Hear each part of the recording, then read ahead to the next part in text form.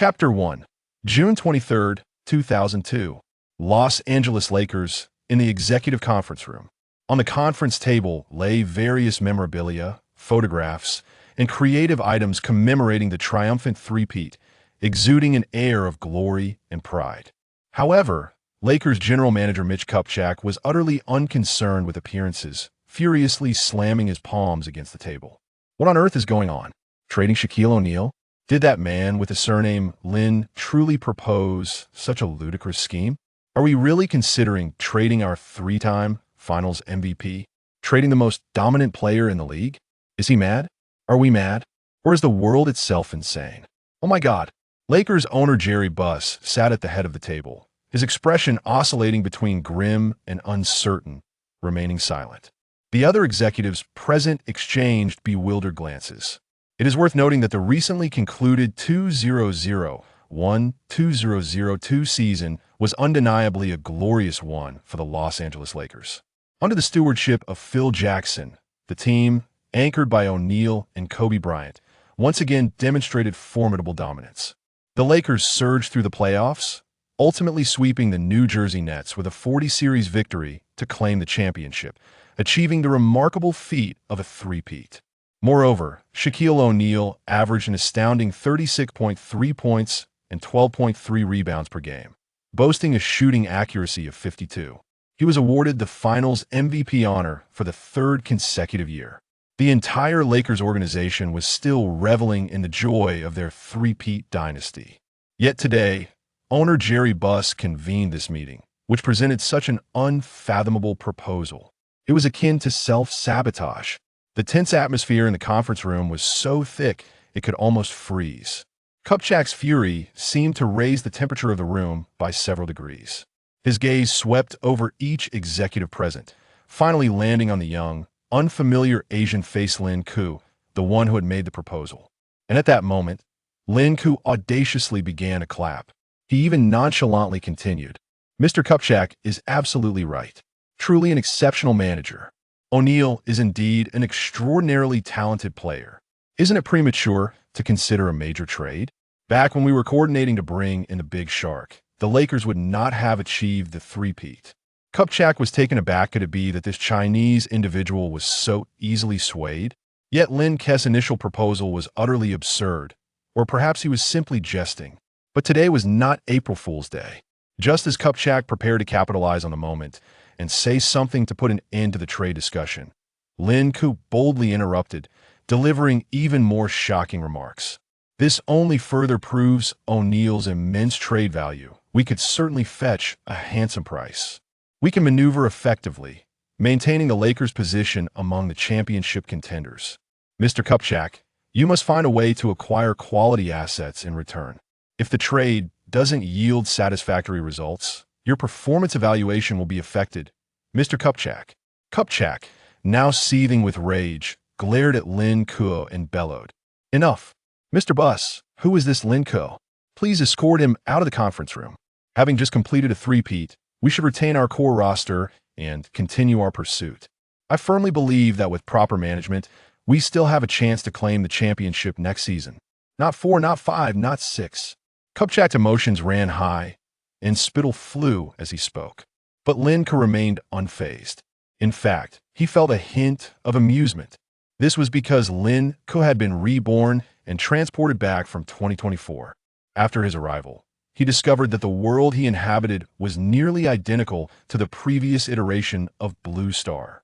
For instance, the same NBA, the same teams and players, and the Lakers achieving the same three-peat.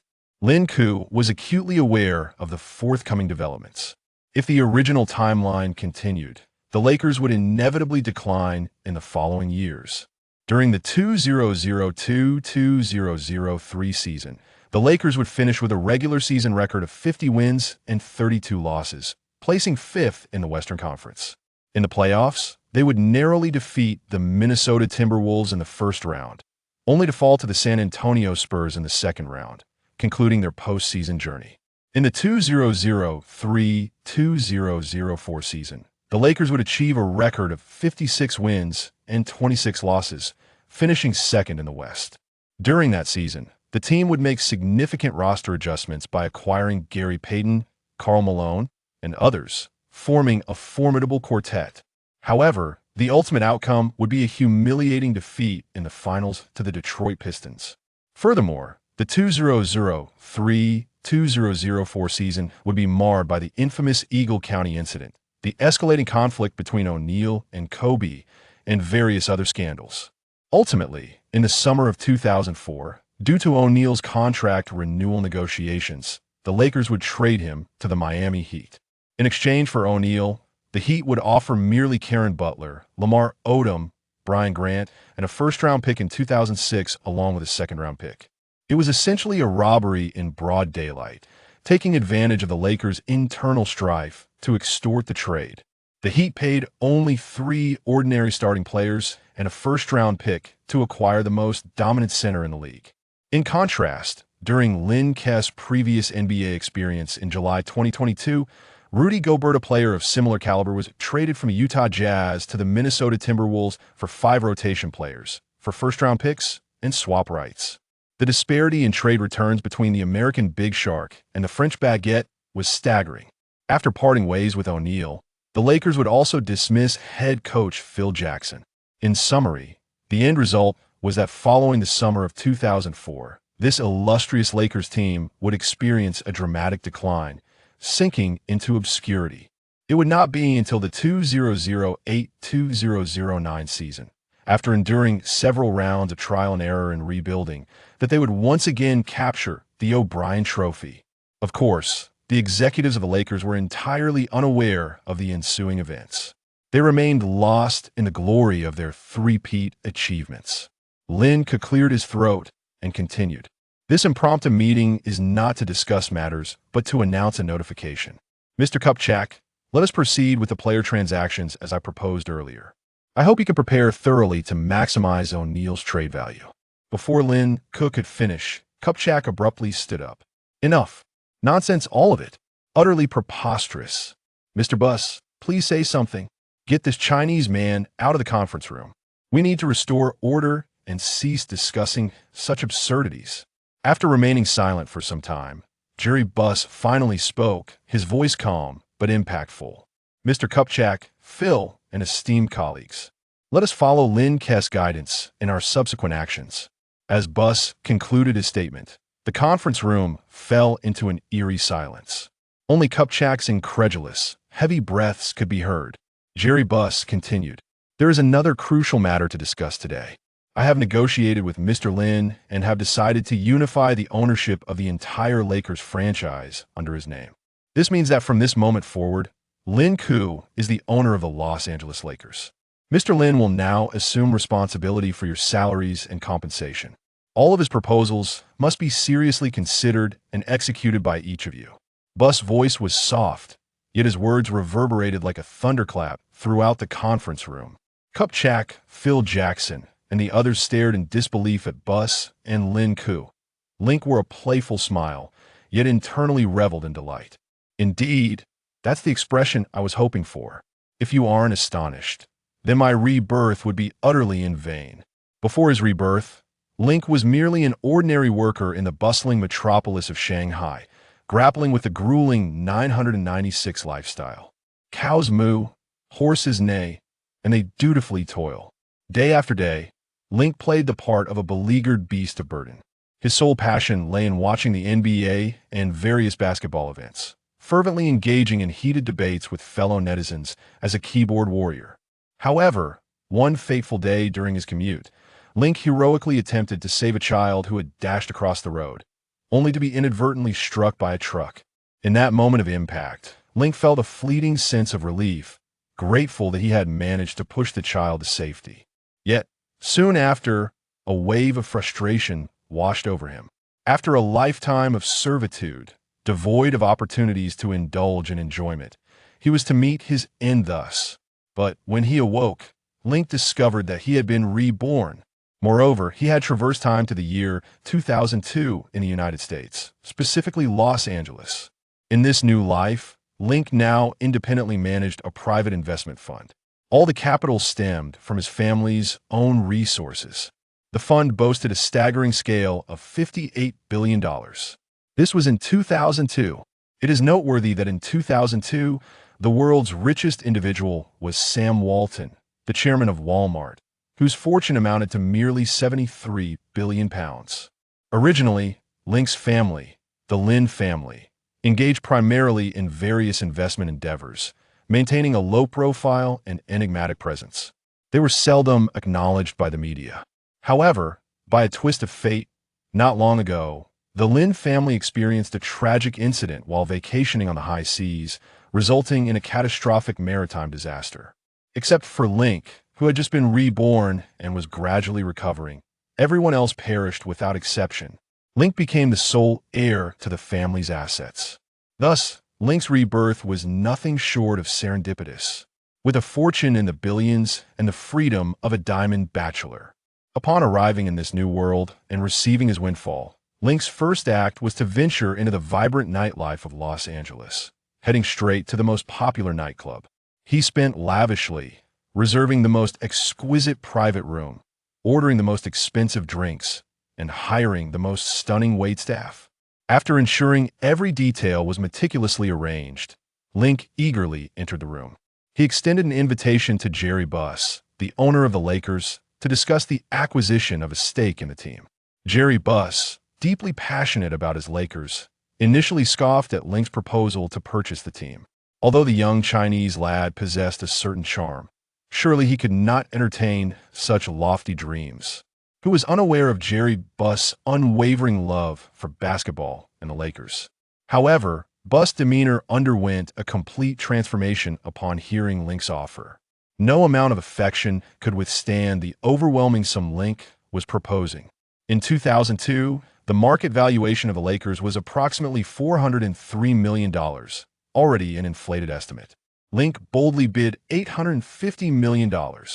Furthermore, he promised to complete the payment within a month and offered to collaborate with Buss on several real estate ventures.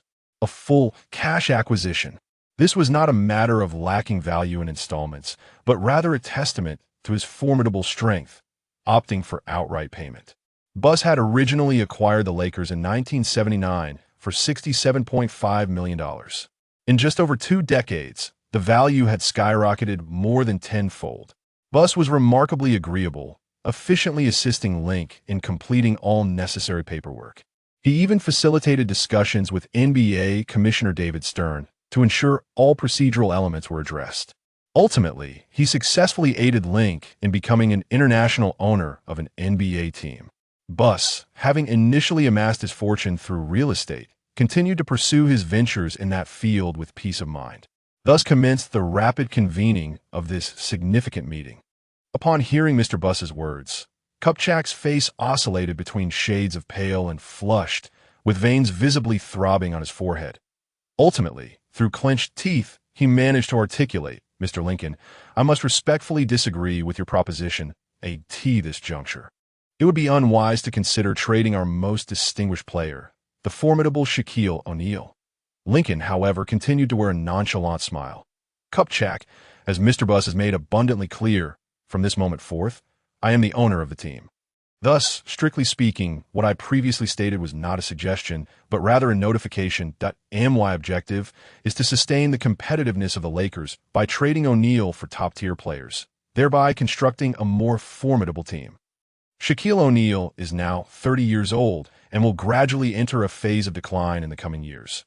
Moreover, the tension between O'Neal and Kobe is escalating and is on the verge of eruption. Yet, all of this was knowledge that Lincoln, as a time traveler endowed with foresight, possessed but could not openly disclose to Kupchak and the others. Taking several deep breaths to steady himself, Kupchak thought, "Since Mr. Buss has departed from the Lakers, there is little for me to cling to. Mr. Lincoln, Mr. Buss, I hereby formally tender my resignation. Having just clinched a three-peat, I find it impossible to trade away a 3-time Finals MVP."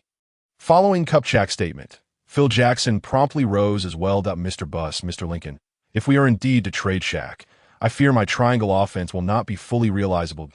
In light of this, I too must submit my resignation." In his previous life, Phil Jackson had coached a remarkable 1,640 regular season games, securing 1,155 victories, achieving a win rate of 70.4, a record unmatched in NBA history. He was indeed a legendary championship coach. Furthermore, Jackson's relationship with Jeannie Buss was notably intricate. They had been romantically involved since 1999, during which Jackson served as the head coach of the Los Angeles Lakers, while Jeannie is the daughter of the team as former owner. Jerry Buss, their relationship had only recently been made public.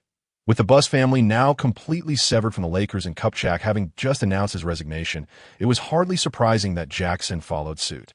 I, as an assistant coach, also formally resigned, Tex Winter declared, rising as well. With my old comrades departing, I shall follow suit.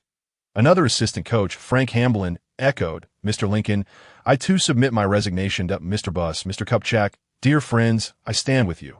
Once Kupchak and Jackson had announced their resignations, a chain reaction ensued within the conference room. All remaining attendees promptly submitted their resignation letters, creating an unmistakable atmosphere of an uprising. At that moment, Lincoln appeared utterly isolated, resembling a villain wielding financial power to compel the Lakers' upper management to resign en masse. Lincoln regarded the assembly with a calm demeanor, his gaze sweeping across the faces of Kupchak, Jackson, and others, ultimately resting on Buss. Buss shrugged, indicating his own helplessness in the situation. Clearing his throat, Lincoln began slowly. First and foremost, I wish to express my gratitude to all present. Without your dedicated efforts, the Lakers would not have achieved the remarkable feat of 3 consecutive championships. Secondly, I extend my heartfelt thanks to Mr. Buss. My passion for basketball and admiration for the Los Angeles Lakers have been nurtured by the opportunity you provided me to own this team. Buss responded with a smile, it is not I who granted you the opportunity, but rather you, Lincoln, who has contributed immensely. Finally, Lincoln continued, I, Lincoln, as I previously introduced myself, share a profound love for the game of basketball. The Lakers under my stewardship will strive to maintain a competitive edge through various means. Regrettably, it appears that our philosophies may not align. I accept the resignations of all present. As a token of appreciation for your past contributions, I will provide you with VIP season ticket packages for the upcoming Lakers games. I welcome you to attend and witness the new Lakers as spectators, rather than as part of the management team. What I require is a management team that will execute my vision with unwavering fidelity, rather than resting on the laurels of past triumphs while ignoring the existing discord and potential pitfalls within the team. Thus, a clean break is not only acceptable, but perhaps a favorable resolution.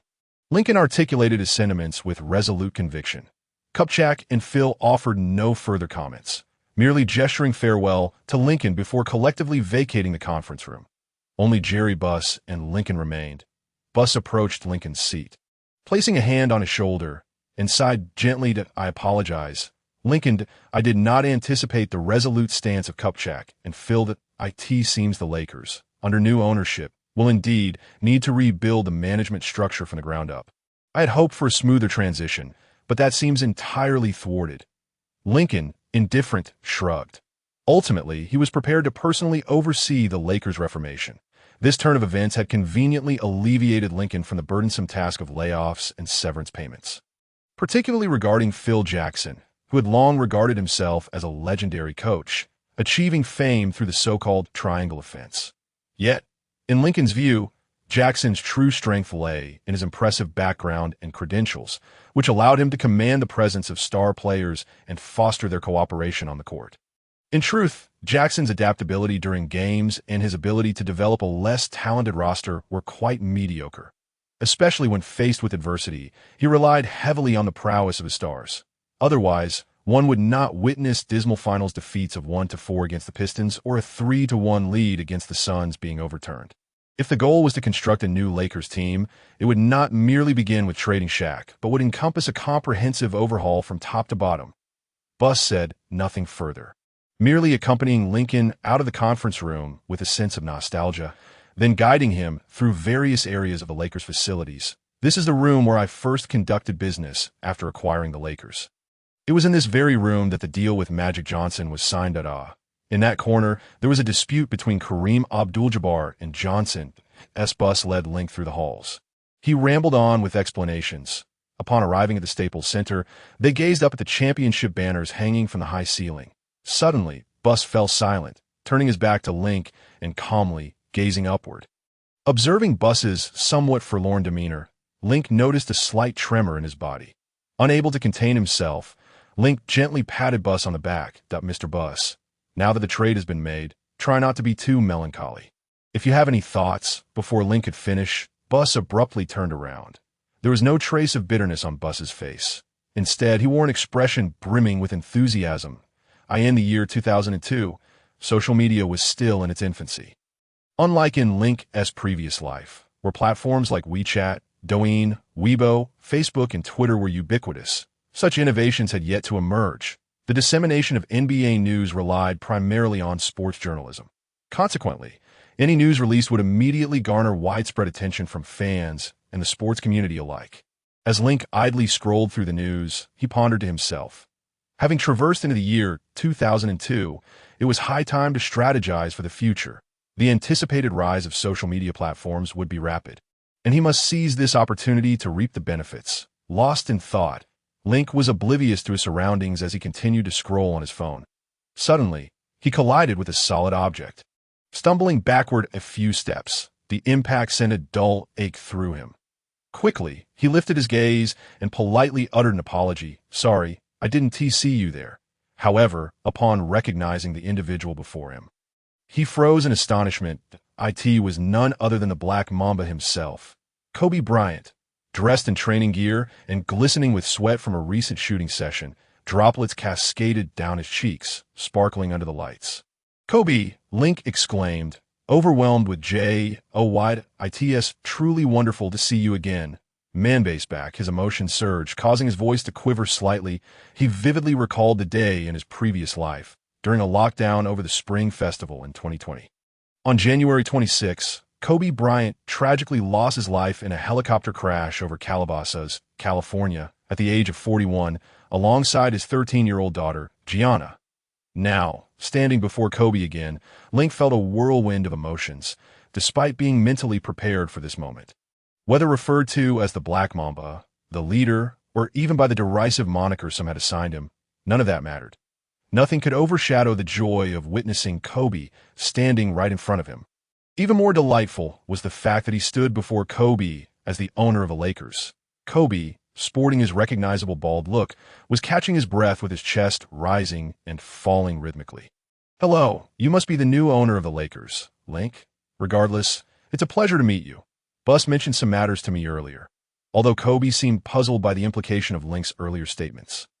As this marked their first encounter, he shook his head lightly and continued, "Boss, are you truly considering trading Shaq?"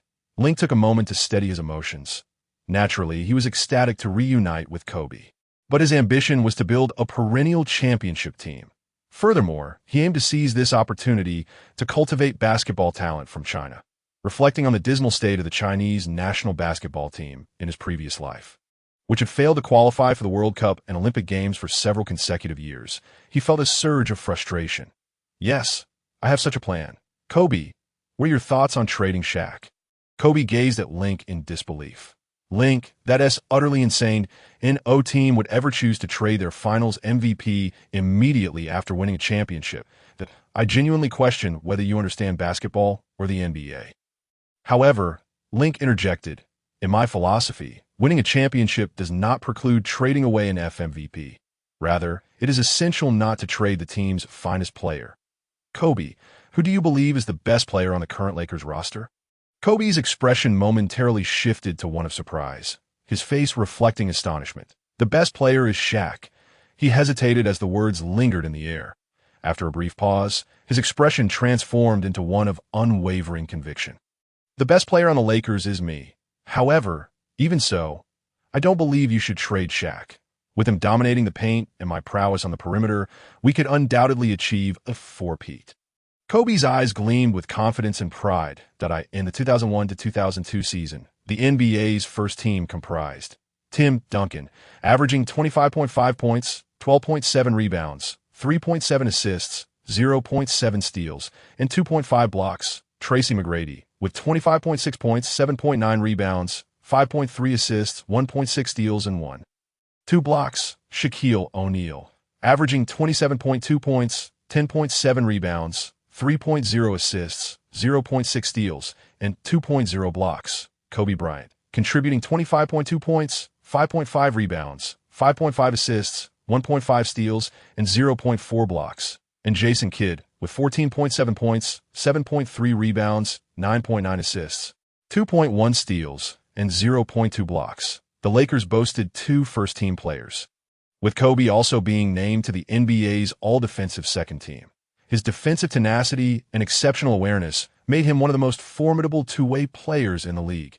No wonder Kobe radiated such confidence, setting his sights on the championship trophy for the next season. If I were to claim I could foresee the future and predict that the Lakers, unchanged from this season, would fall to the San Antonio Spurs. Would you accept that reasoning, Kobe? Link spoke in a lighthearted yet somewhat brutal tone. Upon hearing Link's words, Kobe's previously dark complexion seemed to darken further. Link, that joke is far from amusing. The Spurs are indeed formidable. Tim Duncan is a first-team player, and I hold him in high regard. Moreover, they have that insufferably dirty player, Bowen, yet we swept them 4-0 in the 2001 Western Conference Finals. This year, we also dispatched the Spurs with a 4-1 gentleman's sweep in the second round of the playoffs. To me, the Spurs pose less of a threat than the Sacramento Kings. Kobe's assessment aligned with the state of the NBA at that time. The Spurs primarily relied on the twin towers of Duncan and Robinson, and the eventual GDP trio had yet to fully form. Even the Argentinian wizard Gin Billy had not yet entered the league. In contrast, the Kings were at the pinnacle of their prowess, having secured a crucial victory in the Western Conference Finals, initially leading the Lakers 3-2. Ultimately, the Lakers rallied, winning 2 consecutive games to seal the series. Even in the climactic 7th game, Kobe contested for 52 minutes while Shaquille played for 51. The 2 star players nearly exhausted themselves on the court, ultimately securing a hard-fought victory against the Kings with a score of 112-106, thus advancing to the finals. Link slowly shook his head.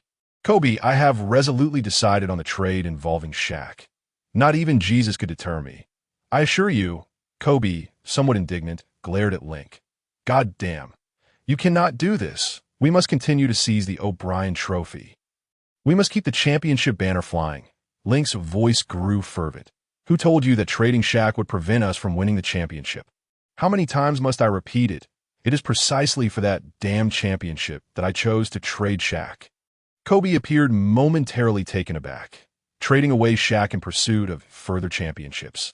This reasoning seemed fundamentally flawed. How could the Lakers continue to defend their title without the indomitable force of Shaquille O'Neal in the paint? Although there were indeed tensions between Kobe and Shaq, such matters could be set aside in the face of victory. However, Link was acutely aware that the discord within the OK duo would only fester, becoming increasingly acute until it erupted entirely. At his core, Kobe was a basketball fanatic. Immediately following their championship triumph, he immersed himself in relentless training. His standards were exceedingly high. He pursued perfection with an intense desire to win. On the court, he maintained a rigorous demeanor, regarding basketball as one of the most significant aspects of his life. This tenacity compelled Kobe to give his all in training and games, imposing strict expectations on both himself and his teammates. He hoped his comrades would similarly hone their skills. In contrast, Shaquille exuded a carefree optimism and relished life's pleasures. His pursuit of power and status was not as fervent outside of training and competition.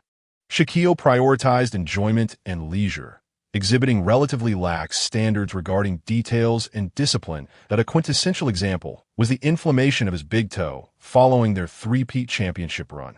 Doctors recommended that Shaquille undergo surgery during the offseason, a procedure that was not particularly complex. This would afford him ample time to recover and return in peak condition for the new season. However, Shaquille firmly declared, "This injury occurred during the course of play. Since I was injured while working, I should treat it during work hours. There is no need to waste my precious off-season on it." He stubbornly postponed the surgery until the season commenced, resulting in him missing the first 12 games and adversely affecting the entire Lakers team. The disparity in personalities between Kobe and Shaquille led to persistent minor frictions. More critically, there was an ongoing struggle for supremacy within the team. In the early days of the OK duo, Shaquille was the unequivocal cornerstone of the franchise. His exceptional physical prowess and dominance in the paint made him a formidable force on both ends of the court. Pivotal to the team's championship aspirations, Shaquille's 3 consecutive Finals MVP awards during the Lakers' three-peat serve as irrefutable testament to his impact. Yet, as Kobe matured and honed his skills, he gradually began to assert his importance within the team. Kobe yearned for greater influence and leadership. Throughout the 3 years of the Lakers' championship reign, there were numerous occasions during the Western Conference playoffs where it was Kobe's remarkable performances that enabled the team to prevail. It can be posited that without Kobe, Shaquille's 3 consecutive Finals MVPs would not have materialized. Furthermore, as 2 superstars of the Los Angeles Lakers, every action of Kobe and Shaquille was scrutinized by the media.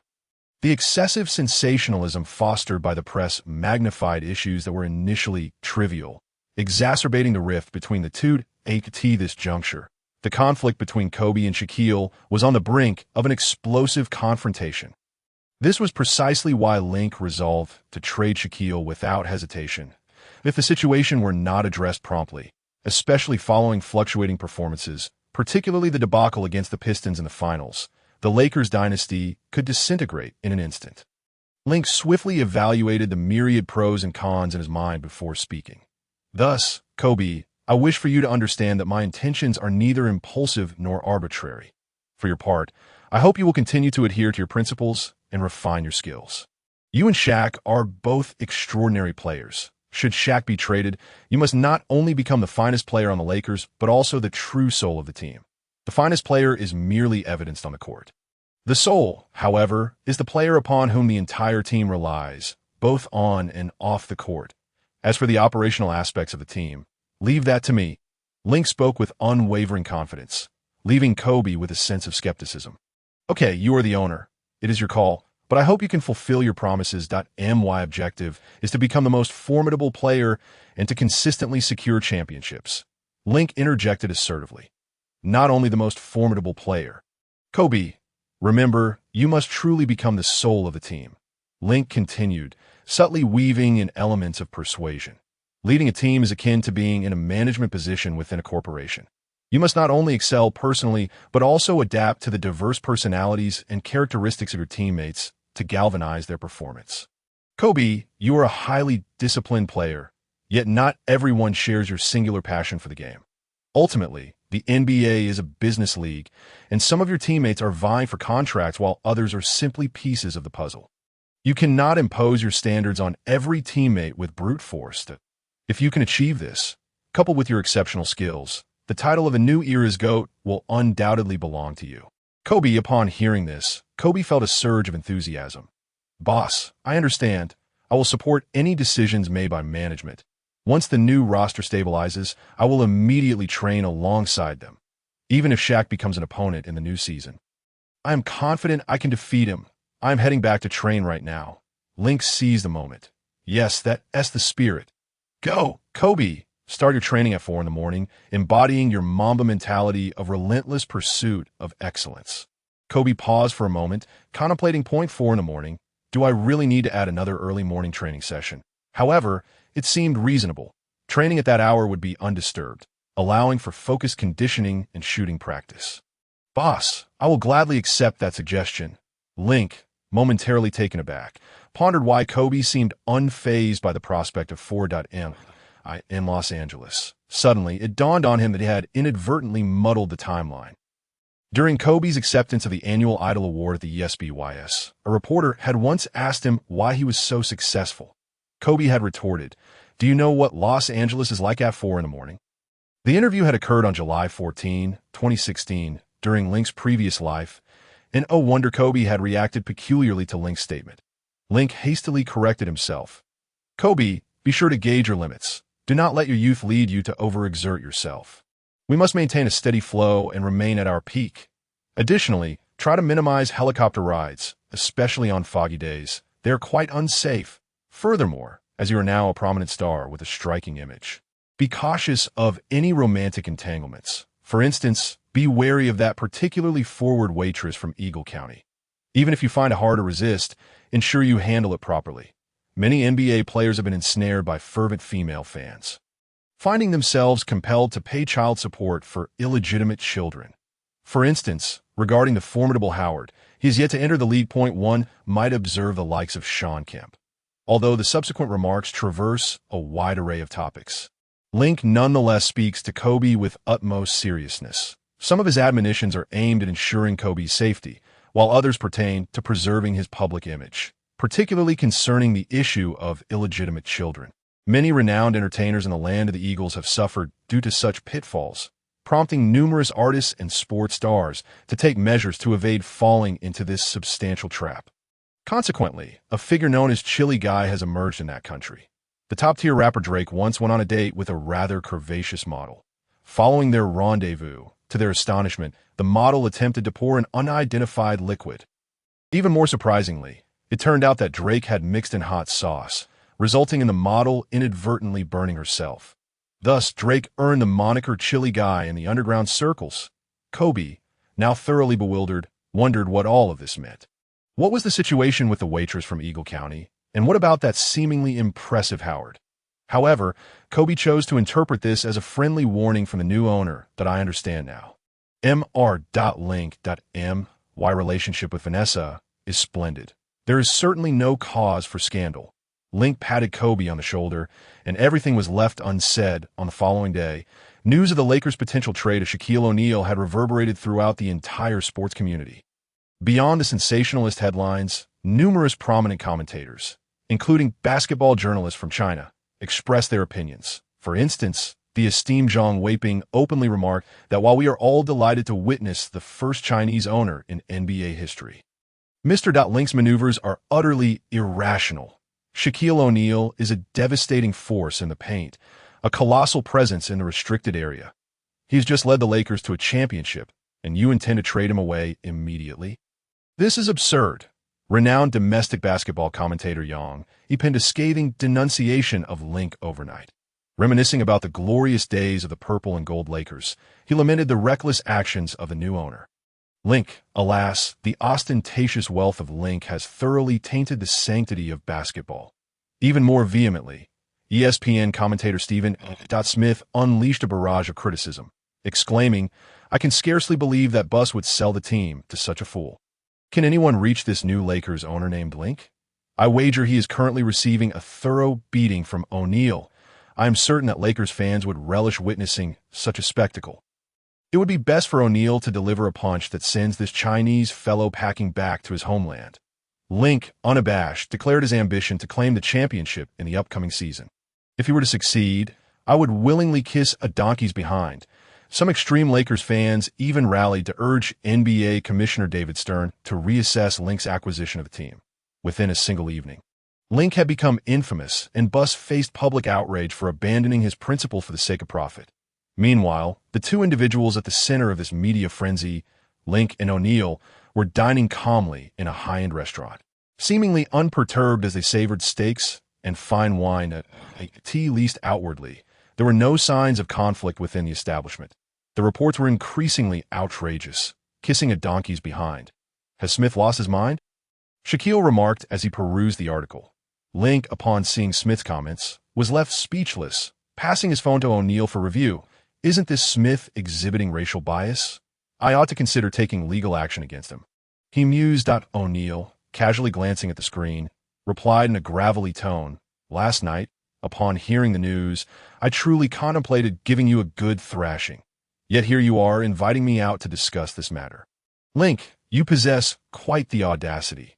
Despite O'Neal's imposing presence, akin to a mountain, he was merely jesting to intimidate Link, who had indeed invested a substantial sum to acquire the Lakers. For O'Neal, life encompassed more than just basketball. It was about enjoying life and accumulating wealth. The fact that Link had taken the initiative to discuss the trade considerations genuinely caught O'Neal off guard. Link maintained his composure, gazing at O'Neal while his mind wandered momentarily. Previously, one of O'Neal's former girlfriends had remarked that while O'Neal appeared formidable, he seemed mismatched in size down below. Should he consider inviting O'Neal to Northeast China for a bath someday to investigate further?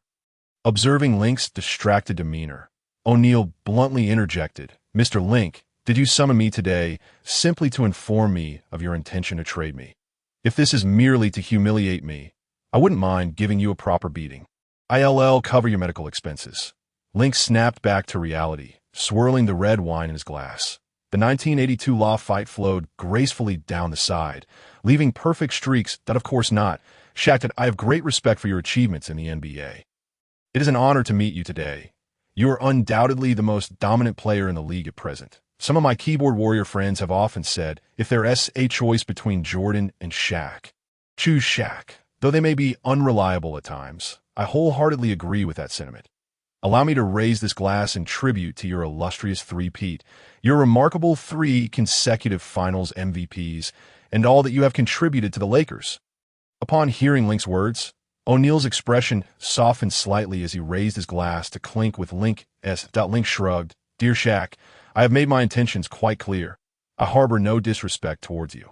I have chosen to be forthright and candid in conveying my decision, but I hope you understand that I cannot feign false sincerity, pretending to consider your opinion during a trade that I believe that honesty is indeed a powerful weapon." O'Neal found himself momentarily at a loss for words. Can honesty truly outweigh the value of a dollar? Link was correct. However, the truth can often wound. Very well. You are the owner, the nefarious capitalist. You hold the reins. You may proceed as you wish, even if that means cutting me from a team. However, from this day forth, we shall be adversaries, and no matter where you trade me, I will strive to dismantle your Lakers on the court. To be frank, I offer you this advice. In future player transactions, allow the team manager to handle such matters that a simple phone call will suffice. There is no need for face-to-face discussions. Otherwise, you may find yourself on the receiving end of a punch one day. After delivering this stern warning, O'Neal stood up, ready to depart. Link let out a wry smile. With the entire upper management of the Lakers having vacated their positions, there was no longer a team manager in place. He needed to hastily assemble a new team to handle the myriad of details ahead, leaving the execution of tasks to those beneath him. "Shaq, my words are not yet concluded, that I hope you can be patient, as what I have to say next is of great importance." Despite his dissatisfaction, O'Neal plopped back down heavily into his chair, causing the poor seat to emit a mournful creak. "Hey, T, at least you won't have to work alongside Kobe anymore. Could that be considered good news?" Link cast a somewhat teasing glance at O'Neal. "Kobe, to me, is merely a teammate with slightly superior skills. Although he often frustrates me, the lad possesses undeniable talent, which allows me to play with greater ease. I have no strong preference about playing alongside him. Basketball is merely my profession, and Kobe is just a colleague. Is that all you have to add?" O'Neal retorted, irritation evident in his tone as he ground his teeth while chewing a piece of beef, as if he were gnawing on Link himself. Chapter 7. Signing a new contract? "I have an important matter to discuss with you," Link said with a serious demeanor that on behalf of the Lakers. "I formally propose that we renegotiate a new contract." "What?" Clatter. O'Neal's knife and fork crashed to the ground, producing a sharp sound. Squeak. O'Neal, disregarding the fallen utensils, sprang to his feet, causing his chair to emit a relieved creak. "Link, are you joking? You've already decided to trade me, and now you suddenly want to extend my contract." The issue of contract extension had long been a source of concern for O'Neal, contributing to the discord between him and Kobe. As well as his discontent with the Lakers management, he had departed from the Magic in 1996 as a free agent, signing a 7-year, $120 million contract with the Los Angeles Lakers in the 2001-2002 season. O'Neal's salary was $21.43 million. While Kobe earned $11.25 million with O'Neal's contract nearing its end, he had been eager to resolve the matter with the Lakers promptly. However, the previous owner, Buss, had consistently delayed in Link's previous life. By the end of the 2003-2004 season, O'Neal's contract expired entirely, and the Lakers chose not to renew it.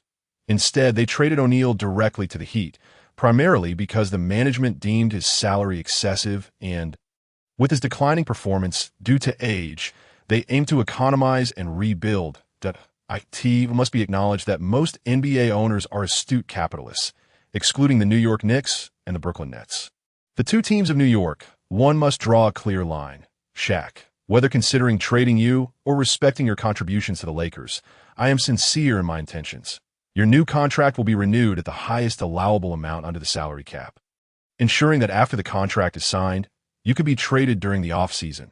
Additionally, a maximum trade guarantee will be included to be paid in one lump sum by the Lakers that I have stated before that I cannot heed your opinions. I must exchange you for the assets I desire. Nevertheless, throughout this process, I will fully safeguard your interests. At the very least, you will not be shortchanged a single cent in terms of salary. Link's voice remained steady, devoid of any fluctuations. However, upon hearing Link's declarations, O'Neal found himself utterly bewildered. Within a span of mere minutes, O'Neal's emotions had traversed the peaks and valleys of a roller coaster ride.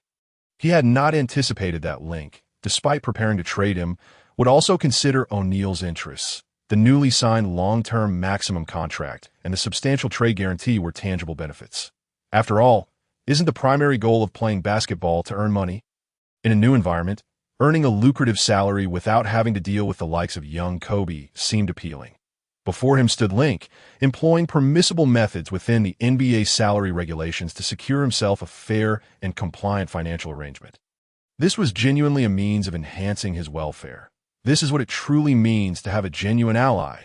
Link, Boss Link, please allow me to retract my earlier remarks. You are by no means a greedy capitalist. You are a young, handsome visionary, a magnanimous entrepreneur. You are the finest owner the Los Angeles Lakers have ever had. O'Neal, exhilarated, danced around before rushing to give Link a grand embrace. Thankfully, Link had maintained his fitness routine. His physique was well-defined, allowing him to withstand O'Neal's earnest hug. Feel free to plan my trade to wherever you wish, whether it's to the Toronto Raptors in Maple Leaf Country or even to the Guangdong Southern Tigers in the CBA in China as a backup center. I wholeheartedly support it and will report immediately. Or next time I encounter the Lakers, I shall simply rest and recuperate. O'Neal, overwhelmed with excitement, inadvertently let slip a remark that hinted at potentially throwing a game. Link struggled to extricate himself from O'Neal's embrace. Shaq, your strength is formidable, that if we ever have the chance to compete, do not hold back. Test the Lakers' new lineup. You may not necessarily triumph over us. O'Neal seemed hardly concerned with such considerations. Seeing Link break free, he eagerly grasped Link's hands, gazing at him with sincerity. Then it's settled. Boss Link, I await your swift trade. Indeed, with financial prowess as a backing. Sincerity proves to be an unbeatable strategy. After concluding his discussion with the great Shaquille O'Neal and solidifying several key principles, O'Neal left in high spirits, awaiting his trade. Link sat alone in his chair, feeling somewhat fatigued. This recent flurry of activity, with O'Neal's enthusiastic embraces and pulls, had indeed been quite a workout. What's wrong, Link? You seem a bit weary, a melodious voice chimed in his ear. Link looked up and was instantly captivated. The owner of that enchanting voice was none other than Eva Jacqueline Longoria, the actress known for her role in Desperate Housewives. Eva radiated an irresistible charm, akin to a dazzling star. Her deep, bright almond-shaped eyes, with their upturned corners, concealed an endless allure. My apologies. Eva, I may have lingered a bit too long, Link replied, remaining seated as he stretched lazily. Waiter, please prepare a new private room for us. Eva's captivating gaze sparkled as she gracefully approached Link and, to his surprise, seated herself directly on his lap. Link, unperturbed, wrapped his arms around her. It must be said that Eva's physique was astonishingly voluptuous.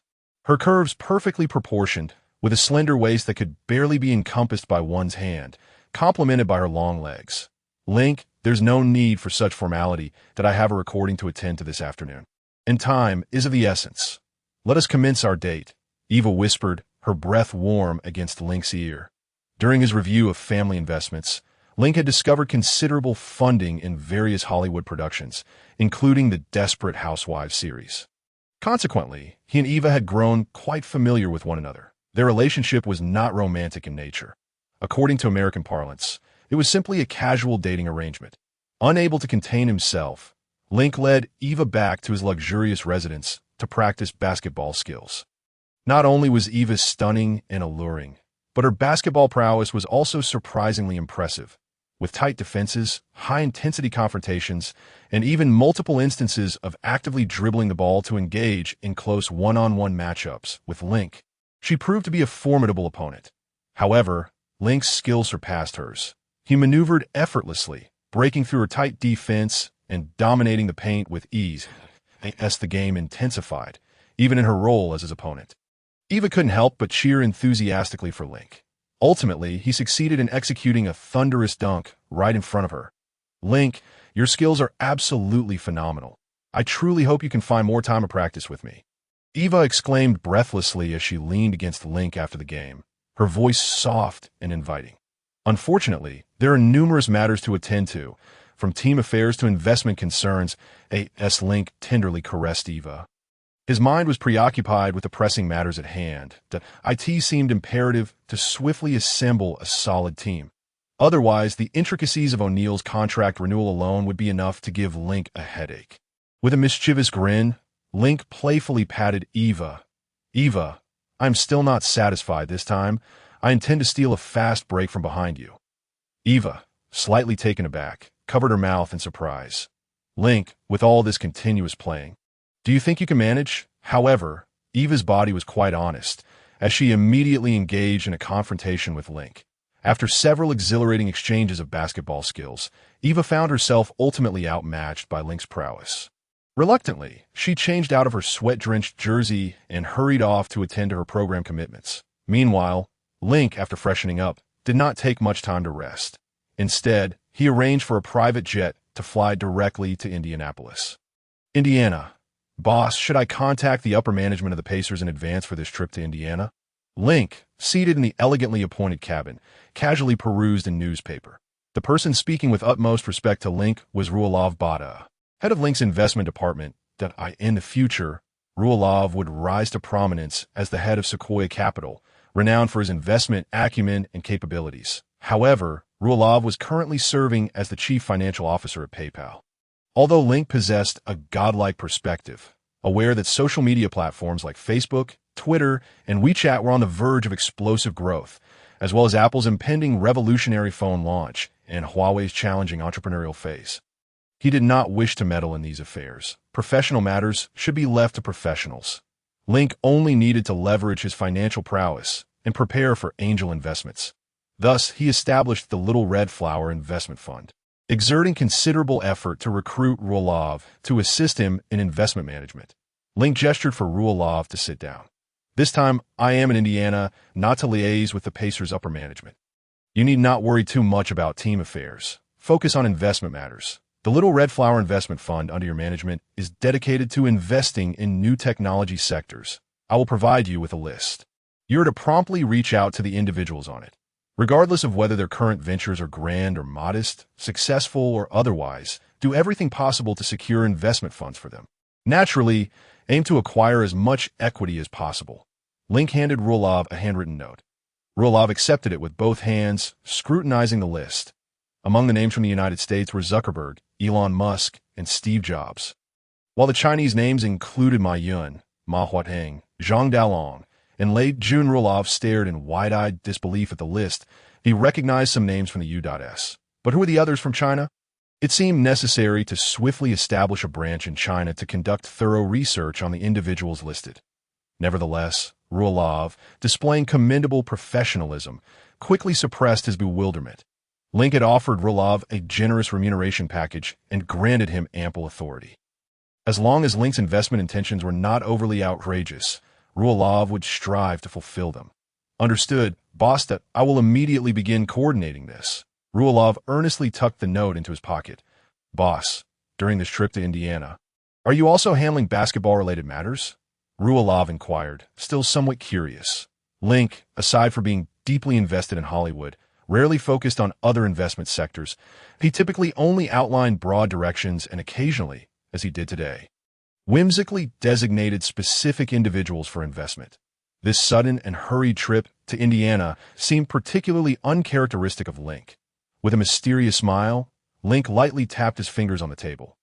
Yes, it is indeed related to basketball. I'm going to Butler University to meet someone at a promising college player. Why would someone of your stature need to visit them personally? Rulov was even more perplexed. I am not visiting a college player. The individual I wish to meet is a basketball volunteer at Butler University, a young man brimming with potential.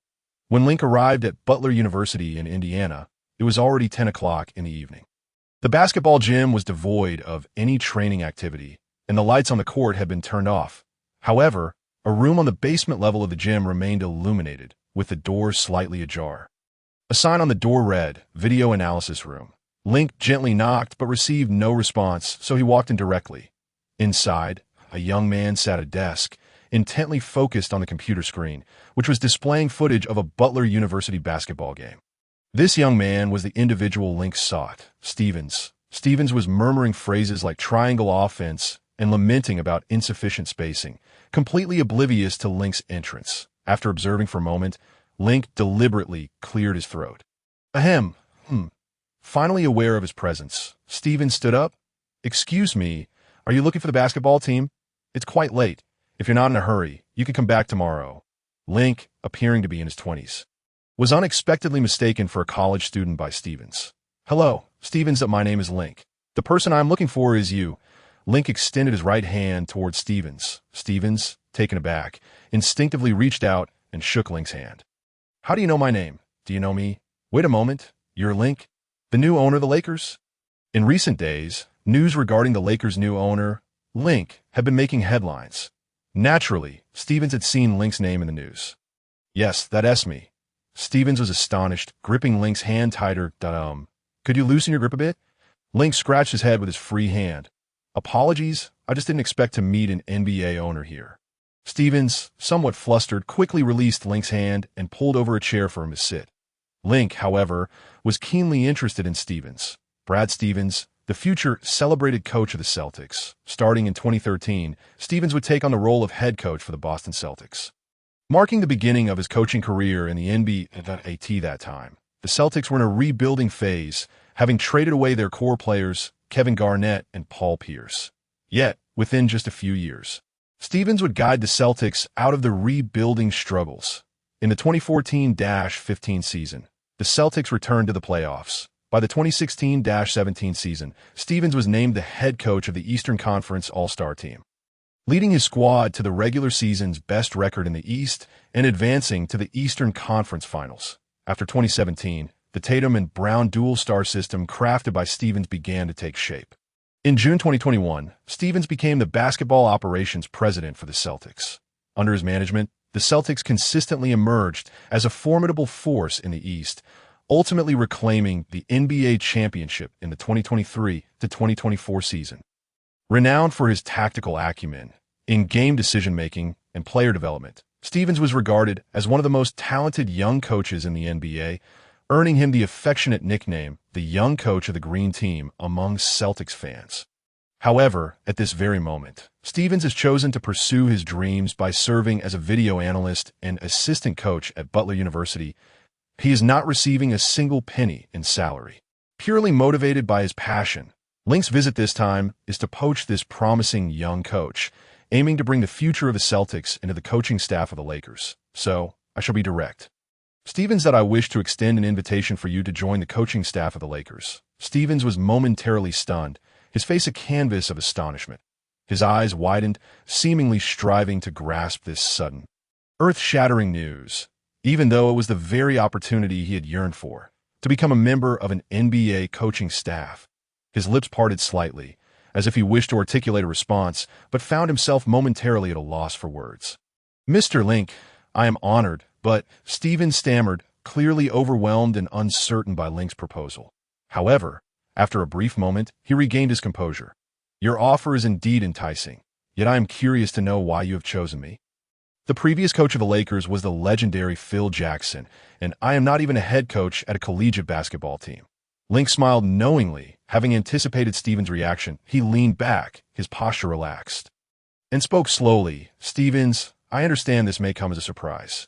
However, I have numerous reasons for selecting you. First and foremost, your tactical analysis skills are widely recognized that I have observed your work at Butler University. And your insights into the game and depth of tactical understanding have left me thoroughly impressed. Link paused, his gaze imbued with determination. Secondly, Your unique perspective on player development is invaluable. You possess the ability to uncover their potential and help them grow, which is precisely what the Lakers urgently require. With a significant roster overhaul on the horizon, I need you to integrate this swiftly. Link rose and approached Steven's computer screen, pointing to the game footage currently playing. Look at this. You're still analyzing game footage at this late hour. Such dedication and love for the game are essential for any team. After a brief pause, Link continued, smiling as he locked eyes with Stevens. While I've said quite a bit of formal flattery, to be honest, the most crucial factor is my personal trust in you. I believe you have the potential to become a renowned coach in the NBA. Therefore, I sincerely invite you to join the Lakers coaching staff. Upon hearing Link's initially serious, then almost cheeky remarks, Stevens fell silent for a considerable time. Was this new Lakers owner truly so nonsensical? Yet, the allure of entering the NBA as a coach was too great to resist, especially with a prestigious franchise like the Lakers. After contemplating for a moment, Stevens looked up at Link and earnestly replied, "Mr. Link, I'm grateful for your recognition, but I feel there is much I still need to learn. To be frank, I am uncertain if I am adequately prepared to face the challenges of the NBA. However, I am willing to accept your invitation. Splendid. Welcome aboard, Stevens. You are destined to become a celebrated coach for the Lakers." Link exclaimed, enthusiastically patting Stevens on the shoulder. And that's settled. After successfully securing Stevens in Indiana, Link prepared to move on to his next destination. Stevens quickly added, "Based on what you just said, if I understand correctly, I will be serving as an assistant coach. May I inquire who the head coach of the Lakers will be next season?" Upon hearing Stevens' question, Link's smile grew even more radiant, revealing a row of pristine white teeth. "The head coach? Ha. Who do you think it will be, Assistant Coach Stevens?" "I, Link, will be the head coach of the Lakers next season." "Excuse me, pardon?" Upon hearing Link's declaration, Stevens suddenly questioned his own auditory faculties, wondering if he had been analyzing footage for too long. What absurdity was this owner speaking? "I mean, the head coach of the Lakers next season is me. Stevens, you must cooperate well with me.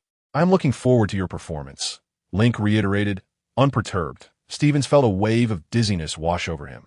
Normally, one would expect that even if Link invited him to join the Lakers coaching staff, a head coach would be secured first, allowing Stevens to acclimate gradually. Yet the script had flipped, with Link assuming the role of a rookie head coach while Stevens was to be a rookie assistant. "Mr. Link, I suddenly feel my abilities are rather lacking. I still need more training. And being by the sea in Los Angeles. Yes, by the sea. I fear I might not adapt well." A 5-year contract at an annual salary of $1 million. Link wasted no time.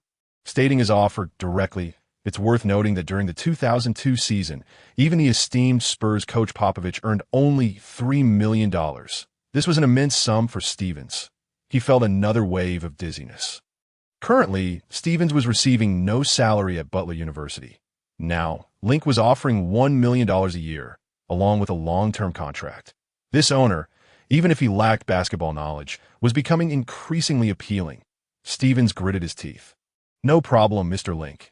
Your word is my command. I will promptly hand over my responsibilities at Butler University and immerse myself in my work with the Lakers." Link, satisfied, patted Stevens on the shoulder. "Indeed, as long as you treat others with sincerity, everything will succeed." "All right, Stevens, then we shall meet in Los Angeles next time." Stevens quickly followed up with another question. "Mr. Link, may I ask who else will be part of the Lakers coaching staff next season?" Stevens still felt somewhat apprehensive. Coaching in the NBA was no trivial matter. Link chuckled, "I understand your concerns.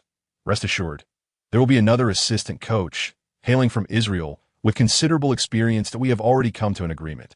His name is David Blatt." Stevens had not heard of David Blatt, but he nodded, preparing to do some research on this coach later. Link, however, was well aware of David Blatt's credentials. Blatt had previously coached extensively in Europe and officially became the head coach of the Cleveland Cavaliers on June 20th. 2014. Under his guidance, the Cavaliers reached the NBA Finals in the 2014 to 2015 season, though they ultimately fell short of victory. However, midway through the 2015 to 2016 season, Blatt was abruptly dismissed by the Cavaliers management. At that time, he had led the Cavaliers to a remarkable 67.5 regular season win rate, making him the coach with the highest win percentage in NBA history to be dismissed. In 2002, David Blatt served as head coach for Maccabi Tel Aviv and was named Israeli Coach of the Year for the second time. He also served as an assistant coach for the Israeli national team. Blatt possesses extensive coaching experience and excels at designing various tactics. However, he has struggled to manage relationships with NBA superstars. In summary, Blatt is a talented coach but may not excel as a nurturer. This could explain his dismissal from the Cavaliers. Nonetheless, such a scenario would not occur under Link's Lakers. The combination of Blatt and Stevens would be sufficient to handle various situations. As for other issues, Link would take care of those. Boss, I've seen some news lately. Are you really preparing to trade Shaquille O'Neal? Stevens has already immersed himself in the role of the Lakers coaching staff. Seizing the opportunity to converse with Link, Stevens hurriedly sought confirmation. Link nodded. Indeed, I am preparing to trade Shaq, and I've already discussed this matter with him. My goodness. Trading a player who has just been awarded the Finals MVP. This must surely be a first in the annals of NBA history. So, boss, are you suggesting that the Lakers prepare for a tanking season? The 2003 draft is undoubtedly a monumental one, featuring high-caliber newcomers such as LeBron, Melo, Wade, and Bosh. There is no doubt that the new coaching staff is highly anticipated. However, is the cost of discarding an existing powerhouse roster not exceedingly high? Stevens, with his hand on his forehead, expressed disbelief. Yet Link, observing with a bemused expression, gazed at Stevens. Tanking? Who said I intend to tank? The 2003 draft class may indeed sparkle, but the Lakers must remain contenders. Have the reports from the sports media become this outrageous? If I were planning to tank, would I have taken the trouble to travel to Butler University to invite you to join us?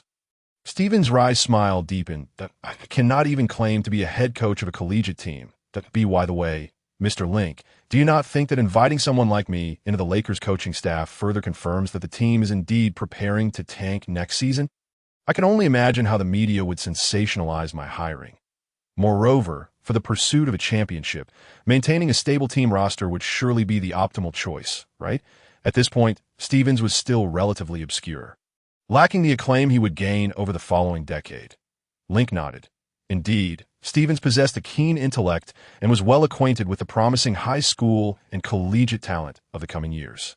Generally speaking, trading Shaq would not be advisable. However, I have my own considerations. Although the Lakers will be without Shaq in the new season, many new quality players will be integrated into the team. Stevens, your task will be to elevate these players, fostering chemistry among them. Naturally, you should also contemplate how to effectively utilize a space-oriented center and quality 3 and D players. Stevens nodded solemnly in agreement. Mr. Link, or should I say Coach Link? I understand. Have the details of the trade been finalized? Which new players will be joining us? The specifics of the trade have yet to be determined. That I merely have a broad consideration of the types of players we wish to acquire. Link replied while gesturing with the phone in his hand. However, many teams are growing restless these days. I anticipate that several general managers will soon reach out to me. Let us await and see which players we can obtain in exchange for Shaq. After securing Stevens and finalizing the coaching staff, Link returned to the hotel for a well-deserved rest. Early the next morning, as Link was still groggy, a phone call interrupted him. It was an unfamiliar number. Hello, who is this? Link mumbled sleepily. The voice on the other end was neither obsequious nor arrogant. Speaking in a professional tone, this Link. I am C. Buford, the general manager of the Spurs. May I ask who the current general manager of the Lakers is? Is it true that the Lakers are seriously considering trading Shaq? What potential offers might the Lakers be contemplating for our Spurs? Can I discuss specifics with the Lakers manager? The caller launched into a quintet of probing inquiries. Link instantly became alert. Finally, someone was calling to inquire about the potential trade of O'Neal. To his surprise, the first call came from the Lakers' perennial Western Conference rival, the San Antonio Spurs. In Link's previous life during the 2002 to 2003 season, which would culminate in a championship, the Spurs were the team to beat. The news of Link's takeover of the Lakers and his intention to trade O'Neal had already been widely reported by various media outlets for several days. However, Link found it curious that no one had reached out to him until now. On one hand, the news of the potential O'Neal trade was so sensational that teams were hesitant to confirm its veracity, unsure whether it was a genuine intention or merely a boast from the new owner of the Lakers. On the other hand, such trade matters are typically handled by the general managers of each team. With the recent departure of the Lakers' former GM, Kupchak, many teams were unsure whom to contact for clarification. After several days of speculation without a rebuttal from the Lakers, it was only natural that a general manager could no longer contain their curiosity. After all, this involved Shaquille O'Neal, the three-time Finals MVP. Even the Spurs, the Lakers' fiercest rivals, were intrigued by O'Neal. Link quickly shifted into general manager mode and replied, "Mr. Buford, hello, I am currently serving as the general manager of the Lakers. So you can discuss these matters with me. You are both the owner and the general manager?" Buford was momentarily taken aback, but soon became excited. It seemed that this new owner of the Lakers was indeed a wealthy individual willing to indulge in whims. Purely engaging for the thrill of it, it was rumored that Link had overpaid to acquire the Lakers, being extorted by the old boss. Now he was indulging in the role of general manager, meddling in team affairs, perhaps even seeking to extract value from this rookie manager. Indeed, Mr. Link, you are quite capable and talented. The Spurs are also very interested in O'Neal.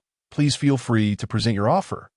Link chuckled lightly, sensing that Buford's demeanor bore a striking resemblance to that of Coach Popovich, a cunning shrewdness that felt somewhat unsettling, given that the Spurs and the Lakers both reside in the Western Conference and have long been rivals. How could they possibly be trade partners? Yet Buford had the audacity to express interest in O'Neal and encouraged Link to make an offer. It appeared that Buford was merely seeking to gauge the situation and assess whether the Lakers would undergo any significant changes next season. Nevertheless, it was fortuitous that Buford had called. Link could leverage Buford's influence to spread certain information. Buford was well informed. However, any potential trade involving O'Neal would ultimately depend on the richness of the trade package offered. After all, O'Neal's prowess was undeniable. Even without trading him, the Lakers roster would remain competitive next season. Moreover, Mr. Buford, the Spurs and the Lakers are in the same Western Conference. Even if you were genuinely interested, you would need to add additional compensation. If you have any ideas, you might consider including Duncan, Parker, and some draft picks. I would be willing to contemplate that. Link stated boldly, but Buford's face contorted in disbelief. This Link was truly audacious, demanding Duncan, Parker, and draft picks right off the bat. Although the Spurs had consistently performed well, their draft picks were often low due to their strong records. However, the Spurs scouting department was exceptional, having discovered numerous talented players through lower-tier picks. While interdivisional trades were typically avoided, Link's assertion that the Spurs would need to offer more to acquire O'Neal was reasonable. However, Duncan and O'Neal were both All-NBA players from the previous season. Why should the Lakers trade away O'Neal while the Spurs expected to retain so many assets?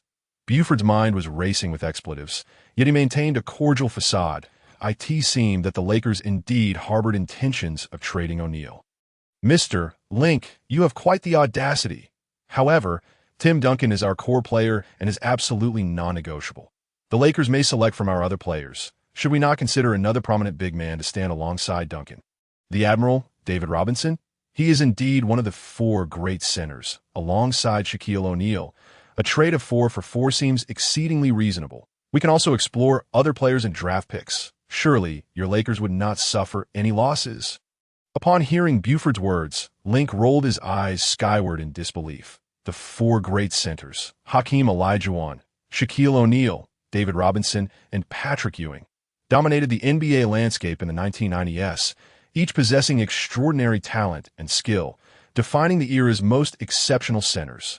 However, Robinson is now 37 years old, firmly in the twilight of his career. O'Neal, on the other hand, is still a sprightly 30, with several prime years left. Buford's audacity in broaching such a subject is truly remarkable. Moreover, Robinson has diligently served the Spurs since entering the NBA, and now Buford dares to put him on the trading block. Link lamented the Spurs' cold-blooded, self-serving nature, smirking as he spoke. Buford is indeed a ruthless individual. He seems intent on plundering our Lakers. If Duncan cannot be part of the equation, I believe our conversation has reached an impasse. Perhaps we can collaborate at a later date. Buford. With that, Link unceremoniously ended the call. Buford, however, was not perturbed. The Spurs had never genuinely anticipated a successful trade. Yet with Buford's proactive outreach, he had managed to extract some valuable information. Little did he expect that the Navi Link was genuinely contemplating trading O'Neal. What a laugh. If the Lakers roster were to be thrown into disarray, the Spurs would seize the opportunity next season Shouldn't this news be disseminated? Let us see what kind of trade Link concocts. After hanging up the phone, Link promptly boarded a flight back to Los Angeles. During the flight, he was confident that the news of Buford's call to the Lakers would soon spread, prompting more teams to reach out to the Lakers. Upon his arrival in Los Angeles, Link's phone rang almost immediately. This time, he was well prepared, having instructed his assistant to compile a directory of NBA general managers. The caller was none other than Houston Rockets general manager Carol Dawson. A surge of elation coursed through Link. His ideal trade partner, the Rockets, had come knocking. Is this manager Link? Hello, I am Carol Dawson, the general manager of the Rockets. Greetings, Mr. Dawson. What brings you to call? Though he felt exhilarated, Link maintained a nonchalant tone, even tinged with a hint of arrogance. It was imperative to retain the upper hand in negotiations. Manager Link, I shall be direct. I have heard that the Lakers are considering trading O'Neal, and the Rockets are very keen to acquire him. Dawson wasted no time with pleasantries. Our entire roster is available for trade, including our 2002 first-round draft pick. Manager Link, as a fellow Chinese, I trust you are aware that this year's draft features a premier center from China, Yao Ming. This would provide the Lakers with a viable option at the center position. Moreover, there's an old Chinese saying, meeting a friend from afar is indeed a joy. If you select Yao Ming, would that not be splendid? I am certain that the Lakers would garner significant attention from China, dramatically enhancing the team's value.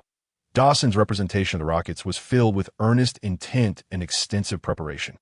His words were highly persuasive, even appealing to sentiment by spotlighting the notion of a Chinese manager selecting a Chinese player. However, Link showed no mercy, responding bluntly to Mr. Dawson, to be frank, I did not anticipate a call from the Rockets. My primary allegiance lies with the Lakers, and only thereafter do I identify as Chinese. The Lakers and Rockets both inhabit the Western Conference, which inherently complicates the likelihood of a trade. Furthermore, your roster does not contain the players I seek. As for Yao Ming, I have observed his dominance in the CBA. However, the NBA presents an entirely different level of competition. If you were to offer me the first-round pick, I would still need to deliberate on whether selecting Yao Ming is the right decision. Link was not willing to be manipulated by Dawson's aspirations concerning Yao Ming. Though he spoke calmly, Link held a deep appreciation for Yao. During Yao's final year in the CBA, the 2001-2002 season, his performance was nothing short of extraordinary, even bordering on the outrageous. Throughout the regular season, Yao averaged 32.4 points, 19 rebounds, and 4.8 blocks, with a staggering shooting percentage of 72.1. Essentially, any ball in his hands translated to points. Whether attacking the paint or shooting from mid-range, his efficiency was remarkable. In the finals, Yao's Shanghai team faced off against the Bai team. Yao evolved once more, averaging 41.3 points, 21 rebounds, and 4.3 blocks, notably in the first game of the finals. He achieved an astonishing 21-4-21 shooting performance, tallying 49 points, 21 rebounds, and 7 blocks. Ultimately, Yao led Shanghai to a 3-1 victory over Bai, breaking their dominance and securing the CBA championship. Yao's performance, along with that of subsequent players like Yi Jianlian, serves as an exemplary model for the likes of Wang Zhilin and Zhou Qi to emulate.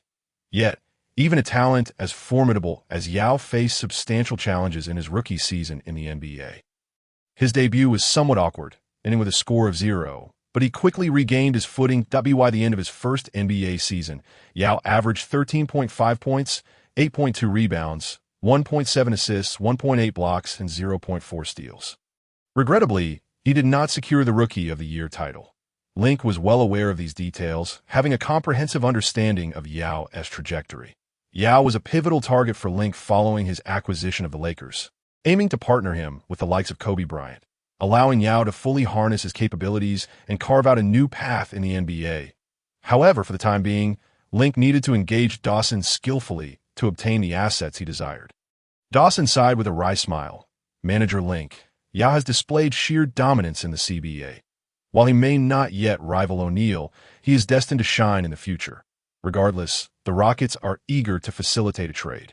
The Rockets have a storied tradition of powerful centers. Thanks to Olajuwon's leadership, they captured back-to-back championships in 1994 and 1995 during Jordan's first retirement. Remarkably, In 1995, the Rockets finished the regular season ranked 6th in the Western Conference. Yet they became the lowest-seeded team in NBA history to win the championship, sweeping the Magic 4-0 in the finals at that time. O'Neal was still in his early stages, capable of holding his own against Olajuwon. Yet the overall strength of the Rockets prevailed. Thus, when word reached them that the Lakers were seriously contemplating trading O'Neal, the Rockets' interest peaked. Mr. Dawson, this places me in a rather difficult position. Link feigned a regretful sigh. Aside from draft picks, the Rockets' roster, featuring players like Francis and Mobley, while commendable, consists primarily of backcourt players, and our Lakers are already well-stocked in that area. Furthermore, considering that both the Lakers and Rockets compete in the Western Conference, it would be prudent to postpone any potential collaboration for the time being. Before Link could finish his thought, Dawson could no longer contain himself. Manager Link, if a direct trade between our two teams poses too many challenges, we could involve a third party. We could even orchestrate a 4-way or 5-way trade. This approach may facilitate the completion of a deal.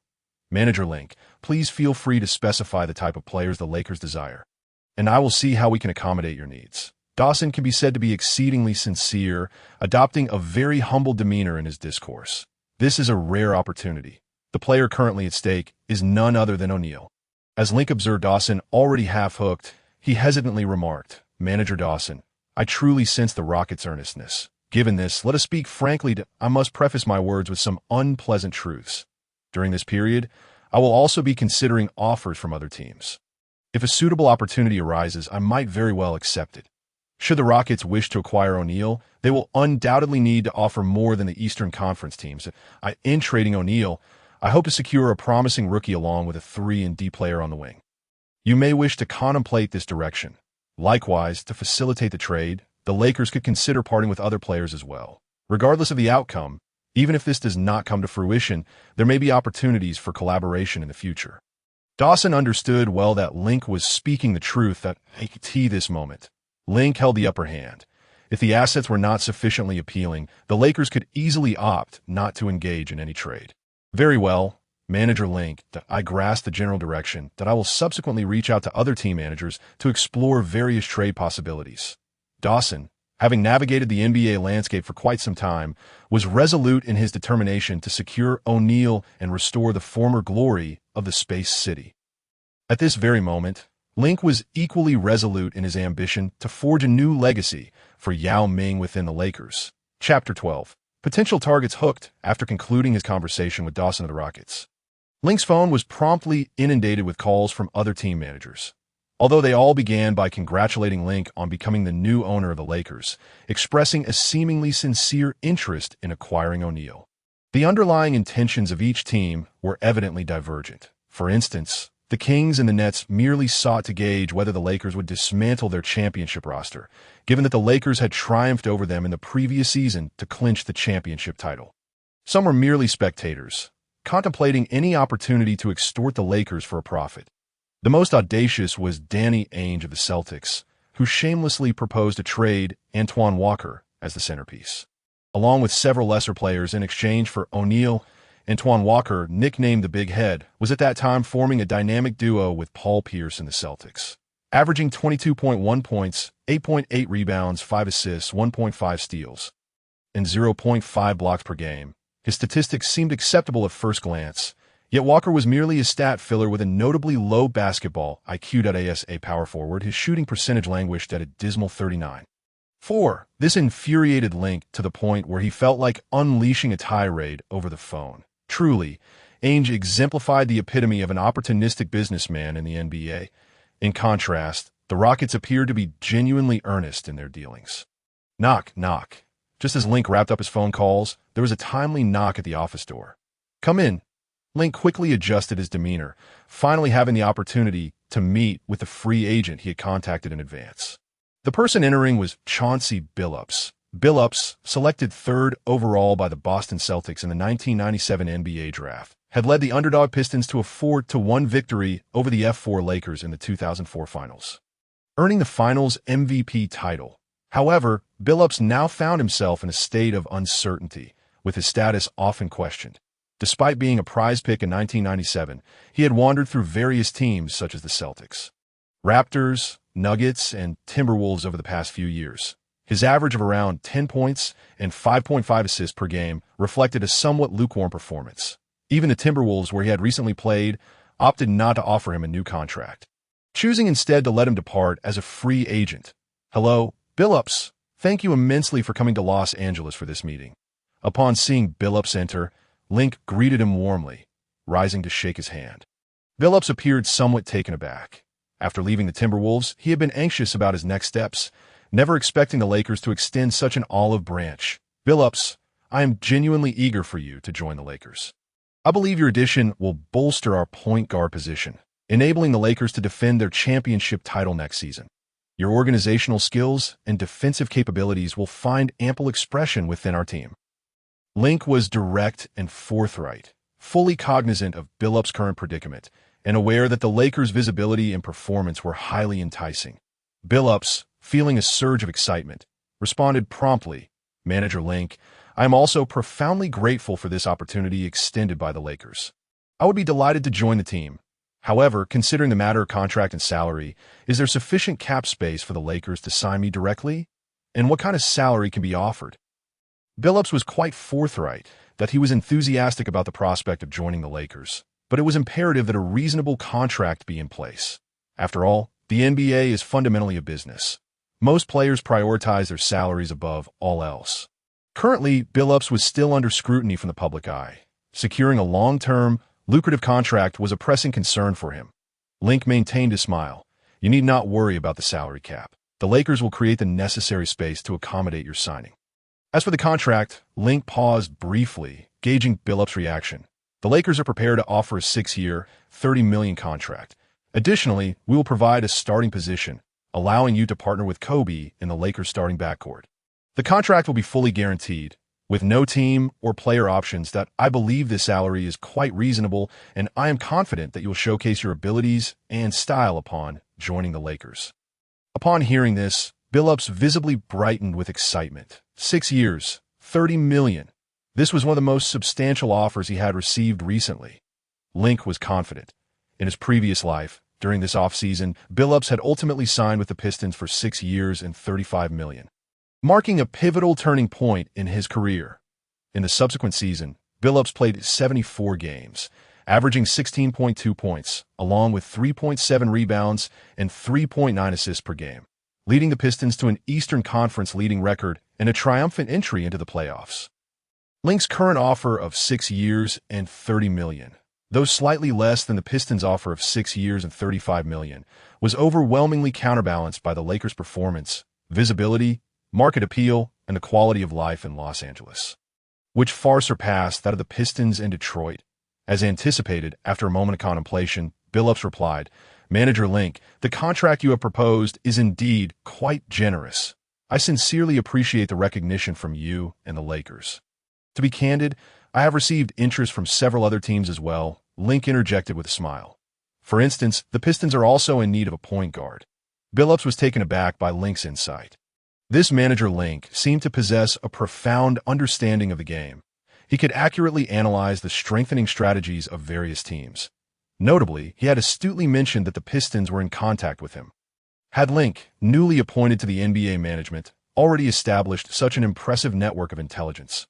Without further hesitation, Billups declared, Manager Link, as you mentioned, the Pistons have indeed reached out to me, that I require no additional time for consideration. I can provide you with my answer now. I am willing to accept the Lakers contract. Wonderful.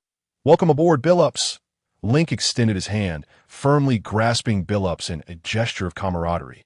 Let's agree on this intention. And when the Lakers create the necessary salary cap space and the NBA enters the signing period, we will formalize the contract.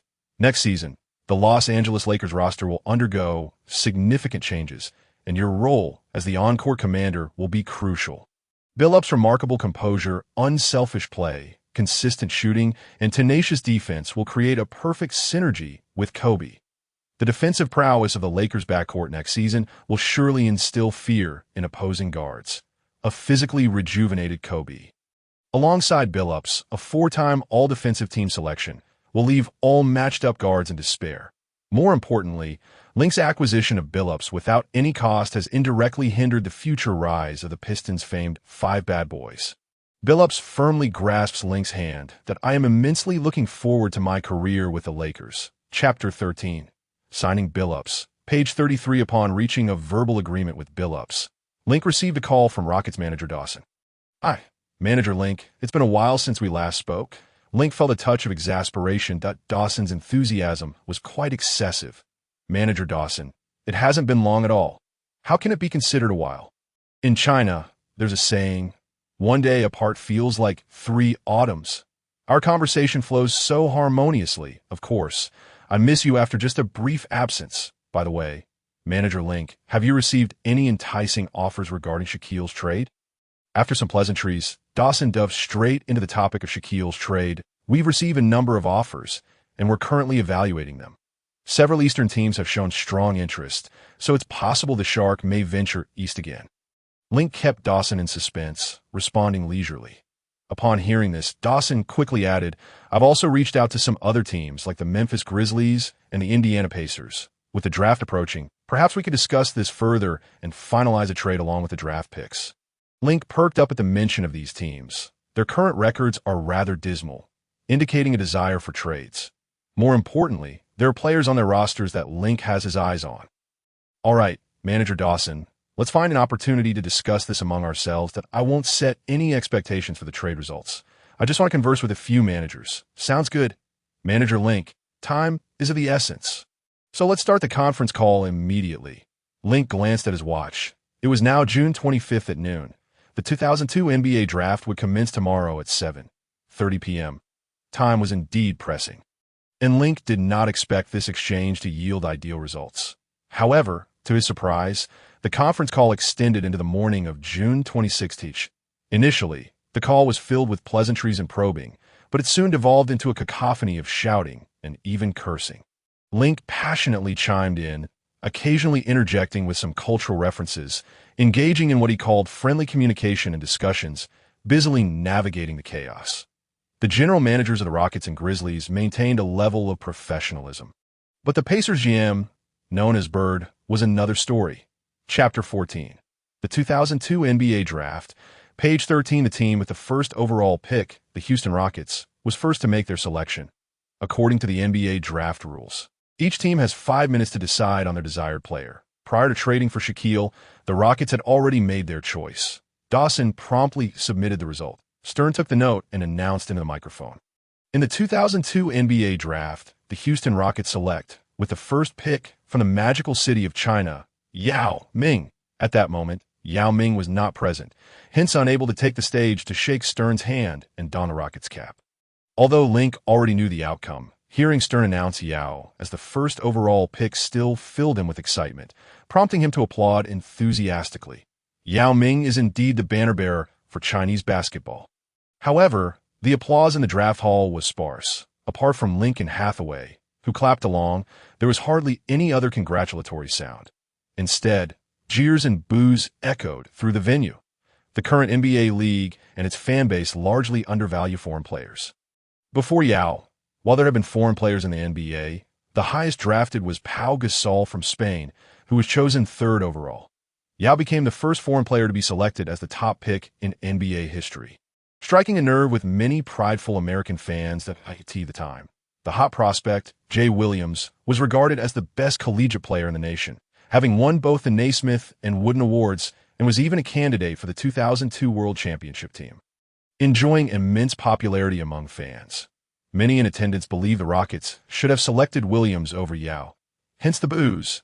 Link couldn't help but smirk at the arrogance of these American fans. Just wait and see. The upcoming 2002 Basketball World Championship would see the American team finish in 6th place. This defeat could be somewhat excused by a lack of star players. Yet, at the 2004 Athens Olympics, despite their efforts to assemble a star-studded lineup, they could only secure a bronze medal. Next in line was the Chicago Bulls with the 2nd pick, who promptly chose the highly favored Jay Williams. The Bulls staff felt they had struck gold, believing that the Rocket selection of Yao allowed them to snag Williams. After Stern announced the pick, Williams took the stage to shake hands with Stern, and the venue erupted in thunderous applause. a stark contrast to the reception Yao received. Unfortunately, Williams' NBA career would soon come to an abrupt halt. He had a passion for extreme sports, often riding motorcycles recklessly. A motorcycle accident in 2003 resulted in a torn ligament in his left knee and severe nerve damage to his left leg, ultimately forcing him to leave the NBA. However, during his solitary season, he averaged 9.5 points, 2.6 rebounds, and 4.7 assists, first glance. These statistics seem decent. Yet as a guard, his shooting percentage of 39.9 and free throw percentage of a dismal 64.0 were far from impressive. Even less accurate than Yao, comparable to Ben Simmons' caliber. Yet this is the allure of the NBA. One can never predict the trajectory of a player's development and transformation. With the third pick, the Golden State Warriors selected Mike Dunleavy from Duke University. With the fourth pick, the Memphis Grizzlies chose Drew Gooden from the University of Kansas. Link turned to seek out Grizzlies GM Billy Knight. Knight noticed Link and smiled, waving, flashing a V sign. The Grizzlies' fourth pick was not part of any trading proposal. The draft continued, with Sturm methodically announcing the results. With the sixth pick, the Cleveland Cavaliers selected Dajuan Wagner from the University of Memphis. With the seventh pick, the New York Knicks selected Nene Hilario from Brazil. Though Nene was also a foreign player, the fact that he was chosen by the Knicks earned him some applause from the critical New York fans at Madison Square Garden, though many were still vocal in their disdain for the Knicks management. With the ninth pick, the Phoenix Suns selected Amare Stoudemire, a high school player from Florida. Link squinted as he observed Stoudemire take the stage. This young man would soon team up with Nash to ignite the Suns' offensive explosion. Preparations must be made in advance. With the 10th pick, the Miami Heat selected Karen Butler from the University of Connecticut. With the 23rd pick, the Detroit Pistons selected Tayshaun Prince from the University of Kentucky. Link joined in a few rounds of applause. In Link's previous life, Prince was also one of the 5 valiant citizens of the Pistons. However, now, the Pistons commander, Bill Upps, has been thwarted by Link, rendering the once formidable presence of Link in Chapter 15. Pages 23 and 33, trivial and inconsequential. The Lakers are on the brink of securing their own first-round draft pick. The 27th overall pick, Los Angeles Lakers. Their selection is Carlos Boozer, hailing from Duke University. Following Stern's announcement on stage, Boozer joyfully ascended, elated by the unexpected turn of events. Initially, he had anticipated being chosen in the early rounds of the second, yet here he was, selected by the Lakers at the tail end of the first round. Consequently, Boozer's rookie contract would be significantly more lucrative. Nevertheless, the photographers, well-versed in the theatrics of the event, afforded Boozer only a fleeting moment in the spotlight before swiftly redirecting their lenses to Link in the audience. Accompanied by a caption that read, "New owner of the Lakers, new manager, Link." Instantaneously, Madison Square Garden erupted into 2 starkly contrasting reactions: boos and applause. The cacophony of sound escalated, achieving the highest decibel level of the evening. The jeers and hisses emanated from a segment of ordinary fans, disgruntled by the fact that this individual, having acquired the Lakers with a mere handful of cash, brazenly proclaimed his intent to trade Shaquille O'Neal. Moreover, he was a Chinese national. This fellow likely knows nothing about basketball. Why not simply enjoy his wealth and pursue romance instead of wreaking havoc upon our American NBA, or more specifically, the Lakers? He is already courting. Just look at the beauty seated beside him, her figure, her visage. Alas, my ire only intensifies at this juncture, and Hathaway had just embarked on her career and was not yet widely recognized. Yet, appearing alongside Link at Madison Square garnered her a surge of attention.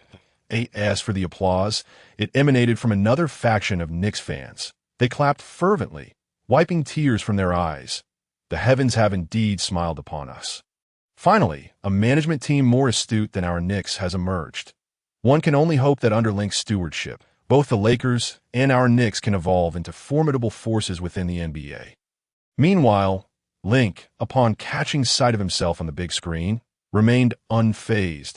With a graceful adjustment of his attire, he rose and waved at the camera. Not content with merely that, Link then took Hathaway's hand. Leaning in to plant a kiss upon her breathtakingly beautiful face, from his pocket, he produced a silk handkerchief, brandishing it triumphantly. Embroidered upon it were 5 bold characters: Lakers Championship. In an instant, The atmosphere in Madison Square Garden transformed into a synchronized chorus of boos, reverberating like a tidal wave.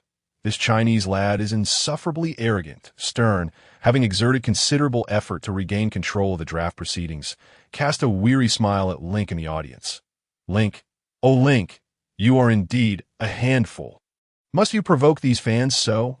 Although he silently grumbled, Stern maintained his professionalism, continuing to host the event with a smile. The first round of the 2002 draft has concluded. We now commence the second round. Let us eagerly anticipate the selections that each team will make. In the second round, the first pick, the Golden State Warriors, selected Steve Logan. The third pick in the second round, the Memphis Grizzlies chose Dan Gadzuric. Hailing from the Netherlands, Link nodded in approval, as the Grizzlies adhered to their previously established plan, making the selection that Link had recommended. Gadzuric, though lacking in fame, stood at a commendable height of 211 centimeters and weighed 109 kilograms. With normal development by his third year in the league, Gadzuric could contribute 8 points, 8 rebounds, and 1.6 blocks in just 20 minutes of playtime. He could be viewed as a vintage, cost-effective version of the Prince of the Eight. Link's choice of Gadzuric was perfectly aligned to serve as Yao Ming's backup, acting as a blue-collar shield. After all, with O'Neal's impending trade, one must strategize on how to counter his prowess. The ninth pick in the second round, the Houston Rockets selected Luis Scola from Argentina. Scola was not present at the event, yet as soon as Stern announced the pick, a chorus of curses erupted from the Spurs section. WTF? WTF? Why on earth would the Rockets suddenly select Scola? Spurs manager Buford was beside himself with frustration. He and Popovich had been scouting Scola for quite some time. This Argentine giant possessed refined skills, agile footwork, and exceptional basketball intelligence, making him an ideal fit for the Spurs system. However, Scola's current Argentine club was unwilling to release him easily unless he paid a hefty buyout fee. Fortunately, Scola had not garnered much attention, and other NBA teams overlooked him. Thus, Popovich and Buford decided to leverage the Spurs' second-round 27th pick to secure Scola's NBA rights. Who could have anticipated that the Rockets would swoop in out of nowhere, catching everyone off guard? How could they have even known about Scola? It defies logic. Meanwhile, Link reveled in the chaos, relishing the turmoil he had wrought. Observing Buford's furious demeanor, Link thought to himself, this is what you get for pretending to inquire about O'Neal's price while offering up the aging Robinson. Snatching Scola was a deliberate act of irritation towards you.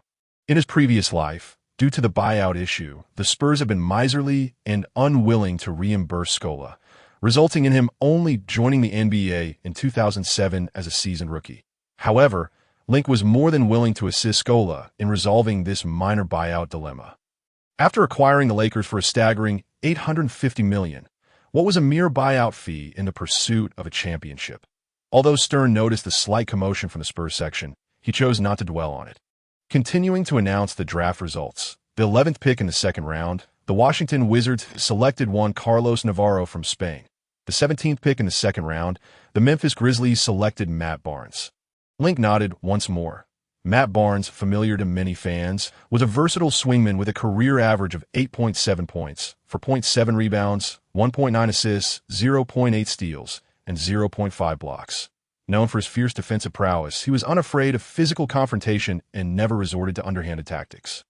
Throughout his NBA career, Barnes earned a reputation for his tenacity and robust playing style that, of course, Barnes' most famous defensive moment was when he drove hundreds of kilometers to confront Fisher over matters related to his ex-wife, delivering a sound beating.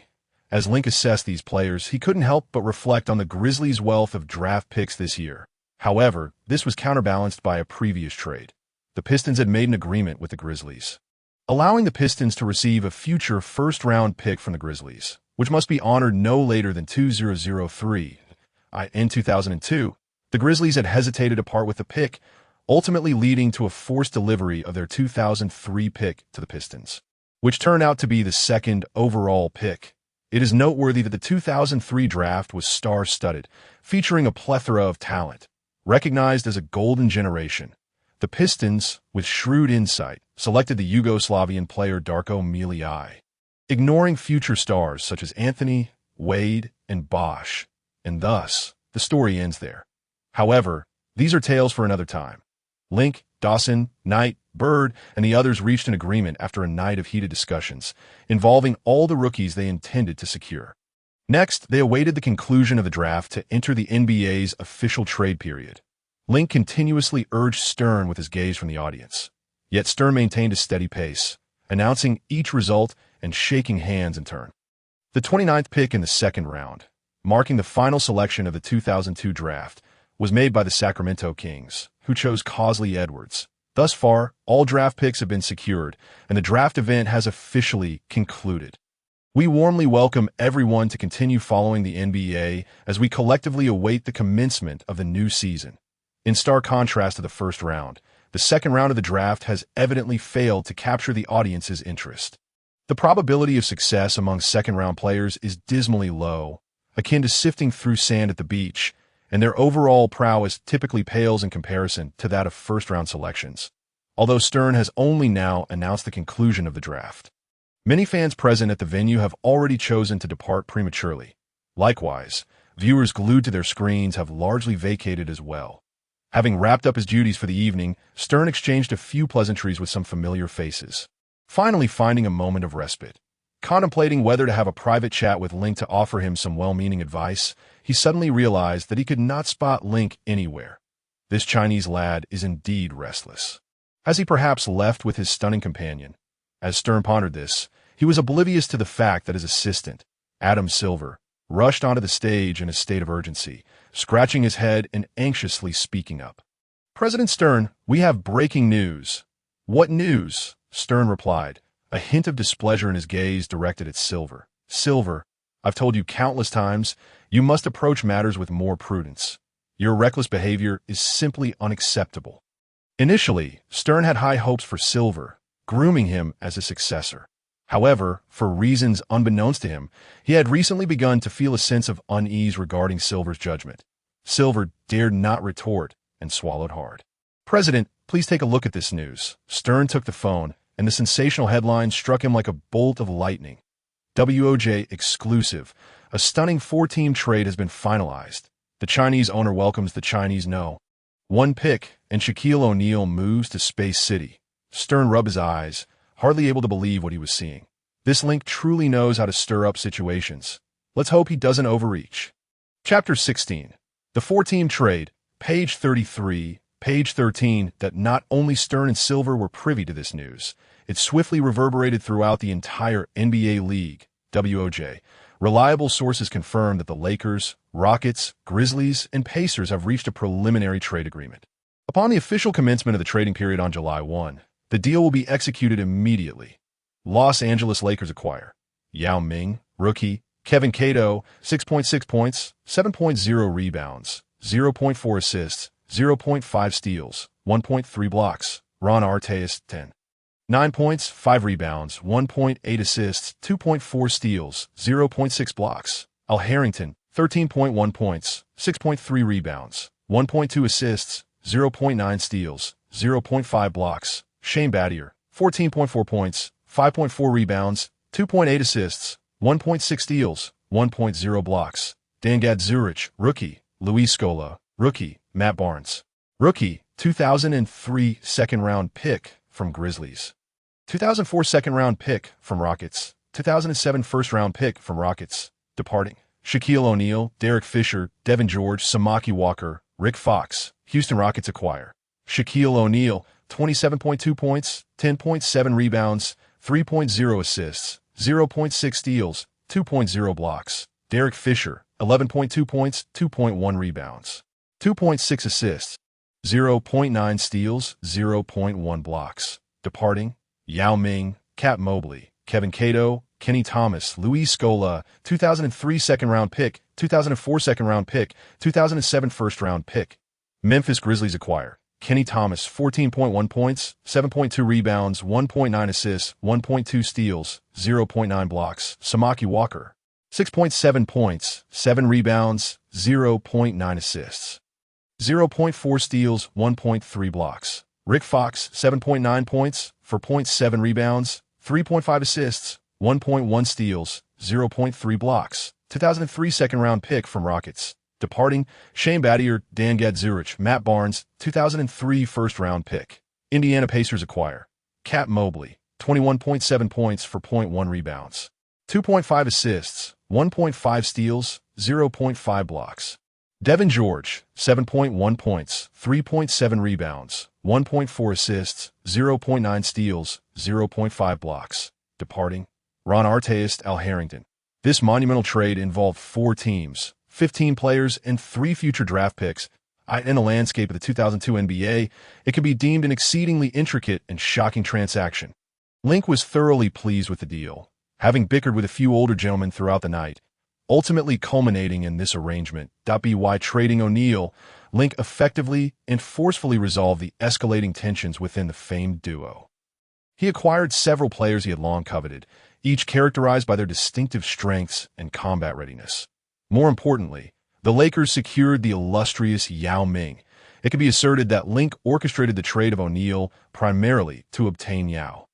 While the media focused on the rarity of trading the previous season's Finals MVP, they overlooked the fact that the Lakers acquired the top overall pick.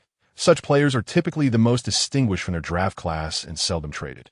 It was precisely because Yao is an international player, coupled with O'Neal's immense appeal, that Link successfully executed this maneuver to achieve his goal.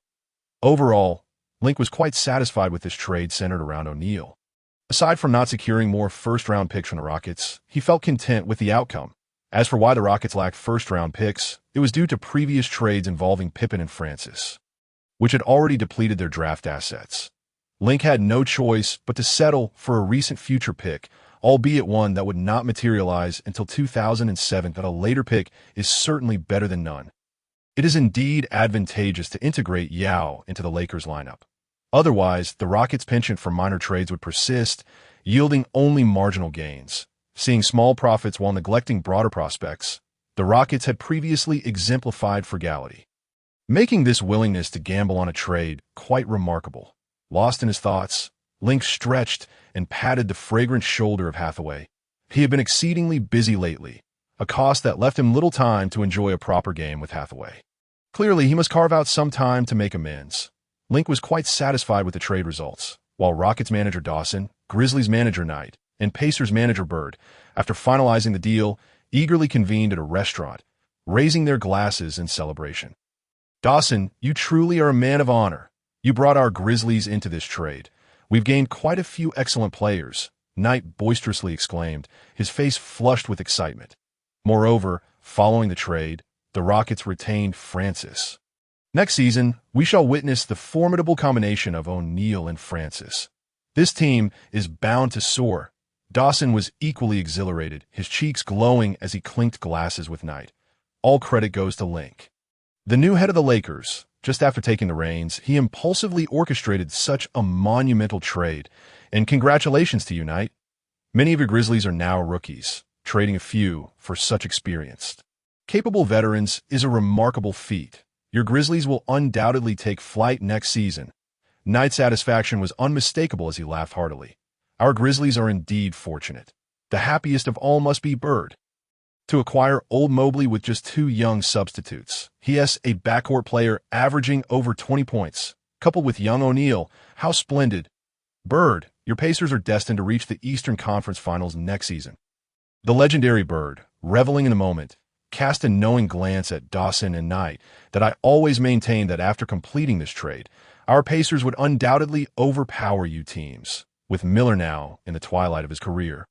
Mobley's arrival is simply perfect to take the reins. Dawson, with a smile on his face, said to Bird, "Bird, your Pacers are in the East. That's none of my concern. However, with O'Neal on our Rockets, we fear no one.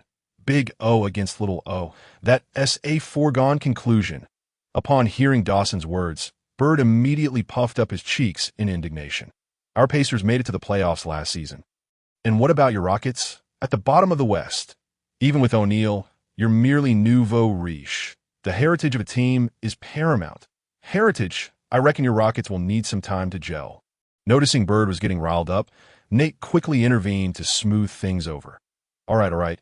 It wasn't too easy for us to orchestrate this trade. We all managed to strengthen our teams. I propose a toast. For this successful trade, let us raise our glasses. Here as to the wise new team manager of the Lakers, Link. Ha ha. That S a valid point. Let us toast to a promising upcoming season. Here as to the newly appointed Lakers manager. Link, Dawson, Nate, and Bird shared a sense of euphoria, believing their teams had gained significant advantages, and they joyfully raised their glasses.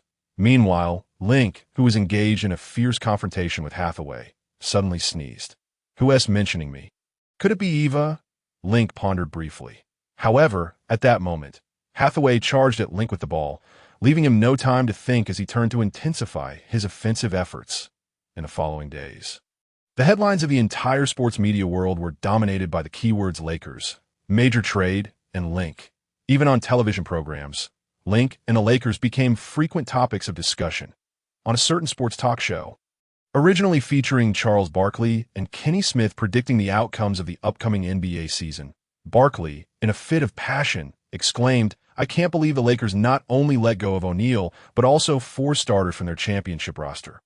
Fisher, Fox, Devin George. To be honest, although they were barely adequate as starters, the Lakers have completely abandoned their championship lineup. Does Link really believe that keeping only Kobe will solve their problems? Let us take a look at what the Lakers have gained. 3 future draft picks that 1T provide immediate impact. As for the players, Artest, Harrington, Battier, 3 rookies still on their rookie contracts, and Kevin Cato, a mere blue-collar center. No offense to Cato, but that's just the reality.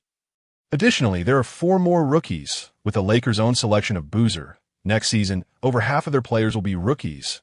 Rookies. Barkley spewed his opinions in a microphone, spittle flying everywhere. Link. All Lakers fans should remember this name. He is the architect of the Lakers' downfall, the root cause. Kenny Smith chimed in, fanning the flames. Barkley, what gives you the right to draw such conclusions? Is there a possibility that Link has his unique insights and considerations? Perhaps next season, the Lakers will experience a youthful storm and create miracles. Oh, I don't think so, my dear Smith. Link is just a rookie, a newcomer, and I even doubt he understands basketball. I bet the Lakers want to even make it to the playoffs next season. That's easy for you to say, standing there without taking responsibility. Sir Barkley, Smith continued to stoke the fire. If the Lakers make it to the playoffs, I'll gladly kiss your backside, Smith. I'd even kiss Link's backside.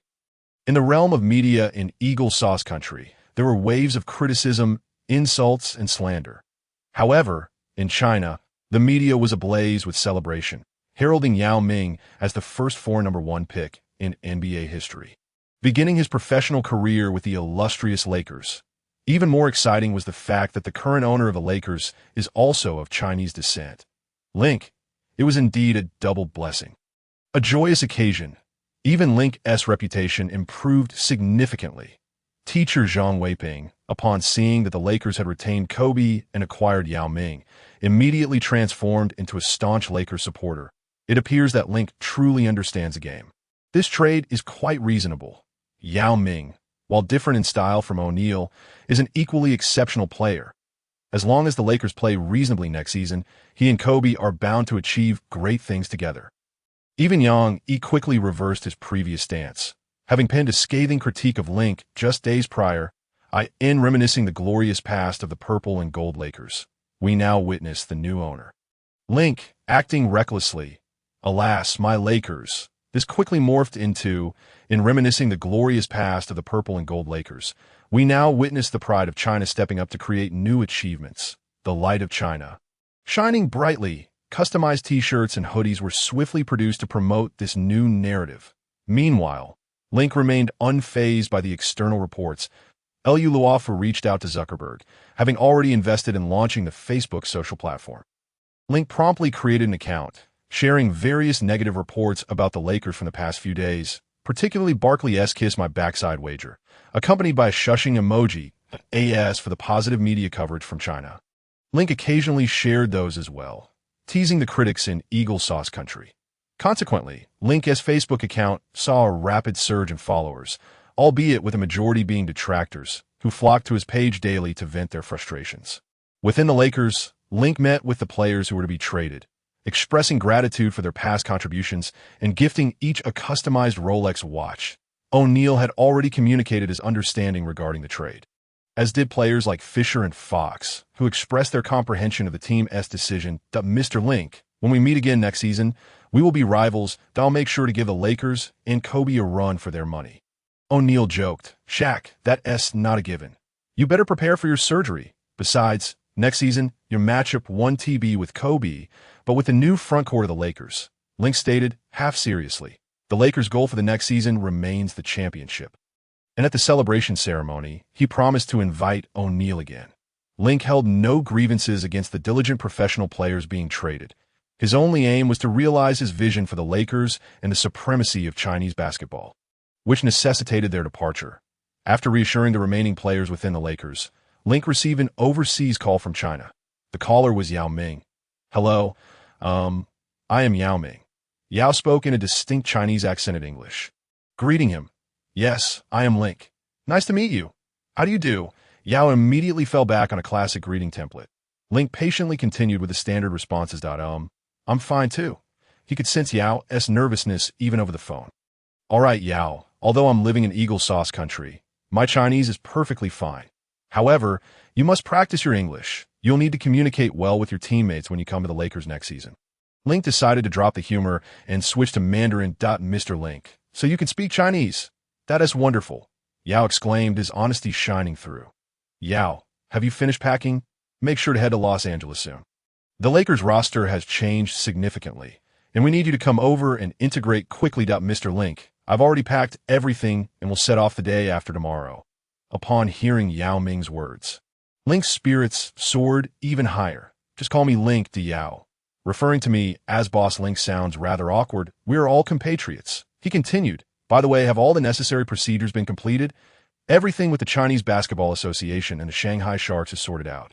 Right? In my previous life, when Yao Ming ventured into the NBA, the Chinese Basketball Association imposed quite a few stringent requirements. This led to the Yao having to bear numerous additional, inconsequential games, significantly increasing his physical burden. I wonder if this time, as the Yao embarks on his NBA journey, he will encounter similar stumbling blocks and troubles.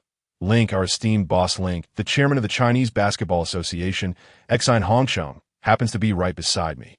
He wishes to converse with you," Yao Ming said, a hint of helplessness in his tone. Link's mood soured immediately. "Hello, is this Mr. Link? I am Exine Hongcheng, the head of the Chinese Basketball Association." A somewhat jarring voice came from the other end of the line. Who introduces themselves by their title right off the bat?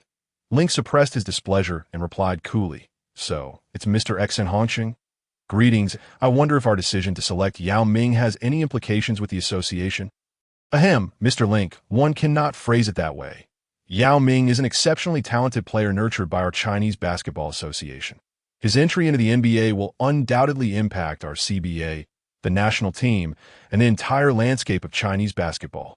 Exine Hongcheng continued, "We have made considerable sacrifices and decisions to allow Yao Ming to join the NBA.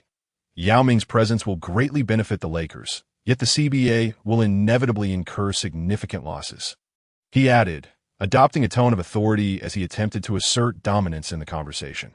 "Yao Ming is indeed remarkable. Otherwise, he wouldn't have been selected as the first overall pick in the NBA draft. I am confident that he will achieve extraordinary success in the NBA and live up to your expectations, Mr. Exine," Link replied, mirroring Exine's bureaucratic tone. Exine Hongcheng was momentarily taken aback. His insinuations had been quite apparent. Did Link genuinely not understand the need for compensation, or was he feigning ignorance?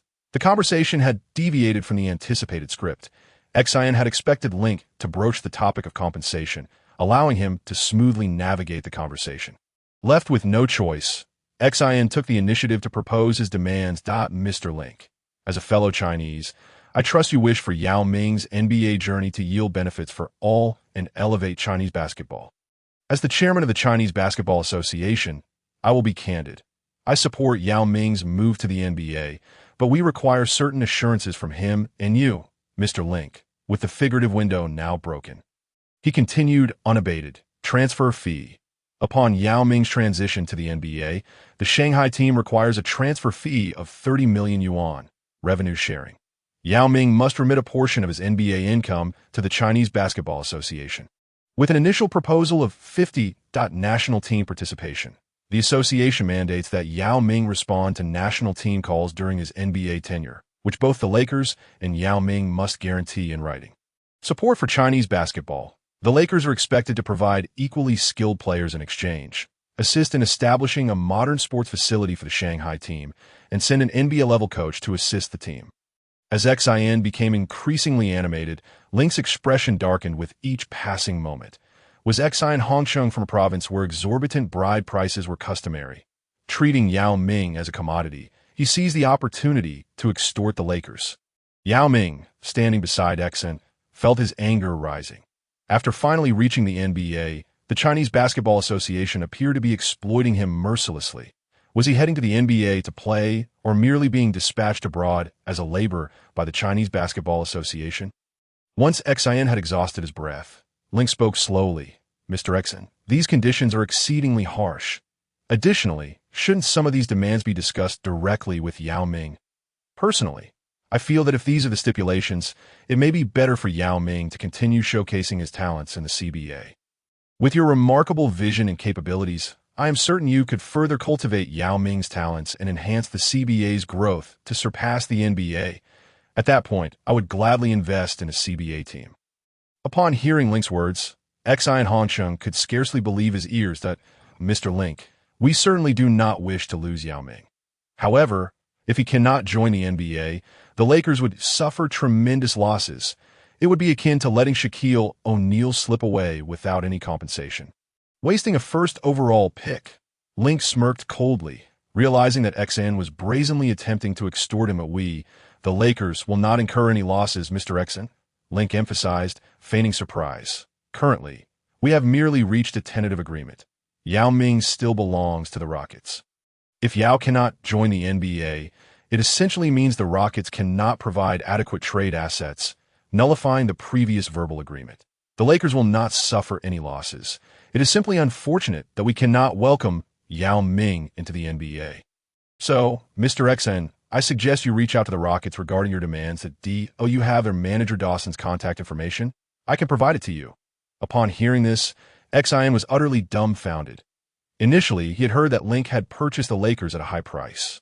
Expecting him to be a man of means willing to negotiate, a fellow Chinese, XIN held high hopes of using Yao Ming as a bridge to extract considerable benefits for his career advancement.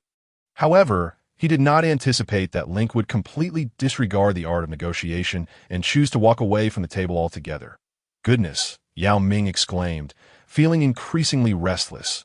The opportunity to join the NBA. The pinnacle of basketball had been his lifelong dream. Yet he had not anticipated XIN Hongsheng's audacity nor Link's decisive stance. Mr. Link, we certainly hope for Yao Ming to join the NBA. We can discuss the specifics in detail. Moreover, compared to the Rockets, we would prefer Yao Ming to join the Lakers, given that you're the owner of the team and we share a common heritage. Cold sweat trickled down XIN's brow. If Yao Ming were unable to join the NBA, it would be a monumental event, jeopardizing not only XIN's career aspirations, but also his current position. However, he was loath to let Yao Ming slip away without a fight. This conflicting mindset compelled XIN to soften his tone and lower his demands. Link, recognizing that his approach had borne fruit, spoke leisurely. Mr. XIN, as someone who hails from China, I understand certain principles. I am more than willing to assist you and contribute to the advancement of Chinese basketball. However, this must be predicated on ensuring that Yao Ming's salary as a professional athlete is not unjustly diminished. Furthermore, he is obligated to participate in significant national competitions, but for less critical friendly matches and invitations. He should not be compelled to join. Given to Yao's height and weight, he already bears a considerable physical burden. Frequent participation in various national training sessions and competitions leaves him exhausted and often forces him to play injured before fully recovering. Some practices of the Chinese Basketball Association are akin to killing the goose that lays the golden eggs, significantly shortening to Yao's career and preventing him from achieving the professional accolades he deserves. In order to avoid a futile endeavor, XIN Hongsheng gritted his teeth and acquiesced. Mr. Lin, I can assure you on behalf of the Chinese Basketball Association that your two requests will be met. However, it is imperative that Yao Ming participates in the upcoming World Basketball Championship, which is set to commence at the end of August. Chapter 19. International Phone Call. Page 33. Page 13. The 2002 Basketball World Championship will take place from August 29th to September 8th in Indianapolis, the United States. Lin Ku glanced at the calendar and continued, Mr. Exon, that is only natural. Not only should Yao Ming compete, but the Lakers can also open their training facilities to provide training support. I would like to offer a few suggestions regarding Yao Ming's joining the Lakers for your consideration.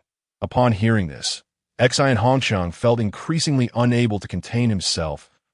I haven't even exerted my authority. Yet you, Lin Ku, begin to act so high-handed. Before Xian Hongchang could process his annoyance, Lin Ku continued to elaborate. First, we require sponsorship, whether for the Chinese Basketball Association or the Shanghai Sharks. Any expenses involved should not be borne by Yao Ming, nor should they encroach upon his contract or salary. Second, I, on behalf of the Lakers, pledge to assist the Chinese Basketball Association in facilitating regular training exchanges, such as youth training camps and star player tours in China. Third, my investment company, Zaya Honghua, will allocate a dedicated fund for the development of high school and university basketball leagues in China. Let us start with an initial capital of $100 million. The specifics of fund utilization will be provided by the Basketball Association, and Zaya Honghua will oversee the approval process before execution. Fourth, the Lakers will strive to select more Chinese players for the NBA and assist the national men's basketball team in enhancing their competitive level. Fifth, concerning the Shanghai Sharks, the Lakers will pay a one-time contract buyout fee of $2 million and will assist in coordinating the introduction of NBA-caliber foreign players for the team. However, it is unlikely we can secure a player of Yao Ming's caliber, as I estimate the Sharks cannot offer such an extensive contract. What do you think, Mr. Xian? I believe these conditions will not only facilitate Yao Ming's smooth entry into the NBA, but also aid you in achieving notable results in your endeavors. Lin Ku concluded that as Lin Ku articulated these 5 points, Xian Hongqing's anger gradually dissipated in Xian Hongqing's mind. The most crucial factor was the flourishing of Chinese basketball. However, the paramount objective was to establish his own achievements to further his career. Lin Ku's proposition struck a chord deep within Xian Hongqing. The potential compensation for Sharks, the coordination for more Chinese players to enter the NBA beyond Yao Ming, the training support for the national team, and the substantial investment for the development of youth and collegiate basketball were nothing short of perfect. For Lin Ku, the foremost goal was to cultivate a vibrant basketball culture in China, one that is promising and conducive to a flourishing professional pathway that in his previous life. Despite the vast number of basketball enthusiasts in China, the depth and breadth of basketball culture required further nurturing and expansion. There were disparities in coaching standards and training methodologies compared to basketball powerhouses. For instance, the training volume and intensity of many professional teams lagged behind that of certain high school teams in the United States. The insufficient integration of school basketball and physical education hampered the cultivation and selection of basketball talent. Many parents hesitated to encourage their children to pursue basketball, fearing a lack of returns and the difficulty of transitioning to other paths. Lin Ku's planned initiatives aim to comprehensively and subtly elevate the overall standard of Chinese basketball. At the very least, we should not witness a repeat of years without participation in major international competitions. While pursuing these goals, assisting the Chinese Basketball Association in achieving results would also be a seamless endeavor, as many matters necessitate the association's review and assistance for advancement. Mr. Lin, are you truly sincere in your words? Xian Hongqing's voice quivered slightly. If Lin Ku followed through on his promises, a bright future would indeed be within Xian Hongqing's grasp. That is certain, Chairman Xian. Some matters are business, while others are about passion. Lin Ku replied at a measured pace. Wonderful, Mr. Lin. Oh dear Yao, you must learn from Mr. Lin. Once you join the Lakers, I will be utterly at ease. I believe Mr. Lin will not only help you establish yourself in the NBA, but also contribute significantly to Chinese basketball. Xian Hongqing exclaimed with excitement. Although Mr. Lin is of Chinese descent, he did not grow up in China, that I never expected him to possess such a compassionate mindset. This truly surpasses the awareness of many of our professional players. Alas, recently, for instance, Wang Zhizhi has put us in a very passive position. Wang Zhizhi? The Zhi. Lin Ku keenly sensed the implication. Chairman Xian, what has happened with Wang Zhizhi? Let's not dwell on it. Xian Hongqing sighed. The situation regarding Wang Zhizhi is quite complicated. Yao Ming, you must not follow in Wang Zhizhi's footsteps. Use him as a cautionary tale. Yao Ming, listening quietly, could only respond with a subdued agreement. Lin recalled that in his previous life. On October 9, 2002, the Chinese Basketball Association would officially announce its decision to punish Wang Zhizhi, expelling him from the national team. The association stated that following his NBA season, Wang Zhizhi was expected to return to China for training and to participate in international competitions. As per the agreement with the Dallas Mavericks, in the association statement, it emphasized that after receiving notification to return for training and participate in the World Championship, Wang Zhizhi insisted on remaining in the United States for personal training and Summer League participation. After the NBA Summer League concluded, the national team sent representatives to the United States to contact Wang Zhizhi, who refused to meet and conveyed through an intermediary that he wished to continue his development in the NBA and was unwilling to return to China. However, Lin understood that the root of the issue lay in Wang Zhizhi's choice to remain in the U.S. post-NBA season to enhance his skills at that time. The Zhi situation was precarious, as he had yet to secure his next contract. He was eager to connect with potential teams and participate in training camps to showcase his abilities during the Summer League, thus continuing his NBA career. Remaining in the NBA was essential for improving his skills and better aiding the national team. Furthermore, it is worth noting that Yao Ming's selection as the first overall pick in the 2002 draft had undoubtedly spurred Wang Zhizhi to strive harder for his next contract. It is crucial to remember that during their time in the CBA, both Wang Zhizhi and Yao Ming had been exceptional, with Wang Zhizhi demonstrating outstanding performance in the 2000-2001 season. He averaged 26. 3 points, 11.7 rebounds, and 1.6 assists, boasting a remarkable shooting percentage of 59.36. Ultimately, Wang Zhizhi's formidable team defeated Yao Ming's squad 3-1 in the finals to claim the championship. Wang Zhizhi's stellar performance in the CBA, particularly during the finals, greatly contributed to his team's multiple championships. That he was a former dominant force in the CBA and the first Chinese player to step onto the NBA stage, being selected by the Dallas Mavericks in the second round of the 1999 draft. However, his team and the Chinese Basketball Association were reluctant to release him. It was only in April 2001, after his team clinched the championship, that Wang Zhizhi finally joined the Dallas Mavericks, becoming the first Asian player in the NBA. Interestingly, it was the following year that Yao Ming's team finally defeated Wang Zhizhi's team, ending their championship monopoly from 1996 to 2001. In comparing Wang Zhizhi and Yao Ming, Wang Zhizhi had been the benchmark for Yao Ming during his CBA days, and Yao held great respect for him. Their direct competition on the court was intense, with both players being pivotal to their respective teams, while some may argue that Wang Zhizhi had the upper hand over Yao Ming in the CBA. In reality, both were the core of their teams, and their rivalry spurred mutual growth and development. It can be said that Wang Zhizhi's endeavors in the NBA have bestowed invaluable experience upon subsequent Chinese players, such as Yao Ming and Yi Jianlian, facilitating their entry into the league.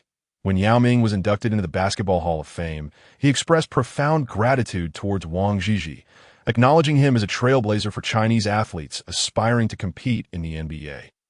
However, in the year 2002, the Chinese Basketball Association, due to prior miscommunications with Wang Zhizhi, deemed his actions as a disregard for professional ethics, organizational discipline, and the national team's performance, leading to a decision to expel him. Lin felt a chill in his heart. For the sake of the Xi and Chinese basketball, he must intervene to prevent such a tragedy from unfolding. Lin pondered for a moment and addressed Xin Hongqing. Mr. Xin, I believe there must have been some misunderstandings in communication regarding Wang Zhizhi, which have exacerbated the conflict. Xin Hongqing, however, grumbled in dissatisfaction. What misunderstandings? Wang Zhizhi doesn't even want to participate in the upcoming World Championship. He has prioritized his next NBA contract over the national team. He continued with a dismissive tone. If he lacks the capability, he should swiftly return to the CBA, while Xin Hongqing spoke lightly. It is essential to understand that establishing a foothold in the NBA has always been de Xi's dream, and in the long run, it would benefit the national team as well. De Xi's talent is indeed sufficient to secure a role as a rotation player in the NBA. And with targeted development, he could advance even further. Take, for instance, Dirk Nowitzki, who became a star for the Dallas Mavericks. Nowitzki was selected by the Milwaukee Bucks as the 9th overall pick in the first round of the 1998 NBA draft. Before being traded to the Dallas Mavericks, entering the league a few years prior to Wang Zhizhi, a 2-year difference that remains Wang Zhizhi's greatest regret. During Nowitzki's rookie season, 1998 to 1999, he played 47 games with an average of 24 minutes on the court, achieving an average of 8.2 points, 3.4 rebounds, 0.6 assists, 0.5 steals, 0.3 blocks, a shooting percentage of 40.5, a three-point shooting percentage of 20.6, and a free throw percentage of 73.4. In contrast, Zhizhi's rookie season, 2000 to 2001, saw him participating in 55 games with an average of 10.9 minutes played, accumulating an average of 5.6 points, 2.0 rebounds, 0.4 assists, 0.2 steals, 0.33 blocks, a shooting percentage of 44, a three-point shooting percentage of 41.4, and a free throw percentage of 73.7. It can be asserted that Zhizhi's performance during his rookie season was indeed superior to that of Nowitzki. Despite the shorter playing time, his output per minute was higher, and his defensive and shooting efficiency surpassed that of the rookie German wunderkind. Regrettably, after being delayed by the Chinese Basketball Association for 2 years, when Zhizhi finally joined the Dallas Mavericks, Nowitzki had already secured a starting position, leaving little opportunity for Zhizhi to showcase his talents. With Nowitzki on the team, the Mavericks had little incentive to further develop Wang Zhizhi. Had Zhizhi entered the Mavericks earlier, competing alongside Nowitzki from the same starting line, the outcome would have been difficult to predict. Listening to Xian Hongqing's grievances, a thought flickered in Lin Ke's mind. Chairman Xian, I can't assist in communicating with Zhizhi. Our primary objective is to ensure his participation in the World Championship, correct? Xian Hongqing nodded vigorously in agreement. Yes, everything else can be discussed later. Participating in the main event is of utmost importance. Mr. Lin, if you could persuade Wang Zhizhi, I would be immensely grateful. For Xian Hongqing, the national team's performance in events such as the World Championships, the Olympics, and the Asian Cup is paramount, followed closely by the cultivation of high-level players like Zhizhi and Yao entering the NBA. The sentiments expressed by Lin Ke were not only timely assistance, but also delightful news. Significantly aiding Xian Hongqing's endeavors, seizing the moment, Lin Ke replied, Absolutely, I will facilitate communication with Zhizhi. How about this, Chairman Xian? In a few days, I will arrange for my subordinate, Lu Luf, to visit China. He will address the matters we discussed today and simultaneously engage in discussions regarding investments in other sectors. That sounds perfect, Mr. Lin. I will assist in coordinating Lu Luf's itinerary in China. With Xian Hongqing's support, the investment of the Xiaohonghua Fund in China would proceed more smoothly. After exchanging pleasantries with Xian Hongqing and Yao, Lin Ke finalized the details of the Yao's upcoming visit to the United States before hanging up the phone. Lin Ke then reviewed the current roster situation of the Lakers. The primary players in both the frontcourt and backcourt were essentially in place. Yet there remained a need to acquire some functional players with distinctive characteristics for reinforcement. Moreover, the issue of training cohesion was critical. The Lakers would undergo significant changes in the upcoming season, and how to effectively integrate these players to leverage their collective strengths warranted careful consideration. Central to this process was the leadership of the team's core players. With this in mind, Lin Ke picked up the phone and called Kobe Bryant. After several rings, Kobe finally answered, sounding somewhat fatigued and even a bit breathless. Hey, Lin boss, what can I do for you? What are you up to, Kobe? You sound a bit winded. I'm at the Staples Center gym. Getting ready for shooting practice, Kobe responded candidly. Such dedication to the sport was characteristic of Kobe. All right, hold on for a moment. I'll see you on the court shortly. Sure, boss, but you might want to come a bit later. I'll finish my training first. Lin Ke hung up the phone and changed into his training attire before driving directly to the Staples Center. Upon arrival, the sounds of basketballs bouncing against the floor and the sharp squeak of sneakers echoed throughout the gym. The spotlight was on the court, where Kobe Bryant was engaged in shooting practice. His figure was remarkably agile, beads of sweat trickling down his cheeks, soaking his training attire. A trainer stood on the sidelines, equipped with a counter and a record board, meticulously tracking Kobe's every move. Starting from beyond the three-point line, Kobe executed a series of rapid crossovers before abruptly stopping for a jump shot. The basketball traced a perfect arc through the air, seamlessly passing through the hoop. "Nice shot?" Lin Ku exclaimed in admiration. The trainer pressed the counter button and quietly noted, "Number 58." Kobe did not respond, but merely nodded at Lin Ku before swiftly moving to the opposite three-point line. Preparing for the next shot, a series of arcs followed until he finally hit his 100th three-pointer, prompting the trainer to announce loudly. Only then did Kobe pause his three-point practice. Lin Ku initially thought Kobe was taking a break and was about to approach him when he noticed Kobe stepping up to the free throw line. Taking a deep breath to steady himself and promptly commencing his free throw practice, Kobe lightly dribbled the ball twice, raised his arm, and with a flick of his wrist, the ball soared accurately towards the hoop. He continued with a mechanical repetition of free throws until he successfully made his 100th shot. Lin Ku estimated that Kobe's shooting percentage from beyond the arc during practice was nearly 80. And in the 100 free throws, he only missed 2. This was achieved even after completing strength training and while his body was fatigued. Furthermore, this was during what is traditionally considered the NBA player's offseason. Yet Kobe had already commenced various training routines. Lin Ku waved at the approaching Kobe, offering him a bottle of sports drink, and teasingly remarked, "Practicing so diligently, you even left the boss waiting." Kobe cracked a slight smile and replied earnestly, "Boss, you can't blame me that I mentioned earlier that you could arrive later. Besides, I reduced my training volume because of your visit. I had initially planned to shoot 200 times. Lin Ku felt a twinge of embarrassment.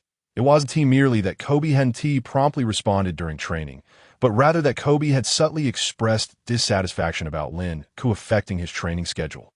"I'll make sure to schedule our next meeting in advance. However, Kobe, have you been following the recent trade news concerning the Lakers?" Link hastily shifted the topic. "Yes, I saw O'Neal has moved to Space City. I thought you would have some thoughts to share with me regarding this trade." Kobe wiped the sweat from his face with a towel. "The team's operations are matters for you, Lin boss. To ponder, and you had previously informed me that there would be trades. Hence, when I saw the trade, I was not overly shocked." Link then inquired, "What is your perspective on this trade?" Kobe paused his actions, contemplated briefly, and then earnestly replied to Link, "Lin boss, to speak candidly, I am not fond of this trade." Chapter 21, Training at Staples, page 33, page 13, "Why do you dislike this trade?" Link maintained an expression of calm. Continuing to inquire, Kobe's fingers lightly tapped on the chair, his gaze drifting across the court as if searching for something. Link's words echoed in his ears. The trade and O'Neal's departure, although Kobe had been forewarned of the trade, felt like an unexpected storm, leaving him with an unprecedented sense of uncertainty. "Lin boss, the reason for my discontent with this trade is not due to concern for myself." Kobe finally spoke, his voice steady yet tinged with a subtle hint of anxiety. "I'm worried about the entire team. Shaq is gone. We have lost the cornerstone of our interior defense. What will we do next season? Indeed, I am not fond of that hefty character, despite his immense talent. Standing at 2.16 m and weighing nearly 150 kg, possessing explosive static strength, he also boasts a speed and agility that belies his size. The team must be acknowledged that O'Neal is a prodigious talent. Yet he is reluctant to train more, to improve his free throw percentage, or even undergo surgery in the offseason to prepare for the new season in optimal condition. Nevertheless, this does not impede O'Neal from scoring 30 points and securing 15 rebounds in a single game, forcing two opposing big men to foul out. I do not like O'Neal. Link, I must speak honestly. However, when I take the court with him, the opponents are faced with a dilemma that I can help draw defensive attention, and O'Neal can assist in attracting double teams. Consequently, the Lakers have secured consecutive championships for 3 years. But now O'Neal has departed, and this trade has also taken several starting players from the Lakers. In return, we have received numerous rookies and several players who have only a few years of experience. That IT feels akin to exchanging a crisp 100 bill for a multitude of lottery tickets. Although these tickets are beautifully packaged and boast a high probability of winning, whether it be the top pick, Yao Ming, or those formidable defenders, Arteist and Battier, they may possess substantial potential and could evolve into stars. However, at least for the upcoming season, I'm skeptical whether they, particularly Yao Ming, can fill the void left by O'Neal's departure. Kobe's voice remained calm, at least on the surface, showing little emotional fluctuation. Link, casually dribbling a basketball while seated, controlled the ball with finesse, its rhythmic bounce resonating in the silent gymnasium, akin to a slightly unsettling percussion piece. That Kobe's concerns were not unfounded. O'Neal's exit undoubtedly represents a significant loss for the Lakers. So, are you worried about the Lakers' performance next season? Concerned that your teammates might hinder your progress? Anxious that your offensive struggles will intensify next season? Would this compel you to contemplate leaving the Lakers? Kobe, Link spoke lightly, as if discussing another team's player. Kobe pressed his lips together. I certainly would not consider leaving the Lakers for such reasons. Link quickly interjected. You would never leave the Lakers. Kobe, you have always believed yourself to be a superior player to O'Neal, both in the past and present. You hold this conviction steadfastly. Now that O'Neal has been sent away, the external perception will be that the Lakers management has made a choice, retaining the best player. You believe this too, Kobe. Thus, you must be pleased and satisfied with the trade. The basketball in Link's hands continued to dance on the floor beneath his fingertips upon hearing these words. Kobe remained tight-lipped. Link continued. Yet you indeed dislike this trade because you are apprehensive, fearing it may weaken the team's overall strength. You perceive yourself as the unique and indispensable core player for the Lakers next season. However, Kobe, you are concerned that the team's performance may plummet. If this indeed occurs, external criticism will come crashing down upon you like a tidal wave. They might even assert that without O'Neal, Kobe is merely an ordinary star. Kobe, you claim your discontent with this trade stems from concern for the players rather than for yourself. That I believe you're worried for both the team and yourself. The moment Link finished speaking, he abruptly ceased his dribbling. The basketball, now held tightly between Link's hands, emitted a resounding thud. Kobe's lips pressed even tighter together, turning slightly pale. This silence lingered for a considerable time before Kobe finally spoke. Lin, boss, I did not anticipate that your dribbling skills were quite commendable. You are correct. I am concerned about the entire team, and I'm also worried about my performance next season. Link, do you know? In the past few years, others have remarked on my growth, from an unknown high school player to a first-team player. Together with O'Neal, we formed the dynamic duo known as the Shaq and Kobe partnership. Media commentators hailed us as the best combination, leading the Lakers to a three-peat championship. At this point, Kobe looked up with a hint of melancholy, gazing at the 3 championship banners hanging in the Staples Center. However, during this three-peat, the Finals MVP was awarded to Shaq each time. What is even harder for me to accept is that in each of O'Neal's 3 Finals MVP selections, he was unanimously voted by all media members. The NBA Finals MVP is determined by a voting process conducted by a panel of 11 media members after the conclusion of all games in the final series. They vote based on the performances of the players throughout the series. And the player receiving the most votes is awarded the MVP title. Kobe spoke calmly, yet Link could sense the bitterness within him. O'Neal's 3 consecutive Finals MVPs, all unanimously selected, signified that the evaluators deemed O'Neal the unquestionable leader of the team, while Kobe was merely the Lakers' secondary star. Upon witnessing the trade results, just as you mentioned, I felt both joy and dissatisfaction. That I have contemplated this deeply. Now all I can do is train, and train some more. To become stronger, to be the strongest within the Lakers, surpassing O'Neal, outshining everyone else. Thus, regardless of who my teammates are, I can elevate them, lead them to victory, and seize that elusive championship, even if they're a group of rookies. Even if they're a collection of underperforming players. Kobe's words quickened in pace, ultimately unleashing the frustrations of his heart and innermost thoughts in a torrent. Chapter 22. Kobe's Torment, page 33, page 13. Listening to Kobe's words, Link could only manage a faint smile. Kobe's scoring prowess was beyond question. In Link's previous life, the explosive scoring ability Kobe exhibited while single-handedly leading his team was nothing short of extraordinary. During the 2005 to 2006 season, Kobe averaged an astounding 35.4 points per game, marking the highest scoring average since the legendary Michael Jordan in the 1986 to 1987 season. On December 20, 2005, in a game against the Dallas Mavericks, Kobe scored 62 points in just 3 quarters, surpassing the total points of the entire Mavericks team by 1.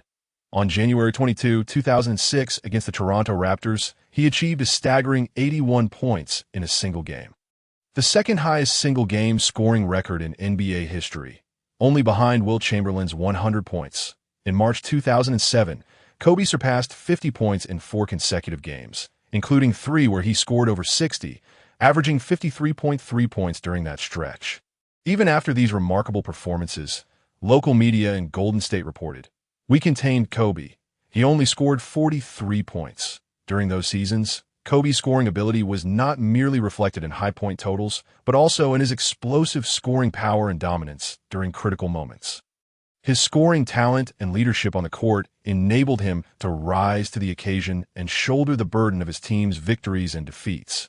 Yet, during the same years, the Lakers found themselves lingering on the fringes of the playoffs, often exiting in the first round. Reflecting on Kobe's peak performances, Link spoke softly, "Kobe, we all understand that the NBA is a commercial league. Players are not merely athletes. In a sense, they are commodified icons." Kobe, poised to retort, was silenced by Link's gesture. "I have a good idea of what you wish to express. Kobe, please allow me to finish. You view basketball as a pure pursuit, believing that the essence of the sport lies in skill and conviction. However, you must also recognize that without the NBA's commercial framework, basketball would not have attained such immense influence, nor would it boast a vast legion of fans and enthusiasts. Basketball and the NBA. Purity and commerce, they complement and enhance one another." Link gazed into Kobe's eyes and continued, "Kobe, each time you leap, each time you shoot, you influence countless individuals. Your jersey, the sneakers you just debuted, every movement you make becomes a model for countless children to emulate. You are not merely a player. You are their idol, their hero. In this context, your concerns about the team's performance next season, your worries about your own performance, are neither shameful nor indicative of a lack of confidence. I believe in you. You will grow stronger and become one of the league's elite players. After Shaquille's departure, people will gradually recognize you as the superior player." Kobe met Link's gaze and responded, "Therefore, Link, no matter how management trades or alters the roster, it matters little to me. I will demonstrate my capabilities through my performance." Link nodded slightly, then shook his head non-committally. "Kobe, in my philosophy, a basketball game is the most perfect amalgamation of individual heroism and teamwork. A single player can deliver a heroic performance, dominating both offensively and defensively to secure victory.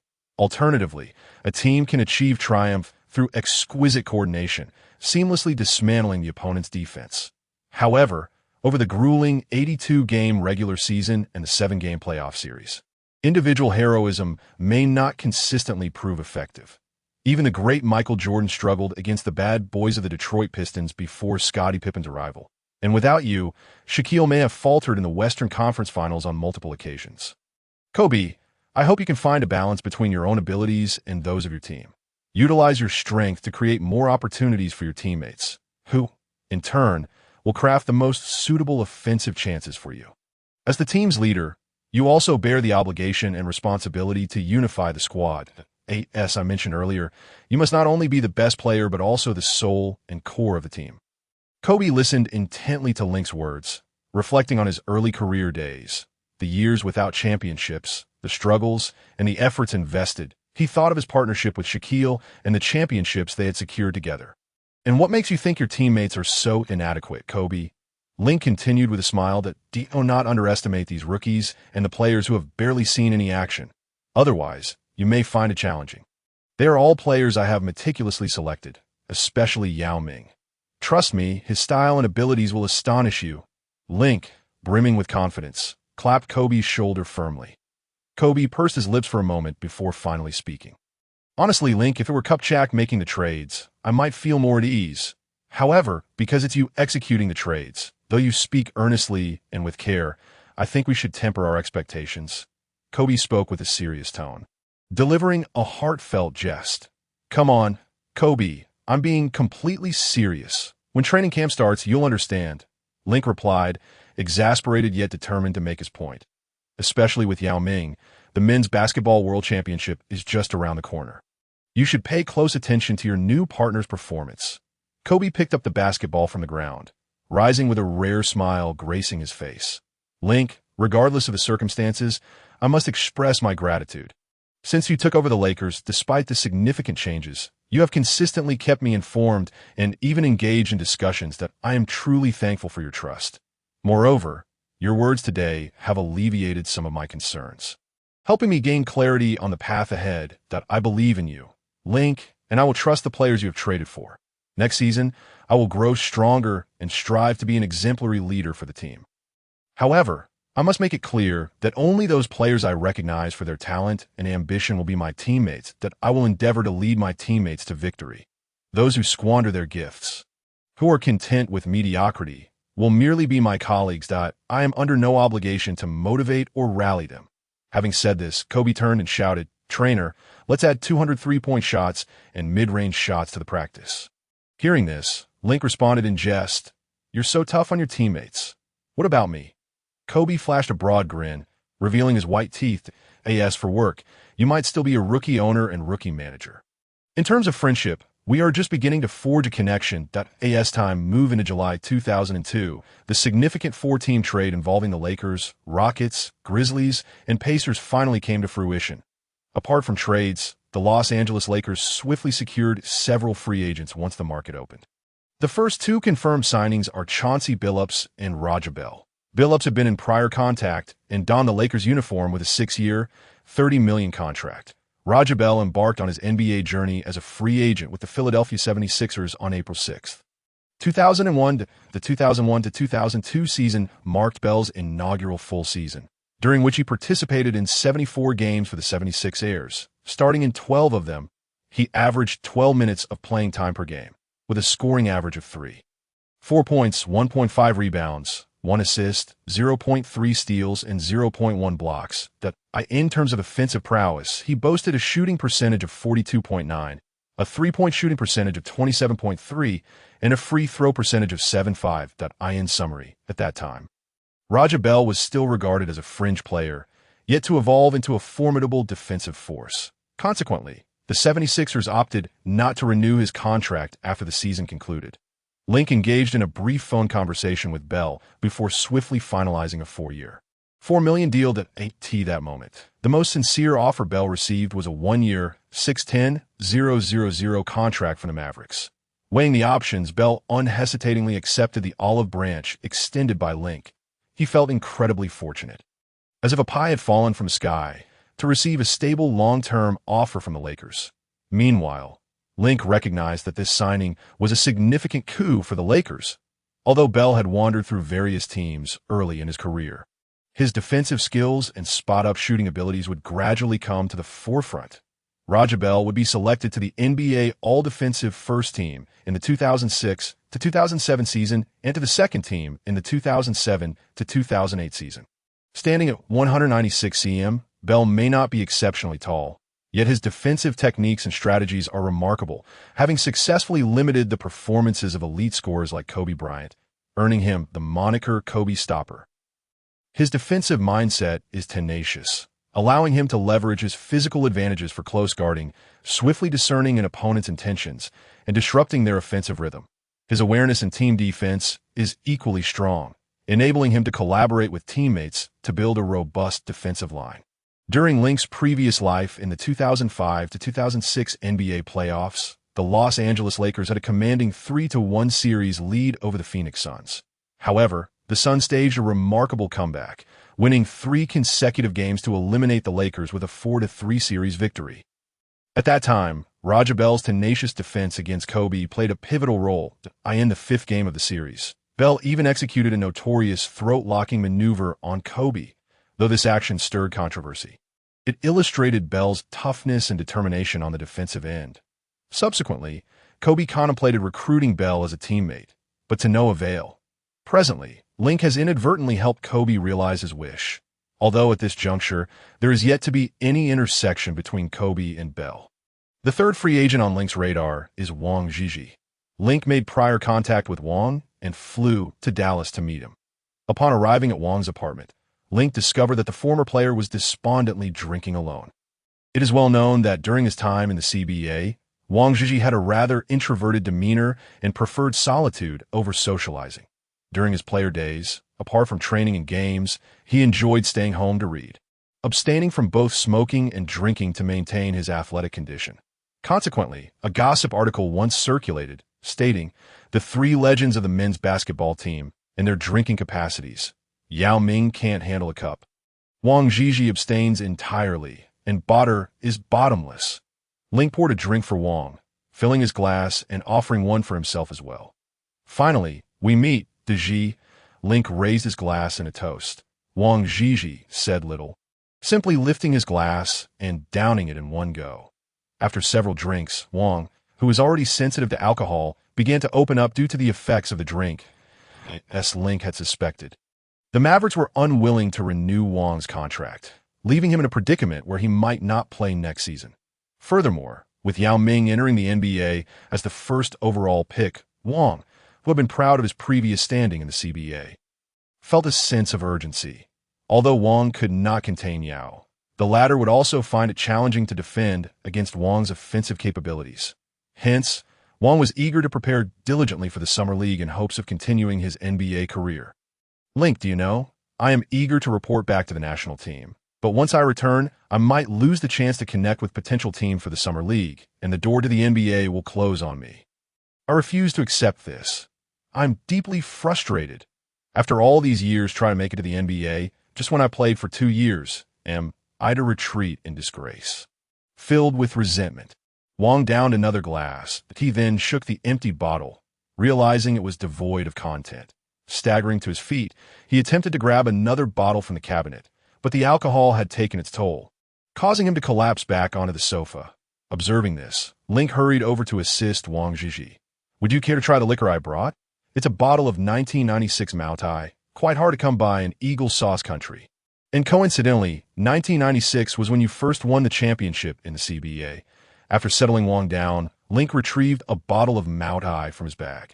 Upon hearing the year 1996, Wang fell silent. "Deji, alcohol can be harmful in excess, and you have never been one to indulge," Link remarked, feeling a swell of emotions for the despondent Wang Zhizhi. "The reason I sought you out is quite simple. I wish to seek your opinion." Upon hearing Link's words, Wang smiled wryly and lifted his head. "Link, have you been sent by XN Hongsheng to persuade me? I am truly conflicted and lost. I do not wish to disappoint China." "No, you have not let anyone down," Link interjected. "I am not here as a messenger for XN Hongsheng. I merely hope that every choice you make is a testament to the hardships you have endured. Why I wish to ask is whether you would be willing to join the Lakers. However, I cannot guarantee your playing time. Moreover, you will become teammates with Yao Ming, who was once your fierce rival in the CBA. Yet, Yao will occupy the starting center position, and you will need to begin as a backup in the paint." Link did not aim to persuade Wang Zhizhi in any particular direction. He simply wished to extend a direct invitation for Deji to join the Lakers. Furthermore, he candidly laid out the circumstances Wang would face. After Link concluded, Wang Zhizhi, who had been reclining on the sofa with a flushed face, suddenly lifted his head to fixate on Link. Hearing Link's words seemed to awaken him in an instant. Wang gazed intently at Link, yet remained silent. After a prolonged internal struggle, he slowly began to speak. "Link, thank you for offering me a contract, but I also appreciate your clarity in addressing the pros and cons and articulating my concerns.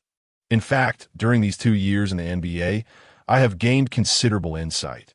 The NBA is a higher echelon of competition. To thrive here, one must possess a unique skill or specialty.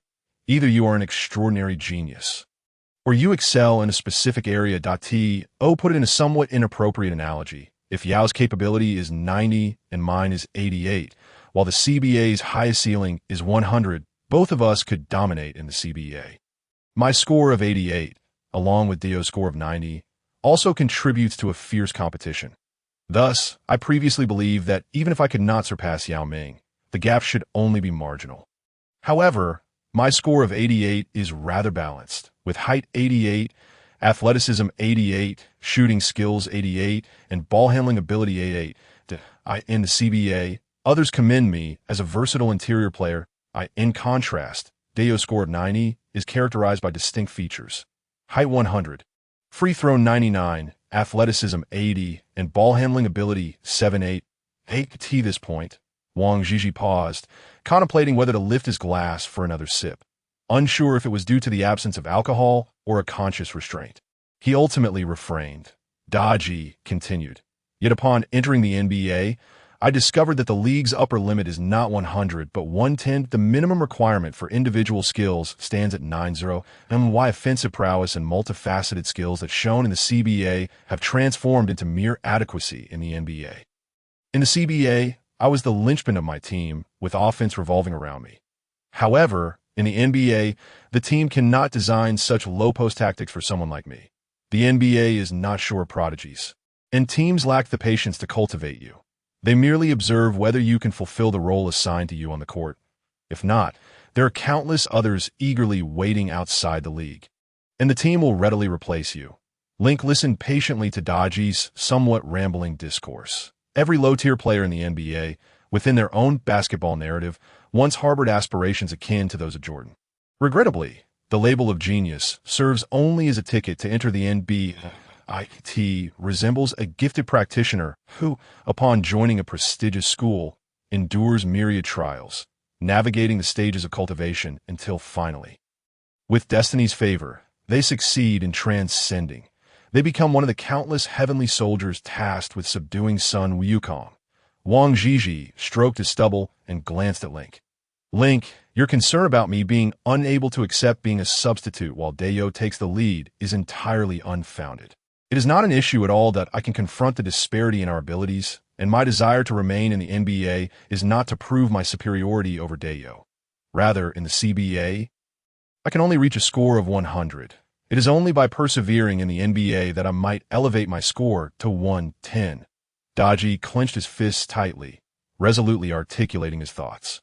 That's splendid, Daji, Link exclaimed, genuinely delighted by Wang Zhizhi's words. That it seemed that Link's concerns regarding Daji's inner demons had been effortlessly dispelled. So, can we finalize the contract? How about 3 years for $6.6 million? Fully guaranteed?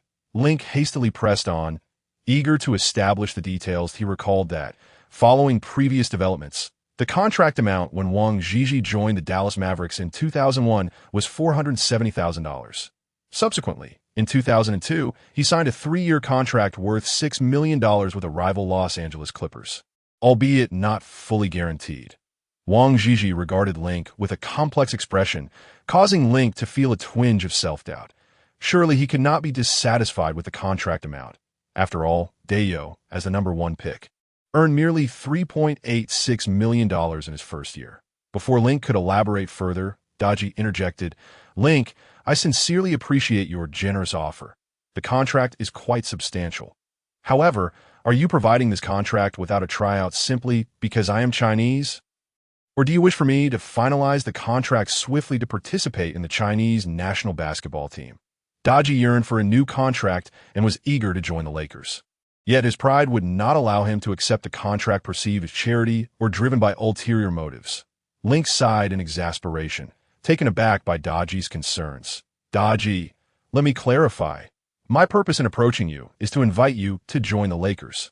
As for whether you focus solely on training or report to the Chinese national team, I make no suggestions or demands. Link spread his hands and continued. The reason for signing you without a tryout is due to my confidence in your performance and abilities. I have been closely monitoring your contributions, both during your time in the CBA and with the Mavericks. Your soft touch, agile footwork, precise mid-range shooting, and exceptional basketball IQ are undeniable. As a tall interior player, you can create space and generate opportunities for your teammates during games that speak frankly. Your athleticism may not be the most outstanding. However, you can compensate for that with your intelligence and skill. These qualities are precisely what the Lakers require for the upcoming season, and that is why I sought you out and offered you a contract. Link's pursuit of Daji stemmed from respect and regret, as well as a desire to bolster the Lakers' bench depth and tactical options, while simultaneously aiding the Chinese national basketball team's advancement. Only by having players compete in high-level leagues can the entire Chinese national team enhance its competitiveness. Upon hearing Link's earnest words, Wang Zhizhi felt reassured. And I understand. Link, I am willing to join the Los Angeles Lakers. Link and Daji grasped each other's hands firmly. Fantastic, Daji. A warm welcome awaits you. Be sure to report on time, and showcase your performance during training. Otherwise, I won't grant you extra playing time just because we are both Chinese. Everything will be based on merit. Link jested. That is only natural. Rest assured, I will fully leverage my strengths, Wang Zhizhi replied with a smile. Great. Now, let us save this bottle of Matai for later. I need to hit the gym to work off the alcohol I previously consumed. It's quite sinful, having resolved the contract issue for the upcoming season. Daji's demeanor brightened noticeably. He rarely drank and had only indulged to drown his sorrows. All right, let us agree that we will open this bottle of Matai when we secure our first NBA championship ring. Link proclaimed with unwavering confidence. That will be in June of next year, 2003. With the signing of 3 free agents, the Lakers roster is now finalized. Frontcourt players. Center, Yao Ming, rookie contract, $3.86 million. Kevin Cato, $6.05 million. Dan Gadzuric, rookie contract, $1 million. Power forward, PF Carlos Boozer, rookie contract, $1.5 million. Luis Scola, rookie contract, $1 million. Robert Horry, $4.3 million. Wang Zhizhi, $2.2 million. Small forward, SF Ron Artest, $1.9 million. Al Harrington, 4-year, $24 million contract, $6 million. Sean Battier, $2.2 million. The small forward position includes many players who can also play guard positions. Backcourt players. Shooting guard, SG Kobe Bryant, 12. $5 million. Raja Bell, $1 million. Matt Barnes, rookie contract, $1 million. Point guard, PG Chauncey Billups, $5 million. Brian Shaw, $2 million. In the 2003 season, an NBA team's regular season roster can comprise up to 15 players. Additionally, the team may have some inactive players, but these players cannot participate in regular games. Unless the team encounters injuries or other exceptional circumstances necessitating adjustments to the roster, many well-known policies regarding two-way contract players will only be officially implemented starting in the 2017 to 2018 season. Presently, the total salary of the Lakers hovers around $51 million USD, while the luxury tax threshold for the 2002 to 2003 NBA season stands at approximately $52.88 million USD. This strategically positions them just beneath the luxury tax line, allowing for future operational flexibility. Moreover, a significant number of players are on rookie contracts, thereby providing an extended period of rookie benefits. Additionally, several sizable veteran contracts are nearing expiration. Looking at the current Lakers roster, Link finds it increasingly appealing and satisfactory. Kevin Cato is a name familiar to many seasoned fans, in the 2002 to 2004 seasons. He was a teammate of Yao Ming on the Rockets, serving as an interior defensive stalwart capable of contributing 7 points and 7 rebounds as a quality blue-collar player. Subsequently, during a trade between the Rockets and the Magic, which primarily involved Francis and McGrady, Cato was also sent to Orlando. Kevin Cato can boast about his time with the Rockets, where he briefly started over Yao Ming. Upon joining the Magic, he astonishingly managed to start over Dwight Howard for a period as well. However, now with the Lakers, Cato should simply focus on being a reliable backup for Yao Ming. Carlos Boozer, notorious for his rebellious demeanor, indeed possesses significant character flaws. He once orchestrated a covert agreement that led the Cavaliers' management to relinquish their final year option on his rookie contract, only to subsequently breach the contract and depart without any compensation for the Cavaliers, leaving them at a loss. His actions were as egregious as a PC that refuses to pay for its services. Nevertheless, Boozer's abilities are beyond reproach. He embodies the archetype of a gritty, classical power forward. In Link's previous life, Boozer and Oker were regarded as public enemies in China. During his time with the Utah Jazz, Boozer formed a dynamic and versatile inside duo with Oker. Yao Ming's playing style was notably countered by the combination of Boozer and Oker. Boozer is a powerful, agile interior player with significant bulk, while Oker is a sturdy, perimeter-shooting big man who also possesses considerable weight. Although Yao Ming can hold his own against Boozer and Oker in terms of size, he struggles with their mobility. During playoff battles between the Rockets and the Jazz, Boozer was frequently positioned at the free throw line, forcing Yao to step out for defense. In these moments, Boozer's agility became apparent. He would utilize his triple threat position to either hit a jumper, if given space, or drive to the basket for a powerful dunk, or execute an inside pass with Oker. Yao's foot speed could not keep up, and his interior partner at the time was the infamous Hayes, a 198 centimeters forward with erratic free throw shooting, limited offensive capabilities, and shallow defensive coverage at that time. The Rockets' management exhibited sheer folly and extreme frugality, failing to provide Yao Ming, a dominant center, with adequate shooting support, opting instead to start a shorter player like Hayes who compromised spacing. Had Yao Ming commenced his NBA career with a traditional powerhouse rather than the Rockets, his career achievements would undoubtedly have reached greater heights. For instance, if he had begun his professional journey with the current Lakers under Link's guidance. Furthermore, Link not only brought Yao Ming to the Lakers, but also directly selected Boozer in the draft, enabling the formation of a formidable interior duo, with Yao Ming's height and finesse paired with Boozer's agility and toughness. Typical interior players would struggle to contend for Luis Scola. Link promptly agreed to assist him in resolving the breach of contract with his Argentinian club. The club demanded a buyout fee of $3.5 million USD, refusing to budge. The NBA stipulates that teams can only pay a maximum of $500,000 US in buyout fees to accommodate the Lakers' salary cap. Link offered Scola a 4-year contract worth $4 million USD. He then cleverly collaborated with various partner companies to arrange endorsement deals with Scola and sponsorship agreements with the Argentinian club. Under the NBA's permissible loopholes, he successfully facilitated the buyout without causing Scola significant loss, allowing Scola to enter the NBA 2 years earlier than 2007, now in 2003. This deeply moved Scola, who, with tears in his eyes, pledged to play his heart out for the Lakers and for Link for Robert Horry and Brian Shaw. They remain under contract from the previous season's Lakers roster and were not traded. Although Horry is not a core player, his value lies in his clutch performances during critical moments. With exceptional three-point shooting and the ability to handle pressure, he has repeatedly delivered key baskets in tense situations.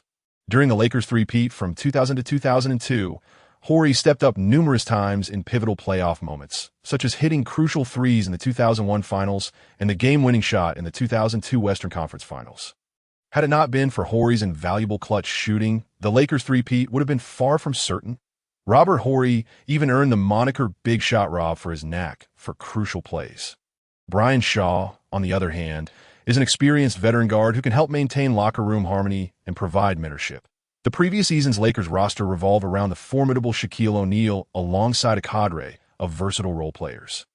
However, thanks to Link's maneuvers, the current Lakers roster resembles a powerhouse with an abundance of aces and kings, devoid of weaknesses. Although the departure of O'Neal has left the team without a trump card, other teams lack one as well. The Lakers still possess a luxurious frontcourt and a bombastic backcourt. It is extravagantly opulent. This lineup presents a delightful dilemma for Link as he contemplates how to allocate playing time among these outstanding players. Link enthusiastically shouted while energetically patting the shoulders of his 2 assistant coaches. The coaching staff for the upcoming season has already been confirmed, with Link as head coach and David Blatt and Brad Stevens as assistant coaches. In addition to them, Link has invested heavily in hiring numerous top-tier trainers and coaches, specializing in various aspects such as free throw shooting and three-point shooting. While Stevens, being younger and more robust, seemed unfazed by Link's exuberant paths. Blatt, due to his age, could barely suppress a few coughs. Observing Link's unrestrained excitement, Stevens pondered whether the affluent expressed their enthusiasm in such uncomplicated and unrefined manners. Not overly concerned, Stevens directly inquired, "Link, what is it about our current player roster that excites you so much?" "Indeed, I have looked into several players and reviewed the profiles of the rookies. Every player in our lineup possesses impressive size and agility. However, many of them lack sufficient experience, and I am genuinely concerned about their ability to adapt to the intensity of the NBA." Blatt echoed Stevens' sentiments, expressing agreement. There are several overseas players on the team, such as Yao, Wong, and Scola. These international players possess excellent teamwork and flair in their gameplay, yet they diverge significantly from the traditional NBA style. After some deliberation, Blatt continued, "If we do not expedite our training and enhance our cohesion, I fear that the Lakers may struggle to secure a spot in the Western Conference playoffs." Chapter 26. Lakers roster, page 33, page 13. Link listened to the concerns and even some pessimistic remarks from Stevens and Blatt. He did not feel anger. The inside of the heavenly eye is a privilege not bestowed upon everyone, and Link was unable to elaborate on it. Ultimately, both Stevens and Blatt were drawing from their previous coaching experiences, unaware of the specific abilities of the current Lakers players, and were apprehensive about the team's cohesion. There is no doubt about the players' capabilities. Link possessed absolute confidence in this matter. The most crucial task ahead was to forge the team, refine the lineup, and train the tactics. Blatt, Stevens, I understand your concerns. Link said with a smile to the two esteemed assistant coaches. However, is it not somewhat exaggerated to suggest that we might miss the playoffs? He continued. Stevens, what are your thoughts? Stevens felt a pang of bitterness within. Truly, Link, as a coach, lived up to his background as an owner. His methods of managing subordinates were indeed impressive. Asking oneself such questions in front of others was a predicament no matter how one responded. To Link's credit, he was merely candidly seeking Stevens' opinion. Yet Stevens had conjured up so many dramatic scenarios in his mind. But wasn't the promise of sincerity supposed to be a lethal weapon? After a moment of contemplation, Stevens spoke. Coach Blatt has a long history of coaching in Europe. Thus, he places significant emphasis on teamwork that I believe that as long as our star player, Kobe Bryant, is present, the Lakers' floor is assured. With Billups replacing Fisher, the point guard position has also seen an improvement on the wing. We have brought in players like Artest, Battier, and Harrington, individuals who excel in both defense and offense, capable of thriving in both half-court and chaotic situations. Although they are relatively new to the league, their skills are commendable. My concern lies with the interior players, who are predominantly newcomers and veteran blue-collar workers. Most importantly, my understanding of their abilities and styles is rather limited. As long as the front-court players rise to the occasion and we refine the team's synergy, I am confident that the Lakers will achieve commendable results. After sharing his analysis, Stevens quickly added, I believe Coach Blatt's concerns stem from the issue of team cohesion, rather than a lack of faith in the new players the Lakers have acquired or the prospect for the upcoming season. The players acquired in Link's trades are, in my view, exceptionally talented. Upon hearing Stevens' additional remarks, Link was momentarily taken aback. Then he smiled. And no wonder Stevens was often regarded as mature beyond his years. His words were precise and comprehensive. If Blatt possessed Stevens' adeptness, he might not have faced being dismissed by the Cavaliers mid-season. Link smiled and said, in our coaching staff, all future discussions during training camp can be candid and straightforward. There is no need for us to hesitate in our dialogue. In fact, the capabilities of the Lakers players exceed your expectations.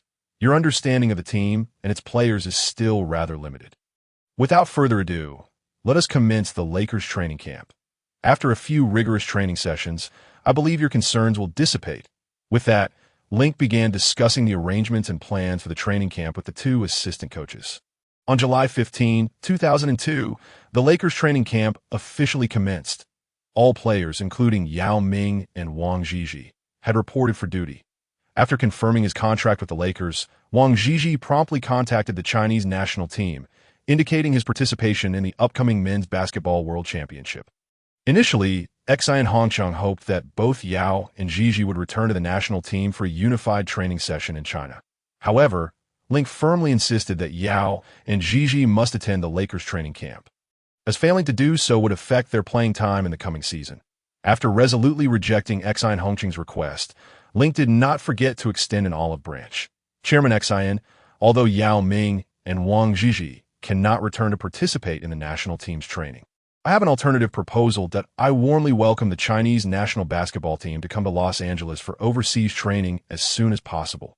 This not only ensures that Yao and Zhizhi can practice together in a timely manner, but also allows the national team to acclimate to the environment of the United States. The Lakers, as well as I personally, will provide assistance to the best of our abilities. Upon hearing this, Xi and Hongcheng was overjoyed, and any lingering resentment vanished without a trace. He immediately agreed to allow Yao and Zhizhi to report to the Lakers training camp without any objections. When Link arrived at the training camp, he found the entrance already congested with a throng of people, creating a veritable sea of bodies. The entrance to the Lakers training camp was swarmed with reporters from various outlets. Link peered closely and noticed that about 30 of them were American journalists, armed with cameras and microphones, bombarding the Lakers staff with questions. What do you think about the Lakers' foolish trade? It is said that before Shaquille O'Neal was traded, he had an altercation with you. and even struck Kobe when he tried to intervene. Just how severe was your beating? Given that the Lakers currently have numerous foreign players, do they speak English? One question was more absurd than the last. As for the remaining 70 reporters, all hailed from China. After acquiring Yao Ming, the Lakers and Link had captivated the attention of the entire Chinese populace. Regardless of whether they followed basketball or not, the Chinese were well aware that the NBA had a Chinese owner who selected the top Chinese draft pick. Moreover, with Link's bold decision to also sign Wang Zhizhi, the Chinese sports community was once again set ablaze, joy upon joy, and then more joy, triple delight. These Chinese journalists, too, were equipped with cameras and began questioning the Lakers staff. Your owner Link is Chinese. Can you tell us if he speaks Chinese? What part of China is he from? Has he considered reconnecting with his roots lately? By the way, I share the surname Lin. Could you introduce me to your owner? With Yao Ming and Wang Zhizhi forming a Chinese Great Wall, what score would you give them? Is the Lakers considering signing another Chinese player, Botter, to create a super plus Great Wall? Goodness, these inquiries were equally insightful, mirroring the absurdity of their American counterparts. Observing the chaotic scene akin to a bustling marketplace, Link could no longer contain his frustration. Someone, please escort these reporters out. If they wish to conduct interviews, they must queue up and register for a number to participate in our upcoming press conference. Any media that does not adhere to these rules will be blacklisted and stripped of their interview privileges.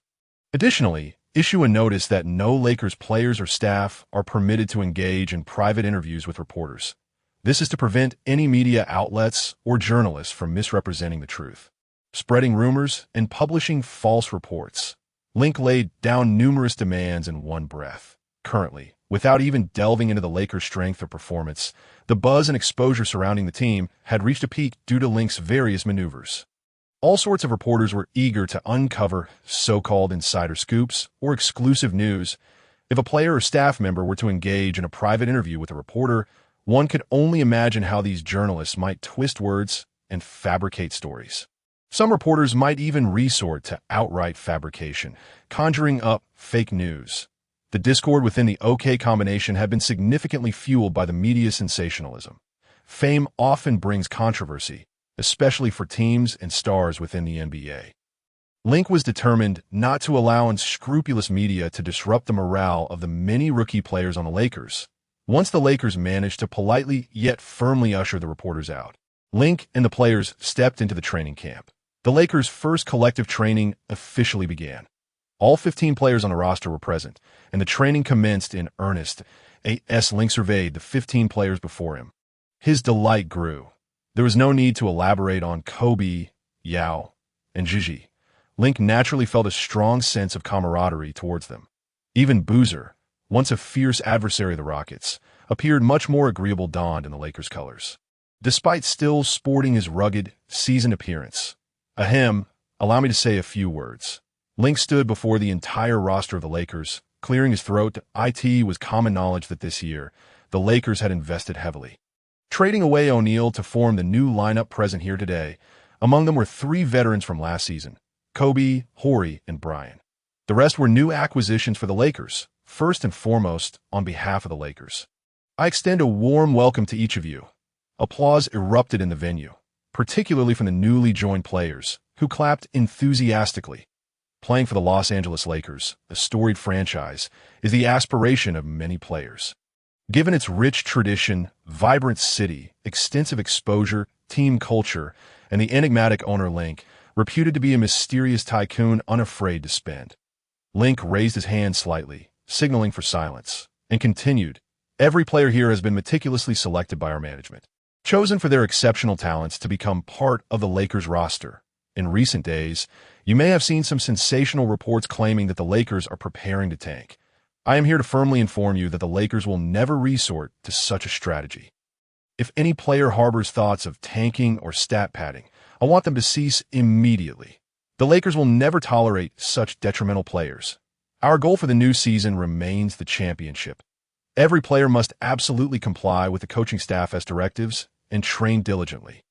Do we all understand? Understood. The Lakers players replied in unison. Excellent. Now, let us commence training. Link was quite pleased with the players' responses and with a grand gesture, left the training organization to Blatt and Stevens. As a leader, his role was to set the overall direction, while the details should be handled by his capable subordinates to foster their growth and improvement. Blatt and Stevens, dedicated and diligent, promptly organized the Lakers players to begin their training. As Link concluded his speech, the Lakers swiftly transitioned into training mode. Coach Blatt blew his whistle, signaling the players to gather. Today, we will primarily focus on passing and cutting drills, as well as shooting practice. Remember, basketball is a team sport, and everyone is a crucial link in the chain. Now, let us get started. Let's go.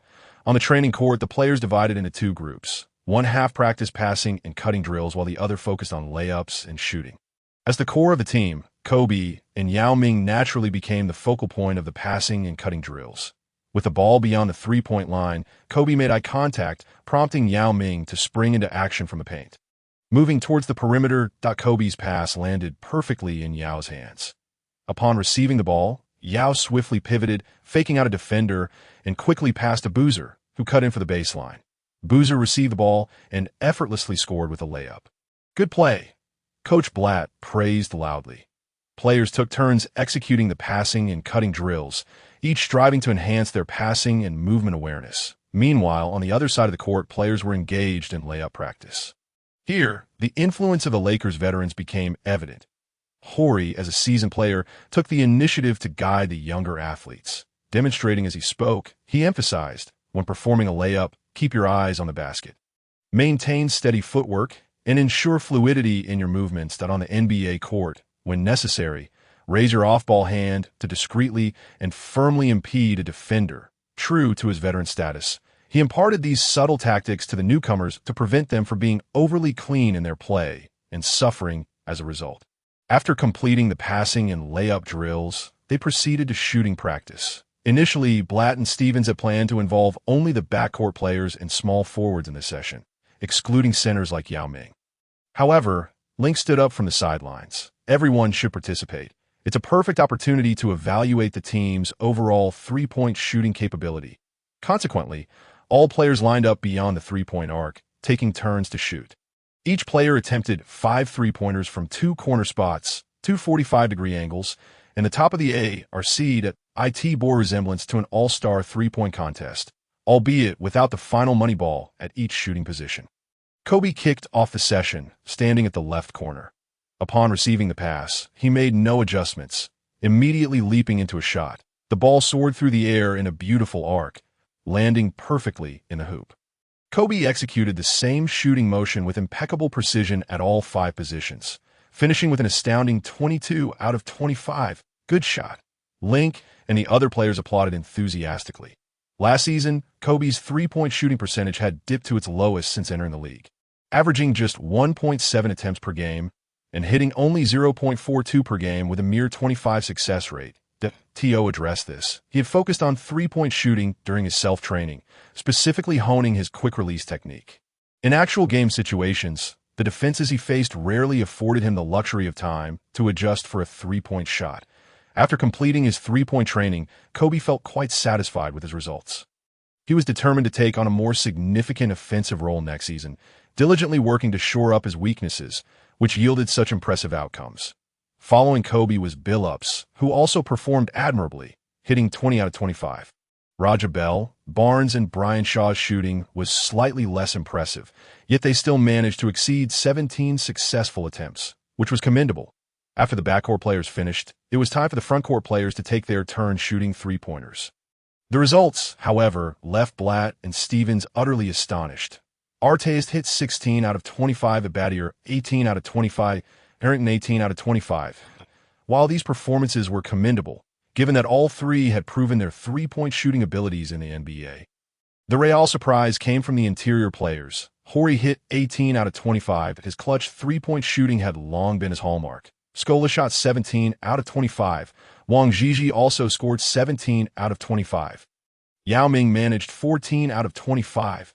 Blatt and Stevens were left in a state of shock, neglecting to notice Boozer's dismal 6 out of 25 and Kevin Cato's and Gadzurik's 3 out of 25.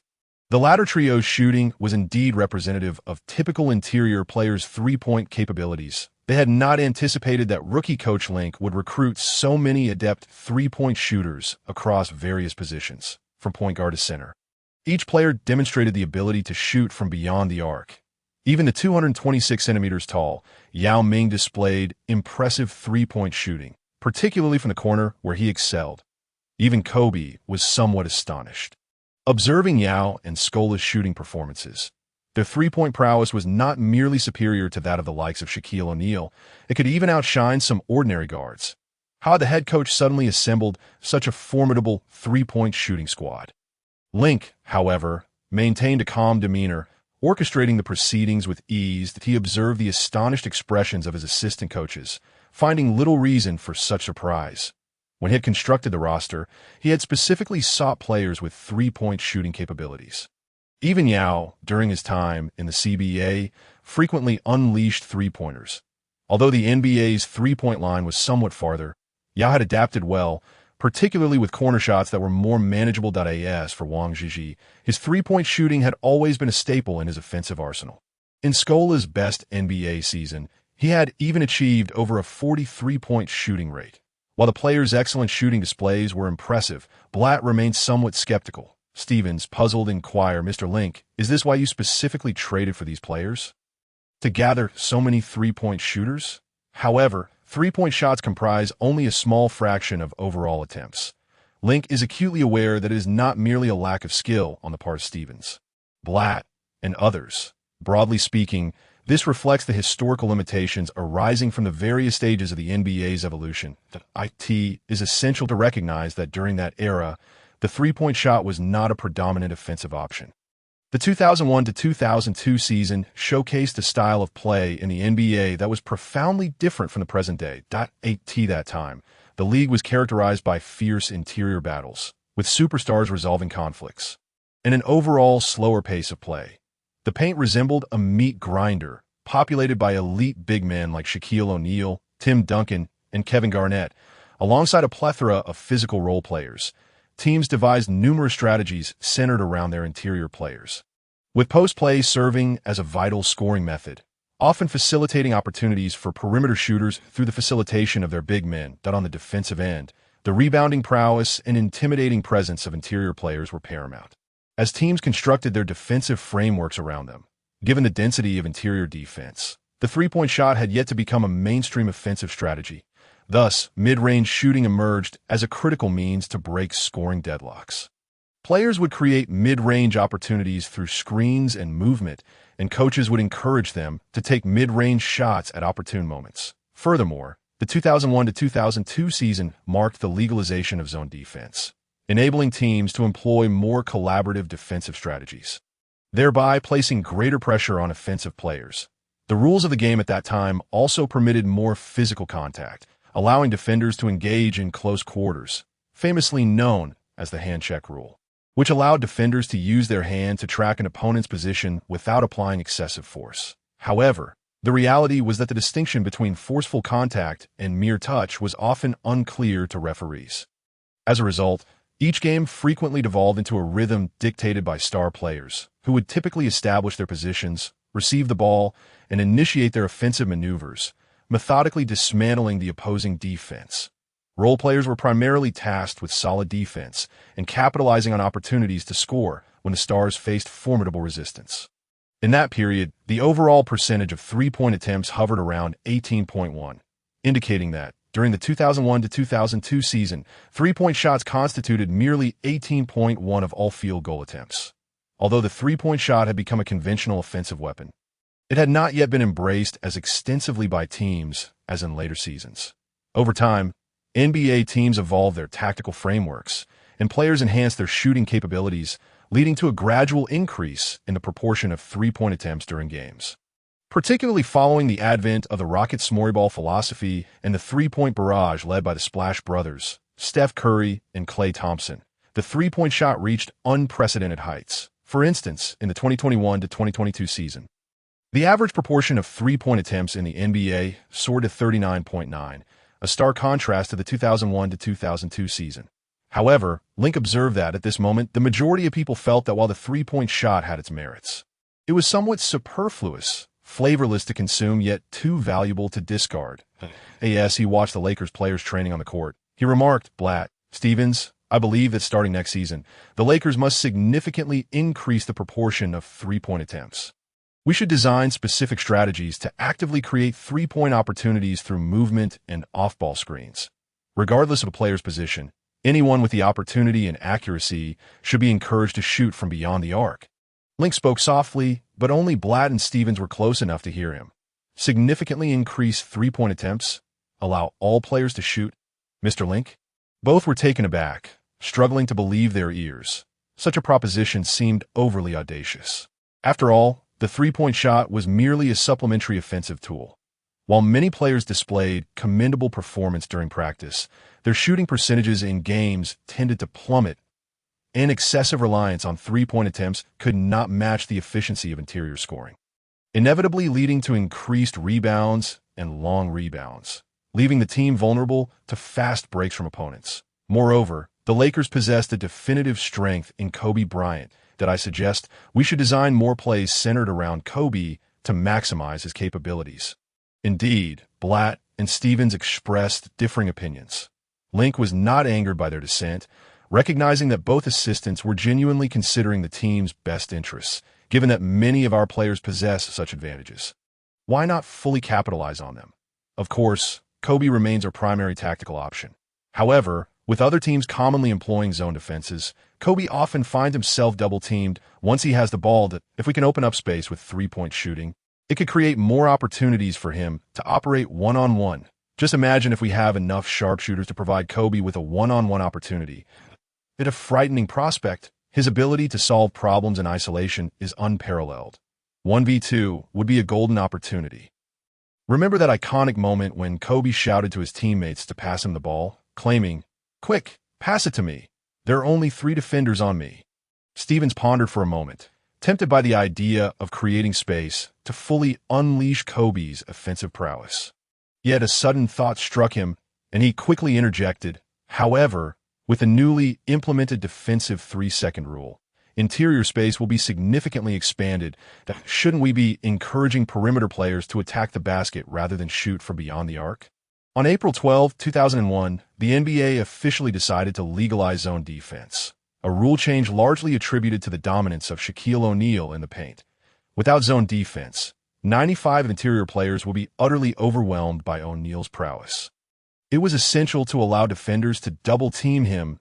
In tandem, the NBA introduced the defensive 3-second rule to limit how long defenders could linger in the paint, thereby granting perimeter players greater offensive space.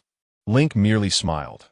As the head coach, he needed no validation from his assistants. Attacking the basket and shooting three-pointers are not mutually exclusive. When three-point shots are made, opportunities to drive to the basket naturally increase. It's akin to the triple threat, possessing the ball, the ability to drive, and having open teammates to pass to constitutes a genuine triple threat. Otherwise, it merely resembles 3 players standing idly by. Posing. Furthermore, on paper, our interior options are plentiful. Players like Cato, Gasol, and Boozer can be employed as traditional big men, while Yao, Wong, and Scola can serve as stretch bigs, providing us with the versatility to counter various defensive schemes.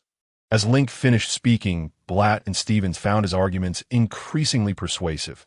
They exchanged glances, their eyes wide with astonishment, silently communicating their realization that this affluent head coach and rookie coach was not merely dabbling in the sport. He appeared to genuinely understand the game, at least on a theoretical level.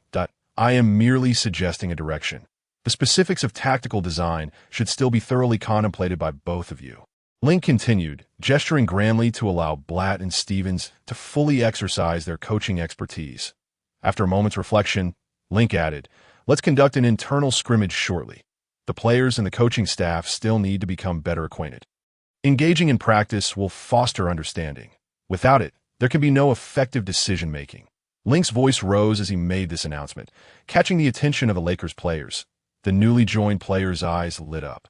With the starting and rotation lineup for the next season still uncertain, they realized that to earn playing time, they needed to shine in practice, especially during internal games, in this era replete with promising rookies and emerging talents.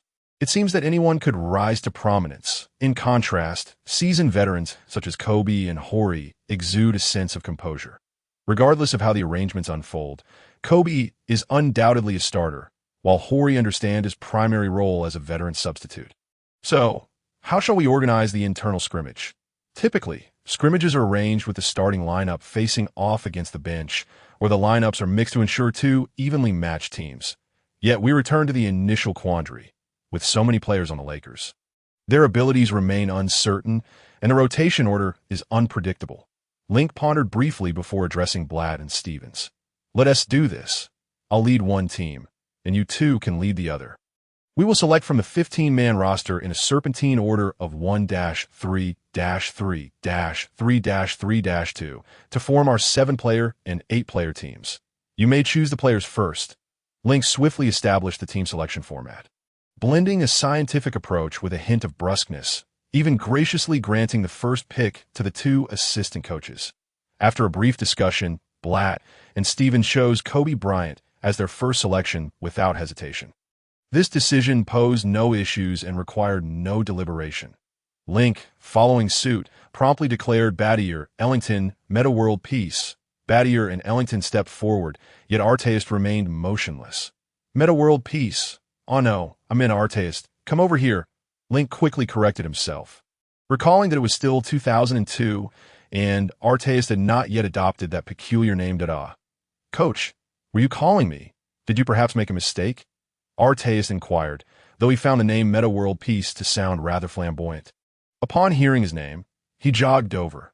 Link felt a twinge of embarrassment, hoping not to inadvertently create a butterfly effect that would lead Artest to change his name to Meta World Peace due to today's incident. In fact, aside from the name Meta World Peace, Artest would later adopt another moniker when he joined the CBA's Sichuan team in 2014, renaming himself the Panda's Friend. Despite this amusing interlude, the selection process continued. Blatt furrowed his brow. Did Link just select all the small forwards in one go? What is his strategy here? And how is Yao Ming still unchosen? As Link is Chinese, so too is Yao. And both assistant coaches were prepared for Yao to be picked. Stephen questioned Blatt, should we proceed with our original plan for selections? Based on the available players, I suggest we choose Yao Ming, Billups, and Boozer. Blatt remained pensive, stating, Link seems intent on monopolizing the small forward position, so we should counteract that. Let us take Billups and Shaw to deprive them of a reliable ball handler. Additionally, we can select Hori to strengthen the power forward position. Kobe, Hori, and Shaw played together last season, so their synergy will be enhanced. After a brief discussion, Stevens acquiesced to Blatt's plan that we choose Billups, Hori, and Bryant. Hori and Shaw were momentarily taken aback, not expecting to be selected so rapidly. Although Yao maintained a stoic expression, he felt a pang of confusion that I am the first overall pick. Is my worth not recognized? Observing Blatt's selections, Link quickly discerned the underlying strategy that I'll take Yao. Scola and Bell, he announced before it was the assistant coach's turn again that we select Boozer, Cato, and Barnes. Link had secured Yao, prompting Blatt to respond in kind by selecting 3 interior players. Subsequently, the remaining players, Gadzurek and Wang Zhizhi, automatically joined Link's team. The teams were thus organized. Link's team, Yao Ming, Gadzurek, Scola, Wang Zhizhi, Artest, Battier, Ellington, and Rajabel.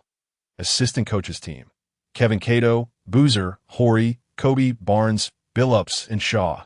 The training scrimmage commenced, proceeding through 4 10-minute quarters. Observing his team, Blatt noted that while they were 1 player short, the positional distribution was reasonably balanced that, in contrast, Link's squad had only Rajabel in the backcourt, potentially struggling to maintain control. The advantage is mine. Link, shall we add a wager? Blatt, in high spirits, playfully suggested. Certainly. The losing team will endure an additional 2 hours of practice, while the victor shall be treated to a sumptuous feast. Link responded with a grin. The Lakers players were eager, not solely for the promised feast, but to make a strong impression in their inaugural scrimmage. Yao, you'll take the center position.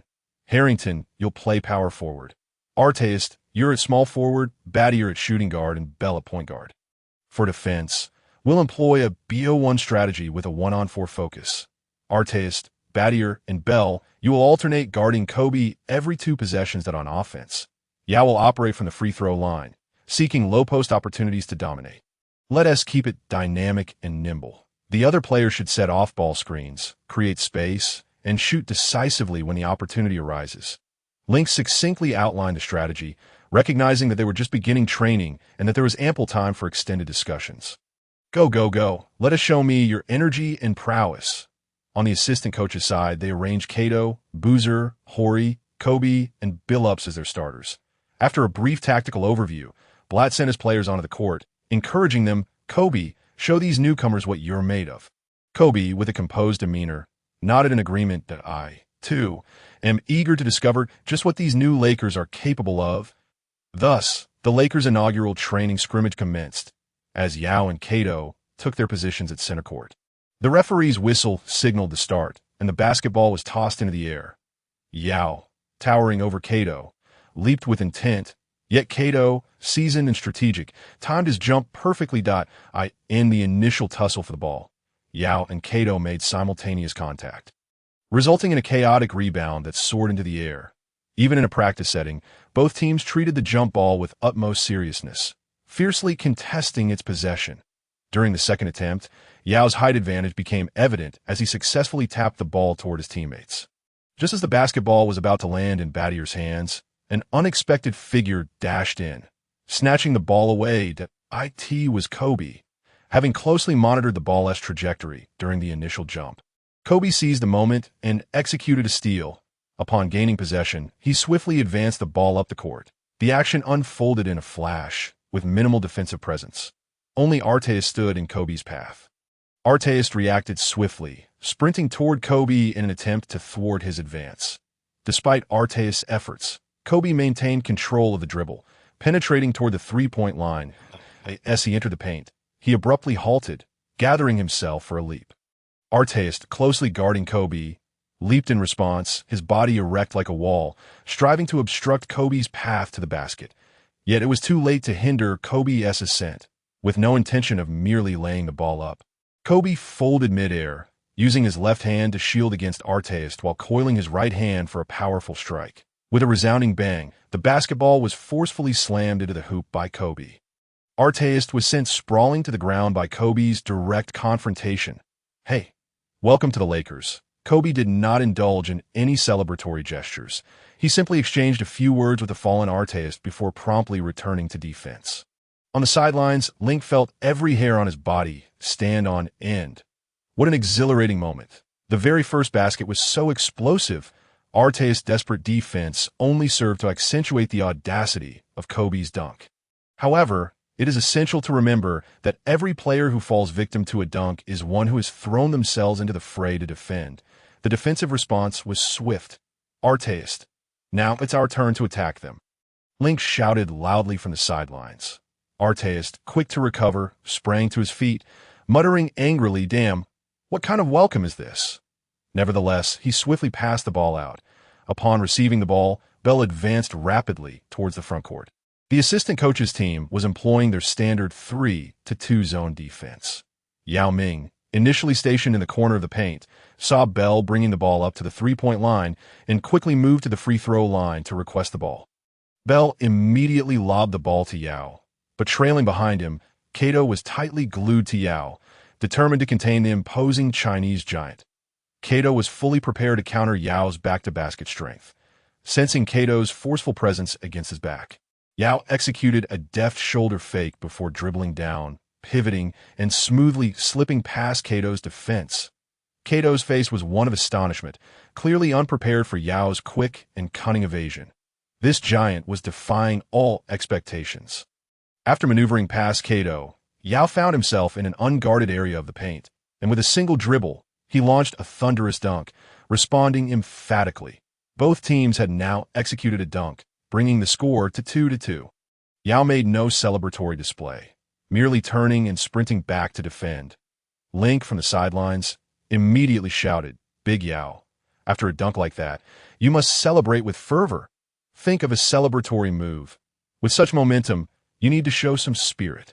If you remain so stoic next time, I'll dock your pay." Understood, Coach Link. The game continued, with Billups steadily bringing the ball across half-court, his gaze scanning the court for the optimal offensive opportunity. Kobe roamed the left wing, ever ready to receive a pass and attack. However, Artest, adhering to the tactical plan, shadowed Kobe closely, denying him any easy opportunities to catch the ball, given that he had just been dunked on by Kobe. Artest was brimming with frustration, closely tailing Kobe. Realizing that Kobe was not finding many openings, Billups waved his hand, signaling Boozer to come set a screen. Boozer moved to the three-point line, effectively blocking Bell's path. Just as Billups was ready to exploit the gap and drive into the paint, Harrington, who was defending Boozer, quickly stepped up to contest. Billups passed the ball back to Boozer, but the catch was too far from the basket. Exceeding Boozer's shooting range, Boozer opted to dribble, powering through to the paint, and after pushing Bell aside, he executed a floater, a classic case of a big man overpowering a smaller opponent. Unexpectedly, Yao Ming surged in from the other side, leaping to block Boozer's shot.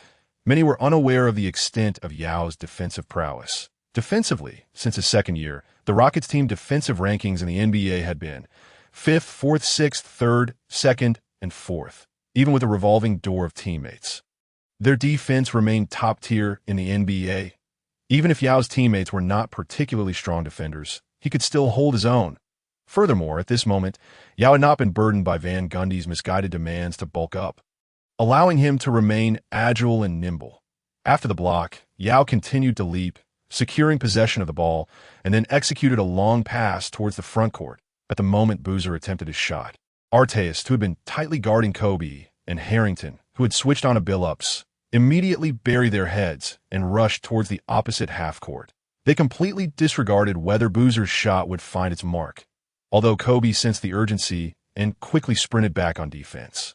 A 2-on-1 situation had already formed, featuring two highly explosive forwards. Billups was also sprinting back, but had fallen several steps behind and could not assist Kobe. Yao's long pass, though slightly less precise, found its way to Artest, who, seeing Kobe rushing towards him, made a quick decision to pass the ball to the other side to Harrington. Harrington extended his arms and executed a soaring, emphatic dunk. "What a play, nice!" Link shouted, pumping his fist on the sidelines. After landing, Harrington celebrated with a passionate chest bump with Artest, roaring with excitement. The third basket was yet again a dunk. Kobe, with a displeased expression, picked up the ball from the ground. "Get back. We can't be so lackadaisical." The team Kobe led, aside from himself, had considerably less athleticism compared to the opposing side. Facing a fast break posed significant pressure. Channing, "Make sure to pass to me on the next play." The assistant coach's team continued to have Billups advance with the ball, while Kobe positioned himself just beyond the three-point line, finally finding some space to receive a pass. Artest remained in an intense defensive stance. Kobe feigned a three-point shot from beyond the arc. Drawing Artest a step closer, as Artest adjusted his weight, Kobe accelerated past him from the left side. However, Harrington quickly closed in to cut off Kobe's driving lane, while Artest adjusted to trail him as well. With determination, Kobe took a lateral step and executed a mid-range fadeaway. Harrington's reaction was swift. Upon seeing Kobe's shooting motion, he leapt to contest the shot. However, Kobe increased the angle of his fadeaway, allowing the ball to sail just above Harrington's fingertips. The basketball soared towards the hoop, circling the rim before finally dropping through the net. With Kobe's 1-on-2 isolation play, the score was leveled once more. Link's team was not in a rush. After Kobe's basket, Yao quickly retrieved the ball and made an urgent pass. This time, the assistant coach's team learned from their previous mistakes, positioning themselves defensively early. Link's team did not find an opportunity for a fast break. After patiently moving the ball around, it found its way back into Yao's hands in the paint. Kato was still defending him one-on-one, but this time he had learned his lesson, giving Yao a bit of space to avoid being directly attacked. Yao turned to face the basket, recognizing the opening, and elevated for a mid-range shot. Swish! The ball went cleanly through the net. Wow, this Chinese center is remarkably accurate. Kato was utterly frustrated. In consecutive possessions, he had barely engaged in physical contact before conceding 2 baskets. As the game progressed, the assistant coach's team relied primarily on the outside connections of Kobe and Billups, especially Kobe's individual skills, to find opportunities for tough baskets. In contrast, Link's team focused on exploiting Yao Ming's advantage in the paint during the first quarter. With Kato giving Yao some space, Yao simply shot the ball. When Kato applied tight defense, Yao used his lateral movement to create angles for separation. If Yao positioned himself deeply in the paint, he would back down and overpower his defender. Yao's back-to-the-basket play resulted in mid-range jumpers, turnarounds, and emphatic dunks, showcasing a multitude of offensive techniques with remarkable success. Kato appeared increasingly bewildered. This Chinese center, with a face that seemed so innocuous, was playing with such ferocity. To make matters worse, under Link's insistence, after scoring, Yao often wore a bemused expression, striking various awkward celebratory poses. For instance, just as he seemed ready to retreat on defense, he would suddenly raise his arm with a shout, only to immediately retract it and jog back on defense. The psychological impact was profound. At the end of the first quarter, the score stood at 21-14, with Link's team in the lead. Blatt and Stevens bore expressions of discomfort. As professionals, they were well aware of the implications, especially with Kobe on their side. It was quite unexpected to be trailing by such a margin in the first quarter. Kato, Boozer, as we resume play. You two must double-team Yao. If necessary, Horry can also step in to intercept the ball. On the offensive end, Boozer should aim for low-post touches to take on Harrington one-on-one, while Horry stayed ready beyond the three-point line for support. Moreover, when Kobe had the ball, they needed to set screens for him. The lineup for the second quarter remains unchanged, with Barnes and Shaw continuing to prepare off the court on Link's side. However, Scola has replaced Harrington to take on the power forward position. Observing that Blatt and Stevens have not altered their players, Link slightly shook his head. As a coach with an academic background, his professional standards and coaching abilities are undoubtedly adequate, yet he often comes across as somewhat inflexible. Link has already surmised how Blatt intends to strategize, while Stevens, constrained by his lack of experience, is likely to simply follow Blatt's directives. As the second quarter resumes, Kobe receives the ball for a one-on-one play, driving towards the vicinity of the paint. After drawing a double team, he swiftly passes to Billups at the top of the arc. Billups quickly relocates the ball to the corner, finding Horry, who rises and effortlessly sinks a three-pointer. 21-17. The assistant coach's team has successfully narrowed the score right from the start of the second quarter. Excellent play.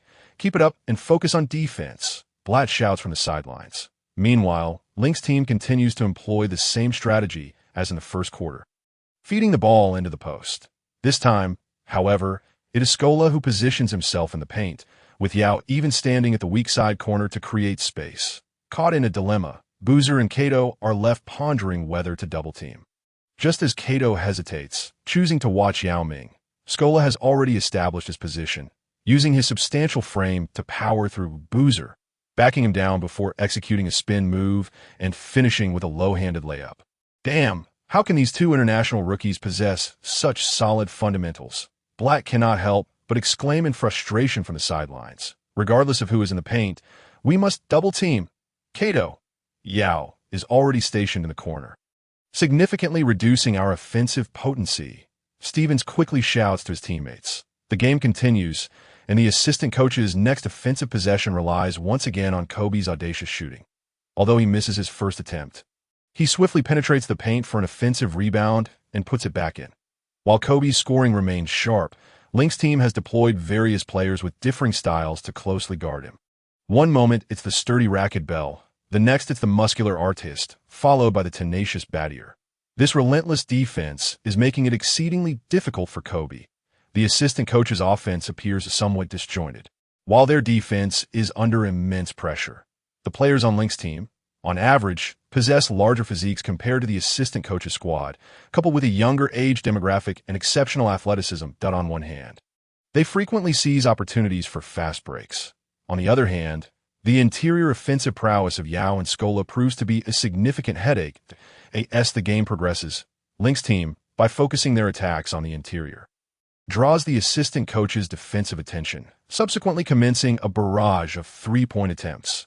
With Yao or Scola commanding the ball in the post and attracting defensive scrutiny, Link's players effortlessly maneuver through screens, creating ample space beyond the arc. Battier, Artist, and Bell each drain multiple three-pointers, with the newly substituted Yao also hitting a shot from long range. In an instant, the atmosphere on Link's side erupts as both players on the court and those on the bench celebrate exuberantly. With both inside and outside options flourishing, they have created ample offensive space. Meanwhile, the assistant coach's team struggles to keep pace with Link's rhythm. By the end of the third quarter, the score has widened to 68-51. The expression on Coach Blatt's face appears increasingly grave that if no changes are made soon, the game may lose all semblance of competitiveness. Although this is merely an internal scrimmage, Blatt is certainly not keen on suffering such a lopsided defeat. As the final quarter begins, Cato takes a seat to rest, replaced by Barnes. Blatt substitutes his sole center to implement a smaller lineup. The opposing team has only Racket Bell as their point guard. So right from the start of the fourth quarter, we will apply full court pressure, forcing them into errors. They're relying on their size, right? And with Yao Ming as a strong point in half-court situations, we will make it impossible for them to advance past half-court and execute their set plays. On Link's side, the players are riding high on momentum, each one brimming with excitement. Yao, you're incredible. Who would have thought your offensive arsenal was so diverse? Even your free throws are remarkably accurate, Arteist exclaims as he enthusiastically pats Yao's shoulder. Yao's interior offense makes it much easier for Arteist and others to play. Driving the lane, and with a long-range shot, Arteist scores 5 consecutive points, leaving his defender Hori visibly flustered. Hori simply cannot keep up with Arteist's speed. I'm just playing normally, Yao beams, scratching the back of his head with a grin. Ahem, well, after all, this is still an internal training match. Moreover, it's not over yet. The opposing team will surely mount a vigorous counterattack in the final quarter, and their defensive intensity will undoubtedly increase. Link stands up to remind everyone to tighten their focus. Internal matches not only showcase advantages, but also provide opportunities to experiment with new strategies, without fear of revealing flaws as the fourth quarter commences. Yao, Harrington, Artist, Battier, and Bell are set to start. Defense and offense will continue to follow the rhythm we established earlier, but Yao can also participate in ball handling. Link speaks with a nonchalant air, as if discussing something entirely ordinary. However, upon hearing this, the players are left questioning whether they misheard, rather than Link having misspoken. Coach Link, are we really allowing the center to handle the ball? That hardly seems necessary. Yao expresses a hint of doubt. Coach, is it really appropriate for me to do such a thing? What is inappropriate about it? It's not like I'm asking you to perform some crossover move to break your opponent's ankles.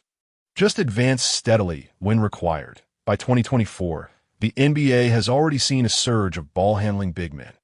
Nikola Jokic is a prime example, not to mention Anthony Davis and Karl Anthony Towns, as well as the illustrious multinational athlete who openly declared his intention to represent Cameroon and France, yet ultimately chose to play for the United States. The versatile big forward Joel Embiid. Many interior players possess comprehensive offensive skills and exceptional passing abilities, and the aforementioned players not only excel at the center position, but also exhibit remarkable ball-handling skills.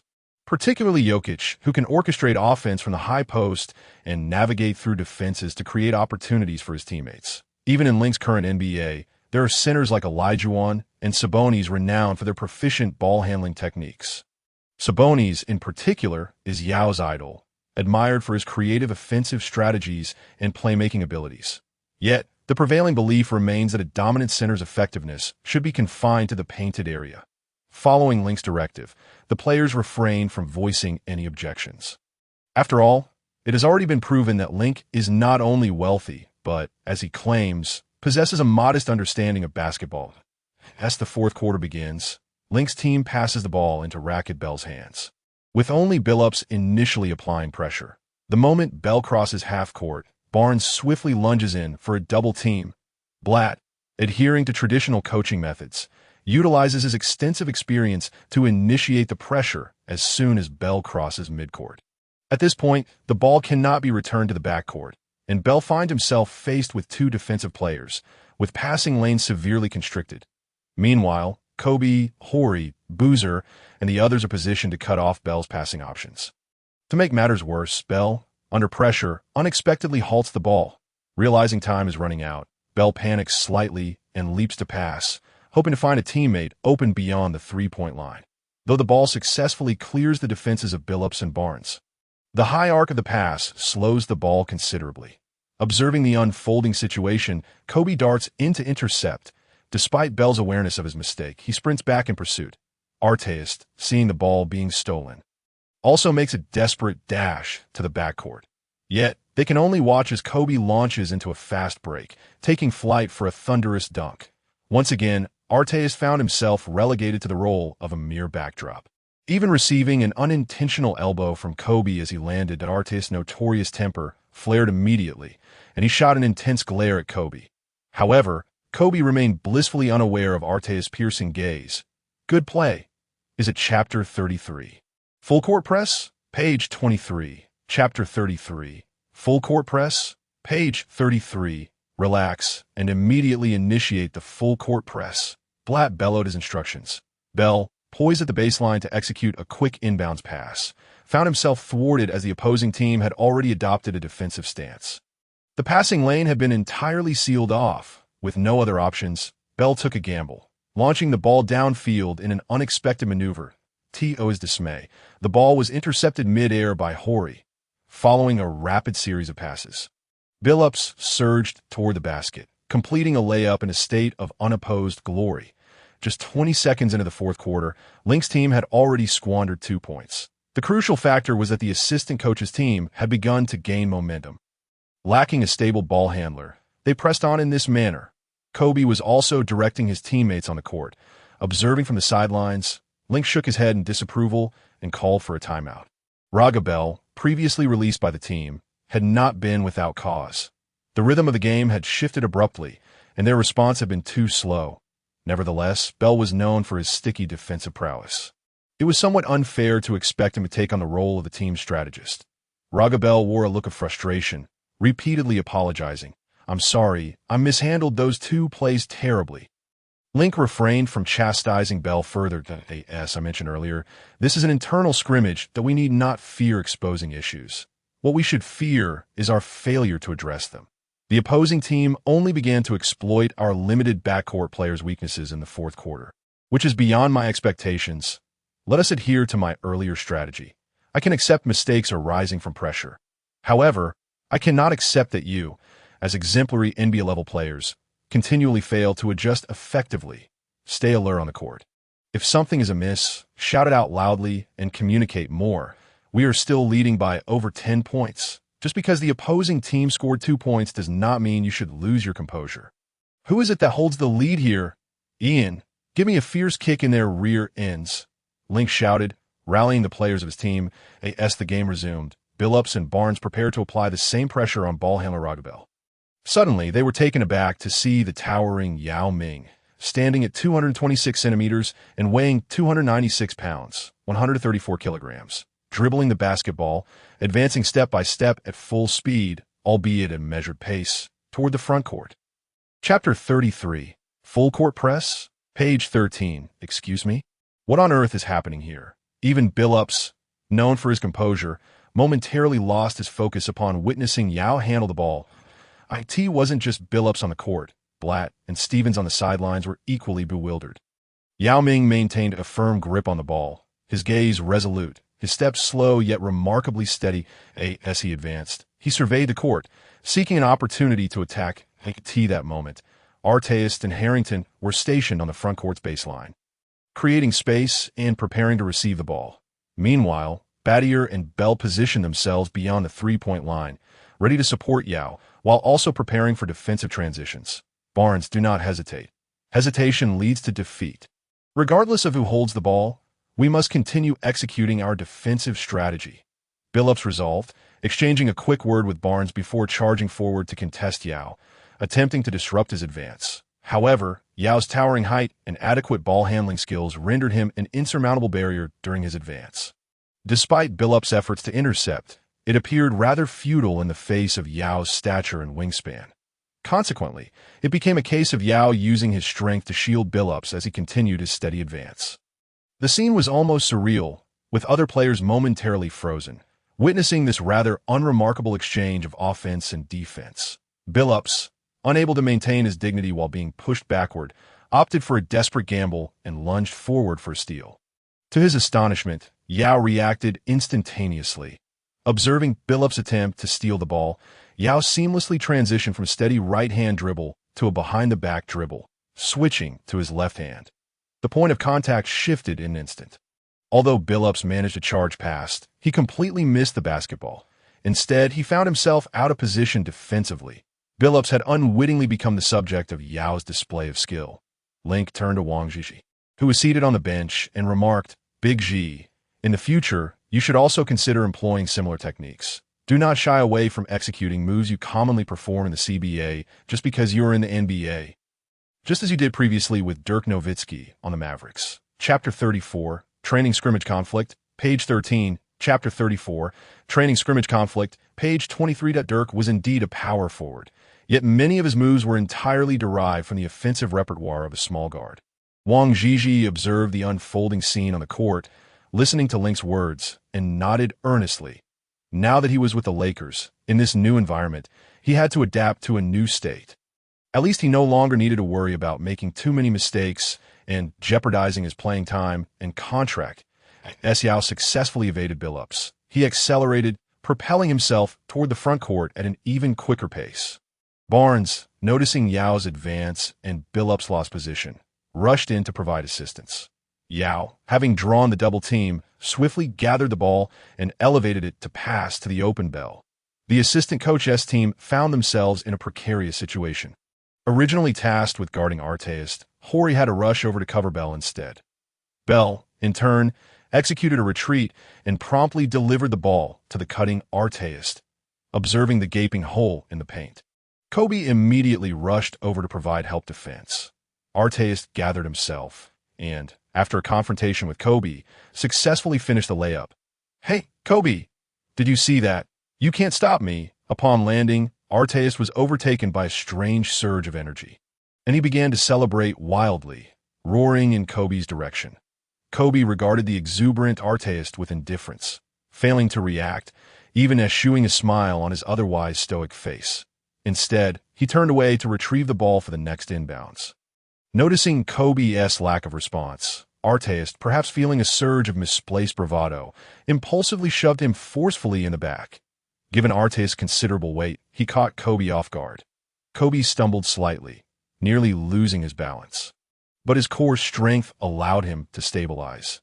Turning around, Kobe glared menacingly at Arteist. "What the hell is wrong with you?" Just then, Horry and Brian Shaw, two veteran Lakers, rushed in to protect Kobe, while Harrington quickly approached to support his former teammate Arteist. The other newcomers were somewhat bewildered, but Yao swiftly positioned himself between the two sides. "Calm down, everyone. We are all teammates here. Kobe, aren't you so tough? Earlier, you elbowed me several times during the offense. What's wrong? Now that I've scored, you can't show your face?" Arteist continued to unleash a torrent of words. Kobe, more bewildered than ever, thought, "It's just one basket. Is it really worth such a celebration? And I elbowed you. When did I elbow you? What's the big deal? It's just a play on both ends that you have some serious issues. Is your superhuman syndrome acting up?" As Arteist sensed Kobe's unwavering calmness. His agitation intensified while Yao desperately attempted to restrain Arteist. The referee's whistle pierced the air, signaling the end of the play. "Arteist, that was a flagrant foul. What the hell is wrong with you?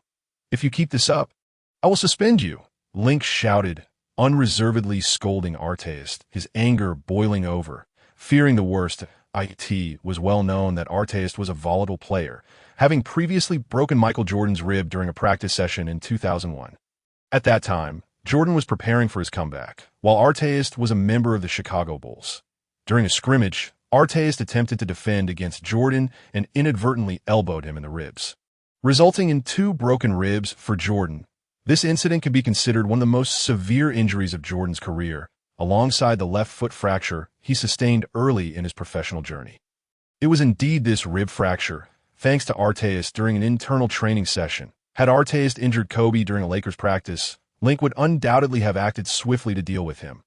Upon seeing Link rushing towards him, Arteist felt a twinge of fear for reasons he could not quite grasp.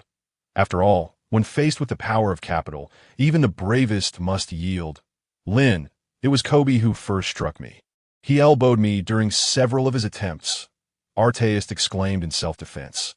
Upon hearing Arteist's frantic justifications, Link was on the verge of exploding with rage, his face breaking into a sardonic smile instead. Self-defense, you say? Arteist, are you even a man? So timid. You dare to act, but not to own up to it, and resort to such pathetic excuses. Chapter 34, Training Scrimmage Conflict, page 33, page 13, still making excuses, still spewing nonsense. I was watching the entire match, and neither Kobe nor anyone else made any excessive moves beyond the game as context. The whole game was thrilling until you, a mere mouse, ruined it. If you had any guts, you would have let your basketball skills speak for themselves, take on Kobe directly, or even elbow him within reasonable bounds.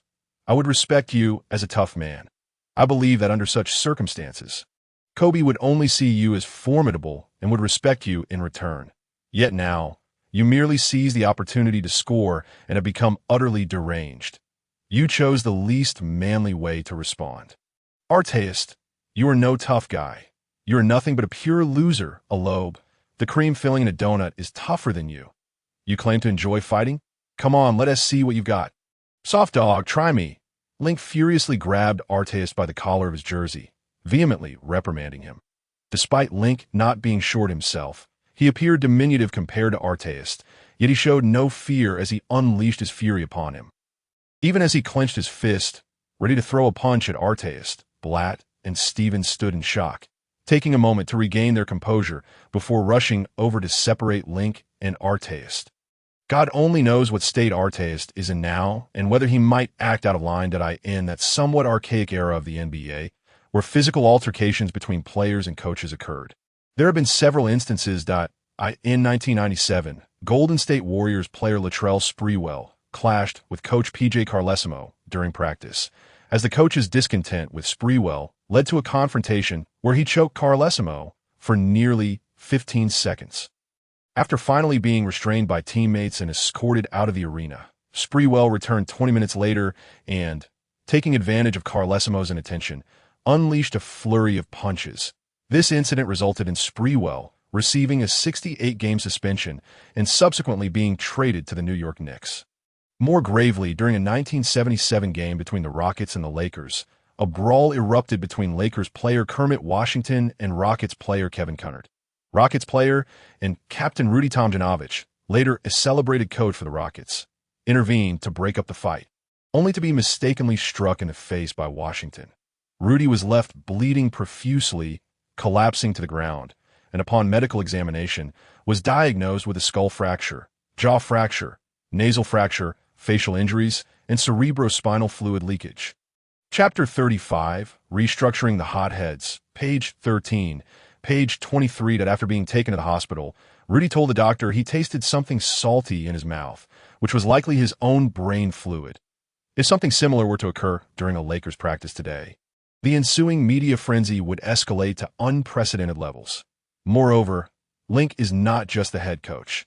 He is also the team's owner, their benefactor. Blatt and Stevens were even determined that they would take a punch themselves to ensure Link was not harmed. Hearing Link's furious tirade, Arteist initially felt a surge of anger, but as Link continued to speak, Arteist began to wilt under the weight of Link's words. Arteist, being somewhat impulsive, had merely intended to impress during training camp and not be outmatched by Kobe. To his surprise, the team owner and head coach, Link, confronted him directly. The key point was that every word Link uttered struck deep, piercing Arteist's conscience. Even after realizing his mistake, Arteist felt a sense of grievance. Link was right. His previous actions resembled those of a petulant child throwing a tantrum. So unmanly, so soft. Lin, it was indeed Kobe who elbowed me first. Although he is the leader of the Lakers, he should not resort to such tactics. Arteist attempted to defend himself.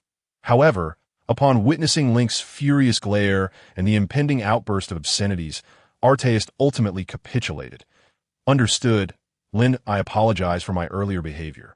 Kobe, I'm sorry. I'll let my emotions get the better of me. Kobe did not respond, but simply nodded, indicating that he understood and that the matter could be put to rest. Link, still seething with anger, released his grip on Arteist's collar. Arteist, and everyone present from the Lakers today, I will make myself clear. The most lobe in my eyes are those who are submissive to outsiders but strike hard at their own team. In other words, the most low players are those who turn against their teammates. If you are genuinely dissatisfied with your teammates or the team to the point of being unable to stay, you are always welcome to come and discuss it with me. Even if it means I have to trade you, I will ensure a proper arrangement for you. If, during a game, you're provoked by an opponent and retaliate, I can understand, but if anyone dares to strike a teammate, no matter who you are, I will not let it go and will deal with you in the most severe manner. Do you understand? Ron Artest?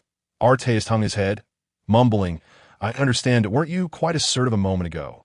Why does your speech now resemble that of a cowardly old woman? Whimpering, Link nearly roared. Artest closed his eyes and shouted loudly. Yes, SIR, I understand. Link suddenly recalled the infamous malice of the palace incident and quickly added, and you are absolutely forbidden from laying hands on fans. Understood? Artest, looking a bit dazed, replied, Of course, what foolish player would think of attacking a fan? Would they really run from the court to the stands to fight? Are they a tiger? Link internally scoffed, realizing that it was indeed you, Artest, who was the foolish one in his previous life on November 19th. 2004, during a game between the Pacers and the Pistons at the Palace of Auburn Hills, the Pacers were performing excellently, while the Pistons were the reigning champions, leading to a fierce rivalry. With 45.9 seconds left in the game and the Pacers leading 97-82, the match had already entered garbage time. Much like the Lakers' internal scrimmage at that moment, Artest's team was also enjoying a significant lead. During this time, Pistons player Ben Wallace attempted a layup, only to be fouled by Artest, who then pushed back in anger, igniting a brawl between players. Artest was restrained by teammates and lay on the scorer's table. Initially, this incident was merely a typical player conflict. However, at that moment, a Pistons fan suddenly threw beer at Artest. In a moment of emotional turmoil, Artest lost control, storming into the stands and violently assaulting a fan. His teammates from the Pacers, notably the Warrior Stephen Jackson, followed suit, and little Jermaine O'Neal also joined the fray, plunging the scene into utter chaos. This culminated in an unprecedented incident in NBA history, wherein players attacked fans. Following the event, NBA Commissioner Stern imposed a suspension without pay on 9 players, totaling 146 games. Artest faced an 86-game suspension. Jackson was sidelined for 30 games, O'Neal for 15, and Ben Wallace for 6.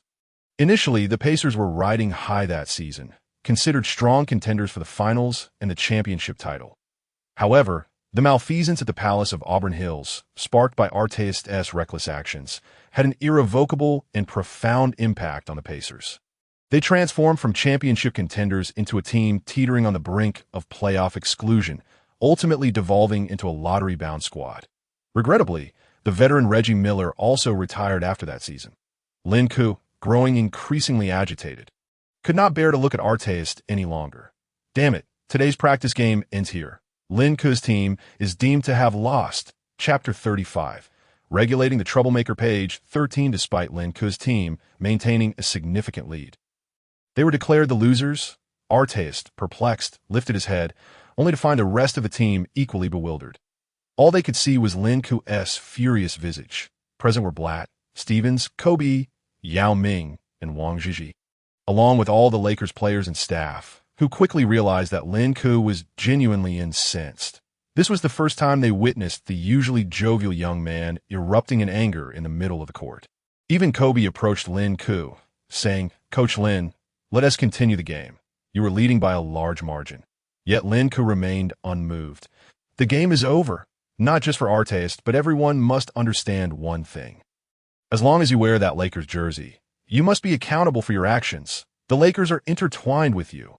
When one thrives, all thrive. When one falters, all fall. Honor and disgrace are shared. For now, the assistant team players could rest, while everyone on Lin Koo's team was to continue training for an additional 2 hours. I will train alongside you. With that, Lin Koo donned a stern expression, summoning the team staff to set up the equipment for training. Seeing Lin Koo's determination, Yao Ming also took action, patting Artest on the shoulder. Come on, Artest, let us finish this training. Players like Wang Zhizhi, Scola, and Battier soon followed suit. Harrington leaned towards Artest and whispered, Hey, brother, you know I've always got your back, but our boss, our coach Lin, is right. Defeating someone isn't merely a matter of shoving them around. Thank you, Harrington, my brother. I truly need to reflect on my actions. Taking a deep breath, Arteis sincerely apologized to Kobe, his teammates, and Lin Ku before burying himself in training. Our new head coach is quite something. He just abruptly declared the game over, commented Brian Shaw, chewing gum as he stood among the assistant team. Kobe, you've shown remarkable restraint. If it were up to me, we should have taken this opportunity to teach Arteis a lesson. However, today, luck was on their side. Initially, Shaw thought they might miss training, laughing heartily. Yet his mirth did not resonate with the other assistant players, leaving him awkwardly chuckling. Let us go. We're done early, but I wonder if Coach Lin's promised feast will still be on the table. Kobe then stood up. You all go ahead. I want to train with them. Shaw's awkward laughter ceased abruptly. Wait, Kobe, haven't we already won? Kobe, with a serious gaze, watched the training of Yao Ming, Arteis, and others. Lin Ku was also on the court, holding a large resistance pad to assist the players in their training. As Arteis attempted a layup, Lin Ku lifted the pad, seemingly ready to slam it down on Arteis. Startled, Arteis swiftly dodged, missing the shot entirely. Miss the layup? Arteis, you'll have 20 extra sets of suicides. Observing Arteis' predicament, Lin Ku seized the opportunity to taunt him. Coach Lin, I've already apologized. What more do you want from me? Please show mercy. Arteis, noticing Lin Ku's seemingly improving mood, approached with a cheeky grin. If apologies were enough, then why do we even need the police? No more chatter. Get back to training. Lin Ku feigned a stern demeanor, continuing to admonish Arteis. This isn't fair. You didn't put in the same effort when blocking Yao Ming or Wang Zhiji's layups. Arteis persisted in his protests. Kobe, observing the training, couldn't help but smile. We were the ones trailing. They played exceptionally well today. Although I was furious about Arteis pushing me, I must admit his defense was commendable. Yao, Badier, and the others also performed magnificently. Since we're behind, I am determined to keep training. I don't want to lag behind in the next scrimmage. With that, Kobe took a sip of his sports drink and joined the court. Hey, Arteis, pass me the ball. I want to join your training. Arteis, seeing Kobe take the court, grinned wider and delivered a powerful pass. As Kobe executed a Eurostep layup, he continued, truth be told, you guys should have won today. It was your blunders that allowed us to snatch victory. However, your defense was solid today, forcing me to miss a shot. Keep up the good work next time. Lin Ku chuckled at Kobe's banter, which always carried a sense of earnest humor. Arteis chuckled. Kobe, I still owe you an apology for the push today, but next time, I promise to treat you to a super spicy hot pot. Just wait. Under Kobe's influence, all players from the assistant team joined the training. Even the seasoned veterans Hori and Shaw participated. Lin Ku looked on with satisfaction, pleased to see the Lakers united and spirited, more so than at the beginning of practice. Let us go, guys, after training. A grand feast awaits us. Hori and Shaw's eyes sparkled at the prospect of the promised lavish meal. Even Arteis, the culprit of the day, couldn't resist asking, Coach Lin, what delicious food awaits us later? 82 law fight? Exquisite foie gras, black truffle paired with tomahawk steak. What? You're all NBA players. How could you expect such extravagance? Lin Ku feigned shock that my goodness, something even more luxurious than what Arteis suggested. That would be outrageous. Hori exclaimed excitedly, we must have even more extravagant cuisine.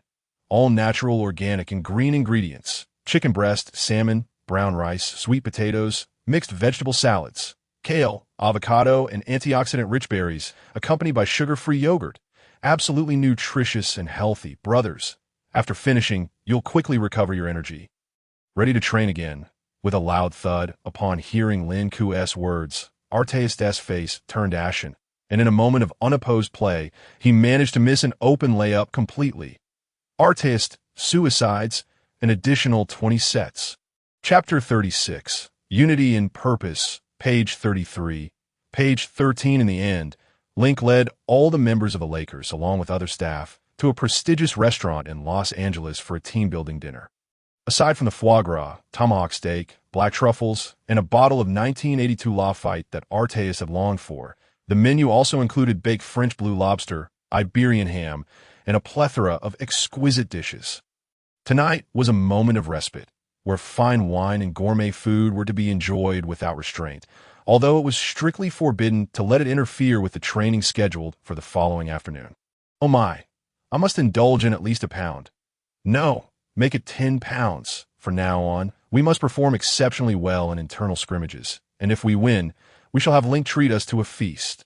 Inside the restaurant, the players were animatedly eating and chatting, with Kobe and Arteist continuing their debate over who exhibited greater toughness in their confrontations. Yao Ming, accompanied by Wang Zhizhi, was diligently explaining the basketball terminologies in English. Meanwhile, Kato and Billups unexpectedly approached with glasses of red wine, eager to share a drink with Yao. Yao, how do you manage to shoot so accurately? Is the level of competition in the CBA truly that high? Blatt and Stevens were also pulling Link into their drinking spree, mildly complaining about how Link's unconventional tactics had caught them off guard in today's scrimmage. Observing the enthusiastic demeanor of his players filled Link with immense satisfaction. Although today's training had its minor hiccups, the ultimate outcome brought him great joy. A formidable team, a dynasty in the making, requires not only the players' exceptional skills, but also their unwavering will and unity. Today's minor incidents served to deepen their understanding of this principle. Furthermore, Link was quite pleased with the performances of Kobe, Yao, and Arteist. The new season's Lakers would undoubtedly astonish their rivals. The training regimen for the Lakers proceeded according to the set schedule, progressing smoothly. After taking over the Lakers, Link not only restructured the roster and intensified training, but also invested heavily in hiring a medical rehabilitation team. They crafted tailored dietary plans and fitness training schemes based on each player's physique and technical attributes. Additionally, specialized rehabilitation sessions were conducted after every training session. For instance, considering Yao's towering height of 226 centimeters and substantial weight, the medical team recommended that he focus on strengthening his upper body and enhancing the muscles around his ankles and calves. Post-training, targeted rehabilitation for his feet, ankles, and calves was conducted. After all, in Link's previous life, Yao had been plagued by stress fractures in his foot, which prematurely ended his career and propelled him into a somewhat convoluted path as the president of the CBA. As for Kobe, given his frequent engagement in high-intensity dribbling confrontations and reliance on sudden stop-and-pop jump shots, his body endured considerable strain. Every game presented a significant physical burden due to his moves, stop and go. Back to basket, pull-ups, and dunks. Kobe's shooting technique was characterized by a standard double motion, a powerful leap, a high jump, a precise release, with his elbows clearly aligned with the basket. During fierce exchanges, Kobe often employed low center of gravity footwork to drive, through, and execute mid-range shots. Time swiftly passed, and soon it was August 29, 2002, with the World Basketball Championship about to commence. The Lakers had been engaged in rigorous training, but several players, such as Yao, Wang Zhizhi, and Scola, needed to participate in the championship. Thus, Link decided to grant the entire team a brief respite a few days in advance. The Chinese national team consisted of Yao Ming, Wang Zhizhi, Ba, Liu Yudong, Li Nan, Gong Xiaobin, Hu Weidong, Du Feng Guoshirqiang, Zhu Fengyu, Chen Ku, Lu Wei, and Zhang Cheng.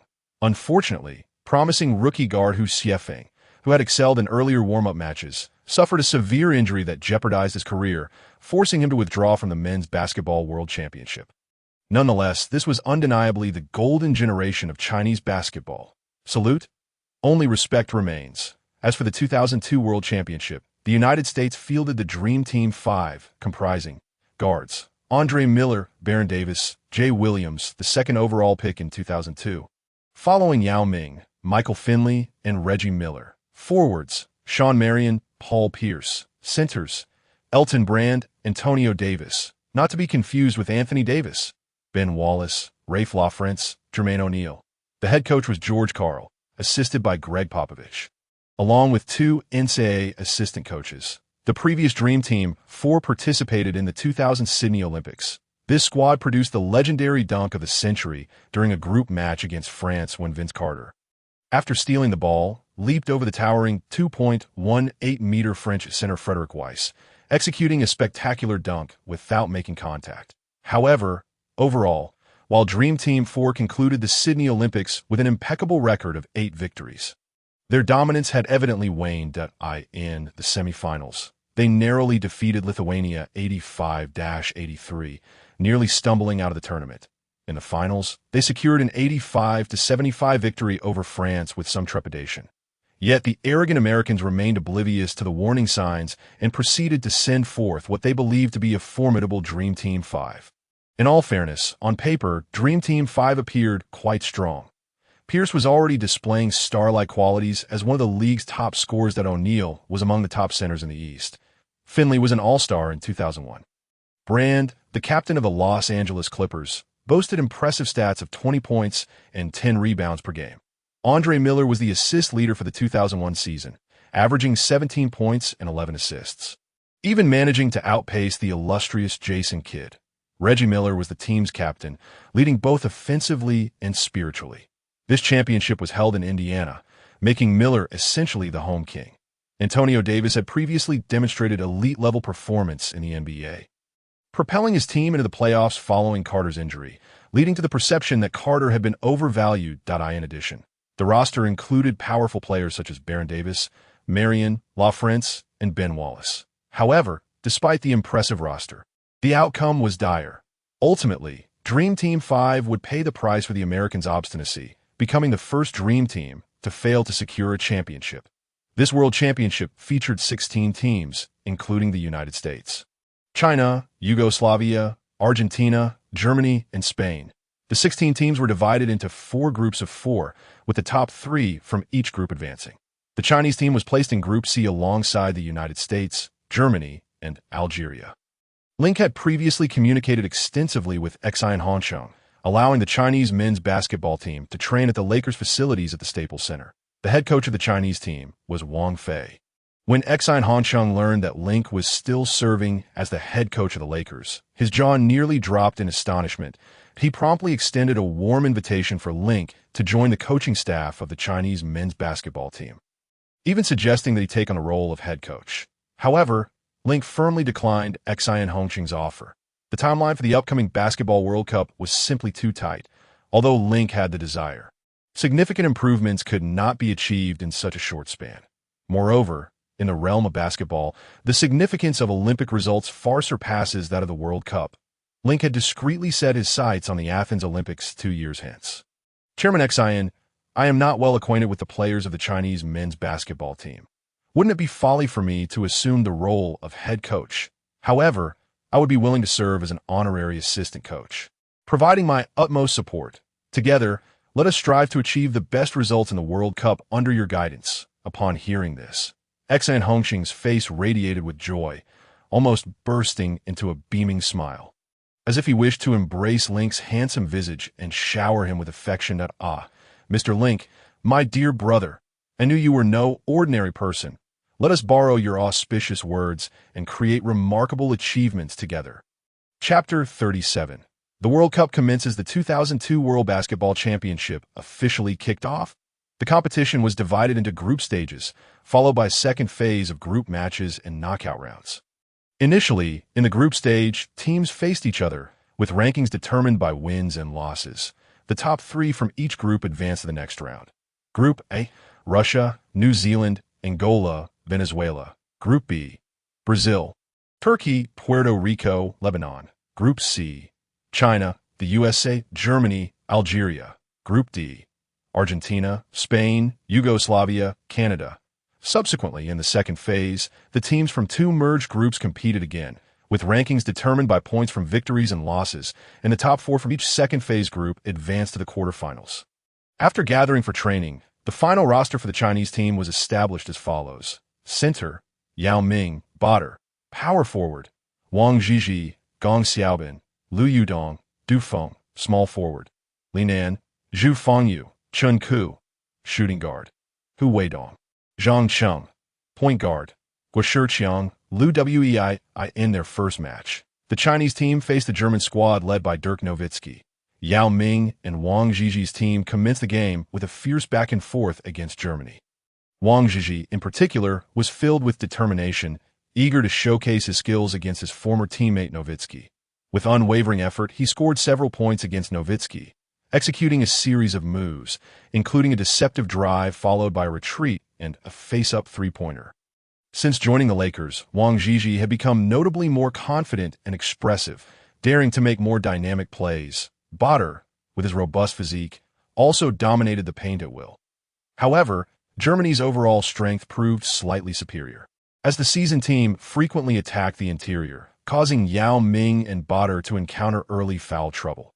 Initially caught off guard by Wang Zhiji's aggressiveness, Nowitzki quickly adjusted, delivering a succession of mid-range jumpers and exploiting open shots created by his teammates, sinking several three-pointers. Ultimately, China regrettably lost to Germany with a score of 82-88, a narrow 6-point defeat. Due to early fouls, Yao Ming played only 18 minutes, shooting 5 of 8 for a 63 field goal percentage, hitting 6 of 7 free throws at an 86% success rate, accumulating 16 points, 5 rebounds, 1 block, 1 turnover, and 4 fouls. Botter led the Chinese team with 23 points, making 3 of 4 three-pointers, along with 7 rebounds and 4 fouls. Additionally, Hu Weidong and Wang Zhiji scored in double figures, contributing 14 and 13 points, respectively. Chapter 38. The group stage matches in the second match against Algeria. The Chinese players gave their all, particularly Yao Ming, who dominated the paint, keeping the team in the lead for most of the game. However, after establishing a lead of approximately 20 points, the Chinese team inexplicably faltered in the fourth quarter, seemingly forgetting how to play, allowing their opponents to take the lead.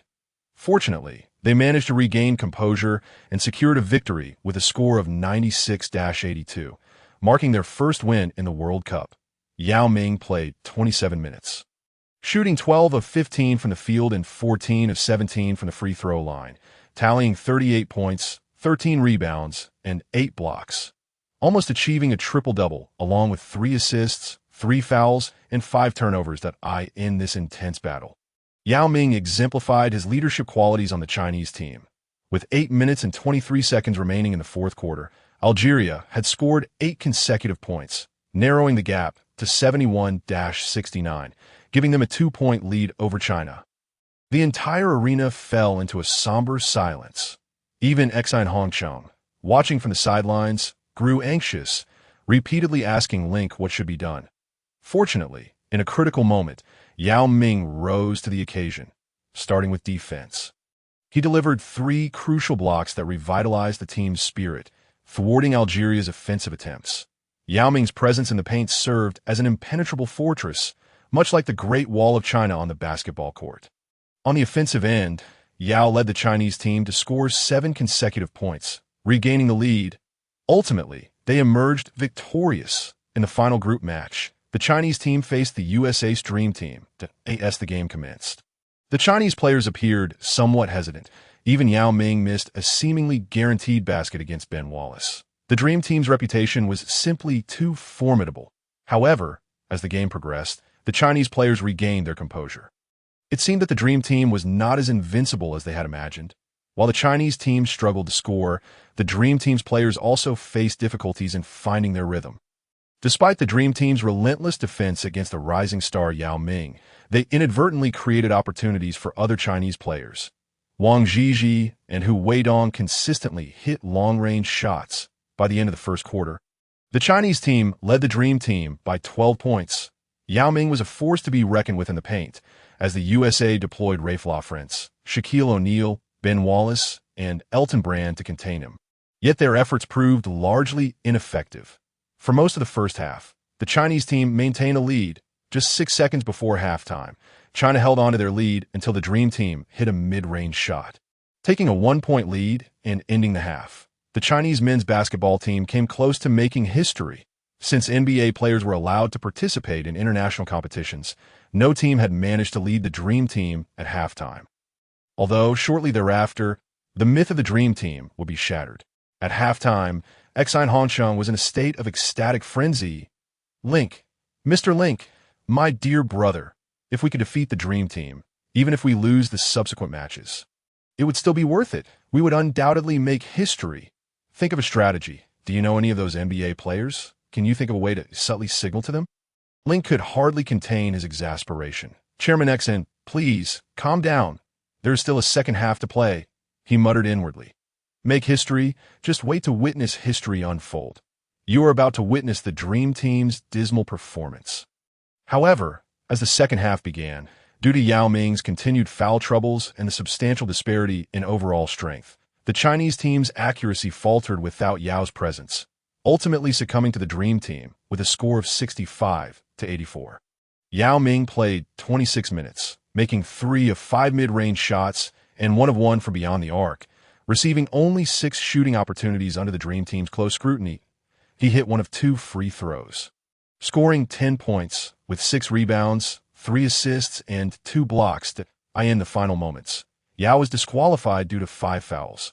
Veteran players Hu Weidong and Wang Zhizhi showcased their prowess, leading China to a near halftime advantage over the USA. While during Yao's absence, Bader's aggressive drives troubled the Americans. Link watched the Chinese team's thrilling performance up close, his heart racing with excitement.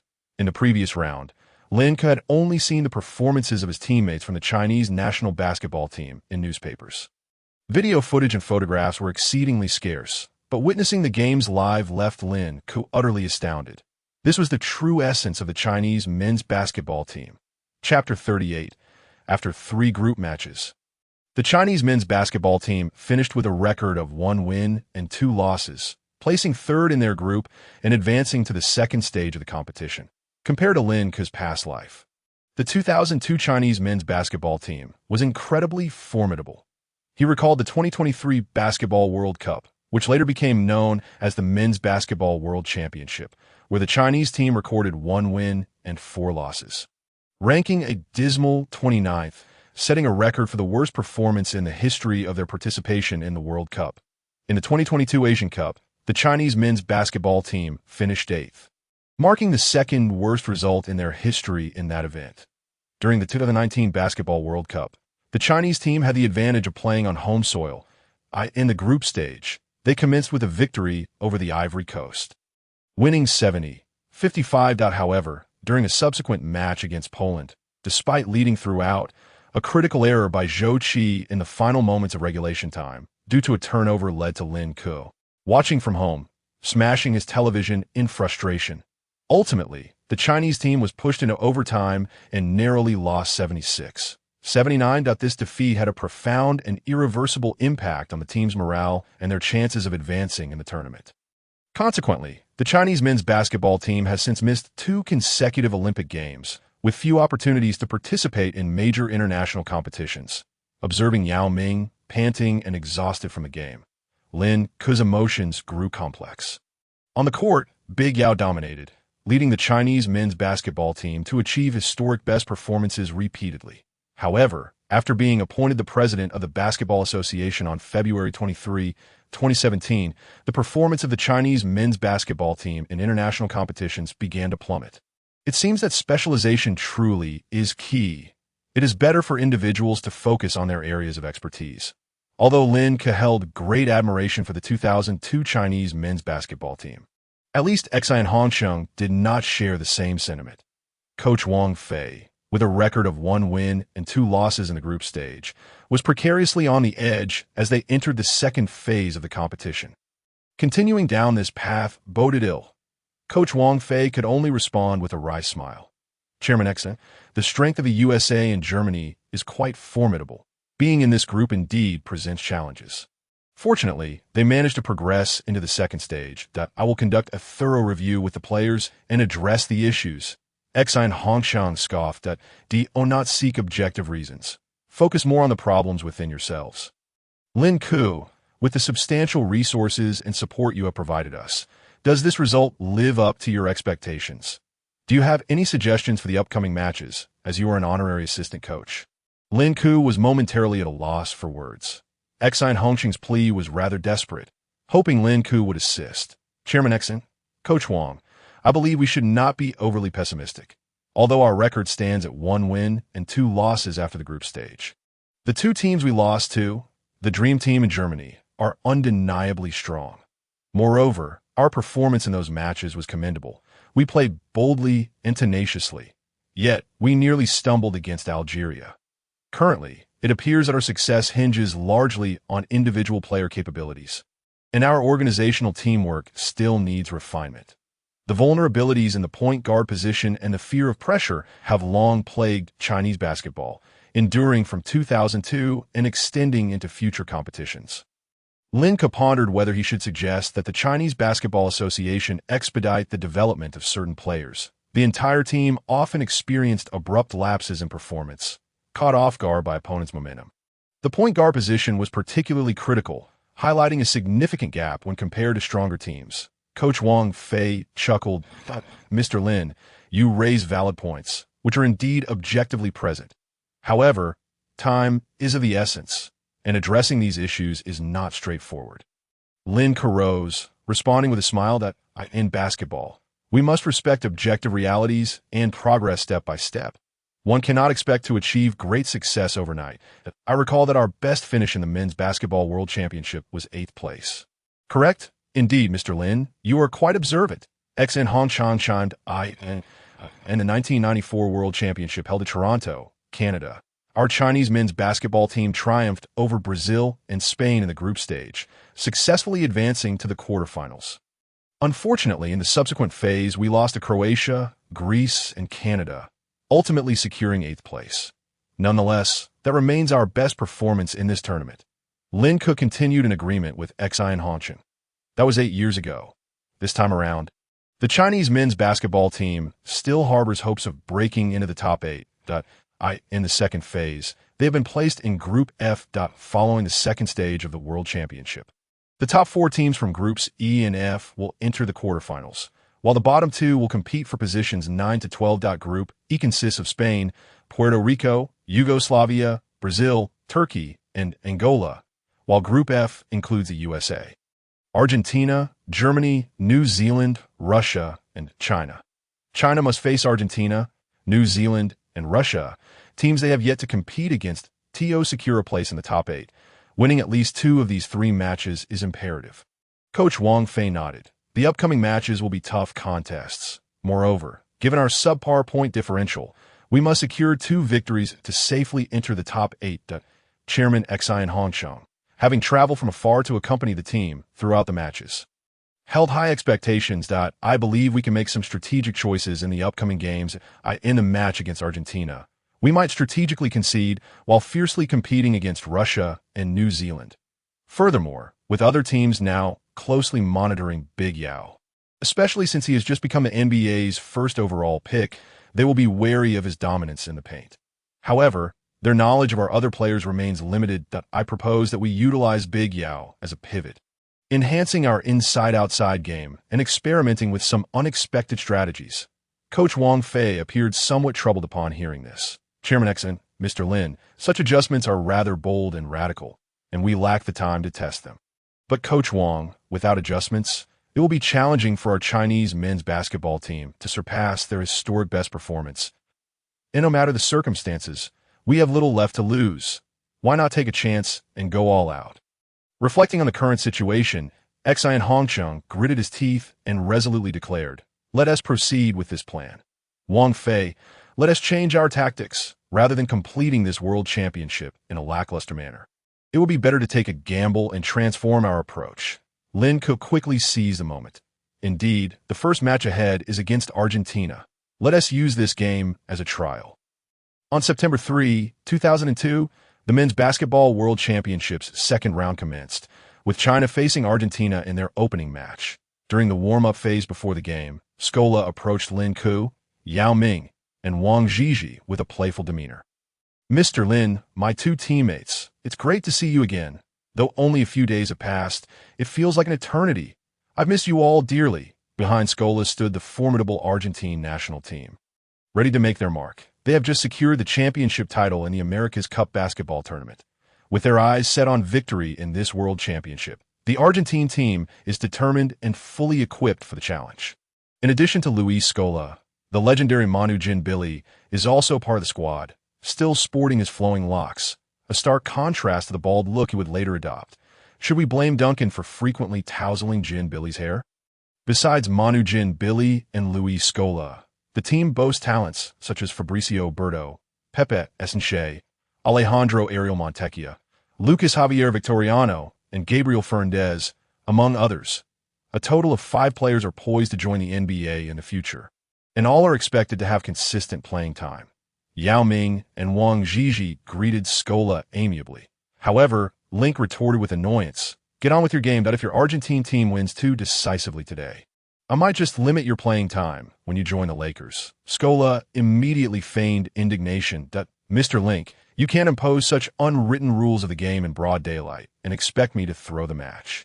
If I were to play poorly alone, our Argentine team would still not lose. Is it my fault that our strength is overwhelming?" In the first phase of the group stage, Argentina achieved a dream start, defeating Venezuela 102-72, Russia 100-81, and New Zealand 112-85, averaging nearly a 30-point victory margin in these three matches. It is no wonder that Scola boasts with such bravado, as he indeed has the confidence to back it up. Moreover, I have the advantage of sharing the technical insights of Yao Ming and Wang Zhizhi with the team. Yao Wang, I hope you enjoy the game later and receive special attention. Oh, and Mr. Link, I noticed you brought along the Lakers medical rehabilitation team. Could you arrange for them to assist me with my post-game recovery, aiming for the best performance in Chapter 40, page 13? After a few days apart, this Argentine's audacity has certainly thickened. He even cheekily requests additional services. "Mr. Link, why are you so silent?" As Link rolled his eyes, Scola persistently probed that, "I apologize. My native language is silent. I am not particularly inclined to converse with you." "Well then, Scola, let's do this. Find me after the game, and I will arrange for an acupuncturist for you. Just wait and see how thoroughly they treat you." Link replied with a thinly veiled smirk that, "No need for that, Mr. Link. Let's wish for a game that prioritizes friendship over results." Scola, sensing Link's mischievous grin, quickly retreated to warm up with his team.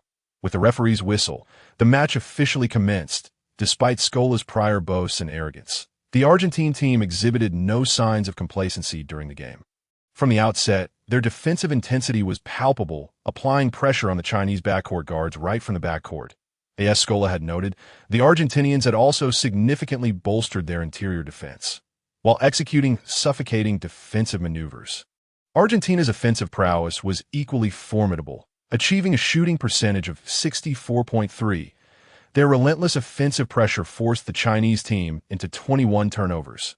Ultimately, the South American champions, Argentina, triumphed over China with a resounding score of 95-75. Yao Ming scored 11 points with 3 successful shots, 5 of which came from free throws. However, adhering to the pre-game strategy, Yao primarily focused on drawing defenders in the paint to assist his teammates in scoring. By the end of the match, Yao also recorded 9 rebounds and 9 assists. Under Yao's orchestration, despite the significant score difference, the Chinese team showcased a multifaceted offense. Wang Zhizhi led the team with 15 points, 4 rebounds, and 3 assists, while Lu Wei contributed 12 points, Zhu Fengyu 11 points, and Bader 10 points. Link and coach Wang Fei were able to accept this outcome, as it had been made clear beforehand that this match was for training purposes. Moreover, the benefits of this training had already begun to manifest. The following day, September 4th, marked the second match of the second phase. The Chinese team faced off against the venerable Russian squad. The Russian team has long been a traditional powerhouse in the basketball world, and although their performance had waned slightly, their strength remained formidable. The Russian team, led by Andrei Kirilenko, featured the towering center Alexei Serebryakov, standing at 215 cm. This match was a do-or-die situation for the Chinese team, as advancing to the quarterfinals was paramount. In their previous group stage matches, the Russian team had lost to Argentina 81-100, and the Chinese team, in a similar training match, had also succumbed to Argentina by a margin of 20 points. After coach Wang Fei set the starting lineup and tactical arrangements, Link, who had remained silent during the previous games, suddenly pulled Yao Ming aside and whispered a few words. "Yao, we're about to take on the Russians. First, please be cautious and avoid injuries. The Russian team plays with a particularly aggressive style, and they have 3 centers over 210 centimeters tall. In a prior match, Yao Ming sustained a hand injury due to a brutal foul shortly after the game began." Yao nodded in acknowledgement. "Secondly, while your performance against Argentina demonstrated your playmaking ability, you were somewhat hesitant to take the lead, only attempting 4 shots throughout the game, which is counterproductive. Why do players like Olajuwon and Sabonis excel in facilitating?" Ultimately, it stems from their own strong offensive capabilities, which create threats and opportunities to facilitate for others. You must find a balance between being assertive and supporting your teammates, not only in this game, but in future matches and your NBA career as well. Yao nodded earnestly. Link, I understand. With the referee's whistle, the match officially commenced. The starting five for China consisted of Yao Ming, Wang Zhizhi, Li Nan, Hu Weidong, and Guo Shiqiang. The game began with Yao winning the tip-off and passing it to Guo Shiqiang. Wang Zhizhi had already sprinted ahead, and Guo, quick on the draw, executed a long pass, delivering the ball right on target. Wang Zhizhi caught the ball and executed a powerful two-handed dunk, even hanging on the rim briefly before landing and roaring in triumph. Take that, Russia! Meanwhile, Hu Weidong and Guo Shiqiang swiftly prepare to pressure the Russian team's inbound pass. The entire Chinese national basketball team entered the match with the ferocity of a raging tiger. While the Basketball Association may be preoccupied with ephemeral achievements, all the teammates on the Chinese squad, in this moment, fought for honor and the love of the game. They were determined to vanquish the Russian team. After China seized the initiative, the Russians found themselves momentarily disoriented. The relentless full-court pressure from the guards, coupled with tireless rebounding efforts, placed immense strain on the Russian team's offensive progression. Additionally, Yao and Wang Zhizhi attacked the paint with vigor, bulldozing through the Russian defense like a battering ram, scoring 6 consecutive points. The Chinese team established an impressive lead of 12-4 early in the first quarter. However, being seasoned competitors, the Russians quickly regained composure and called for a timeout. They substituted in a backup center and deployed a lineup of 3 forwards and 1 guard.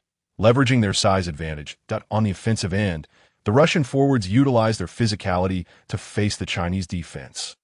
Taking advantage of any opportunity to shoot, on defense, they adeptly rotated among the 3 forwards to counter the Chinese team's pick-and-roll strategies. When the ball reached Yao in the paint, the Russian center applied pressure from behind, with several forwards closing in. Particularly, Kirilenko, swiftly encircled, poised to intercept the ball. This indeed resonated with the subsequent defensive strategies employed by several NBA teams against Yao Ming. Either a player would maneuver to guard him closely, betting on the inadequacy of the Rockets' guards' passing skills, or as soon as Yao received the ball, he would be swiftly double-teamed, wagering on a potential turnover from him. Just as Yao was about to secure the ball, Kirilenko, with remarkable agility, snatched it away in an instant. He then propelled the ball forward with great speed, and as Li Nan rushed to provide defense, he passed the ball at the perfect moment, assisting his teammate in scoring with a layup. With a series of mid-range shots preceding this layup, the Russians narrowed the score to 10-14, trailing by a mere 4 points. Link, observing Kirilenko, the big spider, recalled the Rockets' nemesis, the Jazz. On the offensive front, they primarily relied on Deron Williams and Carlos Boozer, effectively drawing Yao out of the paint to exploit the offensive mobility of Boozer and Oker. Defensively, it depended on Kirilenko. Andrei Kirilenko, standing at 2.06 meters tall and weighing 107 kilograms, possessed remarkable height, arm length, and athleticism. Kirilenko was renowned for his versatility and exceptional defensive prowess.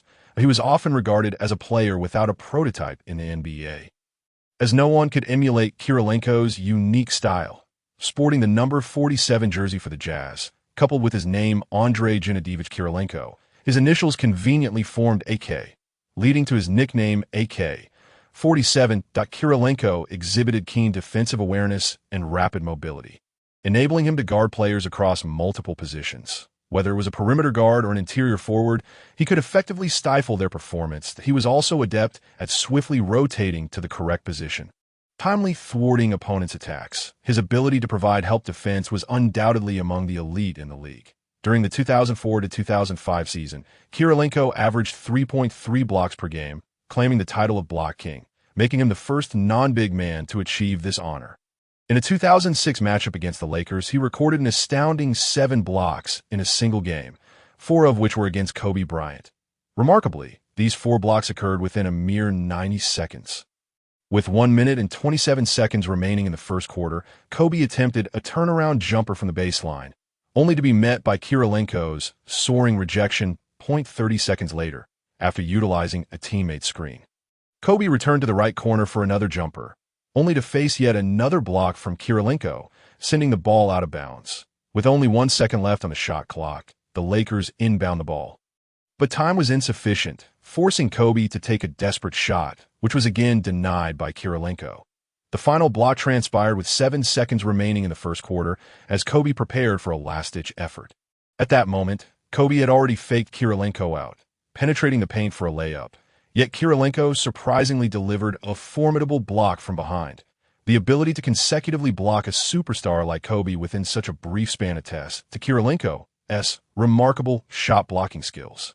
For forwards and guards alike, Kirilenko's help defense and speed rendered him a natural adversary, a nightmare on the court. Beyond his defensive capabilities, Kirilenko's offensive contributions were equally sharp in a match against the Rockets on December 3rd. 2003, he tallied 19 points, 5 rebounds, 7 assists, 8 steals, and 5 blocks. 5 stat line. Coincidentally, such a feat was achieved against the Rockets. Truly, the Jazz were a collective bane to the Rockets. Such comprehensive and extraordinary statistics are exceedingly rare on the NBA stage. Link couldn't help but imagine how Kirilenko would thrive in the small ball era of the NBA in 2024, undoubtedly becoming a versatile asset capable of playing positions 1 through 5 during that time. Kirilenko would likely be a coveted target for all 30 teams in the league.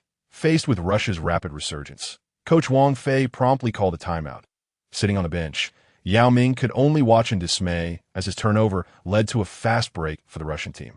Filled with frustration, that blonde Russian was indeed swift and lethal. After all, Link was merely an honorary assistant coach, and he maintained a cautious demeanor. Wang Fei's arrangements and strategies in front of the Chinese national team were met with Link's silent acquiescence.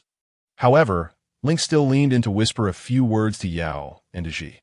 The Russian team played with a rather rugged style, as if they had emerged from a rough village, relying primarily on brute force. Kirilenko's side, however, exhibited a more intricate interplay in their help defense. Yao, Ji, you two should move around in the paint, drawing the opposing defenders out.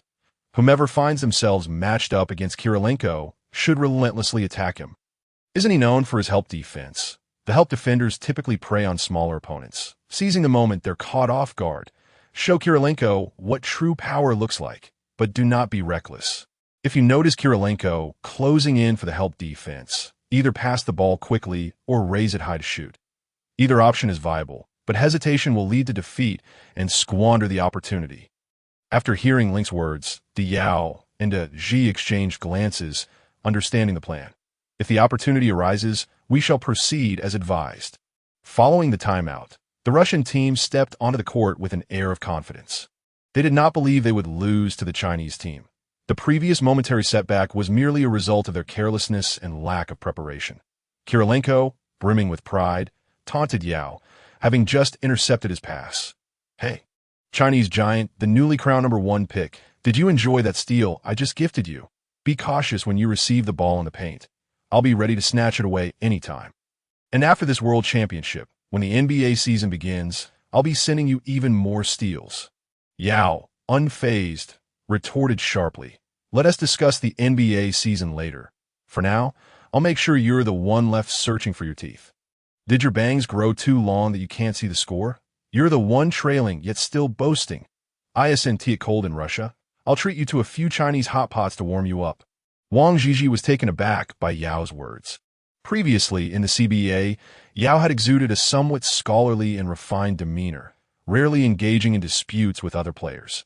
However, since joining the Lakers, there seemed to be a subtle transformation in his aura. Whether it was during the previous scrimmage when he intervened to prevent a conflict between Kobe and Arteist, or today, as he stood up to Kirilenko, quelling the Russians' bravado. Yao's assertiveness was gradually coming to the forefront.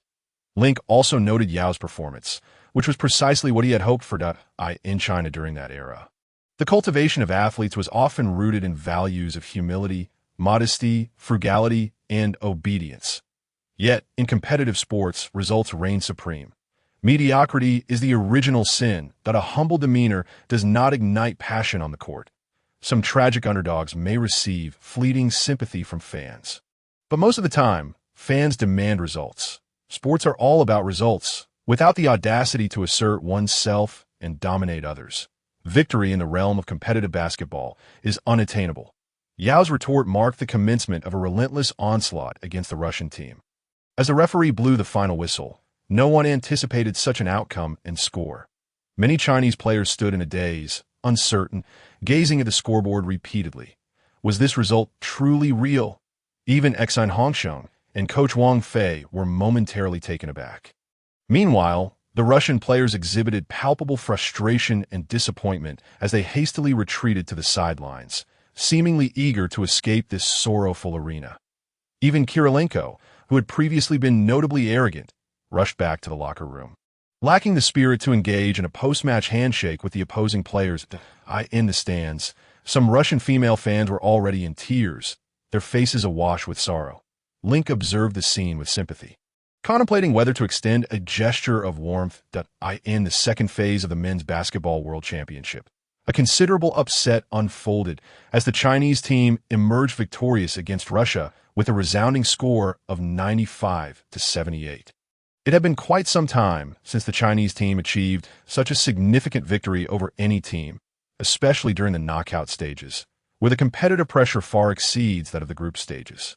Furthermore, they faced off against the venerable Russian squad, a stalwart in the world of basketball that Kirilenko's touted all-around defense crumbled under the relentless assaults from Yao Ming, Wang Zhizhi, and even the likes of Badr. Rendered ineffective and fragmented all-around defense, in a certain sense, it became utterly powerless. Against the sheer force of physical dominance, Kirilenko's agility proved to be of no avail. By halftime, he had already accumulated 3 fouls and was visibly hesitant. Yao Ming remained true to his word, confronting Kirilenko head-on as he made a move towards the basket.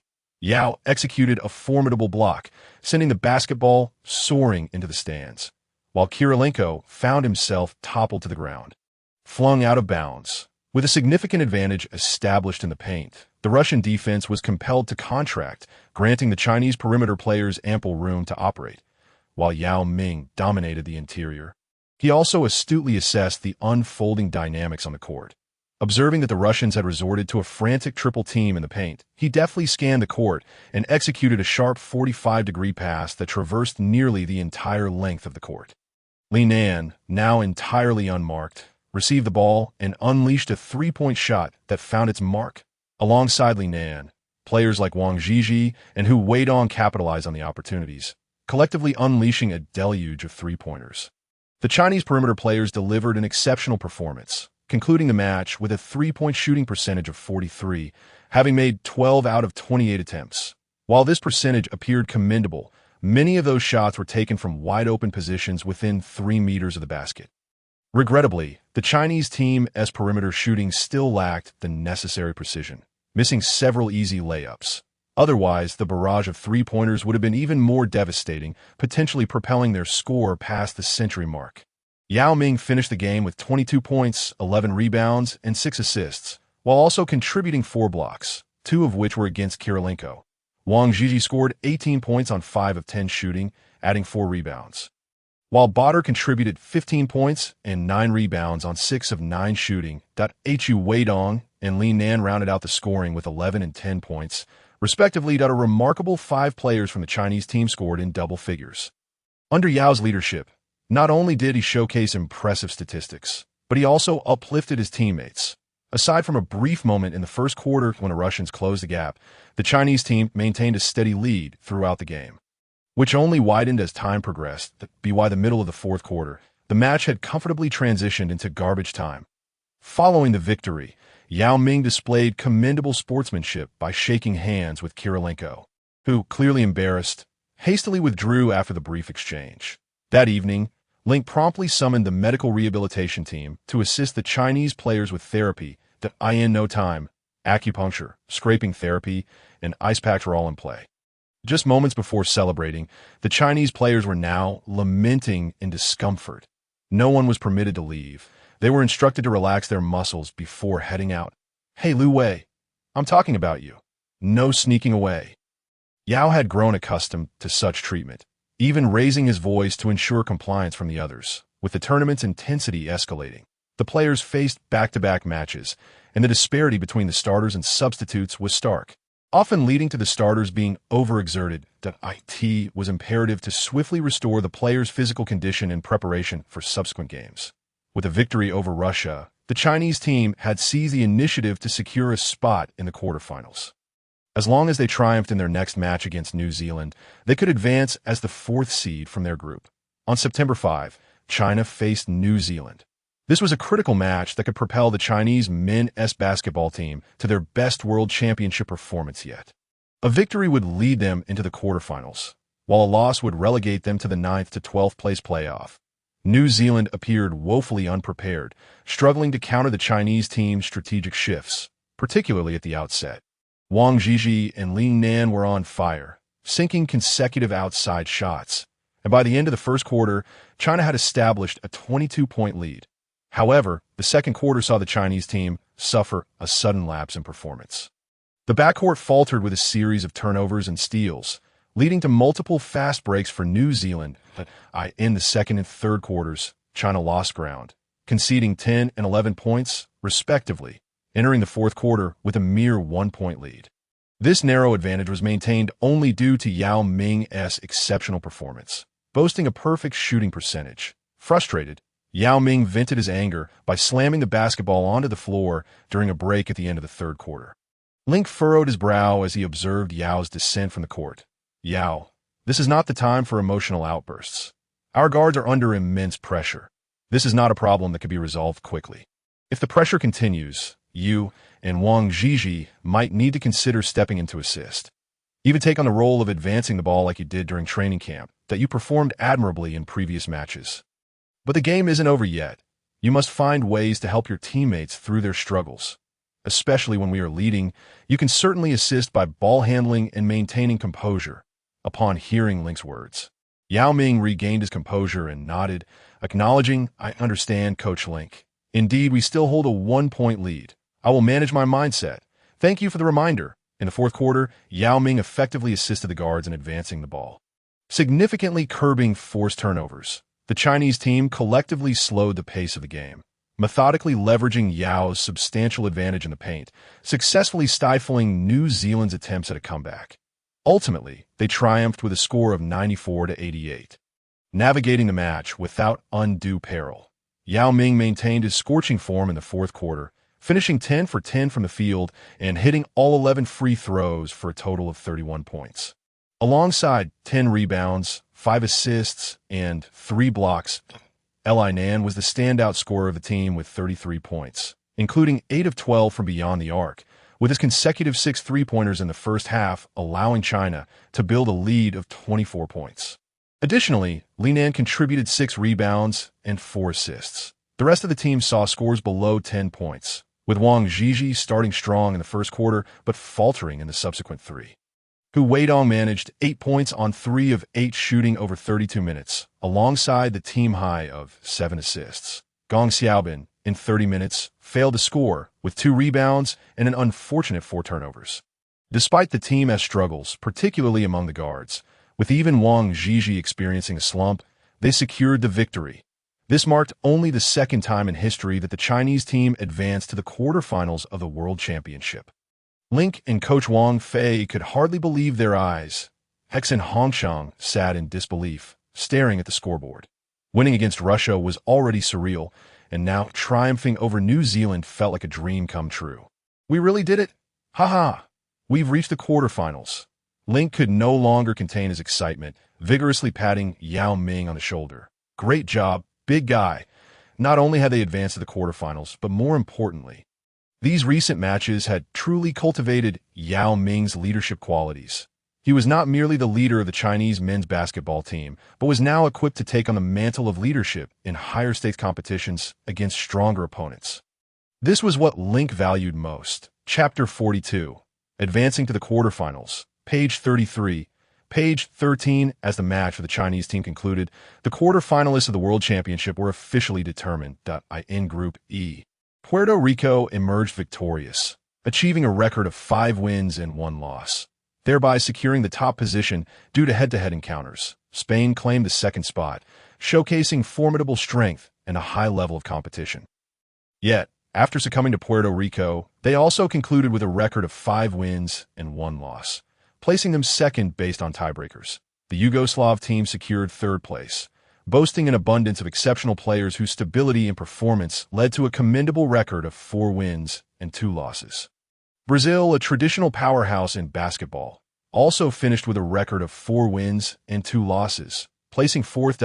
In Group F, Argentina took the lead, demonstrating remarkable prowess throughout the tournament, with a flexible strategy and seamless teamwork. Achieving an undefeated record of 6 wins and 0 losses to advance to the quarterfinals, Scola's earlier arrogance towards Link and Yao Ming was indeed justified, as Argentina proved to be overwhelmingly strong. During the group stage, Argentina triumphed over the United States Dream Team with a score of 87-80, shattering the Dream Team's undefeated streak. The United States finished second, their performance in this championship lacking the dominance of previous years, yet still managing a record of 5 wins and 1 loss thanks to their rich basketball heritage and individual talents. Germany, under the leadership of Nowitzki, entered the top 4 of Group F with a record of 4 wins and 2 losses. The Chinese team, despite an initial record of only 1 win and 2 losses in the first stage, displayed tenacity in the second stage, achieving 3 wins and 3 losses to secure their place in the quarterfinals. According to the rankings in Groups E and F, the quarterfinal matchups were as follows: Puerto Rico versus China, Yugoslavia versus the United States, Argentina versus Brazil, and Spain versus Germany, despite the excitement surrounding their advancement to the quarterfinals. The Chinese team ultimately faced a defeat against Puerto Rico with a score of 71-80, thus failing to reach the semifinals. Surprisingly, it was the Dream Team that suffered defeat in the quarterfinals, falling to Yugoslavia with a final score of 78-81. This marked a second loss for the United States after their earlier defeat to Argentina in the group stage. Even more astonishing, the Dream Team continued to falter, losing again in the 5th to 6th place playoff to Spain with a score of 75-81. Having lost to Argentina, Yugoslavia, and Spain in quick succession, they plummeted from strong contenders for the championship to a disappointing 6th place. This iteration of the Dream Team not only shattered their undefeated record, but did so 3 times within a mere few days. Meanwhile, the Chinese team entered the 7th to 8th place playoff, where they played with unwavering determination.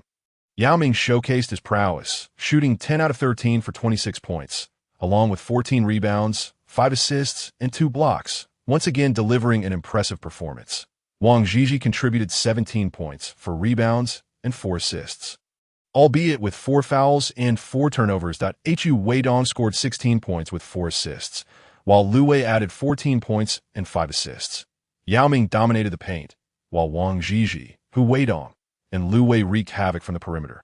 Fortunately, their stellar performances compensated for the relatively lackluster contributions of other team members who struggled to provide effective support. The match remained fiercely contested for 3.5 quarters, but in the final moments of the 4th quarter, Yao Ming's consecutive successful isolation plays and timely assists sealed the victory. Ultimately, the Chinese men's basketball team triumphed over Brazil with a score of 91-84. Securing 7th place in this World Championship and achieving the best result in their history. The final standings were as follows: 1. Yugoslavia, champions, 2. Argentina, runners-up, 3. Germany, 3rd place, 4. Puerto Rico, 4th place, 5. Spain, 5th place, 6th United States, 6th place, 7. China, 7th place, 8. Brazil, 8th place. Following the conclusion of the tournament, Link even feigned nonchalance as he approached the coaching staff of the United States, extending a friendly greeting. Oh dear, our Chinese team must learn much from the Dream Team. Their performance undoubtedly surpassed ours this time. Soon, I too shall be coaching the Lakers. This tournament has been incredibly rewarding. I hope my 2 esteemed predecessors will show leniency in the future. The Dream Team of the United States ultimately finished only 1 position above China, much to the chagrin of George Karl and Greg Popovich, whose faces turned a shade of deep crimson. How infuriating Link was. Lastly, the best lineup of the 2002 Men's Basketball World Championship was announced. Center, Yao Ming, China. In 2002, despite being his first appearance in the Men's Basketball World Championship, Yao Ming averaged 30 minutes on the court, scoring 23 points with an impressive shooting percentage of 75.3, the highest among all players. He also averaged 10.2 rebounds and 3.2 blocks, ranking first in both categories. Along with 3 assists per game. Power forward, Dirk Nowitzki, Germany. Nowitzki, showcasing his exceptional shooting ability and offensive prowess, averaged 25.8 points and 8.3 rebounds, ultimately leading Germany to a third-place finish and earning the MVP title of the tournament. Link, observing Nowitzki's MVP accolade, couldn't help but feel indignant. Committee, what is going on? Surely there must be some bias in the MVP selection. Yao Ming, you truly deserve this MVP. Chapter 43. Setting a new best record. Page 23, page 33. When comparing their statistics, Yao Ming's figures, while slightly lower in scoring than Nowitzki's, surpassed him in all other metrics. That it seems that Germany's third-place finish significantly bolstered Nowitzki's MVP candidacy. Small forward, Peja Stojakovic, Yugoslavia. Stojakovic played a crucial role in Yugoslavia's championship success, averaging 18.8 points, 5.3 rebounds, and 2.8 steals, serving as the team's most reliable scoring option. Shooting guard, Manu Ginóbili, Argentina. Ginóbili excelled in this tournament, leading Argentina to defeat the Dream Team for the first time, capturing the attention of the world. He averaged 19 points, 4.5 rebounds, and 5.1 assists, showcasing his dynamic playing style and remarkable ability to drive and shoot. Observing Ginóbili's stellar performance, Link couldn't help but admire the Spurs' keen eye for talent. Ginóbili was selected by the Spurs as the 57th overall pick in the 1999 NBA draft. Yet he did not join the NBA at that time. Following this World Championship, Ginóbili would officially join the Spurs, forming the legendary GDP trio with Duncan and Parker. Unfortunately, there was no opportunity to snatch Ginóbili away. However, Link was fortunate enough to secure his Argentine teammate Scola for the Lakers. Point guard, Pero Cameron, New Zealand. Averaging 18 points, 5 rebounds, and 6 assists, Cameron was awarded this position as all teams' point guards had relatively unimpressive statistics. Regardless, the 2002 Men's Basketball World Championship concluded with China achieving its best historical result. Every member of the team was filled with excitement. Link also invited all personnel to a celebratory dinner. "Mr. Link, you truly are like a guardian angel to me," Exine Hongqing exclaimed, his face flushed with joy. "Ever since encountering you, many things have become remarkably smooth." Yao Ming joined the NBA. De Gea returned to the team. Burp. Especially with this historic best result in the World Championship. "Mr. Link, your contributions are monumental. Without your arrangements for the Chinese men's basketball team to adapt through training in the United States, and without your medical rehabilitation team from the Lakers, China wouldn't have achieved this result. Now, let us all raise a glass to toast Link. With the assistance of Link, we have rejuvenated our best performance. Dear esteemed readers, we've finally reached 100,000 words. And I am profoundly grateful for your readership. Daily, many patrons urge for updates, comment, and generously bestow gifts. I am immensely thankful. I kneel in gratitude and implore each patron to continue their support. I also wish for every reader to reap rewards daily and to consistently surpass their personal bests in life. Chapter 43. Refreshing the Best Performance. Page 33.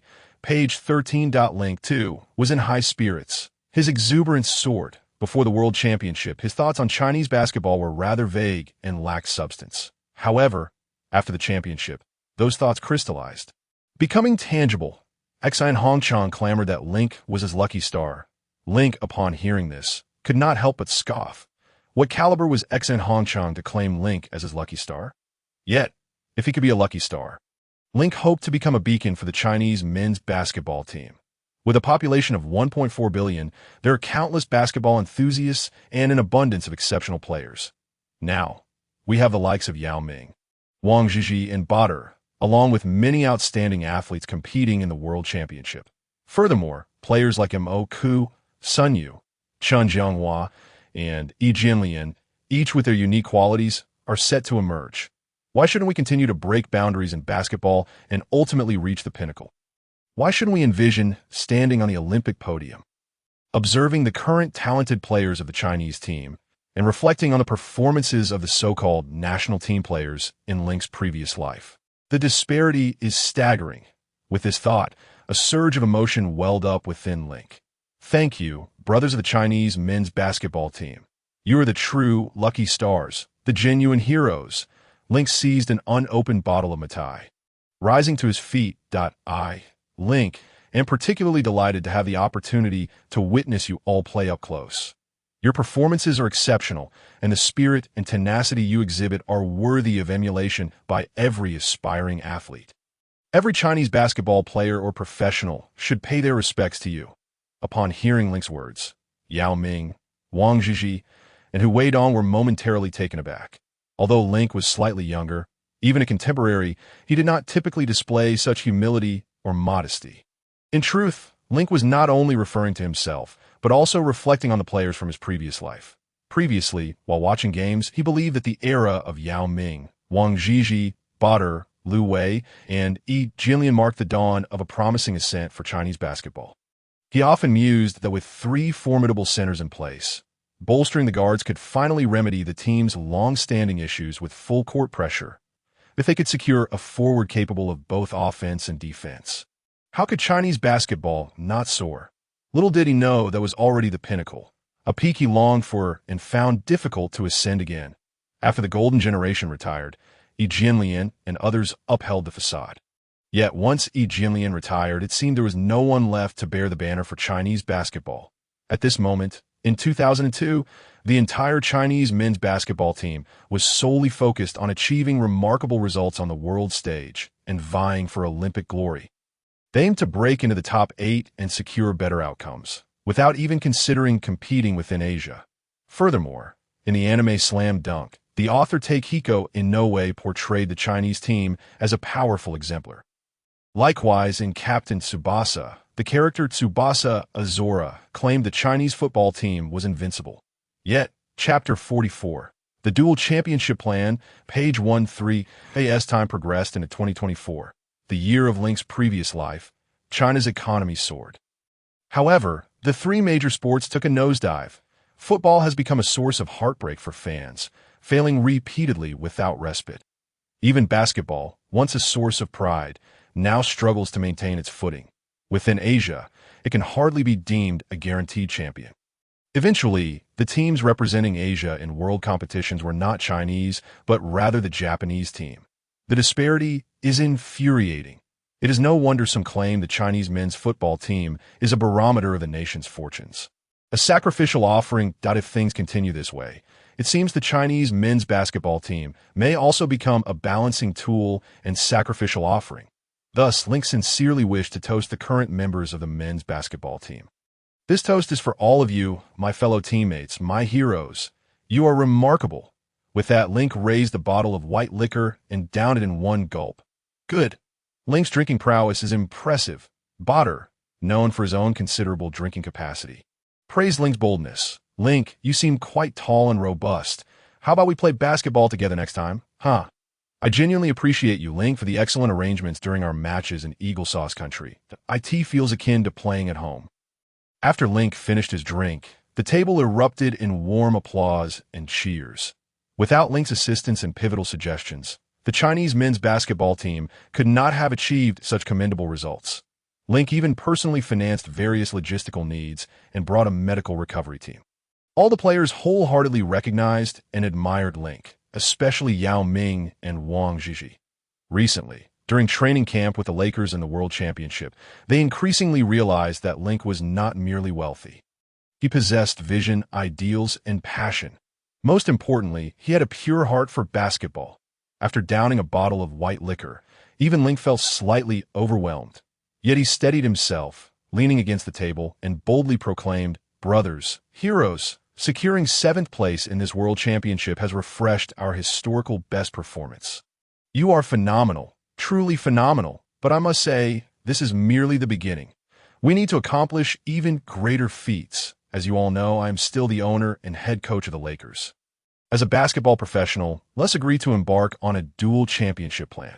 Let us aim for something monumental." Yao Ming, equally exhilarated, shouted back at Link, "What is the dual championship plan, Link? Are you suggesting that the Lakers will secure NBA championships next season and the season after?" Achieving back-to-back victories? I believe it's feasible. Having already won the CBA championship, he now aspired for the NBA title. As adults, why settle for choices when we can have it all? Xian Hongcheng, slightly inebriated, leaned in to establish rapport. Link, your Lakers will undoubtedly succeed, no doubt about it. We can draft more Chinese players, and I will have plenty to report and write about. Haha. Honestly, Link, I truly envy you. Xian Hongcheng stood up, raising his cup to toast Link. You are so young, handsome, wealthy, and capable of assembling a powerful lineup. With your reformed perfect roster, the Lakers can seize dual championships. However, national team competitions do not operate in this manner. Player availability depends solely on what emerges from our own country. There is no room for trades or drafts. Sometimes, it truly is difficult for a skilled cook to prepare a meal without ingredients. Listening to Xian Hongcheng, Link felt an overwhelming urge to smash the empty liquor bottle against his thick-headed ear. Such absurdity implies that the Chinese players lack strength and thus cannot further improve their performance. Moreover, isn't the most crucial responsibility of your basketball association to cultivate a thriving basketball culture and nurture outstanding players? If there are no exceptional players, shouldn't you be held accountable? Yet, how do things end up? The results are blamed on the players, while the responsibilities are quickly shifted elsewhere. Link had never encountered such shamelessness. At the final moment, Link managed to restrain his emotions, extending his hand to firmly press down on the cup Xian Hongcheng offered. AS for skilled cooks. I cannot say for certain. I just hope they are not merely smooth talking. Currently, the Chinese men's basketball team boasts numerous exceptional players, including Yao Ming, Wang Zhizhi, Bader, Li Nan, and Gong Xiaobin. Link enthusiastically recited the names of all the members of the Chinese men's basketball team. You are all remarkable and outstanding athletes. If given the opportunity, you must play a few games in the NBA, and perhaps even consider exploring the European leagues to observe their style of play. Link turned away, unceremoniously facing the others, leaving Xian Hongcheng behind. The dual championship plan, as Yao Ming stated, implies that by the end of 2004, the Lakers should secure 2 more championships, crush the other teams. The members of the Chinese men's basketball team immediately stirred with excitement. Absolutely. The Lakers must win 2 championships. Yao, by then, you must at least claim an FMVP, right? Ha ha ha. President Link commands with authority, uniting the league. With a smile, Link waved his hand again. The dual championship plan has another layer of meaning. By the end of 2004, not only should the Lakers win the championship, our Chinese men's basketball team must also clinch the title at the Athens Olympics. I, Link, shall ensure that my words become reality. At the dining table, upon hearing Link's words, the room fell into a brief silence. The Olympics? China? A championship? Although it seemed immensely challenging, under the influence of alcohol, they recalled the recently concluded World Championship. Hadn't the Chinese men's basketball team also made history? They were merely 1 rank behind the dream team of the United States. Yao Ming clenched his fists and stood up abruptly. Damn it, we must secure the dual championships. We will annihilate all their teams. I will dominate their interior defense. Wang Zhizhi was equally determined that I will shoot right in their faces. Fight. Let's seize the dual championships. Li Nan laughed, giving Wang Zhizhi a hearty pat on the back. I can definitely shoot better than you. Come on, let's toast to that.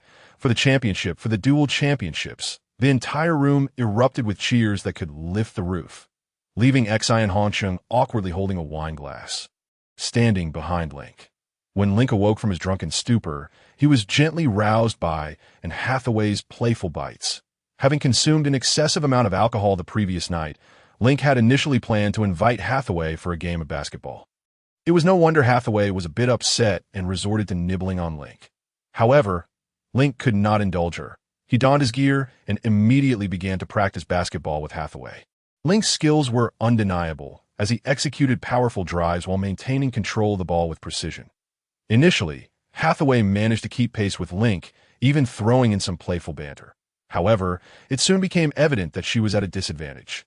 And before long, she could only focus on defense, panting softly without a care for anything else. Gradually, Hathaway found herself overwhelmed, and ultimately, unable to withstand Link's relentless assault, she was dunked upon in the paint. After scoring, Link flashed a mischievous grin and playfully patted Hathaway's rear. "Little Annie, do you realize your mistake? Do you dare to challenge me again?" To his surprise, Hathaway merely rested for a moment before gazing at Link with her big, innocent eyes, radiating a tender affection. "But Link, I'm not done yet. I want to spar with you a few more rounds." With that, she donned a custom-made jersey and assumed a defensive stance, seeing Hathaway's pure desire to play. Link's fatigue from earlier vanished in an instant. He hadn't anticipated Hathaway's stamina to be so impressive. Although her skills did not match his, her earnest attitude and eagerness to engage in competition were palpable. Unable to resist, Link immediately adopted an offensive posture, commencing round 2 of their basketball duel. The court was alive with exhilarating offensive and defensive exchanges, breaths mingling with the rhythm of their game. After an unknown number of rounds, Link emerged from the court, slightly fatigued. Link's skills against Hathaway's tireless defensive tenacity created an exhilarating showdown. Having concluded the World Championship, Link, alongside Yao Ming, Wang Zhizhi, and coach Wang Fei, returned to the Lakers on Link's private plane. Except for Xian Hongcheng, who initially wished to accompany the group to visit Link's Lakers, he ultimately decided against it, eager to return and compile a report on their commendable performance at the World Championship. "President Lin, do you genuinely harbor the ambition for the dual championship plan, or was that merely drunken bravado?" On the plane, Yao Ming, seated opposite Link and Hathaway, curiously inquired. Yao Ming found it odd that Hathaway appeared even more radiant today, while Link, usually full of energy, seemed unusually lethargic, yawning several times. "What do you think, Yao?" Link responded, sipping his coffee and countering Yao's question. "I believe it is genuine, although the difficulty is immense, especially for the Chinese team, to secure the Olympic gold medal. If we were to achieve that, even if my career ended immediately, retiring would be worth it," Yao Ming exclaimed with some excitement. "Basketball is fundamentally different from football. In Olympic football, the men's tournament typically features players under the age of 23. With each team allowed 3 overage players in comparison, the spotlight on it is significantly less than that of continental tournaments like the European Championship or the Copa America, let alone the FIFA World Cup. In the realm of football, the Olympic football tournament might not even be worthy of mention. The recently concluded World Championship, organized by FIBA, represents the pinnacle of international basketball competition, specifically designed for the sport, holding a superior position in terms of basketball professionalism. The number of participating teams exceeds that of the Olympics, encompassing more nations and regions. Therefore, in some respects, it better reflects the overall level of global basketball. However, in the realm of basketball, the value of an Olympic gold medal far surpasses that of the World Championship. Basketball has been an official Olympic event since the 1936 Berlin Games, holding significant historical importance. The Olympic basketball tournament gathers the world's top basketball players, providing a highly competitive stage for evaluating the strength of various nations' basketball teams. Even the United States Dream Team places greater emphasis on the Olympics than on the World Championship. Link jokingly admonished, "Oi, oi, hey Yao, you're still playing for the Lakers. You can't retire immediately. What will happen to the Lakers? They must continue to win championships. Don't you dare slack off. I'm planning to establish a dynasty of consecutive championships. Not 4, not 5, not 6. I'm not just throwing around empty words." Yao Ming responded somewhat sheepishly. No, that is not what I meant, Link. Since I joined the Lakers, I certainly intend to make my mark in the NBA and win championships alongside the team. However, I believe the challenge of the Lakers winning a championship is a 3-star difficulty. In contrast, if we were to compare it to the Chinese men's basketball team winning an Olympic championship, the difficulty level would certainly warrant at least 10 stars. That is why I said that, just to exaggerate. Wang Zhizhi, what do you think? Link then turned to Wang Zhizhi. Wang Zhizhi, who had been quietly listening, finally spoke after a moment of contemplation. "The difficulty is indeed immense. Of course, I'm not saying that the Lakers winning the championship is easy. I'm referring to the Chinese men's basketball team advancing further in terms of performance. The current roster of the Lakers appears more balanced than last season, significantly enhancing their overall strength. However, our Chinese team's performance at this World Championship revealed numerous issues, such as insufficient teamwork and inadequate physical confrontation. Moreover, the development of other basketball powerhouses is also accelerating rapidly. Teams like Argentina and Germany have made significant strides and continue to improve consistently. While it is true that this time the United States ranks one position higher than us, their prowess would undoubtedly skyrocket if they were to select and field more exceptional NBA players. Link nodded in agreement. This iteration of the Dream Team, known as Dream Team 5, is the first to have its invincibility shattered. Being thoroughly dominated on the court at present within the NBA, the prowess of American homegrown players remains distinctly superior, should the United States shed its arrogance and its star players be willing to participate. The Dream Team's roster would significantly enhance its strength. If the United States were to deploy their finest athletes, they would undoubtedly emerge as the frontrunners for the championship, achieving a substantial improvement in performance within just 2 years. Particularly in the 2004 Athens Olympics, is indeed a formidable challenge. Furthermore, Mr. Lin, the Olympics will be held in China in August 2008. Yao Ming, Liu Wei, and several players should still be at their professional peak by then. There are numerous promising talents in the domestic scene that are flourishing as well. That I have heard that Yi Jianlian from Guangdong is an exceptionally gifted young player. By that time, we will have the advantage of timing, location, and harmony. It is entirely feasible to devise a medium to long-term plan aimed at achieving our best historical performance at the Beijing Olympics. After Wang Zhizhi elaborated, he also shared his thoughts. Link, with a glimmer of excitement in his eyes, nodded in agreement. Wang Zhizhi's analysis was astute. Even after spending over a year in the United States, he remains well-informed about the domestic basketball landscape. Even bringing up Yi Jianlian, Link naturally aspires to clinch the gold medal in men's basketball at the 2008 Beijing Olympics. However, the difficulty is significantly greater than in 2004. That time, the United States was no longer arrogant. The team participating in the 2004 Athens Olympics was the Dream Team 6, which featured superstars such as Tim Duncan, Allen Iverson, Stephon Marbury, Dwayne Wade, LeBron James, and Carmelo Anthony. Despite the presence of multiple MVP-caliber stars, the overall chemistry and stability of the roster were considerably diminished. Ultimately, the Dream 6 was eliminated by Argentina in the semifinals, and they secured third place by defeating Lithuania in the bronze medal match. This marked the third occasion in Olympic history that the United States men's basketball team did not secure a gold medal, and it was the first time the Dream Team missed out on an Olympic gold. By the time of the 2008 Beijing Olympics, the chastened United States was eager to assemble a formidable team to restore its dominance in basketball. Thus, the Dream Team 8 was born, tasked with the monumental responsibility of reviving the glory of American men's basketball. And it was also referred to as the Redemption Team. The United States would dispatch their elite players, guards, Kobe Bryant, Dwayne Wade, Michael Redd, Jason Kidd, Chris Paul, Darren Williams. Forwards, Carmelo Anthony, Carlos Boozer, LeBron James, Tayshaun Prince. Centers, Dwight Howard. Chris Bosh. Since Boozer is now drafted to the Lakers, should I consider some persuasion to keep him from participating? The mischievous Link suddenly had this thought flash through his mind.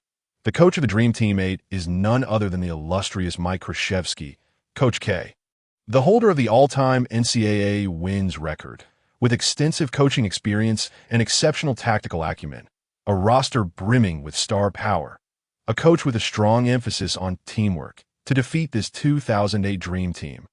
According to Yao's analogy, the difficulty of winning the gold medal in the 2004 Athens Olympics was rated at 10 stars. By 2008, the difficulty rating would soar to 20 stars. Link could not articulate all these thoughts, so he merely hinted to Yao and Wang, speaking grandly. Only children make choices. Why not aim for both the 2004 and 2008 Olympics? Let us first establish lofty aspirations and then prepare diligently, progressing steadily. Our target is firmly set on the 2004 Athens Olympics. Yao, Wang, why don't you both take a moment to rest on the plane? Later, you can have a chat with Luluafu. Furthermore, once we disembark, we will head straight to the Staples Center to take a tour of the Lakers' facilities. Seizing this rare opportunity, we can invite the entire Chinese men's basketball team to experience the intensity and style of NBA training. We can even engage in an internal scrimmage. On this flight, Link had specifically arranged for the investment maestro Luluafu to accompany them. Back in 2002, China's economy had yet to take off, And the salaries of players in the domestic CBA league were generally not so generous. Even the national team players were not exempt. Reports at that time indicated that Yao Ming's annual salary with the Shanghai Sharks was approximately 700,000 yuan, as a symbolic figure in Chinese basketball. His capabilities and influence were unparalleled in the CBA, yet his salary was still modest. Prior to his move to the NBA in 2001, Wang Zhizhi was rumored to have an early salary of around 200,000 yuan. Meanwhile, Liu Yudong, already dubbed the war god, earned around 10,000 yuan monthly. Chinese Jordan, who weighed on, had an annual salary not exceeding 300,000 yuan. Liu Wei, who passed the ball to Yao Ming while with the Sharks, earned 100,000 yuan. All these figures were in Chinese currency. It is undeniable that the remuneration in the CBA league at that time was vastly inferior to that of the NBA, unlike in Link's previous life in 2024. Where the disparities had narrowed, the gap in competitive levels still appeared to have widened. By 2024, many players in the CBA had adopted a laid-back attitude, although the CBA league introduced a salary cap, with top players earning a maximum of 6 million yuan annually. Some veteran players could surpass this limit, such as Wang Zhilin and Feng Shaw, whose salaries reached 8 million in the 23-24 season. While this may seem like a considerable amount compared to the NBA, the intensity and frequency of CBA games are significantly lower. Moreover, these top players in the CBA can further enhance their income through endorsements and live streaming. It seems that as the economy develops, the Chinese men's basketball team is on a decline, almost resembling the plight of the Chinese national football team.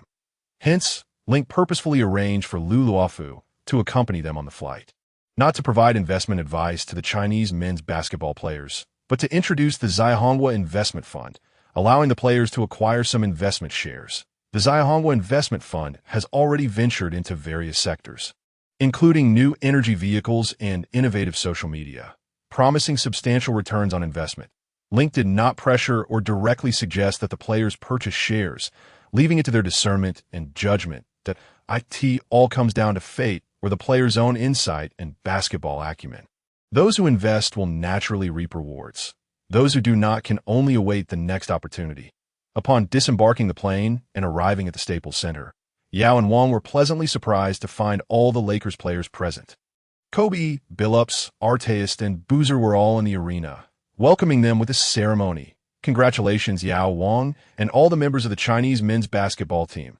Kobe greeted Yao Ming and Wang Zhizhi warmly. You have led your national squad to an impressive ranking, and your performances were truly remarkable. I watch your matches, and you caused quite a stir when facing our Dream Team 5. Especially you, Yao. Congratulations on being selected for the World Championship's best team. Although Kobe was initially indifferent to the World Championship, after all, in his view, any team fielding the Dream Team should secure the championship. His perspective shifted due to the presence of his 2 Chinese teammates and 1 Argentine teammate participating in the competition. Thus, Kobe's unprecedented decision to watch the World Championship matches on television was quite astonishing. The results were shocking. It was as if the Dream Team had indulged in several bottles of Dream Blue before taking the court, playing in a particularly disoriented manner, especially during the match between China and the Dream Team 5 from the United States. They nearly faced defeat. Kobe took this seriously and watched every subsequent important game in its entirety.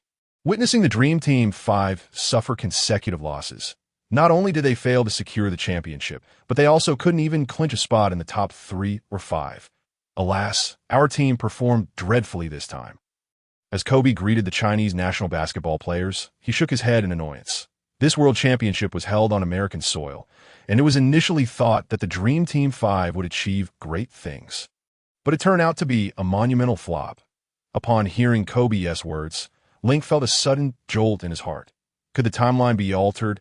Let us hope Kobe doesn't get triggered and decide to join the Dream Team early after witnessing the dismal performance of the Dream Team 5. If that happens, the pressure to secure a medal at the 2004 Athens Olympics will multiply. Just as Kobe finished speaking, a cacophony erupted nearby. Link, this is unfair. I want to file a complaint. You are so biased. It turned out that even Scola, who had just finished his World Championship match, was present. Upon seeing Link, Scola pretended to be aggrieved and shouted loudly, I'm also a member of the Lakers. I have contributed to the team.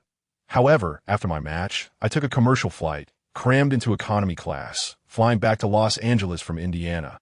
I couldn't even afford a first-class ticket. Yet, Link, you managed to charter a plane. I want to be on your flight too. I want to enjoy the luxury of high-altitude VIP service. I want to indulge in extravagance. Observing Scola's shameless demeanor, Link retorted, "What contributions have you made to the team? Weren't you just recently signed as a rookie with the Lakers? It's hardly fair, and you're just being biased that I am of Chinese descent. It's not like I have any ties to Argentina. You should quickly apply for Chinese nationality, and perhaps next time I might consider letting you stay in the cargo hold of the plane. Moreover, I must say, your performance in the World Championship Finals against Yugoslavia was truly unfortunate. You were just a breath away from victory. In the 2002 Men's Basketball World Championship Final, the competing teams were Yugoslavia and Argentina. The Argentine team had showcased a stellar performance throughout the tournament, entering the finals with an undefeated record. In fact, during the regular time of the finals, Argentina maintained a lead throughout the first 4 quarters. However, in the closing moments of the fourth quarter, Yugoslavia's Bataroga miraculously scored a crucial 7 points, pushing the game into overtime. In this final, Yugoslavia's Don Bataroga scored 27 points, while Peja Stojakovic contributed 26 points. Their outstanding performances kept the score tight, ultimately leading to their victory. Argentina, after holding strong throughout the game, faltered offensively in overtime, allowing Yugoslavia to seize the opportunity for a comeback. Fabrizio Berto scored 28 points and grabbed 10 rebounds, delivering an impressive performance. However, Jin Billy had an off day in the final. Failing to find his rhythm, Yugoslavia's defensive strategy effectively limited him, compounded by Jin Billy's own struggles. Ultimately, he played for 12 minutes, attempting 1 2-point shot and missing it, as well as 2 3-pointers without scoring, ending up with dismal statistics of only 1 rebound and 2 assists. This was undoubtedly Jin Billy's most disappointing performance on the international stage, occurring precisely in the finals, although Scola had already begun to make a name for himself in this tournament. Averaging 9.2 points, 3.3 rebounds, and 1.1 assists, he too struggled to assert himself in the finals. The final result was that Yugoslavia triumphed over Argentina in overtime with a score of 84-77, successfully defending their championship title. Many believe that the Argentine national basketball team has performed admirably on the international stage, but in reality, they have only won the Men's Basketball World Championship once, and that was in the inaugural tournament in 1950. Argentina achieved a remarkable record of 6 wins and no losses, claiming the championship. Despite their strong performances in international competition since then, they have never managed to reclaim the title at the World Championship. This was the closest Argentina came to the championship. They were just 1 game away, just 1 minute in the fourth quarter, just 1 less turnover, just a couple more points from Jin Billy. It truly echoes the sentiment of that song. Argentina, don't cry for me.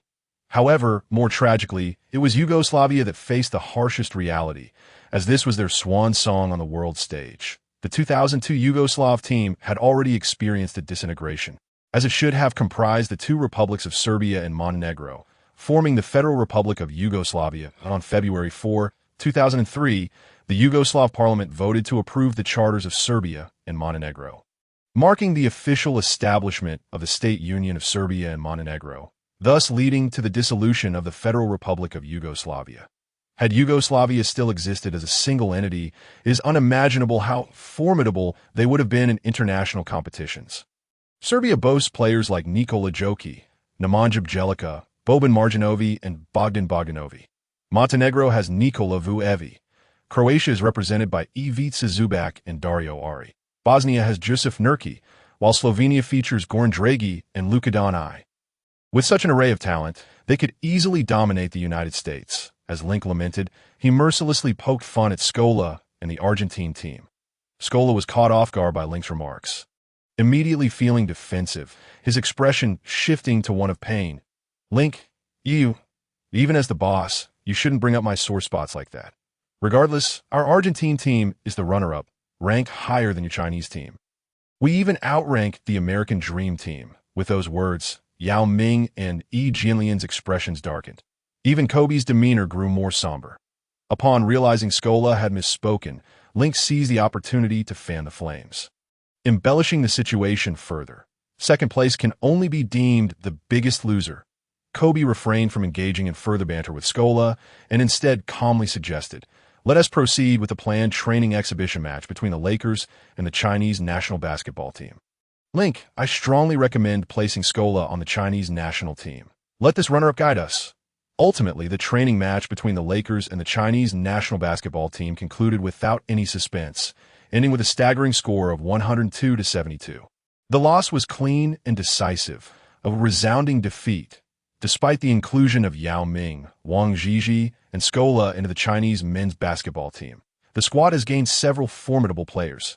However, following the recent conclusion of the World Championship, the Chinese team still finds itself in a state of disarray, struggling to fully regain its competitive form. During this practice match, the Chinese team appeared rather subdued, lacking the exuberance one would expect.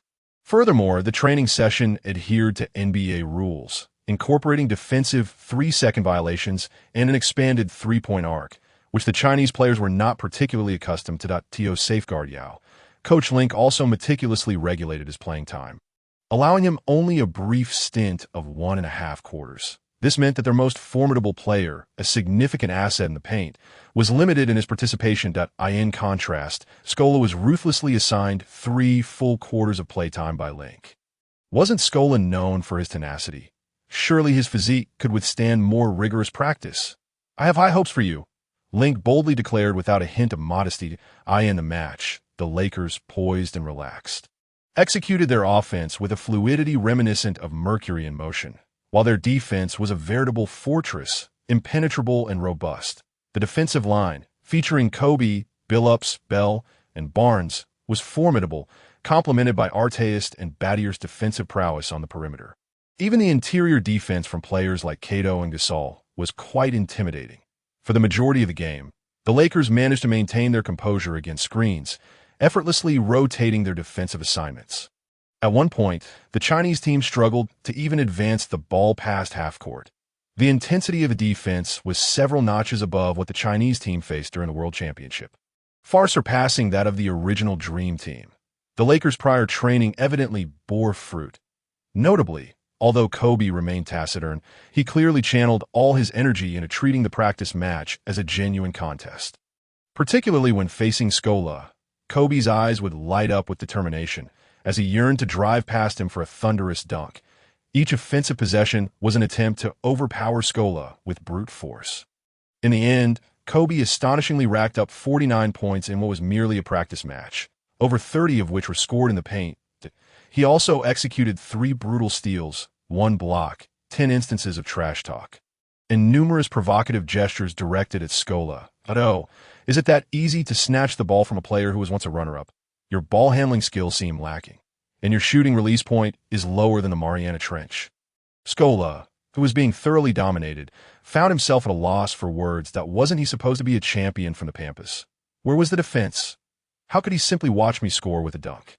Scola, getting past your defense is easier than crossing a street at 4 o'clock.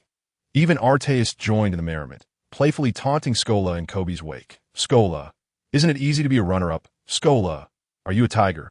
Daring to provoke Kobe.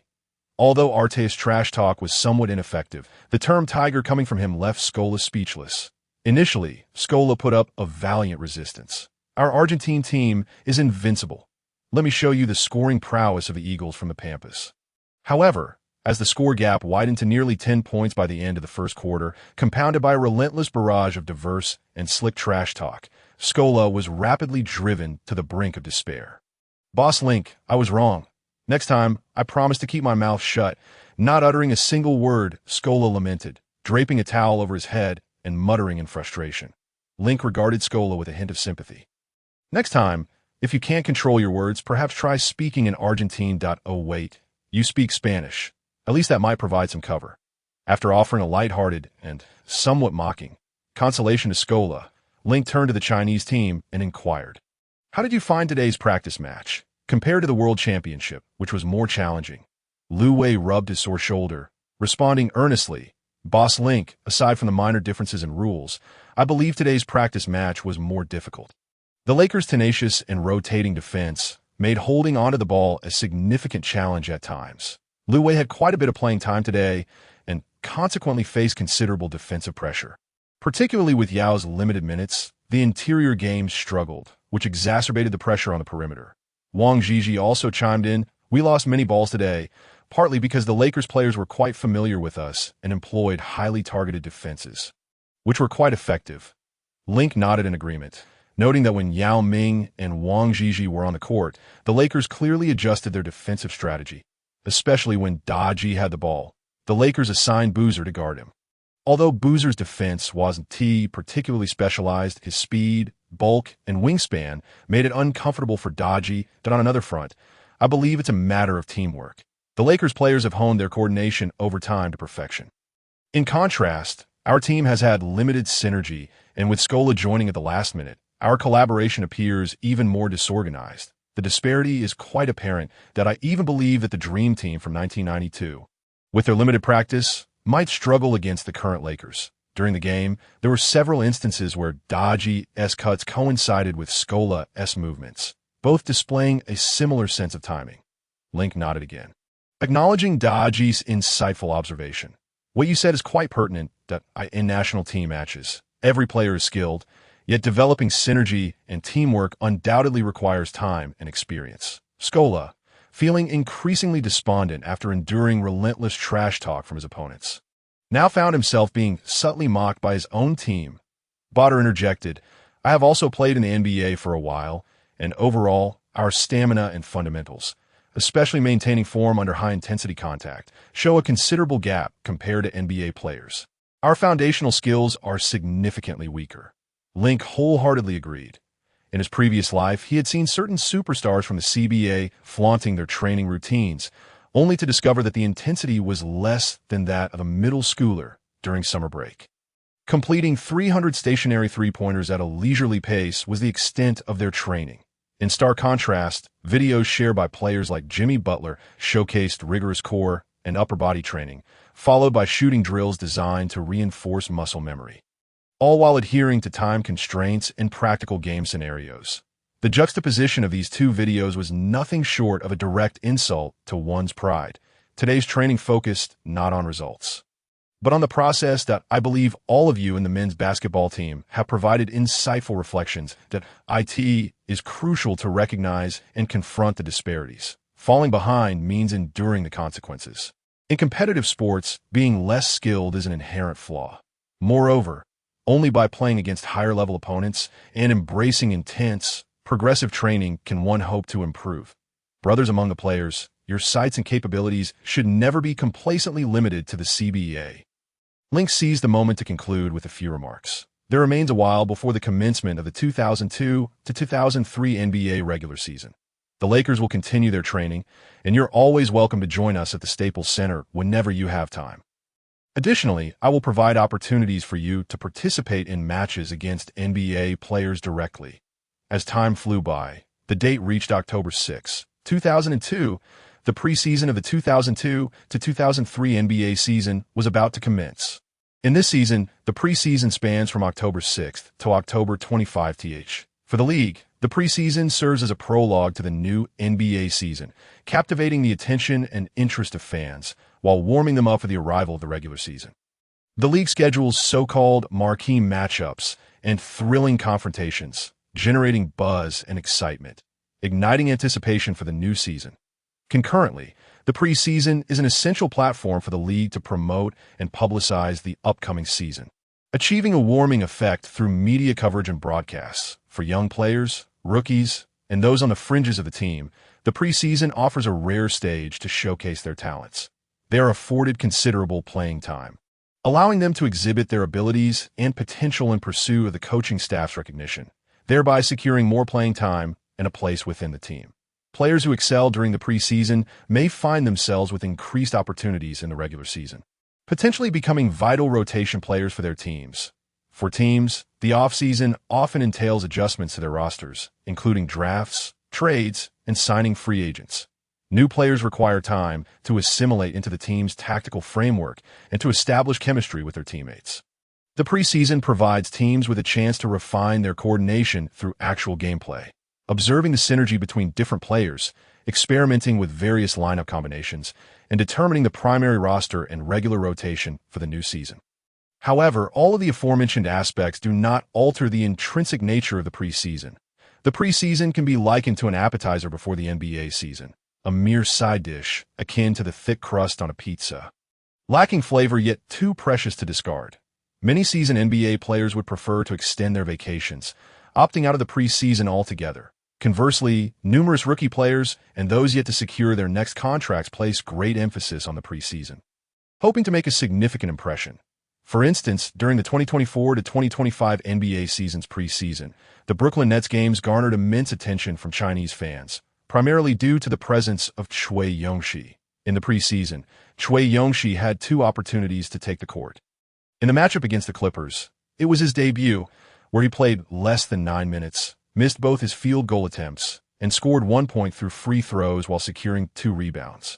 In the game against the Wizards, he played in the final quarter for 4 minutes and 42 seconds, achieving 2 out of 5 shots for 5 points and 1 rebound, with a plus-minus of +7. His 2 baskets were notably challenging, including a buzzer-beater three-pointer and a difficult step-back two-pointer. Following his shots, Cui ignited the atmosphere of the arena, as both the bench players and the fans rose to their feet in jubilant celebration.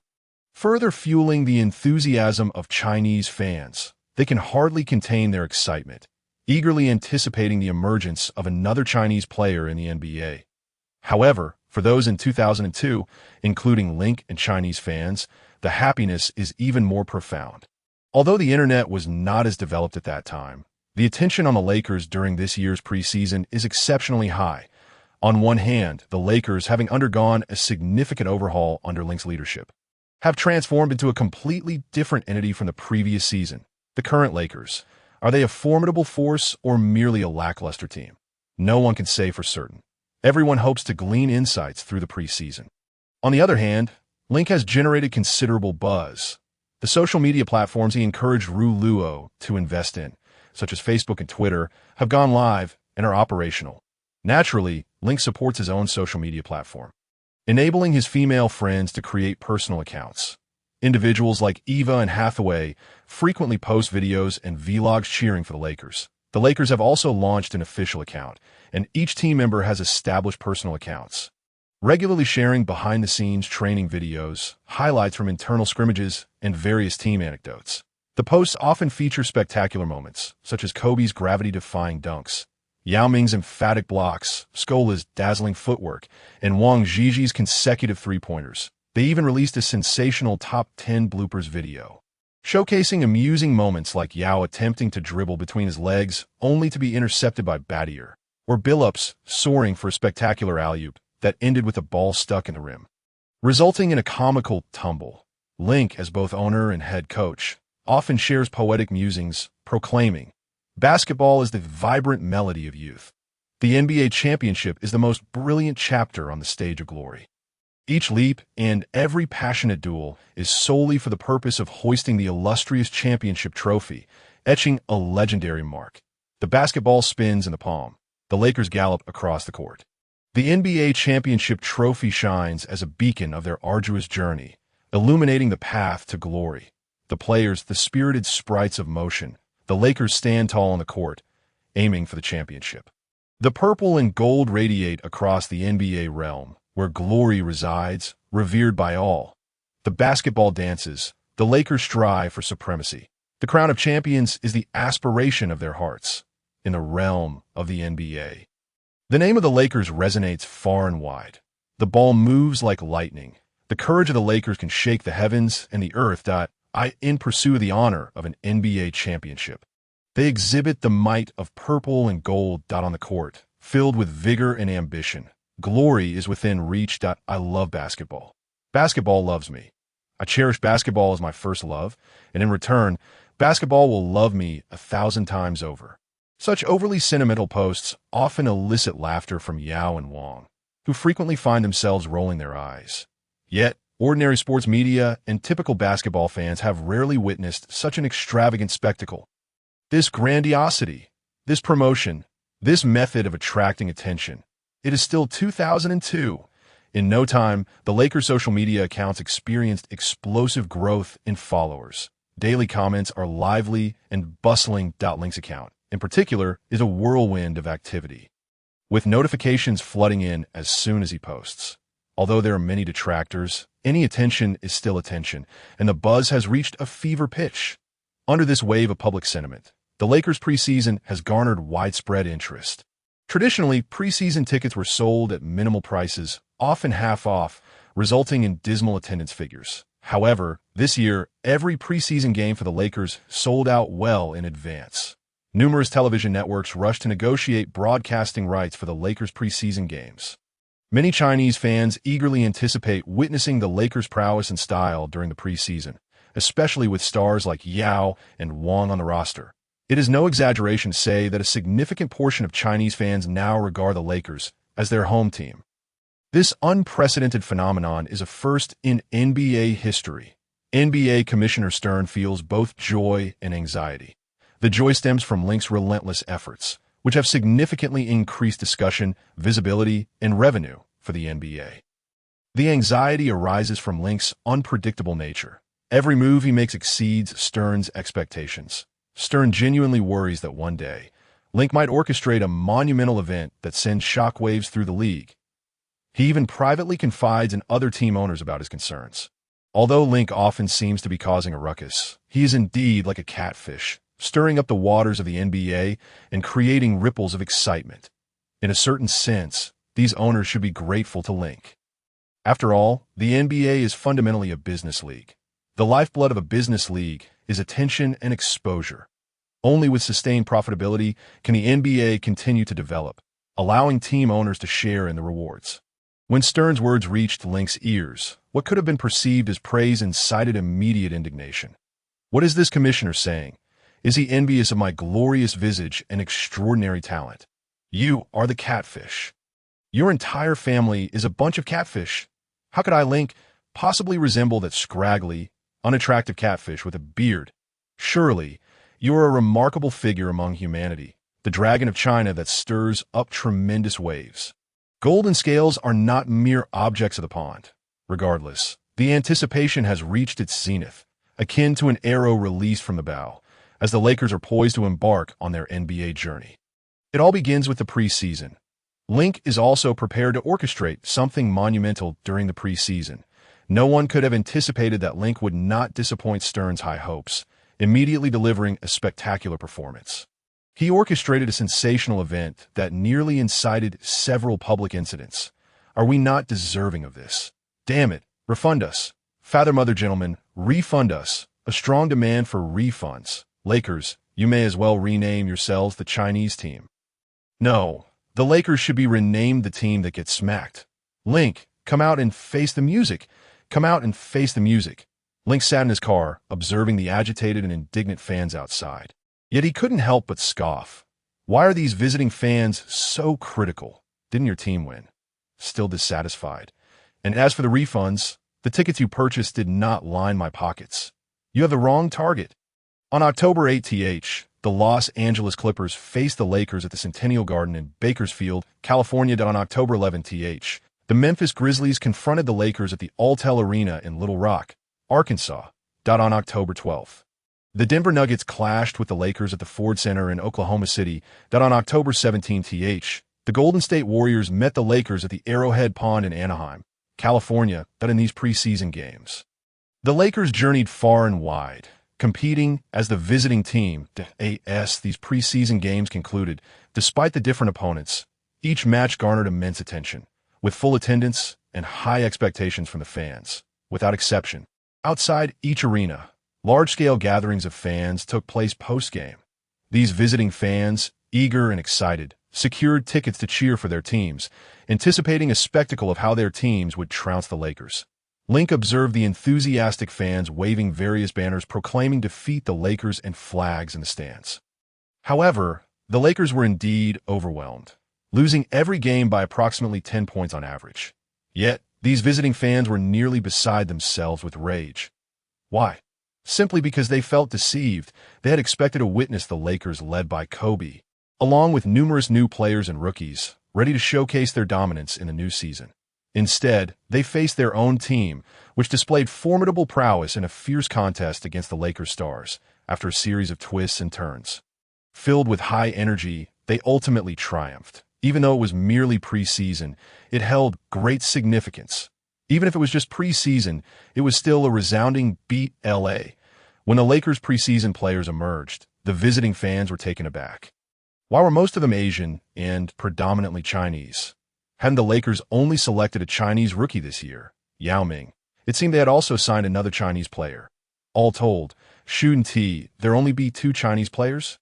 Even during the entrance announcements, the DJ fumbled through the players' names, relieved he had prepared ahead of time for these 2 recognizable names.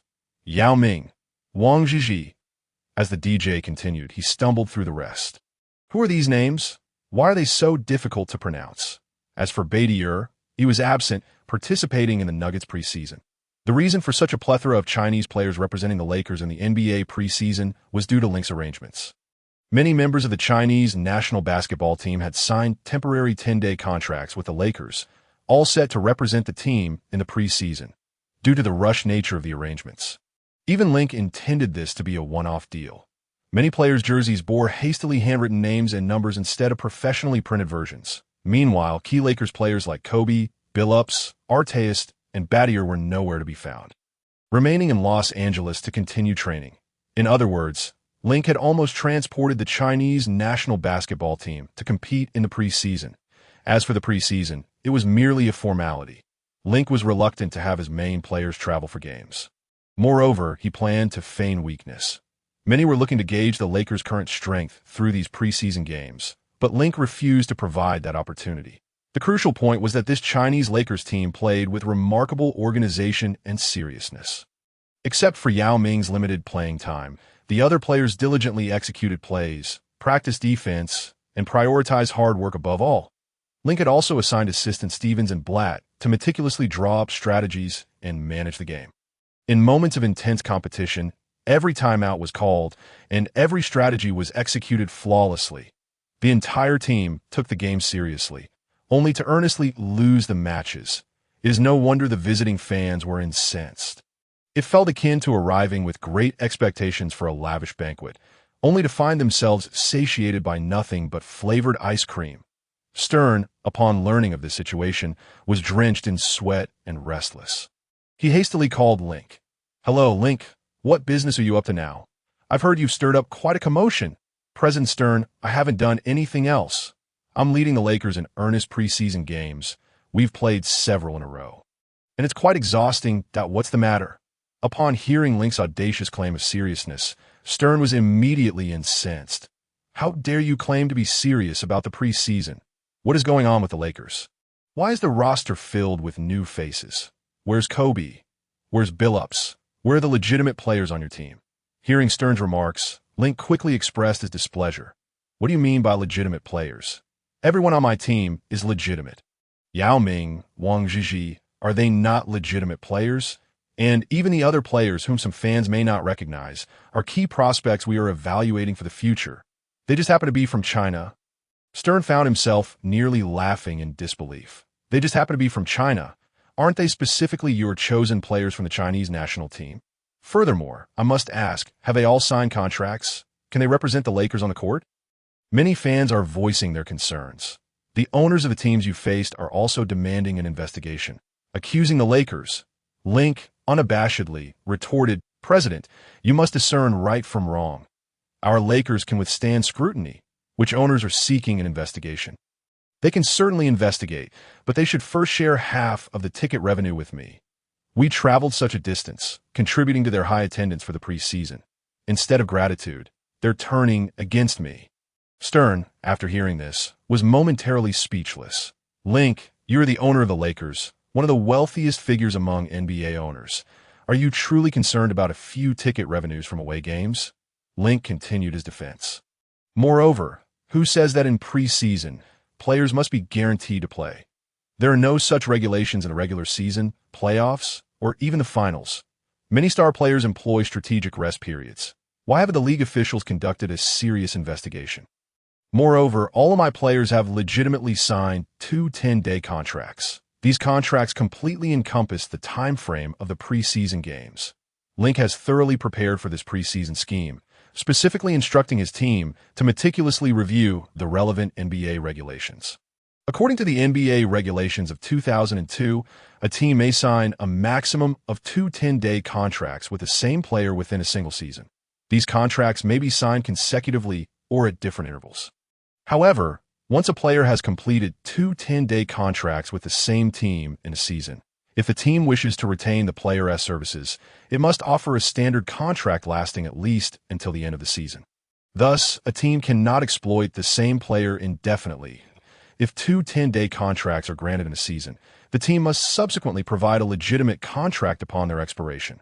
Yet, this regulation merely restricts the exploitation of a single player, without limiting the number of players who may be offered such contracts.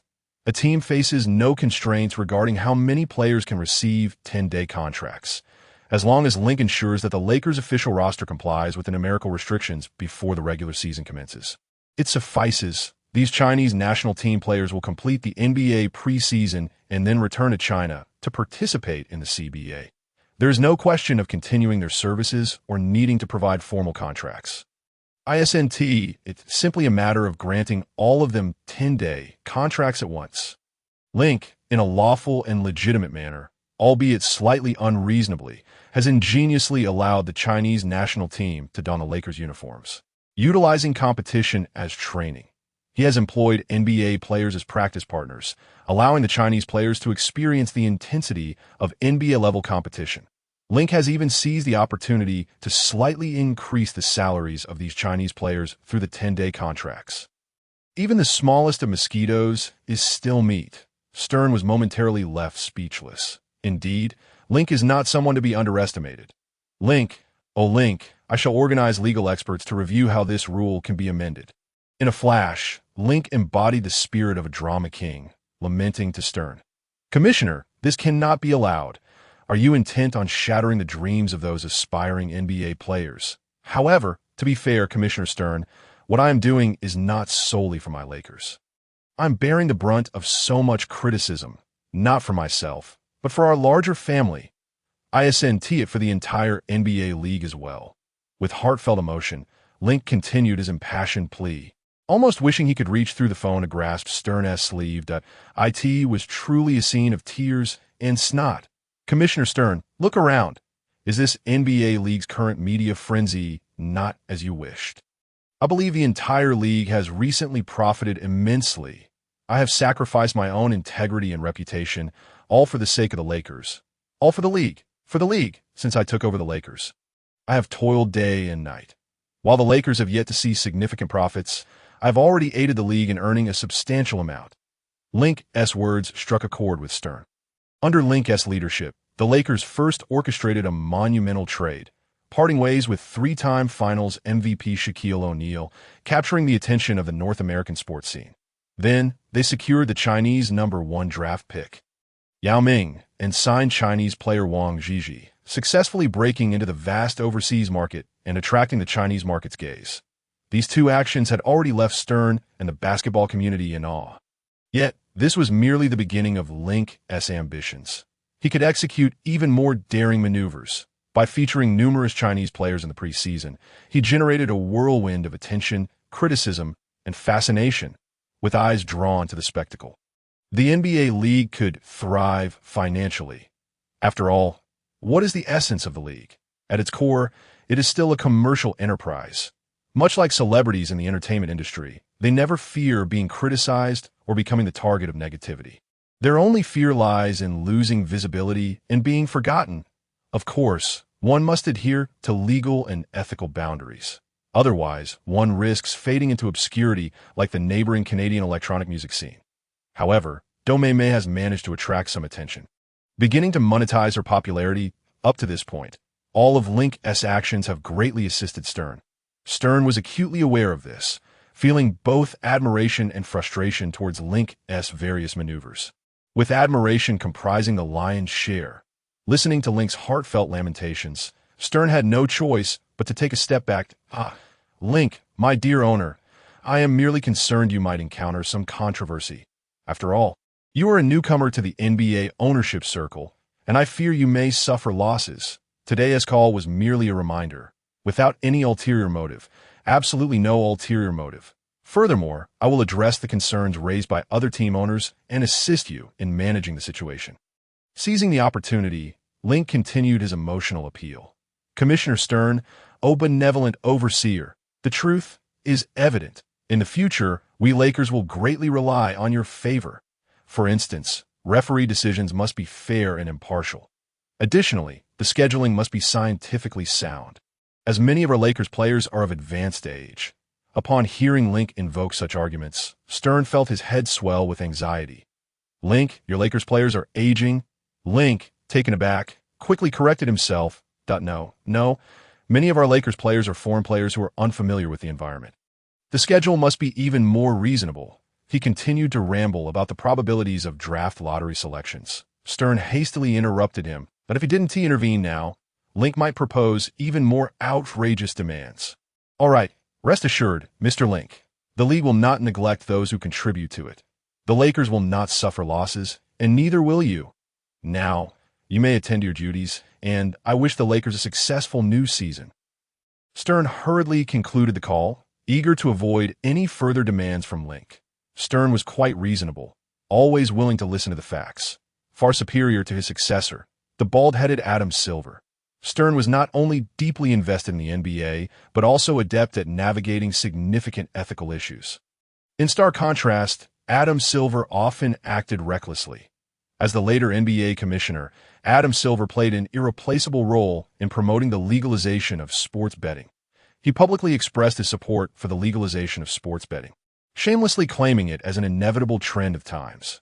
Under his leadership, the NBA became the first professional league to establish partnerships with bookmakers following the lifting of prohibitions on sports betting in the United States. He audaciously asserted that the transparency of betting would compel players and referees to compete under more stringent scrutiny, ensuring that fans and bettors would pay closer attention to the games. It was utterly absurd. What truly infuriated Link was Silver's defense of then Houston Rockets general manager Daryl Morey. On October 4, 2019, Morey tweeted the slogan "Fight for Freedom, Stand with Hong Kong," blatantly distorting the truth and maligning China.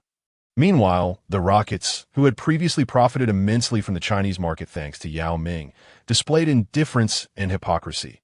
The owner of the Houston Rockets stated that Morey did not represent the team, followed by a tweet declaring Morey to be an excellent manager, asserting that the team had no political affiliations, attempting to downplay the situation. The meaning is that I should express my thoughts, but I still need to earn your money. This was also the reason why Link rapidly fell out of favor with the Rockets in a previous life. And what about the likes of Adam Silver? When addressing this incident, Silver casually emerged, emphasizing the NBA's support for freedom of speech among players and team executives. Yet, when dealing with the former owner of the Clippers, Donald Sterling, who made private remarks touching upon race, he struck with an iron fist, swiftly imposing a lifetime ban and a fine of $250,000. He even demanded that Donald Sterling sell his stake in the team within a specified time frame. Is this not a glaring showcase of double standards? What freedom of speech? Let us see if Silver supports anti-cuttlefish rhetoric. To put it plainly, it's Silver's kind that openly scorns China. Enough of this.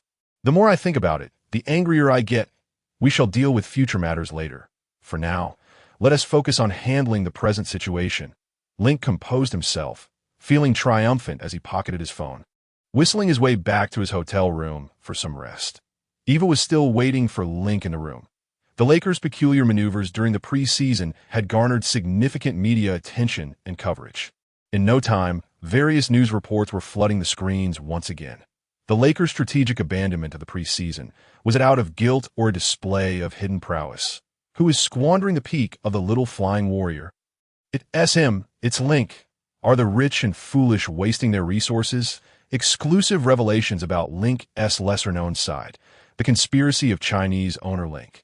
The Chinese Lakers, who will come to the rescue of Eagle Sauce Basketball, a collective appearance of Chinese players at the NBA preseason.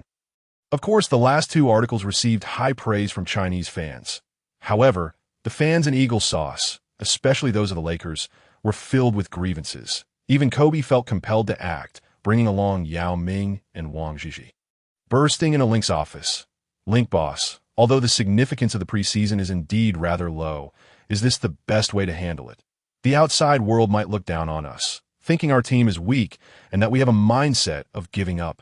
As soon as Kobe entered, he expressed his concerns before even taking a seat. Link, however, remained unflustered and countered, "Kobe, what do you think of our team's strength? Do you believe the Lakers are in a state of decline?" "Certainly not." Kobe quickly replayed the events of the offseason in his mind. Initially, he did harbor such concerns, which peaked after Link executed a major trade and signed a batch of free agents. However, after enduring a lengthy training camp, those worries had vanished. The new players and teammates were incredibly strong. As the team owner, Link had a keen eye. As the head coach, he had assembled a truly excellent coaching staff. Moreover, many of Link's basketball philosophies and strategies were quite robust. Kobe felt confident about leading the Lakers to a commendable performance in the new season. Driven by this mindset, Kobe hoped that the sooner other teams recognized the Lakers' formidable nature, the better. However, Link's strategy for the preseason clearly did not align with Kobe's objectives. Link lightly tapped his fingers on the desk and continued, "Kobe, since you have such confidence in our team, and we've gelled well during scrimmages, the practice nature of the preseason is entirely unnecessary. Furthermore, I deliberately fielded a completely different lineup in the preseason that on one hand, I genuinely have a vested interest in allowing the Chinese national team to practice more. On the other hand, I also intend to feign weakness to our adversaries. There was a renowned military strategist in ancient China, King Luan of Huainan. He mentioned in Huainanzi, military strategy that in warfare, one should display softness yet meet with strength, show weakness yet confront with vigor. This means that in military tactics, one should project a lack of combat capability while possessing a resilient spirit to counter the enemy. To appear feeble while maintaining formidable fighting strength against adversaries. On the NBA court, I wish for opposing teams to underestimate us, to misunderstand us. Ultimately, we shall unleash a unique Lakers storm during the regular season that will send tremors throughout the league." Link spoke passionately, especially invoking the wisdom of the ancient Chinese military strategist, enhancing his persuasiveness. Kobe could not help but be convinced. Link was indeed playing the game of strategy. "Kobe, if you have doubts, you can ask Yao Ming and Wang Zhizhi if they have heard such sayings. Additionally, take this year's World Championship as an example. Why did the Dream Team suffer a crushing defeat? Because everyone knew the Dream Team was strong, and they had prepared numerous strategies and studies to uncover your weaknesses." Yao Ming and Wang Zhizhi nodded in agreement. They genuinely hoped the Chinese national team could seize the opportunity for more practice. Naturally aligning with Link's perspective, at this moment, Kobe was thoroughly convinced. Link's examples and logical reasoning were crystal clear. "I understand now, Link boss. You are not only an astute team owner and head coach, but also a strategist." Kobe sincerely praised Link. Ahem, a strategist is merely someone with a bit of knowledge. With such praise from Kobe, Link, who considered himself thick-skinned, was inadvertently caught off guard. "Kobe, even if I am misunderstood by many, as long as you and the others can comprehend my good intentions, that is enough. We shall focus on the upcoming new season and prepare for battle." On October 29, 2002, in Los Angeles, the Staples Center was ablaze with lights. The 2002 to 2003 NBA season was officially underway. Today, the Lakers would face off against the San Antonio Spurs at home. It was the new Lakers roster's first game, and they were playing on their home turf. The entire Staples Center was filled to capacity. Many Hollywood celebrities were present, dressed to the nines. Leonardo DiCaprio, Jack Nicholson, too many male stars for Link to bother to look at. After all, what is so appealing about men? Right? However, Link unexpectedly spotted Donald Trump and his eldest daughter, Ivanka. Ivanka, whose mother was Trump's first wife Ivana, had fully inherited her mother's beauty. One cannot help but remark on the whims of fate. It is hard to believe that Trump, years later, would become the leader of Eagle Sauce. Ivanka, now just 21, radiated youthfulness, embodying the freshness and innocence of someone just out of college. Should one consider approaching Trump and Ivanka? Link pondered to himself. He certainly was not enamored by Ivanka's beauty. After all, Eva and Hathaway and others were equally stunning. Rather, Link reflected on Ivanka's eventual marriage to a Jewish man. He himself harbored some anti-cuttlefish sentiments. Let us just say it was for Ivanka's liberation. Moreover, Trump's awareness was not particularly high, having caused quite a bit of friction between Eagle Sauce and China. All for the sake of China. Link was sacrificing himself for a greater cause. Many female celebrities were also in attendance, including Eva and Hathaway and Avril Lavigne, among others. Eva and Hathaway, of course, needed no introduction, as they shared a deep friendship with Link. Lynn Shillet, who grew up in California, had long regarded the Lakers as her favorite team, supporting them from the Showtime era to the Inasho era. Sharing a Chinese heritage, she approached Link eagerly to shake hands and introduce herself. While shaking hands with Lynn Shillet, Link kept an eye on the Kardashian clan, who had all come to watch the game.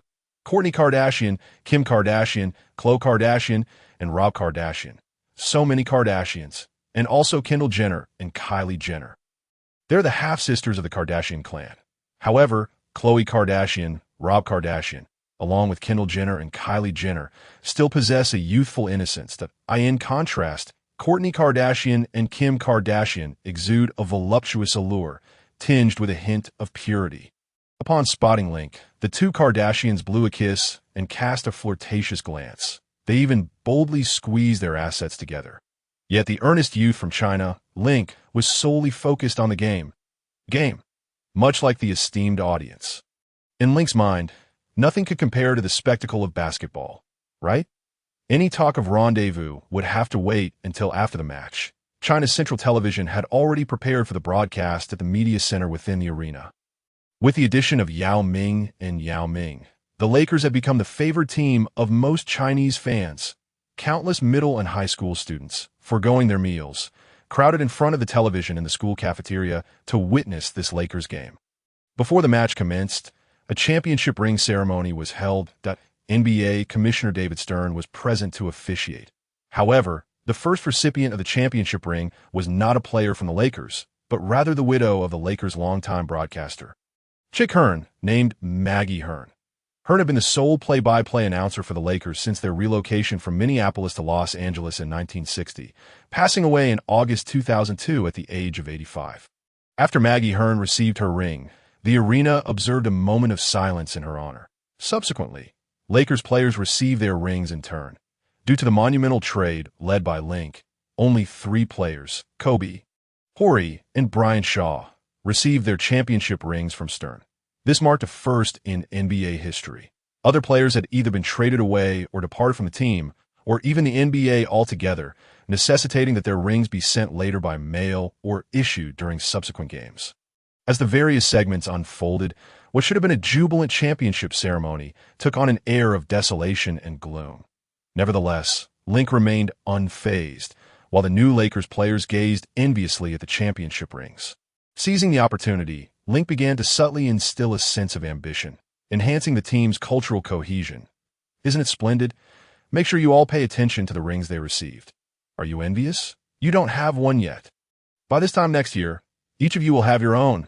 Yao Ming, do you want to be the first Chinese player to win an NBA championship? Scola, do you wish to be the first Argentine player to achieve that? Blatt, Stevens, would you like to win a championship in your very first season coaching an NBA team?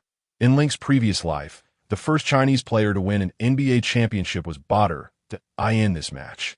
Link was determined to secure victory. On one hand, the Lakers' debut had to commence with a flawless start.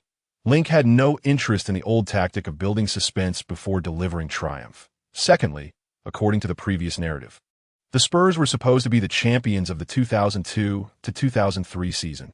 If the Lakers wished to claim the title, they had to demonstrate their prowess in this game. Lastly, and most importantly, during the offseason, the Spurs general manager had approached Link with a distasteful proposition to trade Robinson for O'Neal. Link felt compelled to reciprocate the Spurs' insolence. It was not a slight against Robinson. During his sophomore year, he was regarded by the sports media as a player with commercial potential rivaling Jordan. His abilities on the court were complemented by an impeccable off-court persona, standing at 216 centimeters tall. With a waist measurement of 33 inches, a perfectly sculpted physique, and a dashing appearance, his build was not that of a traditional center, but rather one that was remarkably slender.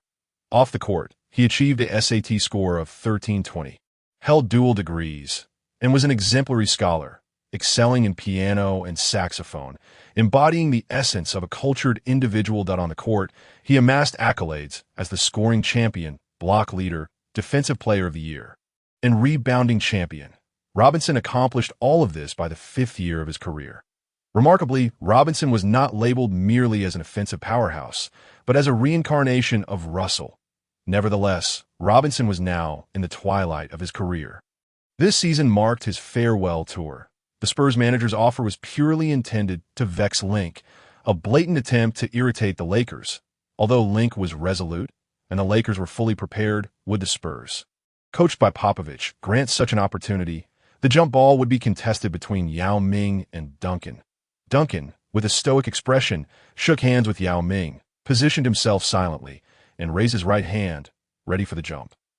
Yao Ming had initially considered engaging in some small talk, but seeing Duncan's demeanor, he opted against it. Toot! With the sound of the whistle, the referee tossed the ball straight into the air. Yao Ming and Duncan leaped simultaneously. Unfortunately, Yao Ming was unable to secure the ball. Duncan tapped it to Parker, initiating the Spurs' first offensive play. Nice jump, Tim. Teach the rookie a lesson. After acquiring the ball, Parker even uttered some trash talk. Duncan maintained his tranquil expression, saying nothing, and simply advanced to the front court. Link, observing from the sidelines, felt a twitch at the corner of his mouth. That Parker's provocation indicated that it would be necessary to raise the intensity for Eva tonight. Should he consider having Eva don Parker's jersey? When it comes to Duncan, many people commonly associate him with the moniker the Big Fundamental, reflecting his solid foundational skills. American fans have dubbed him the Big Fundamental, a name that resonates similarly with the Stone Buddha. His style of play resembles that of a humble monk, focusing on fundamentals in various highlight reels. Duncan often finds himself as a mere backdrop to others' performances, with players like Kobe, LeBron, Howard, Griffin, and Ibaka having dunked over him. However, Duncan's status as the greatest power forward in history is attributed not only to his basketball IQ and technical prowess, but also to his physical attributes.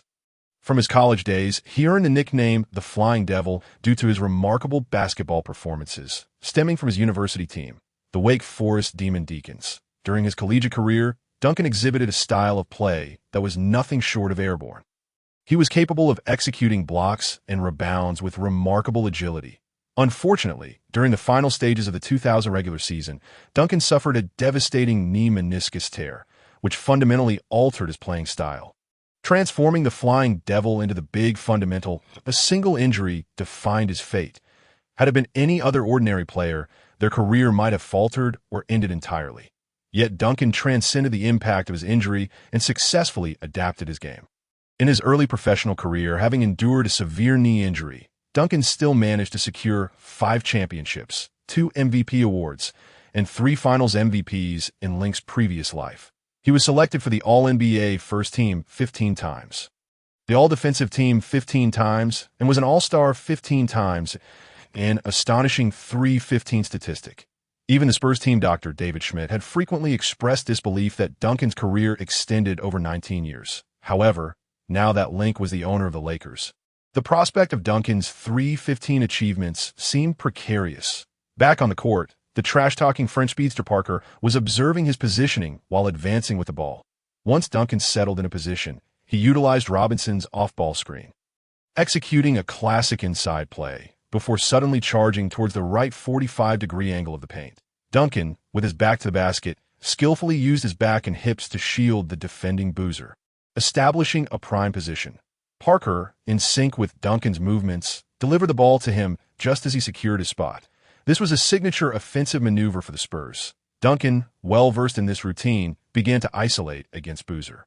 As Duncan skillfully dribbled the ball while observing the Lakers' defense, he noticed that no Lakers players were closing in on him. With a powerful push, he maneuvered past Boozer, slightly retreating before feigning a shooting motion. Realizing that Duncan was poised to shoot, Boozer hurriedly lunged to interfere. Duncan's shooting, particularly from angles below 45 degrees, is remarkably precise and cannot be taken lightly. However, Duncan did not take the shot. Instead, he executed a deceptive feint. Boozer was left flailing in the air. Duncan firmly planted his right foot, lifted his left foot upward, sidestepped Boozer, and effortlessly completed an up-and-under layup. What a brilliant play, Duncan! Parker had even begun to celebrate prematurely. Suddenly, a towering figure darted in, emphatically swatting the basketball away. Yao Ming had timely arrived from the weak side, delivering a perfectly executed block. Duncan was taken aback, surprised by the agility and keen defensive instincts of this Chinese giant. Yao recorded the first statistic of his NBA career. A block. Nice block, Big Yao. It seems someone was schooled instead of attending class. Lin Kuo shouted from the sidelines toward Parker, I'll educate Eva later tonight. Lin Kuo silently vowed that on the court, Billups sprang into action, reclaiming possession of the ball. Meanwhile, Kobe had already soared down the court, and Billups, understanding the situation, executed a quarterback-style long pass. Boom! Kobe unleashed a thunderous dunk. 2-0. The Lakers scored the first point of the season opener. The arena's DJ stirred the crowd. Ladies and gentlemen, let's all rise and cheer for the Lakers. Let's go Lakers! The fans at the Staples Center erupted in jubilant applause. The initial offensive exchange between the Lakers and Spurs showcased remarkable blocks, fast breaks, and dunks, elevating the spectacle to its zenith. Showtime was reborn.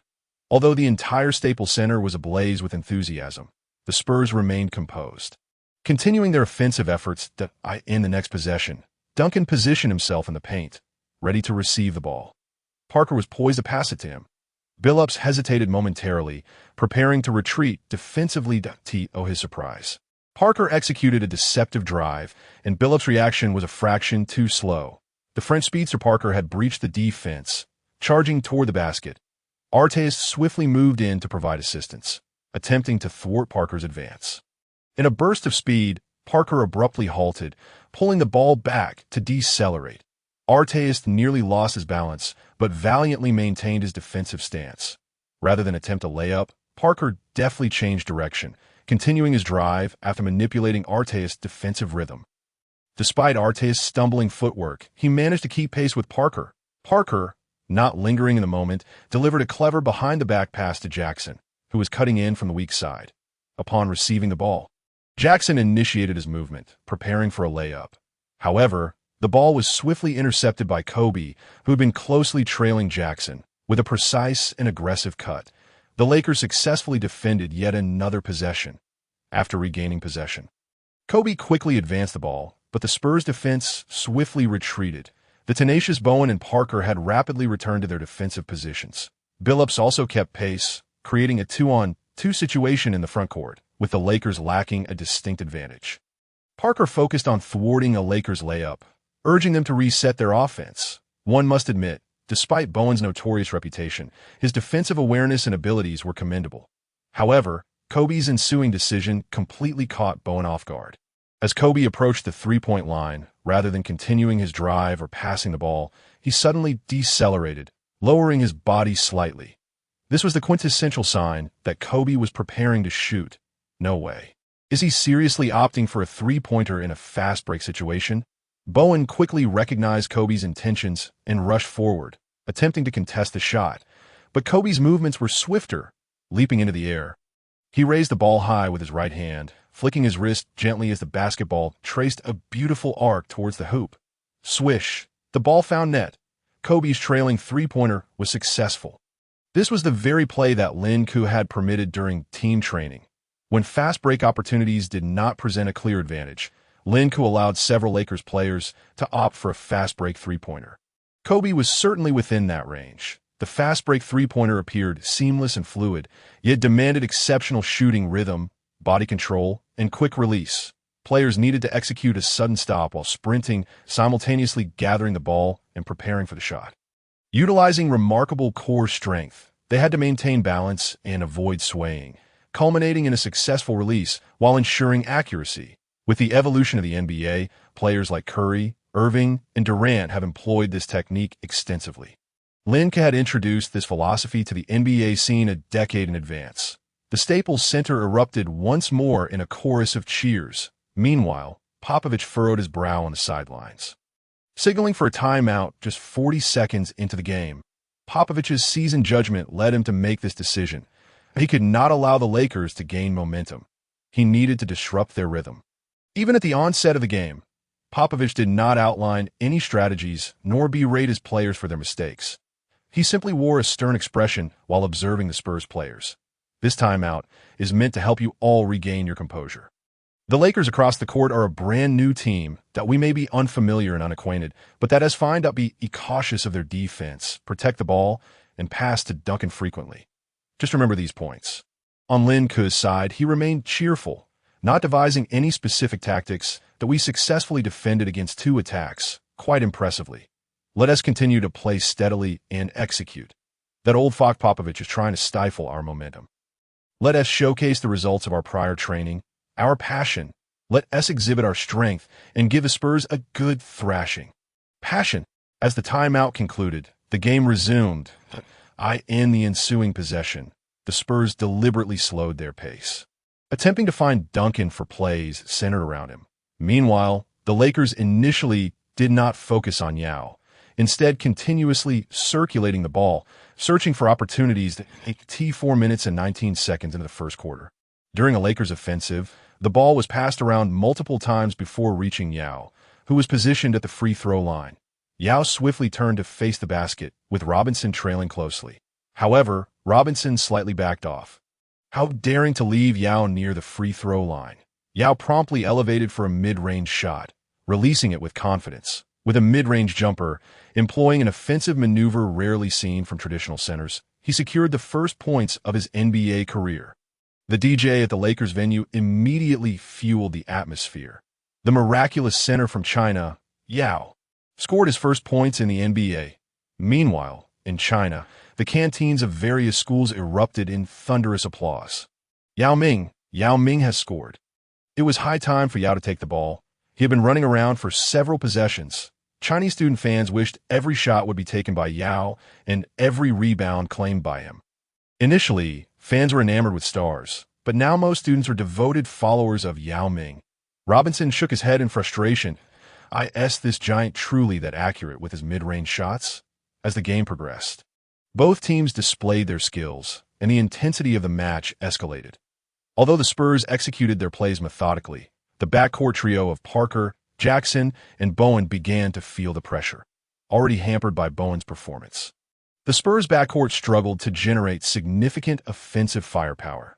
The Lakers' revamped defense posed a nightmarish challenge. The Spurs were compelled to rely on Duncan for scoring. By the conclusion of the first quarter, the Lakers led 28-23. Holding a 5-point advantage in the second quarter, the Spurs brought in Ginobili. Link also played the role of an enabler, substituting in Scola, another Argentine. The 2 Argentinians showcased a national derby on the NBA court. Ginobili, with a natural ease, greeted Scola, saying, "Hi, bro." This marked their first encounter since the World Championship. However, upon hearing the words World Championship, Scola reacted as if he had been electrocuted, abruptly screaming and running away before Ginobili could finish a sentence. Exclaiming loudly in Spanish, "Don't mention the World Championship. Is that even edible? I have never played in the World Championship. It has nothing to do with me." Scola's earlier boastful comments about the Argentine team's performance to Kobe had resulted in him being thoroughly embarrassed during a scrimmage, leading to a form of PTSD whenever he heard keywords like Argentina or World Championship. Left bewildered, Ginobili could only watch as his compatriot Scola hurriedly fled. The game continued. Both the Lakers and Spurs made tactical substitutions. In the second quarter, the Spurs maintained their usual strategy, launching their offense through Duncan. However, the Lakers noticeably altered their tempo. Initially, Kobe drove towards the basket, drawing defenders before swiftly passing to Yao Ming, who, without dribbling, faked a shot to lure defenders and then passed to Battier, who was stationed at the baseline. Battier, with a wide-open three-pointer, released a shot, and the basketball swished through the net in the next possession. The Spurs relied on Duncan's strong drive to score 2 points in the paint, transitioning back to the Lakers' offense. This time, Yao and Scola executed a flawless off-ball screen for Kobe, who circled around the baseline. Exploiting a defensive gap, both Yao and Scola displayed exceptional basketball IQ, providing high-quality screens. Meanwhile, Billups, with keen awareness, delivered the ball precisely to Kobe, who seized the Spurs' defensive lapse and punished them with a three-pointer. "My three-point arrow is forged from the fires of hell." The Lakers struck from beyond the arc once more. Throughout the second quarter, the Lakers, through intricate ball movement, off-ball screens, and even simple pick-and-pop plays, relentlessly sought opportunities for three-point shots. The team attempted 16 three-pointers, successfully sinking 8 of them. Even Yao took a shot from beyond the arc, albeit unsuccessfully, causing Robinson to feel uneasy. Did this Chinese center truly possess a three-point shot? Why was his attempt so confident? Even with missed three-point attempts, Yao, Scola, and even Arteist actively pursued offensive rebounds, applying immense pressure on the Spurs' interior defense, although the Duncan-Robinson duo offered solid protection in the paint. They were overwhelmed by the Lakers' youthful exuberance as they relentlessly crashed the boards by the end of the second quarter. The Lakers had established a significant lead, outscoring the Spurs 60-45. Link was thoroughly pleased with the Lakers' performance. The team's proficiency in three-point shooting was not merely a matter of rhetoric. Previous training had honed their skills remarkably. The entire team had consciously elevated the quality of their three-point shooting, with improved accuracy and quicker release evident in their execution during the game. Whether it was each player's individual shooting ability or their tactical movements to create space, everything was unfolding according to Link's vision. Systematically and efficiently on the defensive end, it was evident that a player of Duncan's caliber could only contain but not completely neutralize the Lakers. However, the Spurs' backcourt, comprising Parker and Jackson, found themselves stifled by the Lakers' defensive pressure. Kobe, Billups, Barnes, and Bell were suffocated by relentless defensive intensity, even when finding openings through screens, unless opting for long-range shots. Penetrating the defense only led to further challenges, as the Lakers had reinforcements on the perimeter and formidable last lines of defense in Yao and Cato. Meanwhile, on the Spurs side, during halftime, Popovich had already lost the calm and composed demeanor he had exhibited in the first quarter, angrily slamming down his clipboard. How could the Lakers suddenly transform and adopt the three-point shot as their primary offensive strategy? Was this reasonable? Was it logical? Three-point shooting is notoriously inefficient, and you, when facing off-ball screens, simply need to fight through them. Do not grant the Lakers any easy opportunities. I refuse to believe that the Lakers can maintain their shooting touch. Execute the defensive strategy effectively, secure the long rebounds, and once the Lakers miss, immediately push for a fast break. Let me reiterate, do not allow the Lakers to shoot three-pointers. Do not let them have easy shots. Whatever it takes, accomplish this. As the second half commenced, Link deployed a lineup featuring Yao, Wang Zhizhi, Harrington, Kobe, and Billups. Although they held a 15-point lead, there was still half the game to play. Seizing the opportunity while the Spurs were integrating their second unit, Link aimed to experiment with new tactics as anticipated. At the start of the third quarter, the Spurs intensified their perimeter defense, engaging in man-to-man coverage, effectively stepping beyond the three-point line. Even Duncan and Robinson distanced themselves from the paint. It felt as though an NBA game resembled a turn-based strategy, with each side probing for weaknesses. Link smiled at Blatt and Stevens, stating, "Basketball is like this. The players' abilities and the coach's strategies are intricately linked. Sometimes strategic execution is paramount, while other times the players' creativity is essential. Yet, in the duel between coaches, it's all about countering each other's tactics." Blatt candidly expressed his thoughts, drawing upon his extensive experience coaching in Europe, which emphasized tactical execution and counter strategies. "You're absolutely right, Blatt," Link replied, "but I believe there's an even more crucial responsibility for a coach: to understand each player, unify the entire team, and meld tactical schemes with the players' abilities and passions to create a multiplied effect." Just as we will do in the upcoming match, the Spurs' defensive adjustments could not be deemed effective. Rather, they had unwittingly fallen into the Lakers' trap. The Lakers, having suddenly shifted their offensive rhythm and schemes, were no longer relying heavily on three-point attempts. Thanks to the previous quarter's barrage of three-pointers, the Lakers now boldly showcased a full-throttle three-point lineup. The Spurs, shivering from the deluge of three-pointers, reverted to man-to-man defense under Popovich's directives. For heaven's sake, do not allow the Lakers any three-point attempts. If we can stifle them a few more times, their shooting touch will naturally cool down. On the Lakers' side, they immediately altered their offensive strategy, abandoning the tactical plays to create space for shots, and instead initiated the offensive through Kobe and Yao. Observing the Spurs' deployment of one-on-one defense, Kobe, while maintaining a stoic expression, was internally ecstatic. Could it be? One-on-one defense? Was that even defense? Even with the Spurs fielding their most skilled defender, Bowen, Kobe swiftly commenced his offensive showcase. On the very first possession of the third quarter, Billups controlled the ball, navigating through Wang Jiji's screen before exploiting a defensive mismatch. Driving straight to the basket, Wang Jiji, having completed a screen, rolled outward to attract the Spurs' defense, thereby clearing space in the paint. Simultaneously, on the weak side, Kobe executed a rapid shoulder shimmy, deceiving Bowen's tenacious yet futile defensive efforts. Cutting towards the basket, Billups, having astutely assessed the situation, delivered a bounce pass directly into Kobe's hands. As Kobe elevated, he executed a stunning aerial maneuver, contorting his body mid-air to evade Duncan's incoming defense, momentarily compressing his form as if propelled by a spring. Before gliding and extending his body gracefully in the air, Kobe, from an almost impossible angle, elevated the ball high, deftly evading the block from the Spurs' Duncan. With his signature soft touch, he executed a reverse layup, gracefully placing the basketball into the hoop. Such an impressive layup, complemented by a beautifully fluid motion. What a remarkable play, Kobe! On the sidelines, Link and Stevens were fervently applauding. In basketball, the outcome is ultimately determined by the score. However, during the game, fans also appreciate the aesthetic beauty of the plays. This is why perimeter players generally enjoy greater popularity than their interior counterparts. In the next possession, the Spurs finally orchestrated a rare give-and-go. Duncan pivoted as the axis, backing down Wang Jiji, and strategically passed to the cutting Parker. Parker managed to make a difficult floater, marking his first field goal from the flow of play in this match. There were no other options. Parker was being severely stifled by the Lakers' defense, featuring Billups, Kobe, and the ever-watchful Lakers forwards. The mantra was clear: whoever drives risks silence, and whoever attacks risks discomfort, as the Lakers prepared to inbound the ball and organize their offense.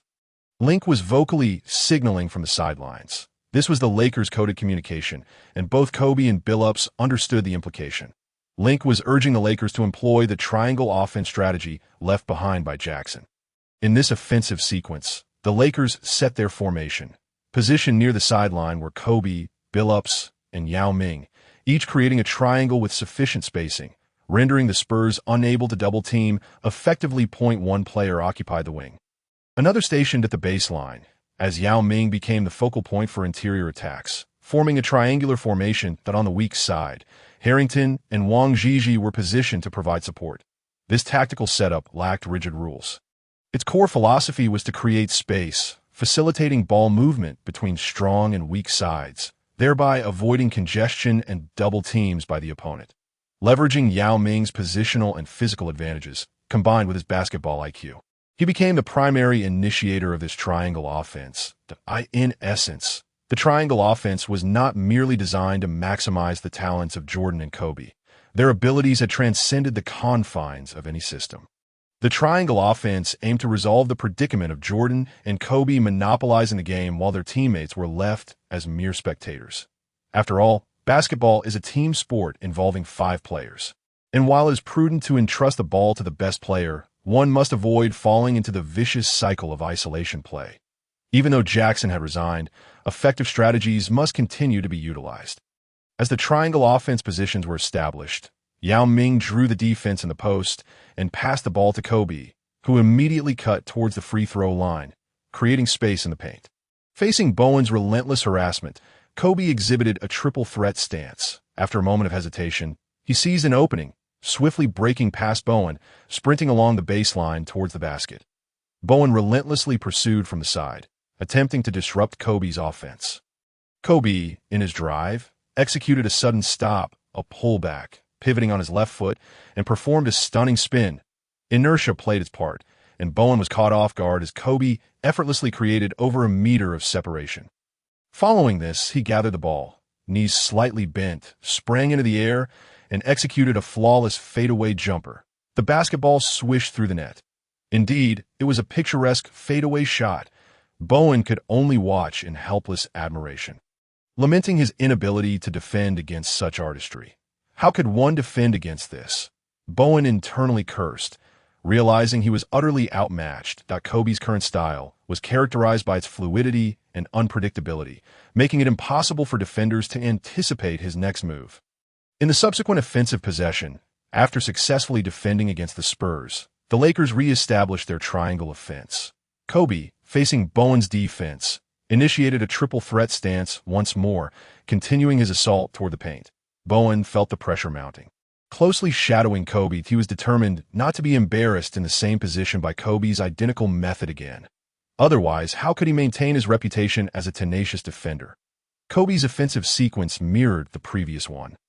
He drove again, executed a sudden stop, and pulled back, pivoting on his left foot for another elegant spin. This time, Bowen was more alert, keenly observing Kobe's movements to avoid being left behind.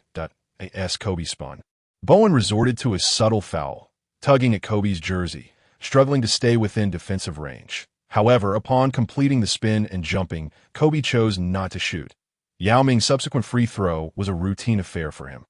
As the third quarter neared its conclusion, the score had ballooned to 81-52, a gap of nearly 30 points. It is noteworthy that this was still in 2002, when the NBA was characterized by a slower pace. During the 2002 to 2003 NBA season, the league's average score was 92.4 points. Such a disparity practically signaled that the game had entered garbage time. What was anticipated as a heavyweight showdown in the Western Conference Finals had unexpectedly transformed into a one-sided massacre by the new Lakers against the Spurs. Nevertheless, Spurs head coach Popovich did not call a timeout or substitute players, nor did he concede defeat. Instead, he was vocally urging his team to rally and regain their spirit. Robinson quickly inbounded the ball. Did the Spurs still harbor hopes of closing the gap? Link found it perplexing to comprehend their thought process. Why persist with the starters in such a situation? When had Popovich become akin to Thibodeau? Tom Thibodeau is known for his defense-first mentality and strict discipline as a coach. Most notably, he pioneered the six-man rotation strategy in the NBA, relying on just 6 players to play the full 48 minutes, with each player averaging a grueling 40 minutes on the court. Moreover, he was infamous for the injury that befell Derrick Rose on April 28, 2012, during the first round of the Eastern Conference playoffs against the Philadelphia 76ers. Rose tragically tore his left anterior cruciate ligament while the Bulls led 103-91. The injury occurred with less than 2 minutes remaining, and despite the Sixers fielding backup players, Thibodeau, in his irrational caution, did not substitute Rose. This injury significantly impacted Rose's career, sidelining him for the entire 2012 to 2013 season, and he never returned to his former glory. The Windy City Rose could no longer bloom. AS Link prepared to signal for a dead ball timeout to substitute in the Lakers bench. Blatt, with his extensive coaching experience, reminded him it's not appropriate to request a substitution now, according to formal game etiquette. The trailing team typically does not make substitutions, nor does the leading team. Additionally, we cannot execute a substitution unless there is a dead ball situation. He suggested waiting until the third quarter concluded to assess the Spurs' strategy before making substitutions in the fourth quarter. That's fair, Link considered, recognizing no significant issues. The previous rotations had been standard, and the 5 players on the court were not fatigued. Their momentum was strong, eliminating the need for proactive substitutions in the next possession for the Spurs. Jackson took a sudden jump shot, only to clang it off the rim. The Spurs were now in a state of utter despondency, their offense lacking any semblance of structure. Essentially, the strategy revolves around facilitating the ball to Duncan. If that proves unfeasible, then whoever has the opportunity should take a shot. The rebounds are effortlessly secured by the long arms of Yao Ming. While the Lakers methodically advance their offensive play, the basketball circulates through the players until it finds its way into Kobe's hands. The surrounding area has been efficiently cleared, leading to a classic one-on-one confrontation between Kobe and Bowen. The Spurs remain steadfast in their defensive strategy, perhaps due to an inability or unwillingness to adapt. Let's hasten the conclusion of this nightmarish game. The body language of the other Spurs players exudes a palpable negativity. Even Bowen appears to lack the zeal to defend, taking a step back and leaving ample space for a shot. Kobe quickly seizes the opportunity. "You dare give me such room? I am not without my long-range shooting prowess." Prepare for the consequences. Kobe executes a signature jump shot, soaring into the air before releasing the ball. Just then, Bowen seems to awaken from his stupor and rushes to contest the shot, attempting to impede Kobe's attempt. Now you decide to defend? What use is that? With a confident demeanor, Kobe releases the shot. This one is guaranteed to go in. Not even divine intervention could stop it. Yet surprisingly, Bowen retreats with small steps, continuing to charge toward Kobe even after the ball has been released. Bowen, entirely oblivious to the launch basketball, focuses solely on Kobe as he strides forward, extending his foot to intercept Kobe's landing space, leaving him no room to maneuver. The basketball follows its precise trajectory, swishing through the net, giving the Lakers a lead of over 30 points. The crowd erupts in cheers. The Lakers are decisively overpowering the championship-favored Spurs by 30 points. Even last season, such an outcome would have seemed impossible. However, as the ball finds a net, Kobe lands awkwardly, his left foot unceremoniously stepping on a Bowen's foot. Kobe immediately crumples to the floor, clutching his left ankle in agony. Sitting helplessly on the ground, "Damn you, Bowen!" On the sidelines, Link, oblivious to the unfolding events, instinctively begins to curse. The sight of Kobe in pain, having fallen after Bowen's foul, swiftly alerts Link to the unfortunate reality of the situation. Wherever Bowen appears, chaos is sure to follow. Kobe's character forbids him from feigning injury to elicit a whistle from the referees. The sight of him crumpled in visible pain can only mean one thing. He is genuinely injured. And the prognosis is likely grim. As Link finishes his thought, a towering figure from the bench rushes onto the court. Artist, brimming with fury, sprints towards Kobe, outpacing his fellow Lakers in a matter of strides. "Kobe, how are you? How do you feel?" Artist anxiously supports Kobe, inquiring about his condition. Kobe, biting his lip, beads of sweat forming on his forehead, shakes his head in response, and my left ankle is excruciating upon hearing this. Artist's anger flares. He looks up to see Bowen feigning innocence, standing nearby with an insufferable smirk, his hands raised in mock surrender. "You should be fine, right? You jumped too high. Playing like this is dangerous." Bowen feigns concern, his words dripping with insincerity. Infuriated by Bowen's repugnant remarks, Artist charges forward without hesitation, swinging a fist directly at Bowen's face. Bam! Caught off guard, Bowen is struck squarely on the nose, collapsing to the ground. Yet Artist is relentless, continuing to rain blows upon Bowen's face with the ferocity of a storm. The players from both the Lakers and Spurs quickly converge, some restraining Artist while others protect Kobe. Harrington, a former teammate of Artist, seizes the moment to deliver a vicious stomp onto Bowen. Toot! Toot! The referee, witnessing the sudden eruption of chaos, blows his whistle repeatedly in an attempt to regain control and prevent the situation from escalating into an all-out brawl.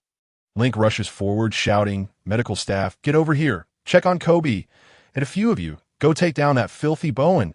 "Where's Yao?" "Yao. Where's your military training?" Blatter and Steven strain with all their might, desperately trying to hold Link back. If Link were to join the fray, it would mark an unprecedented event in NBA history. A coach assaulting an opposing player. Although Bowen undeniably deserves a lesson, the Lakers medical team swiftly enters the court, conducting an initial examination of Kobe's ankle. Pain is etched across Kobe's face, yet he strives to maintain composure, refusing to let discomfort betray his expression.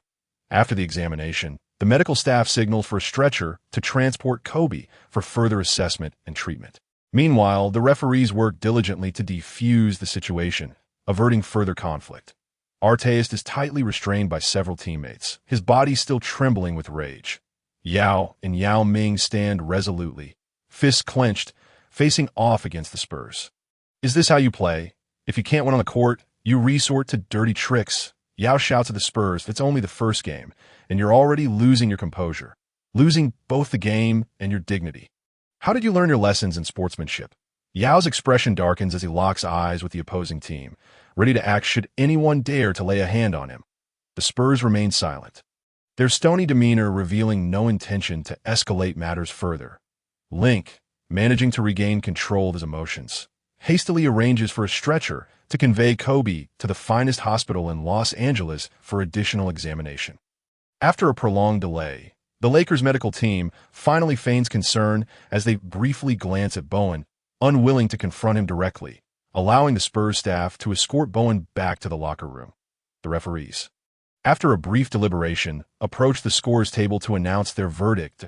In accordance with the game rules and the prevailing circumstances, the officiating crew declares the following penalties. Arteas of the Lakers is ejected from the game for assaulting an opposing player.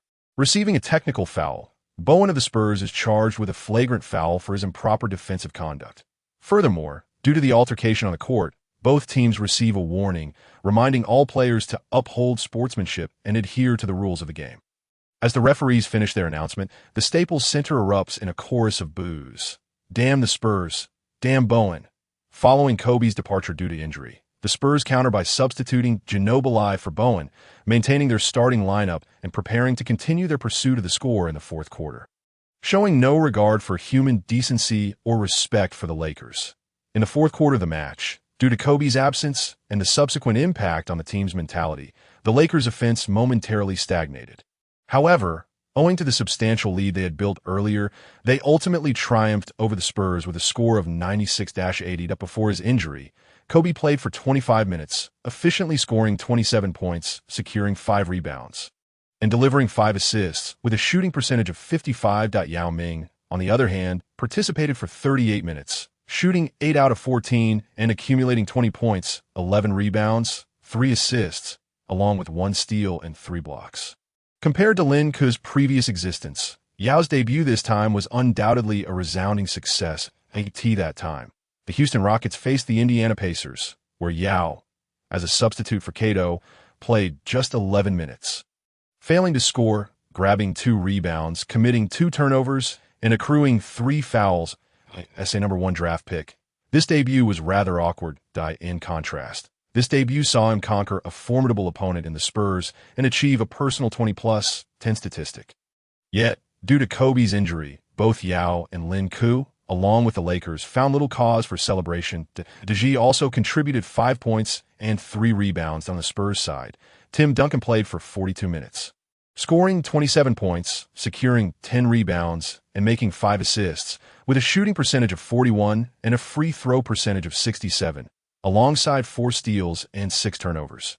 Tony Parker played for 30 minutes, achieving 10 points, 5 rebounds, and 2 assists, but with a shooting percentage of merely 11, although he maintained a 100 success rate at the free throw line, yet committed 4 turnovers during the post-game press conference. Popovich did not arrange for any other Spurs players to attend, choosing instead to face the media alone. Today's Lakers are undoubtedly a superior team, showcasing their inherent capabilities. Naturally, we lament the unexpected injury to Kobe Bryant during the game. We hope he suffers no serious consequences and can return swiftly. None of us wish to witness such incidents, including Bruce Bowen. His actions were unintentional, merely clumsy and careless, leading to Kobe's injury, a truly regrettable occurrence. However, beyond this regret, I also find myself in disagreement with Ron Arteas' conduct. After completing the Lakers' condolences as a matter of routine, Popovich swiftly shifted his tone. Lin Ku sat coldly on the sidelines. Observing Popovich, the NBA has always been resolutely opposed to acts of violence. Today, I noticed Arteas rushing onto the court from a bench, throwing several punches at our Spurs Bowen. This resulted in Bowen sustaining a nasal fracture and a mild concussion. Such brazen and malicious behavior, clearly directed at an individual player, is utterly unacceptable. I urge the league to initiate an immediate investigation and provide a reasonable resolution. Popovich, having noted Lin, conceded below, exchanged a glance with him. Popovich's expression remained inscrutable, while Lin Ku's eyes burned with an almost murderous intensity. The detrimental legacy of Bruce Bowen's defense in the NBA is truly inexcusable. Kobe Bryant, Steve Francis, Ray Allen, Vince Carter, Allen Iverson, Richard Hamilton, Steve Nash, Amare Stoudemire, Jamal Crawford, Wally Szczerbiak. The victims have amassed enough to form 2 all-star starting lineups. Bowen has previously tripped Carter on 3 occasions, inciting Carter's fury to the point of pursuing Bowen on the court. Despite Carter's typically affable nature, especially after Popovich's comment about Bowen's clumsiness, Lin Ku was infuriated. The wheel of karma turns, and in the years to come, this boomerang will strike the Spurs squarely. In the first game of the 2017 Western Conference Finals, the Spurs faced the Warriors, having established a commanding lead. However, a controversial defensive play by Zaza Pachulia on Kawhi Leonard, where Pachulia placed his foot in Leonard's landing zone, resulted in Leonard's injury, causing him to miss the remainder of the series. Ultimately, the Warriors defeated the depleted Spurs 4-1, and the repercussions of Leonard's injury extended beyond that series, profoundly affecting his career. Following this incident, a rift developed between Leonard and the Spurs, culminating in his trade to the Toronto Raptors. After Popovich's remarks, he did not address any questions from reporters, waved at Lin Koo, and departed the press conference. Lin, as the head coach and owner of the Lakers, how do you perceive Coach Popovich's statements? Additionally, what is your perspective on today's game and the players' conduct? Lin, I observed that during the incident, you seemed quite agitated, almost prepared to rush onto the court. Reporters quickly caught on to Popovich's movements and turned their attention to Lin Koo with a barrage of questions. Lin adjusted his attire, approached the podium, deliberately wiped the table and chair, and then reseated himself. That I apologize, but please allow me to share a few thoughts first. Today's game was meant to be a flawless showcase for the Lakers. The team's impeccable coordination, Kobe's relentless scoring, and the new #1 draft pick Yao Ming's remarkable 20+10, along with Billup's multiple steals, unequivocally demonstrated that the Lakers are the victors, excelling in every aspect and dimension. We have proven ourselves to be a more formidable team than the Spurs. Whether in overall performance or skill level, Lin Koo paused slightly, then raised his tone slightly, or in character and sportsmanship. We are undoubtedly superior. The reporters, hearing this, grew increasingly restless, and flashes from cameras illuminated the room. This young Lin Koo, both handsome and eloquent, made a striking impression during his first post-game press conference, delivering such explosive remarks. Surely tomorrow's headlines are secured. Facing the throng of reporters, Lin Koo emphatically continued, Popovich is a highly professional coach, and the Spurs are a well-trained team. Some are responsible for devising strategies, others for executing offensive plays, while some are tasked with defense, and then there are those who make clumsy maneuvers. In other words, some are engaged in underhanded tactics, while others feign innocence, speaking platitudes. Moreover, there are even more players reaping the benefits, yet remaining silent. When Lin Koo mentioned Bowen, he intentionally used the term it rather than someone, infusing his words with sarcasm that resonated with everyone present, conveying his strong discontent with Bowen's actions and the Spurs overall. Ultimately, Bowen did not secure the greatest advantage. It was the Spurs who achieved those victories. From my perspective, while Arteas' actions may have breached the rules, they were nevertheless justified if the league imposes a fine on Arteas. I shall promptly cover it. Conversely, Bowen of the Spurs, operating within the so-called gray areas of the rules, committed the most egregious, vile, and foolish acts. Here, I truly wish to inquire of Bowen, you beach boy, son of a bitch. Who raised you? Lin Koo produced a video replay from the court, showcasing frame by frame. It became evident that during Bowen's defensive play against Kobe, he never focused on the basketball, but rather on Kobe. And watch his own foot, ensuring it landed precisely where Kobe would descend. The reporters in attendance buzzed with discussion upon viewing the footage. Is this what one calls clumsiness? This is clearly an act of malice. An assault on a professional athlete's career. Indeed, it was directly aimed at Kobe, and this behavior could jeopardize the careers of other players. The athletes toil in the NBA to earn a living, and such actions are utterly reprehensible and disgusting. That dirty player, Bowen, had the audacity to speak so grandiosely just moments ago, as if he were virtuous. Lin Koo glanced at the reporters below and raised his hand to signal for silence. Here, I implore the league to promptly initiate an investigation into Bowen's actions. That I even believe that criminal liability should be considered. I cannot dismiss the possibility of Bowen harboring malicious intent to injure. Should the final inquiry conclude that such behavior is permissible, it would be utterly unacceptable. Lin Koo paused momentarily, then continued addressing the reporters that I happen to know several athletes from the WBA, World Boxing Association, WBO, World Boxing Organization, and even Muay Thai fighters. They are all eager to try their hand at basketball. Next time we face the Spurs, I will invite them to take the court and let the Spurs experience their prowess. However, they are novices, and their movements may be even more clumsy than Bowen's. They also wish to engage with top-tier stars and learn from them. Bowen's audacity stems from employing the strategy of strategic sacrifice. He risks his own life to injure the opposing team's elite players, effectively benefiting the Spurs immensely. Upon hearing Lin Ku's words, the reporters erupted into a frenzy, frantically capturing footage and rushing to publish their stories. Signing boxing athletes to compete in NBA games. Lin Ku is certainly capable of such a maneuver.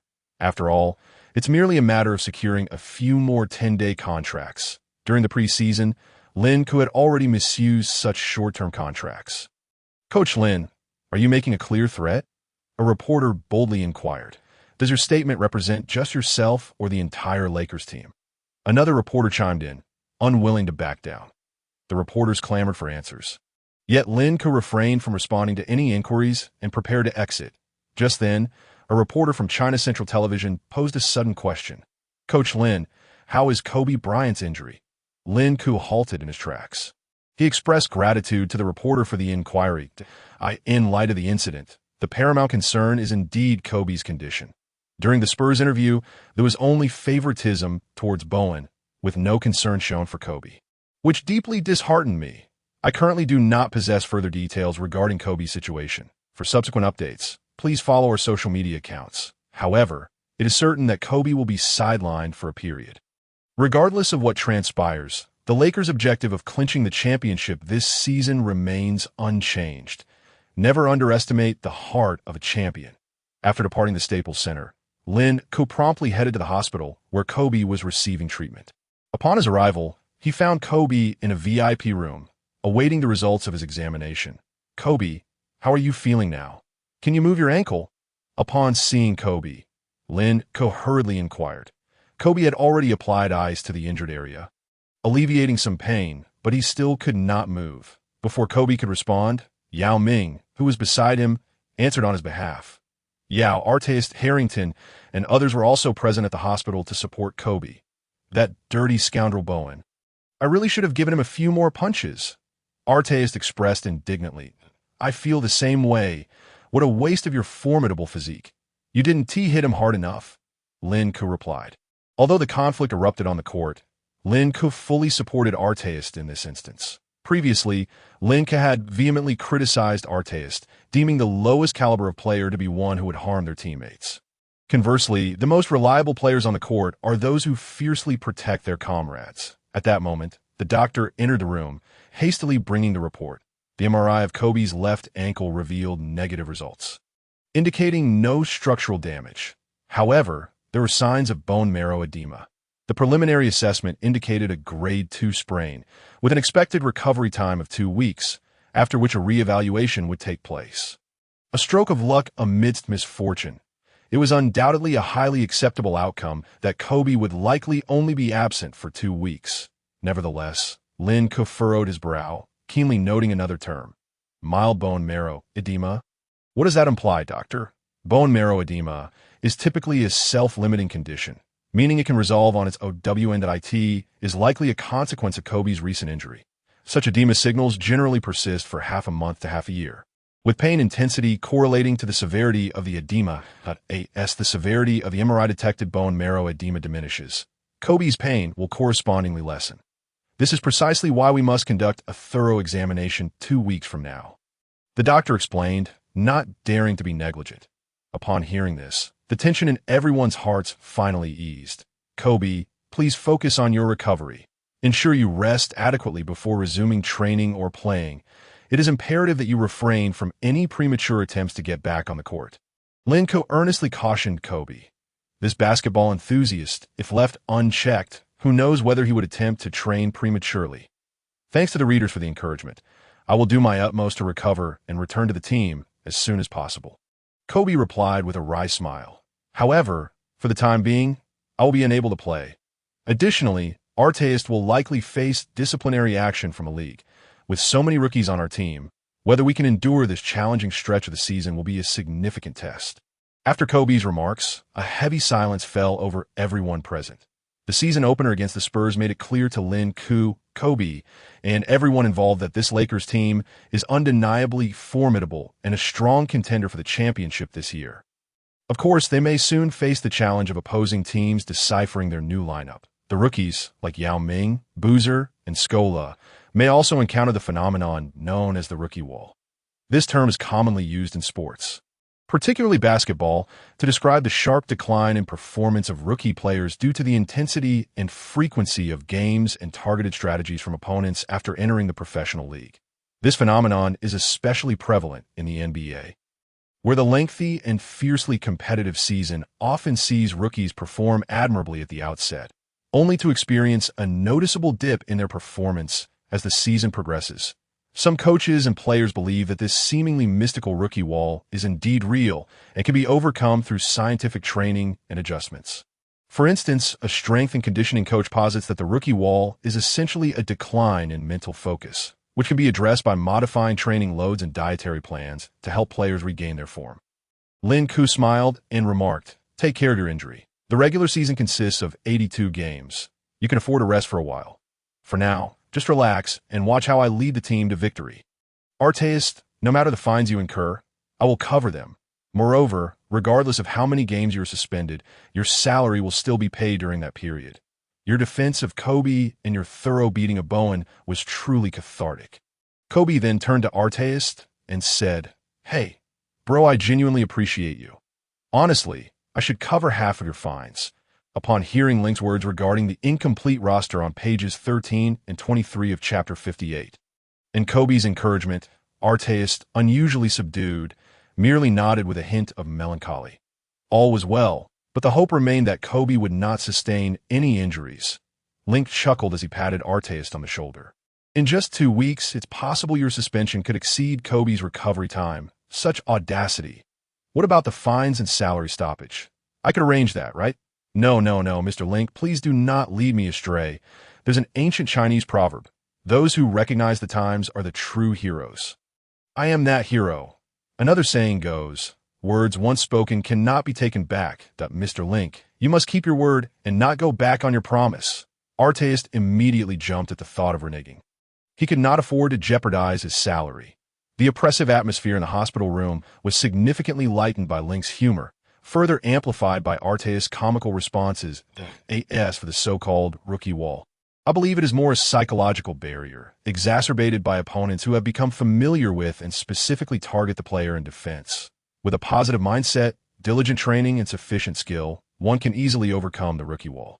After all, I've never heard of Michael Jordan encountering such a wall. The basketball deity, Michael Jordan, consistently excelled during his rookie season in the NBA, showing no signs of the rookie wall in the 1984 to 1985 season.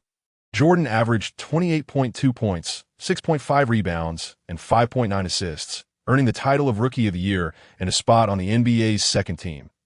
In his inaugural playoff season, he averaged 29.3 points, 5.8 rebounds, and 8.5 assists. These statistics demonstrate that Jordan exhibited extraordinary talent and potential during his rookie season, unaffected by the challenges that typically beset less exceptional players. Link continued, rising to fetch a glass of water for Kobe. Ultimately, no matter how much is said, the events have transpired, and the current situation is an established fact. Kobe, my sole request of you is to take care of your injury and trust your teammates. All right, we have a back-to-back game tomorrow, so everyone should disperse early and prepare. Let us not disturb Kobe's recovery. Kobe looked at Link, Yao Ming, Artist, and the others, nodding solemnly. Thank you, Mr. Link, and my fellow teammates. I will unconditionally believe in and support you all. On October 30, according to the league's schedule, the Lakers faced a back-to-back game, traveling to the Rose Garden in Portland to challenge the Trail Blazers, when Link led the Lakers onto the court at the Rose Garden.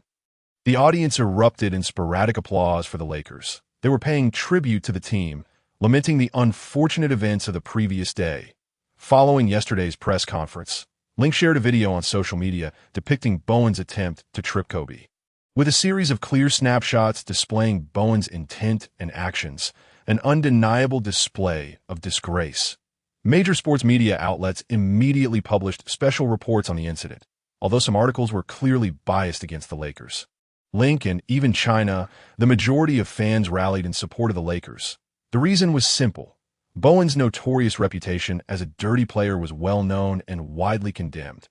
Moreover, the injured party was none other than Kobe, one of the most prominent shooting guards in recent years. The incident occurred while the new-look Lakers were decisively defeating the Spurs, and Bowen, unable to handle the loss, resorted to malicious retaliation, even with Arteis' punch and Link's defense of him, stating he would cover Arteis' fines, and even Link's somewhat menacing comments post-game.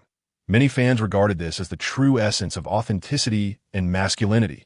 Conversely, Bowen's actions were nothing short of the behavior of a rat lurking in the shadows, far from genuine and utterly lacking in honor. Even Paul Allen, owner of the Trailblazers, and head coach Maurice Cheeks approached Link to exchange pleasantries. Paul Allen, ostensibly the wealthiest team owner in the NBA and a co-founder of Microsoft, once held a fortune of $36 billion and ranked 7th on that year's Forbes list. Allen is not just a successful businessman and investor. He is also a music and sports enthusiast. His investments in sports extend beyond the Portland Trailblazers to include the NFL's Seattle Seahawks. Hi, Link, I've heard your name before. This is our first meeting. Paul Allen extended his hand amicably. Coach Cheeks chimed in. I apologize. The Lakers have come to Portland with a depleted roster.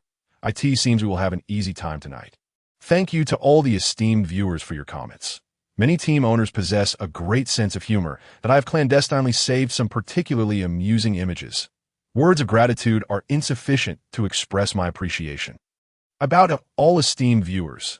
Although Paul Allen and Cheeks maintained a friendly demeanor, commending Link for his battle against the NBA's unsavory elements, their underlying message implied that the Lakers were likely to falter against the Blazers tonight. They offered polite words, but victory was destined for the Trailblazers. Just as Link and the Lakers arrived in Portland, the NBA released its final ruling regarding the altercation between the Lakers and Spurs. Lakers head coach Link was fined $50,000 for inappropriate comments made during the post-game press conference. Arteis received a 12-game suspension for his assault on Bowen during the game. Harrington faced a 20,000 fine for an unintentional foul on Bowen, classified as a level 1 flagrant foul. Meanwhile, Bowen was penalized with a $35,000 fine and a 2-game suspension for an unnecessary defensive move deemed a level 2 flagrant foul. A 2-game suspension seemed almost trivial. Bowen, suffering from a mild concussion, would likely require an extended recovery period. By the time Bowen returned to confront other teams, those 2 games would have long passed. Moreover, Stern, in addition to the aforementioned announcements, emphatically declared that the league would begin to scrutinize trip actions more closely, aiming to ensure fair competition among players while also enhancing the excitement and appeal of the games. Although there is currently no explicit rule against tripping in the NBA, the league will impose severe penalties on actions that clearly endanger players, while the highest penalties under current NBA regulations amount to a level 1 flagrant foul and suspension. Stern took the time to call Link beforehand to discuss the resolution, candidly sharing the considerations behind it. Deep down, Stern felt the weight of the situation. It was clear to everyone who the true villain was. Stern has tirelessly worked to uphold and enhance the NBA's image, aspiring to transform it into a globally recognized cultural phenomenon. Early in his tenure, he championed an anti-drug campaign, with players like Bird, Magic Johnson, and Isaiah Thomas serving as representatives, producing anti-drug videos, leading to the establishment of the NBA's anti-drug policy, which rapidly transformed the league's former negative image. Stern also took on the role of a manager, diligently promoting professional image management for all players in the league. He implemented a dress code, mandating that all players wear suits at press conferences to elevate their public image and garner greater admiration from fans. He enforced strict penalties for any actions that could tarnish the league's image. Nonetheless, the NBA operates within a framework of rules, and violations of these rules warrant severe consequences, regardless of how reprehensible the actions may be, as long as they remain within the confines of regulation. Even in the realm of ambiguity, processing becomes unfeasible. Therefore, regarding the conflict in the Lakers-Spurs game, Stern had no choice but to address the situation with a reluctant acceptance. Much like the circumstances that befell Link in his previous life, the brave individuals, those who dare to test the boundaries of rules and occasionally transgress them, tend to reap greater rewards in contrast. The honest and compliant individuals, constrained by Confucian morals and the legalist chokehold, can only serve as passive doormats. Meanwhile, the upper echelons of leadership, fully aware of who has endured hardship and suffered injustice, remain as clear-minded as a polished mirror. Yet as long as one operates within the confines of the rules, these leaders are inclined to laugh it off and let matters slide. It's often said that the child who cries receives milk. But alas, there is not enough nourishment for the leaders themselves. They would gladly provide pacifiers to all the honest folk if they could. However, Link, in defiance, chooses to be an unconventional troublemaker who challenges the boundaries of the regulations, yet remains within their limits. Link, I understand that both you and the Lakers have faced significant injustices in this matter. However, at the level of the NBA League, this is the only way it can be addressed. I hope you can comprehend this and refrain from taking any drastic actions henceforth that in the future, I will certainly ensure to take precautions, especially to safeguard the players of the Lakers, to prevent such regrettable incidents from recurring. Furthermore, I will communicate with you in advance regarding the formulation of certain policies. Link nodded in a somewhat perfunctory manner in response to Stern. Currently, the overall scoring in NBA games has been on decline, and we are preparing to implement a series of rules to encourage player scoring that we plan to introduce the no hand check rule in 2004, which will reduce physical contact by defenders with offensive players, thereby enhancing the excitement of the game. Your Lakers can also make some preparations in advance that I firmly believe that the offensive display from the Lakers will be even more spectacular. Stern continued to offer words of comfort to Link over the phone. He had already discerned that Link is not merely a straightforward businessman. His entry into the NBA is not for investment or to become a basketball mogul. Link has never viewed matters concerning the team for the lofty perspective of a capitalist owner. Rather, he is genuinely filled with passion, standing on the same front lines as the team and his teammates as a fervent owner. Stern is genuinely worried that Link might resort to retaliatory actions the next time they face the Spurs. Although Link was already well aware of what Stern was saying, the latter's well-intentioned advice was an effort to soothe him, and Link graciously accepted it. However, Link also recognizes that incidents of tripping are indeed challenging to penalize. In the 2013 game between the Lakers and the Hawks, Jones's trip on Kobe Bryant led to a significant ankle injury, impacting Kobe's career tremendously. Previously mentioned, in the first game of the 2017 NBA Western Conference Finals, Pachulia's trip on Kawhi Leonard. Additionally, in the 2021 playoffs, Giannis Antetokounmpo's trip on Kyrie Irving resulted in an injury to Irving, altering the course of that year's playoffs. At that time, the Nets were already leading 2-0. But Irving was injured in Game 3 after stepping on Giannis's foot, causing him to miss subsequent games. The series eventually went to a Game 7, where the Bucks triumphed in overtime, advancing to the Eastern Conference Finals. Ultimately, the Milwaukee Bucks defeated the Phoenix Suns 4-2 in the finals, with Giannis earning the Finals MVP. Meanwhile, the Nets trio of Durant, Irving, and Harden fell apart following this. Tragically, many times, fans tend to remember only who the champions are and who the Finals MVP is, often overlooking the myriad events beyond the statistics. Link then smiled at Paul Allen and Chicks. That may not necessarily be the case. You two should prepare yourselves mentally. Losing to what you perceive as a depleted Lakers squad might be a bit hard for you to accept. Chick said nothing further, merely thinking that Link was perhaps too confident, bordering on arrogance. Where does Link's confidence stem from? Is it from his Chinese center, or from the newly signed wandering guard, Billups, with the referee's whistle? The second game of the Lakers season officially commenced. The starting lineup for the Trail Blazers was point guard, Derek Anderson, shooting guard, Bonzi Wells, the familiar name for many Rockets fans, small forward, Scottie Pippen, yes, the man behind the legend that many fans are familiar with, power forward, Dale Davis, center, Rasheed Wallace, the Raging Bull. In contrast, Link arranged the following starters for this game. Center, Yao Ming. Power forward, Boozer, small forward, Harrington, shooting guard, Raja Bell, point guard. Billups. Harrington stands at 2.06 meters and weighs 114 kilograms. Link essentially assembled a lineup of giants. After the jump ball commenced, Yao Ming successfully contested for the ball, and Billups took control to advance. With Kobe absent, the Trail Blazers immediately implemented a 2-3 zone defense, intensifying their focus on protecting the paint. The essence of zone defense is to exploit the absence of a dominant scoring option. The Blazers' vision was optimistic, yet reality proved to be harsh. The Lakers' first offensive play adhered to Link's tactical arrangement. Billups directly lobbed the ball to the post for the position Yao, brimming with determination, backed down against Rasheed Wallace. As he approached the basket, with a deft half-turn, he executed a bank shot that found its target. Wallace valiantly attempted to defend, but to no avail. Yao also drew a shooting foul from Wallace. Converting the 2-1 opportunity, Rasheed Wallace stands at 2.08 meters and weighs 102 kilograms, while Yao Ming is 2.26 meters tall and weighs 134 kilograms, although Wallace has been selected to the NBA All-Defensive Team 4 times. His defensive prowess primarily manifests in help defense and his relative agility as an interior player. Consequently, in their initial one-on-one confrontation, he was overpowered and scored upon, resulting in a foul and a defensive failure. After successfully scoring, Yao pounded his chest and roared with fervor. For a moment, it was difficult to discern who truly embodied the spirit of the raging bull. With Kobe absent, Yao has now become the cornerstone of the Lakers. Even though he is still merely a rookie, in this game, Yao is determined to lead the Lakers to victory. Following Yao's successful free throw, the Lakers took an early 3-0 lead. Mr. Link, the Chinese center you tirelessly sought, is truly remarkable. His shooting touch is incredibly soft, showcasing an extraordinary talent for scoring for someone his stature at 2.26 meters. Stevens remarked with admiration.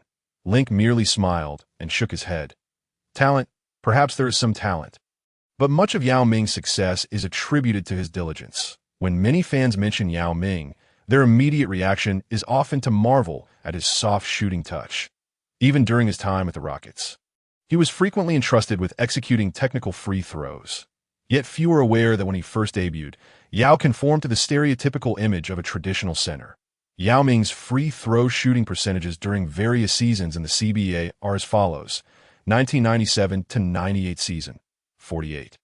1998-99 season, 69.9 1999-2000 season, 64.8 2000-2001 season, 79.9 2001-2002 season, 76.5. From these statistics, it is evident that Yao Ming's free throw shooting performance improved significantly throughout his CBA career.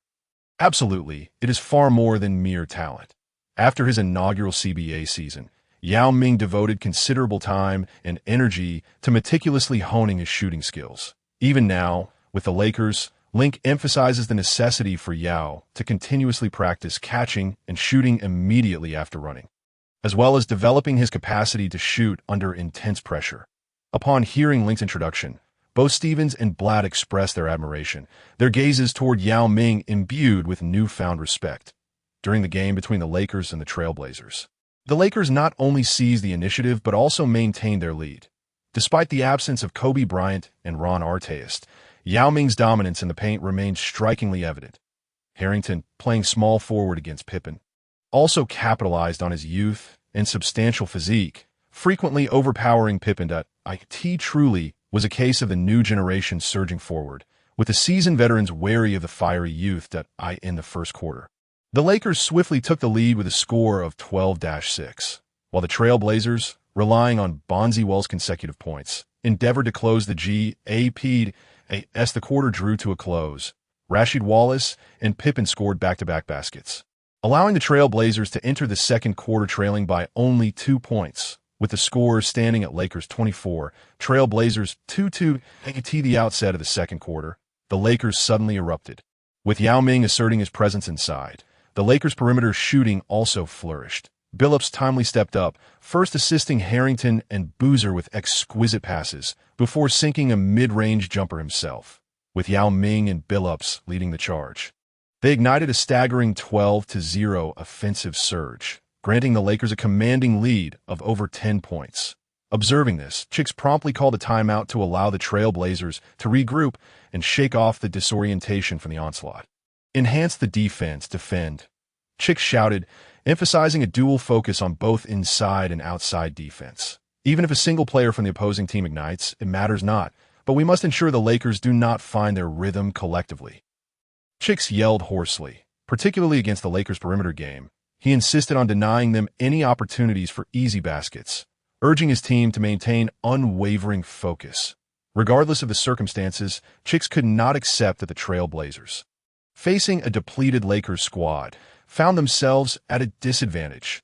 In the previous 2001-2002 season, While the Portland Trail Blazers may not have been a top-tier team, they still achieved a commendable record of 49 wins and 33 losses. Ranking 6th in the Western Conference with a winning percentage of 59.8. Ironically, the Trail Blazers faced the Los Angeles Lakers in the first round, where the Lakers swept them in 3 straight games, eliminating them from the playoffs. During the playoffs of the 2001-2002 season, the first round adhered to a best-of-5 format. Following this season, the NBA made adjustments, mandating that each playoff round require 4 victories. This led to the infamous next-round opponent incident involving Tracy McGrady in the 2003 playoffs, when the 8th-seeded Magic faced the top-seeded Pistons. The Magic led the series 3-1 after 4 games. Seemingly poised to enter the realm of the historic 8th seed, 8T that moment, McGrady remarked in an interview how delightful it felt to be heading to the second round. However, McGrady's statement came with a caveat. Had the events transpired in the previous year, the Magic would have indeed secured their place in the next round. This remark, once learned by the Pistons players, ignited their competitive spirit. They locked down on McGrady, winning 3 straight games, ultimately overcoming the Magic with a 4-3 series victory.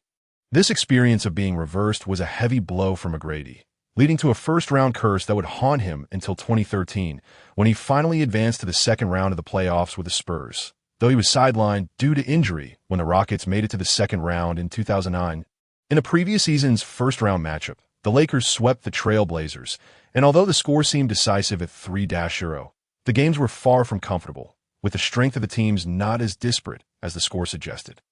The 3 games concluded with scores of 95-87, 103-96, and 92-91. In this series, Shaquille O'Neal averaged 28.5 points, 12.6 rebounds, and 2.5 blocks, while Kobe Bryant averaged 26.6 points, 5.8 rebounds, and 4.6 assists. It was indeed the brilliance of the dynamic duo, often referred to as the Shaq-Kobe combination, that propelled the Lakers forward. Chicks expressed concern to Link before the game, fearing that the Trail Blazers might lack the fortitude to triumph. Implicitly, he suggested that the Trail Blazers were confident in their ability to seek revenge against the Lakers. After all, with Shaquille's departure and the absence of Kobe and the suspension of Arteas, the Trail Blazers seemed to possess all the favorable circumstances. Yet here they were, facing a Lakers team without O or K, still trailing significantly. Despite the absence of Kobe and Arteas, Yao Ming and Billups' outstanding performances afforded the Lakers a distinct advantage on the court. The Trail Blazers subsequently made personnel adjustments, bringing in Damon Stoudemire and Zach Randolph in an attempt to counter Yao Ming's size and utilize their guards to disrupt Billups' playmaking. However, Link decisively responded by substituting E. Jinlian for Boozer. With E., Harrington, and Battier all stationed beyond the arc, they spread the defense thin. Billups and Yao Ming executed a pick-and-roll strategy, targeting Randolph for punishment. As Randolph attempted to guard Yao Ming, he found himself utterly bewildered during the pick-and-roll sequence. At the onset of the third quarter, Billups received the inbounds pass and swiftly advanced to the frontcourt, where Yao Ming was already poised near the paint. As Billups approached the three-point line, a mere glance exchange between them signaled Yao to swiftly set a screen. Billups seized the opportunity, deftly changing direction and easily evading Stoudemire's defense. Stoudemire, initially intent on pursuing Billups, collided with Yao's imposing frame, akin to running into a brick wall. Seeing this unfold, Randolph hastily retreated to the paint, preparing to defend against a potential drive from Billups. Yet Billups, instead of attacking, quickly passed the ball to Yao Ming, who had positioned himself near the free-throw line. With Randolph's defense a considerable distance away, Yao executed a flawless jump shot from the free-throw line, the ball swishing through the net, adding another score for the Lakers. Unwilling to relent, the Trail Blazers attempted to disrupt the Lakers' rhythm through rapid counterattacks. However, the pick-and-roll collaboration between Billups and Yao Ming proved to be effective once more. In the following possession, Billups and Yao continued their two-man game, with Randolph opting to challenge Billups. Consequently, Billups delivered a precise bounce pass to Yao Ming, who, after receiving the ball, unleashed a powerful dunk, once again scoring for the Lakers. The continuous pick-and-rolls resulted in a cascade of points, with the Lakers' offense flowing seamlessly, leaving the Trail Blazers' defense in disarray. Unable to withstand the onslaught, Chicks devised a new defensive strategy, following the successful pick and roll. Weak side defenders swiftly converged to double Yao in response. Yao executed a perfect dish to E, who was wide open in the corner, securing yet another assist. Marvelous! The synergy between Billups's passing and Yao Ming's scoring prowess became the sharpest weapon for our Lakers in this contest. Stevens, observing from the sidelines, was visibly exhilarated. More than just their skills, their basketball IQ and game-reading ability stood out remarkably. Link, brimming with confidence, surveyed the court that Billups's extensive journey through various teams had cultivated a sense of composure within him. Yao Ming, known for his high basketball intelligence, merely needed to accumulate more experience on the NBA stage. When they executed the pick and roll, Billups could shoot, penetrate, or distribute. Meanwhile, Yao could roll out, dive in, shoot, or pass. The profound comprehension of basketball possessed by two individuals, coupled with their respective arsenals, renders their pick-and-roll collaboration exceedingly formidable. As Link's words echoed, the basketball, passed by Yao Ming, found its way to Battier, whose shot unfortunately missed, causing the ball to bounce high into the air. Yet, Yao Ming, with an impressive leap over Randolph's head, seized the opportunity to claim the next offensive rebound and executed a powerful dunk. The Lakers had surged ahead by a staggering 20 points. Chapter 60, Annihilating the Trail Blazers, page 33, page 13 as the Lakers showcased an outstanding performance in the fourth quarter. The suspense of the match had completely dissipated, entering what is colloquially known as garbage time. The Lakers had fully unleashed their potential, with players increasingly relaxed, their skills becoming increasingly flamboyant. Often, this is the nature of the game. When players are under intense pressure, their techniques may falter, leading to basic blunders such as missed layups. However, when a lead is substantial, players feel at ease, and every move seems to flow effortlessly in one particular offensive sequence. With Yao Ming on the court, he received a pass from Brian Shaw while stationed at the baseline. Observing the dwindling shot clock, Yao adjusted his stance and launched a corner three-pointer. Swish! The ball swished through the net. Although the Lakers were guests of the Portland Rose Garden, a few fans of the Trail Blazers applauded as they witnessed the 26 Yao Ming successfully land a three-pointer to their surprise. Yao garnered applause from the away fans in just his second professional game. Link exchanged light-hearted banter with Blatt and Stevens. The loyalty of NBA fans is undeniably intertwined with the performance of their teams and star players. Many fans are merely winning fans, not die-hard supporters. Stevens chimed in, recalling his college basketball days, where the loyalty of students to their school was palpable and unwavering. Link nodded in agreement, reminiscing about Tracy McGrady's unforgettable feat of scoring 13 points in 35 seconds. On December 9, 2004, during a game between the Houston Rockets and the San Antonio Spurs, McGrady orchestrated a breathtaking comeback, scoring consecutively in the final 35 seconds, which included three three-pointers and a three-point play. Amassing 13 points and leading the Rockets to an astonishing 81-80 victory over the Spurs.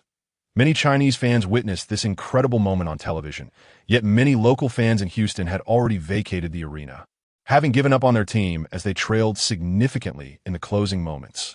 Ultimately, the Houston Rockets were merely a team operating at a mediocre level, lacking a cultivated fan culture and failing to respect their Chinese supporters. In a sense, Chinese basketball fans were compelled to support the Rockets due to their selection of Yao Ming. The Rockets did not genuinely aspire to build a championship-contending roster. They merely sought to enhance their team's value through Yao. The incident involving their selection of Mori as a manager exemplified the lack of respect for Chinese fans.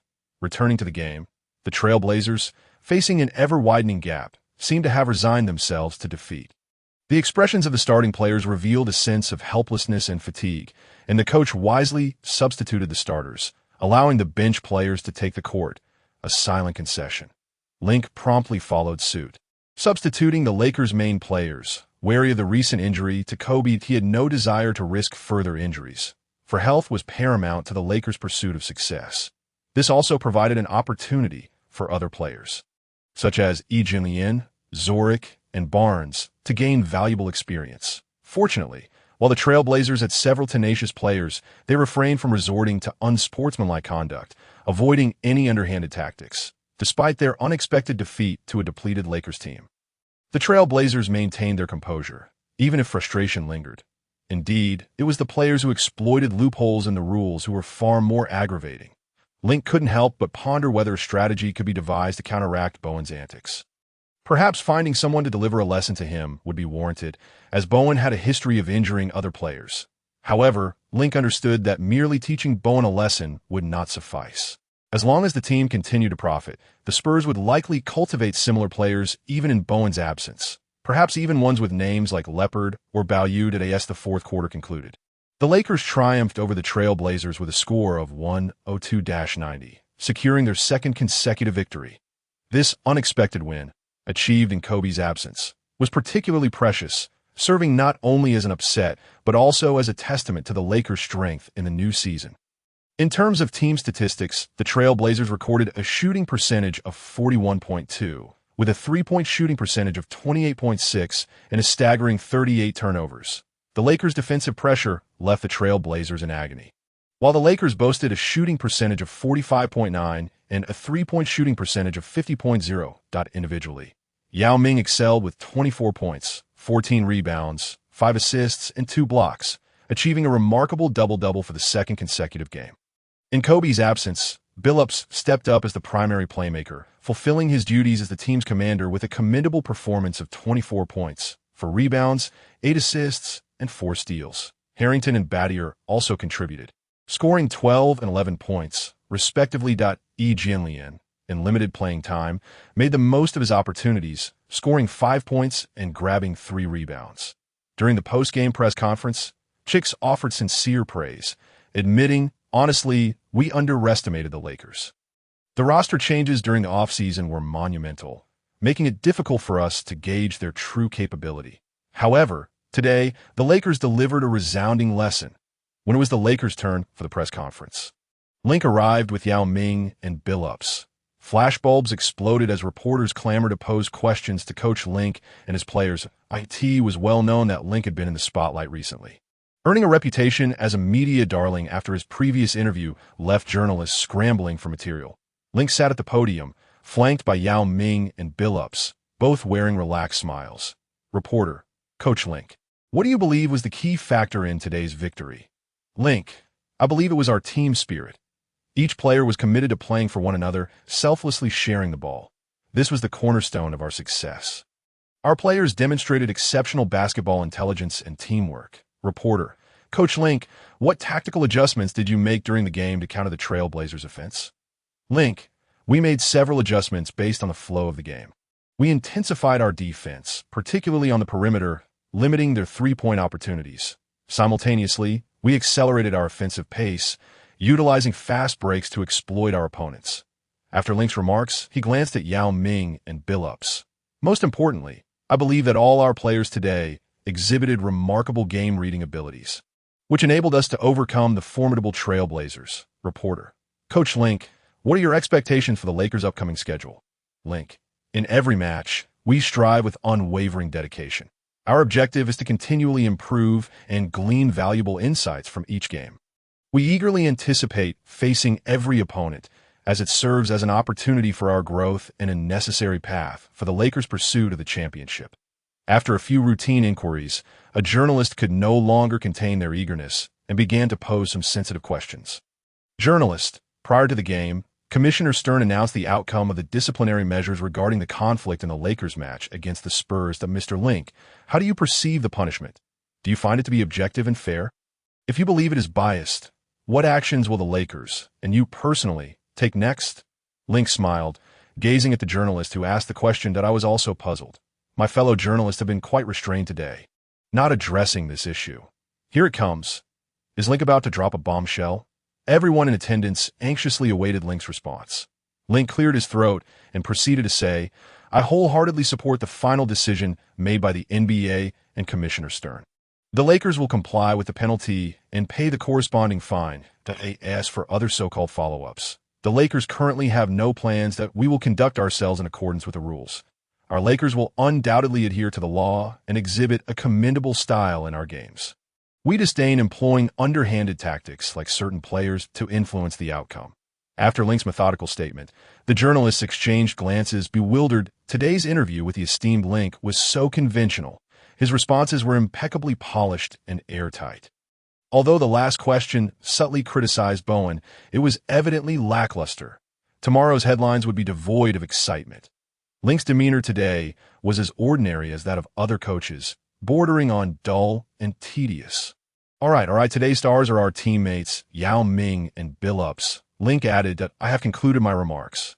I hope the journalists will also pay attention to the players in our team. The implication that Link would no longer entertain questions was unmistakable. Reluctantly, the journalists turned their attention to Yao Ming and Billups. Journalist: Yao Ming, your performance on the court has been exceptional. What role do you believe you play within the team? Yao Ming: I strive to fulfill my responsibilities to the best of my ability while also attempting to motivate my teammates. In Kobe's absence, we need everyone to step up and take on greater responsibilities that I am pleased to contribute in this regard. Journalist: Billups, how do you quickly adapt and assume more responsibility in Kobe's absence? Billups: it requires the trust of the team and the guidance of the coach that I understand I need to do more, but I also know I am not fighting this battle alone. Our coaching staff and teammates have provided me with tremendous support. The rhythm remains consistent, an official yet somewhat monotonous cadence. Some journalists could no longer contain their exasperation. Oh my God, has Link suddenly changed his demeanor? Chapter 61. Consecutive Victories. Page 33. Page 13 to IT is not that Link has suddenly transformed from an exuberant youth into a composed and reserved team owner. Rather, Link has realized that instead of allowing journalists to see sensational headlines, it is better to utilize the team's social media platform. Why let these journalists profit from sensational reports? More importantly, Stern had previously communicated with Link and promised to reassure the Lakers that on the phone. Stern patted his chest, assuring that the NBA management and refereeing crew would enforce fair play, ensuring the Lakers would not be disadvantaged. Stern's statement fully met Link's expectations. For Link, as long as the Lakers can compete on a relatively fair playing field, that is entirely sufficient. Given the circumstances, it would be counterproductive for Link to utter provocative statements at the post-game press conference, especially since Stern has already adopted a conciliatory stance and given prior notice. There is no need for further inflammatory remarks. It is worth noting that while fans focus on players, scores, and statistics, they often overlook the crucial role referees play in the NBA in many ways.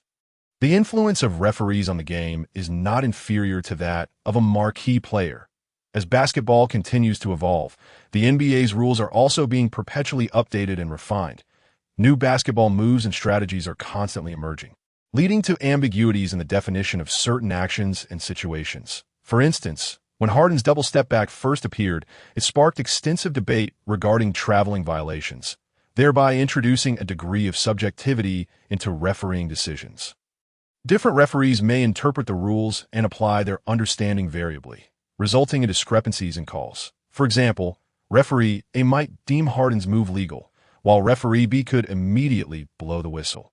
Although the NBA has intensified efforts to train referees, striving for a uniform standard in officiating, human nature dictates that subjective biases and personal preferences inevitably exist.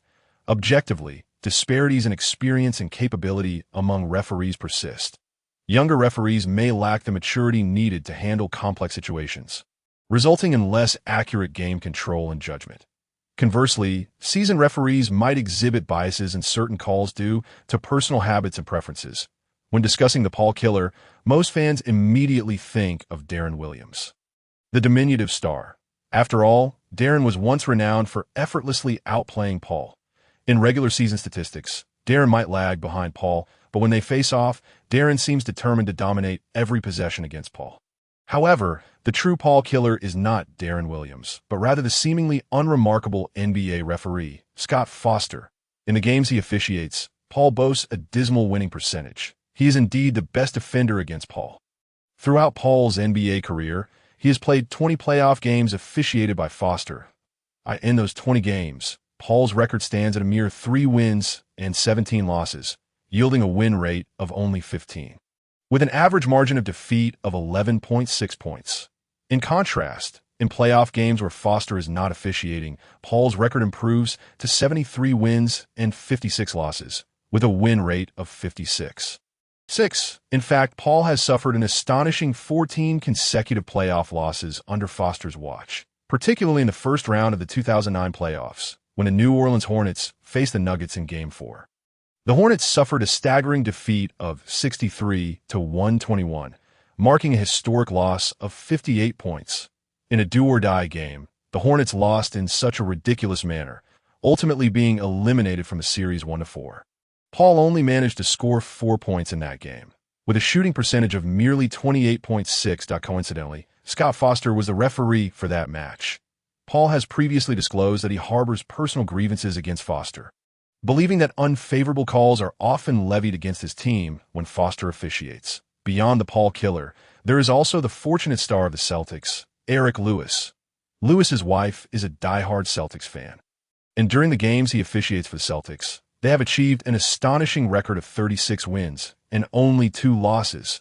Lewis has consistently claimed to officiate impartially, denying any favoritism or bias towards the Celtics.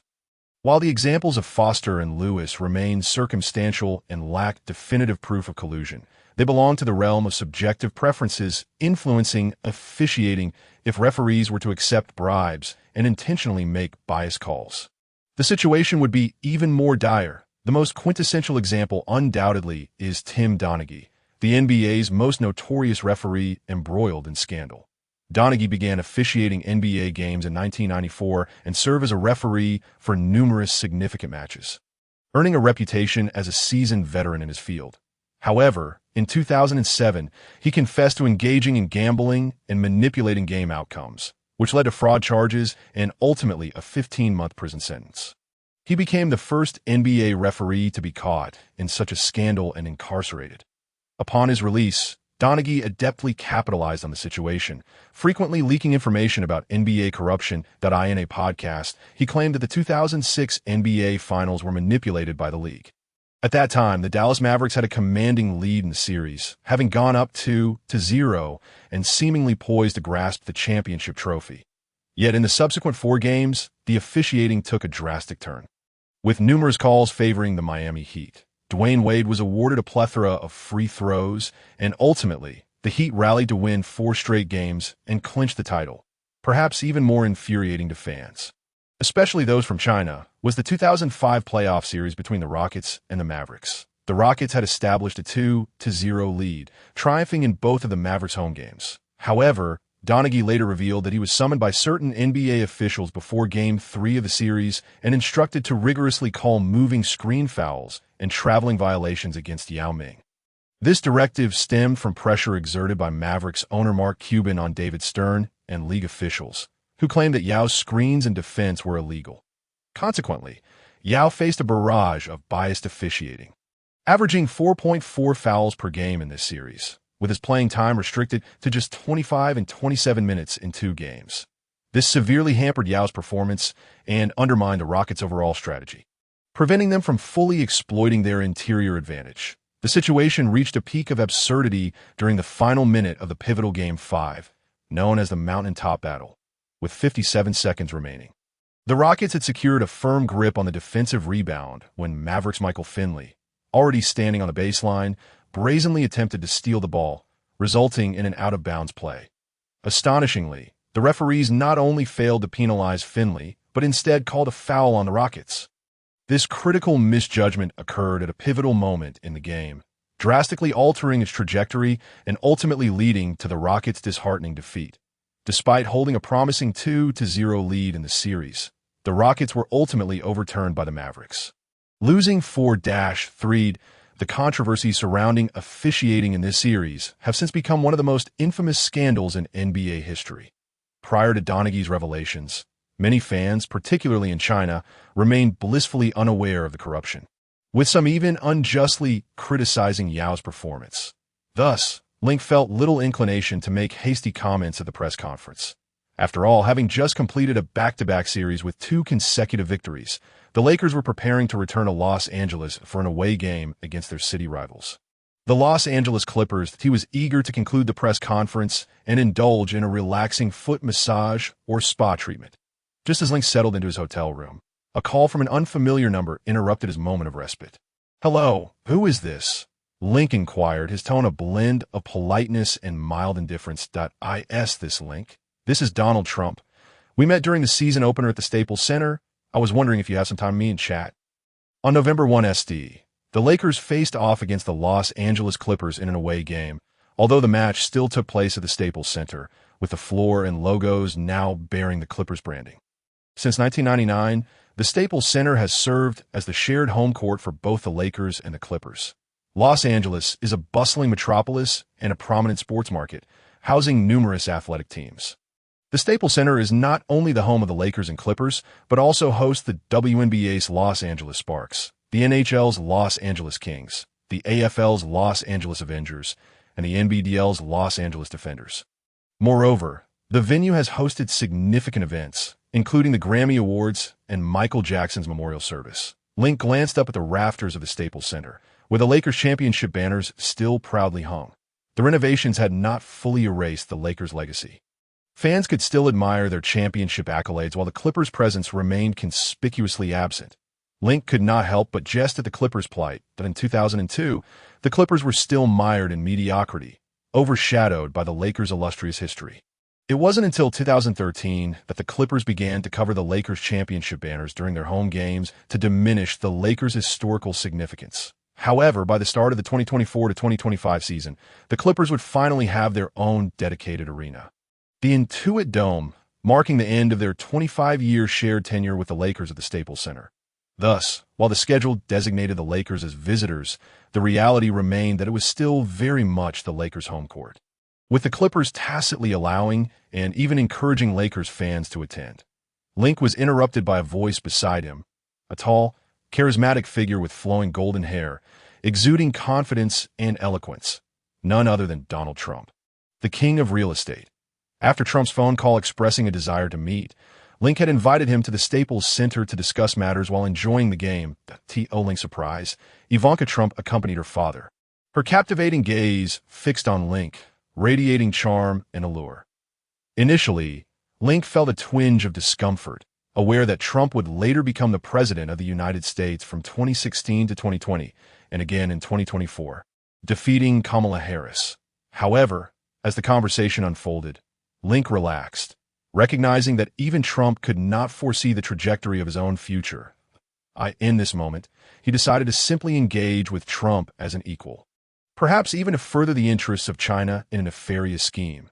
In truth, not only in 2002, but even by 2008, Trump had yet to enter the public consciousness, nor had he attained such a prominent status.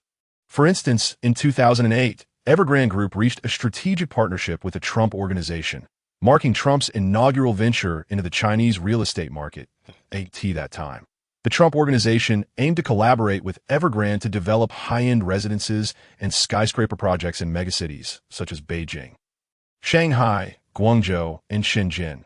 Back then, Belt brother Su Jiayin was brimming with ambition and basking in glory, diligently seeking to enhance his funding sources, engaging with major institutions such as Merrill Lynch, Deutsche Bank, and the Kuwait Investment Authority. Discussions revolve around substantial investments, often amounting to tens of millions or even billions of dollars. Su Jiayin likely did not regard the business proposals presented by Trump with much seriousness, merely delegating his subordinate Xiao Haijun to make contact with him.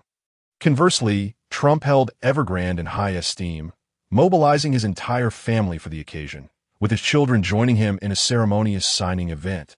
During the signing, even Ivanka lacked a seat and had to stand attentively to the side. In that year, 2008, it was indeed quite challenging for Trump to secure a meeting with Su Jiayin. Who could have imagined that over a decade later, Belt brother would find himself mired in trillions of yuan in debt, on the brink of imprisonment, while Trump ascended to the position of the commander-in-chief of the United States? Yet, even now, it remains equally difficult for Trump to meet Su Jiayin. He would need to find the precise location, complete visitation procedures, and schedule an appointment in advance. Thus, one should not underestimate the impoverished youth, nor the financially struggling middle-aged, nor the elderly in distress. 30 years of fortune may shift to 30 years of adversity. No one can confidently predict what tomorrow may hold. As for Ivanka, matters are more straightforward. Link, being experienced, naturally knows how to navigate the affections and admiration stemming from a beautiful young lady. If it's not too troublesome, they might simply arrange a casual meeting. Moreover, Link had previously sent Lu Luf from his own Zhaihongguo investment fund to gather insights on Trump's current situation. Recently, Trump's real estate company planned to initiate a bond sale to avert cash shortages. Almost concurrently, Trump was chosen as the host for The Apprentice. This show would later become a minor sensation, particularly with Trump's iconic phrase, "You're fired," resonating as a popular catchphrase in the following years. This opportunity allowed Trump to gain both fame and fortune, laying the groundwork for his later ascension to the White House. It further bolstered Trump's image as a successful businessman and yielded substantial additional profits, enriching him considerably. This program had a significant impact on Trump's career and public persona. However, it was imperative for Trump to first address his immediate cash flow issues to maintain his reputation as a successful entrepreneur. Otherwise, by the time of the show's recording, with Trump already burdened by debt and mismanagement, who would still be interested in such a business program?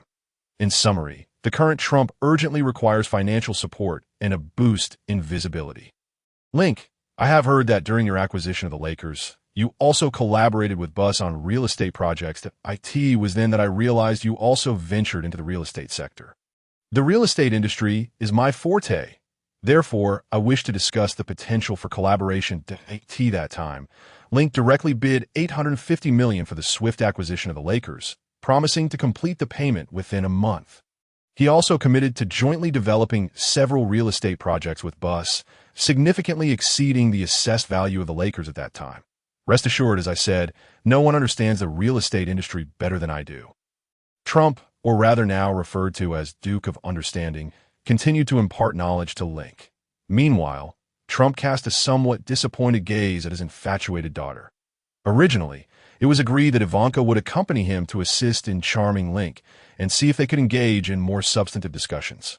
Yet now, his daughter seemed preoccupied with captivating Link, providing no assistance at all. Currently, Trump's organization is grappling with the financial strains resulting from the overarching impact of the 9/11 events in the United States. In the real estate sector, it is not the debt that is feared, but rather the lack of cash flow. This urgency is precisely why Trump is keen to identify channels to replenish his cash reserves. However, Link quickly established the correct dynamic. It is Trump who seeks something from Link, not the other way around.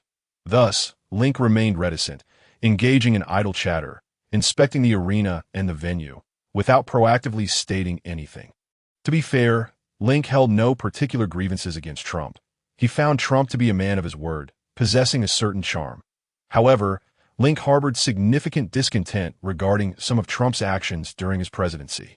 Engaging in trivial matters, why not handle the peaceful transfer of national power with integrity? Instead, Trump seemed fixated on trade wars and barriers, attempting to undermine the Chinese economy. This forced China to knock insistently on the doors of the United States, pleading, "Oh, America, open up for free trade." Although this was merely Link's humble wish, the position of the commander-in-chief inherently precluded its realization. Mr. Trump, let us not rush into discussing such matters. Business is work. For today, let us first enjoy the game. I have secured the best seats for you, right next to the team bench, Link said with a smile, graciously bowing to let Ivanka take her seat first. Ivanka, with gleeful eyes, extended her delicate hand, naturally placing it in Link's as she gracefully settled down. The referee's whistle blew. The game commenced, with the Clippers hosting the Lakers. The Los Angeles City rivalry had officially begun. The Clippers' starting lineup included Andre Miller, point guard, Eric Piakowski, shooting guard, Lamar Odom, small forward, Corey Maggette, power forward, and Elton Brand, center. That on paper, the team appeared quite formidable. Andre Miller was a classic point guard, even in the slow-paced NBA of that era. Averaging over 10 assists per game, Piakowski, a sharpshooter with a three-point shooting percentage exceeding 40, was known for his high volume and consistency. Lamar Odom, a left-handed magician, possessed top-tier skills and versatility. Not to mention, he was a crucial asset acquired in the trade for Shaquille O'Neal. Maggette, a muscular powerhouse, could easily compete in bodybuilding contests. Brand was the most reliable captain for the Clippers, consistently averaging 20 points and 10 rebounds. Yet, despite their talents, the players often played in isolation, resulting in a lackluster overall performance. The previous season, the Clippers finished with a record of 39 wins and 43 losses, ranked ninth in the Western Conference, regrettably missing out on the playoffs. Who would have thought that this would mark the pinnacle of the Clippers' performance for the next several years? It wasn't until 9 years later, in the 2011 to 2012 season, that the Clippers finally made it to the playoffs. In preparation for the match against the Clippers, Link made several adjustments to the starting lineup based on the advice of Stevens and Blatt. Center, Yao Ming. Power forward, Boozer, small forward. Harrington, shooting guard. Battier, point guard. Billups. With the Lakers' current depth, they seized the opportunity to experiment with various combinations during the game. As the first quarter commenced, the Lakers won the jump ball, but unfortunately missed their first shot. The Clippers, after several passes, saw Piakowski use a teammate screen to get open, receiving the ball and confidently sinking a three-pointer to give the Clippers an early lead. However, it was not long before the Lakers made adjustments. First, Harrington aggressively drove past Odom, penetrating the lane to score with a layup. Then, Battier executed a play, rounding to the corner to receive the ball and swiftly launched a three-pointer. The Lakers ignited a small surge, scoring 10-2 in a critical stretch, not only turning the tide, but also extending their lead to 5 points. With Yao Ming once again securing an offensive rebound in the Clippers' paint, he rose up for a powerful 2-1, putting the Lakers ahead by 8 points, concluding the first quarter with a score of 25-17. Although Yao was a rookie, he exhibited a level of composure and resilience that belied his inexperience.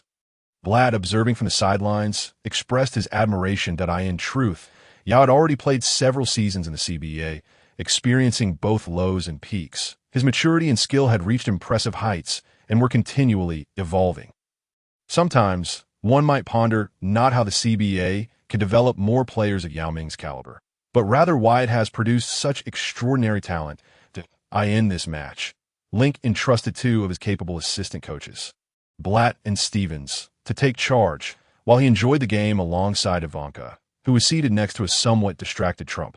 Initially, Link attempted to explain the unfolding game situation to Ivanka. However, he soon realized that the blonde, blue-eyed, innocent beauty's attention was entirely elsewhere, as she eagerly engaged him in various conversations.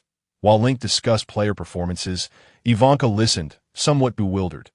Yet, when Link shared personal anecdotes or made playful remarks, her eyes sparkled with delight, her smile radiant. "Link, what was your major in college? Do you have a romantic partner now? With all your travels across the Eagle Country, don't you get exhausted? Shall we hang out sometime? Wow, Link, do you really have an 8-pack? Can I touch it? Are Chinese parents quite strict, especially regarding dating, preferring East Asian partners? Link, when will you return to China? Can you take me with you?" Ivanka's eyes were practically shimmering with excitement, her demeanor almost giddy.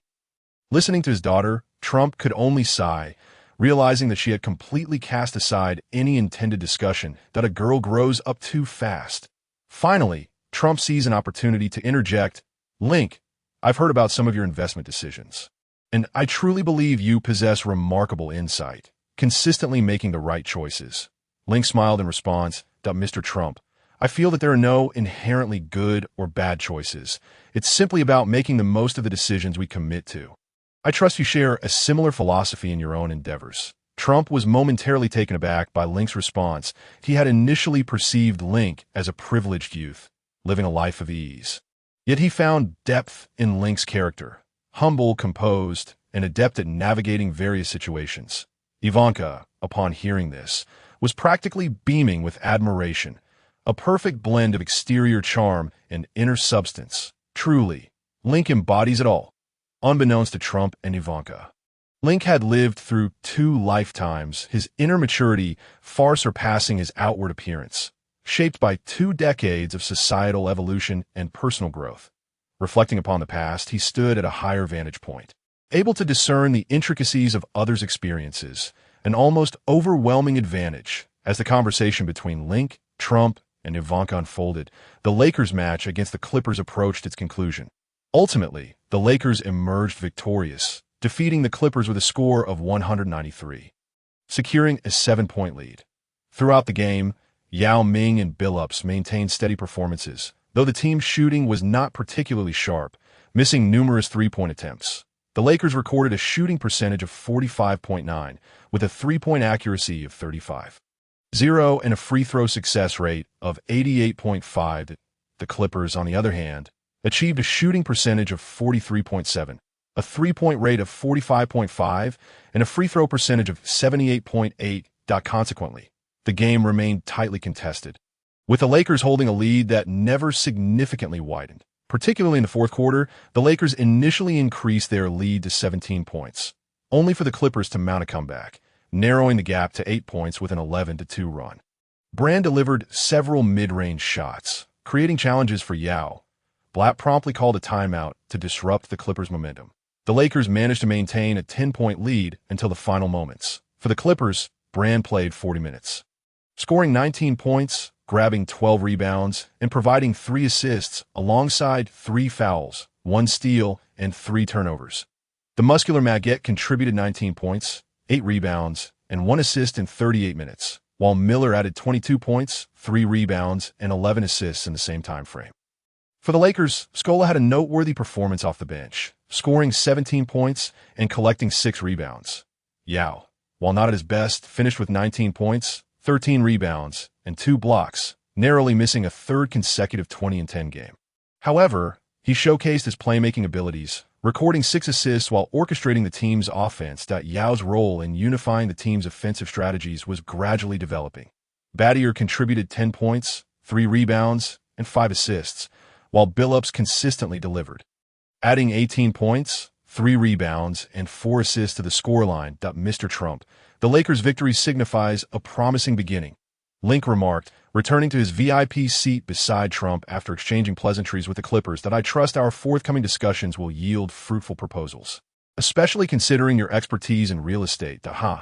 Link, you are quite amusing. Before Trump could respond, Ivanka chuckled at Link's playful imitation of her father's words that a girl truly grows up too quickly. Trump sighed, candidly expressing his thoughts.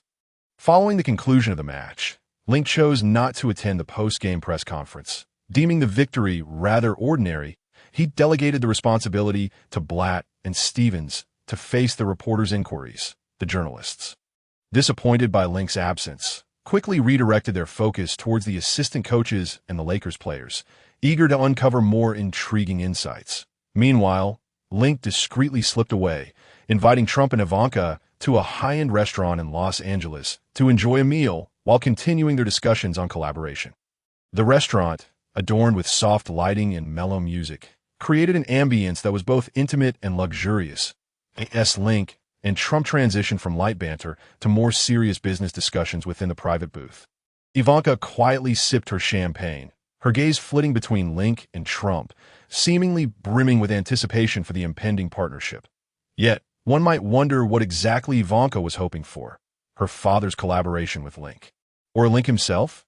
Link, let us get straight to the point that I sincerely hope that you would consider embarking on a venture in the real estate sector alongside me. We could either establish a joint company or exchange shares. Your remarkable talents and capabilities inspire confidence that, together, we could create a significant impact. This I vow to the Almighty.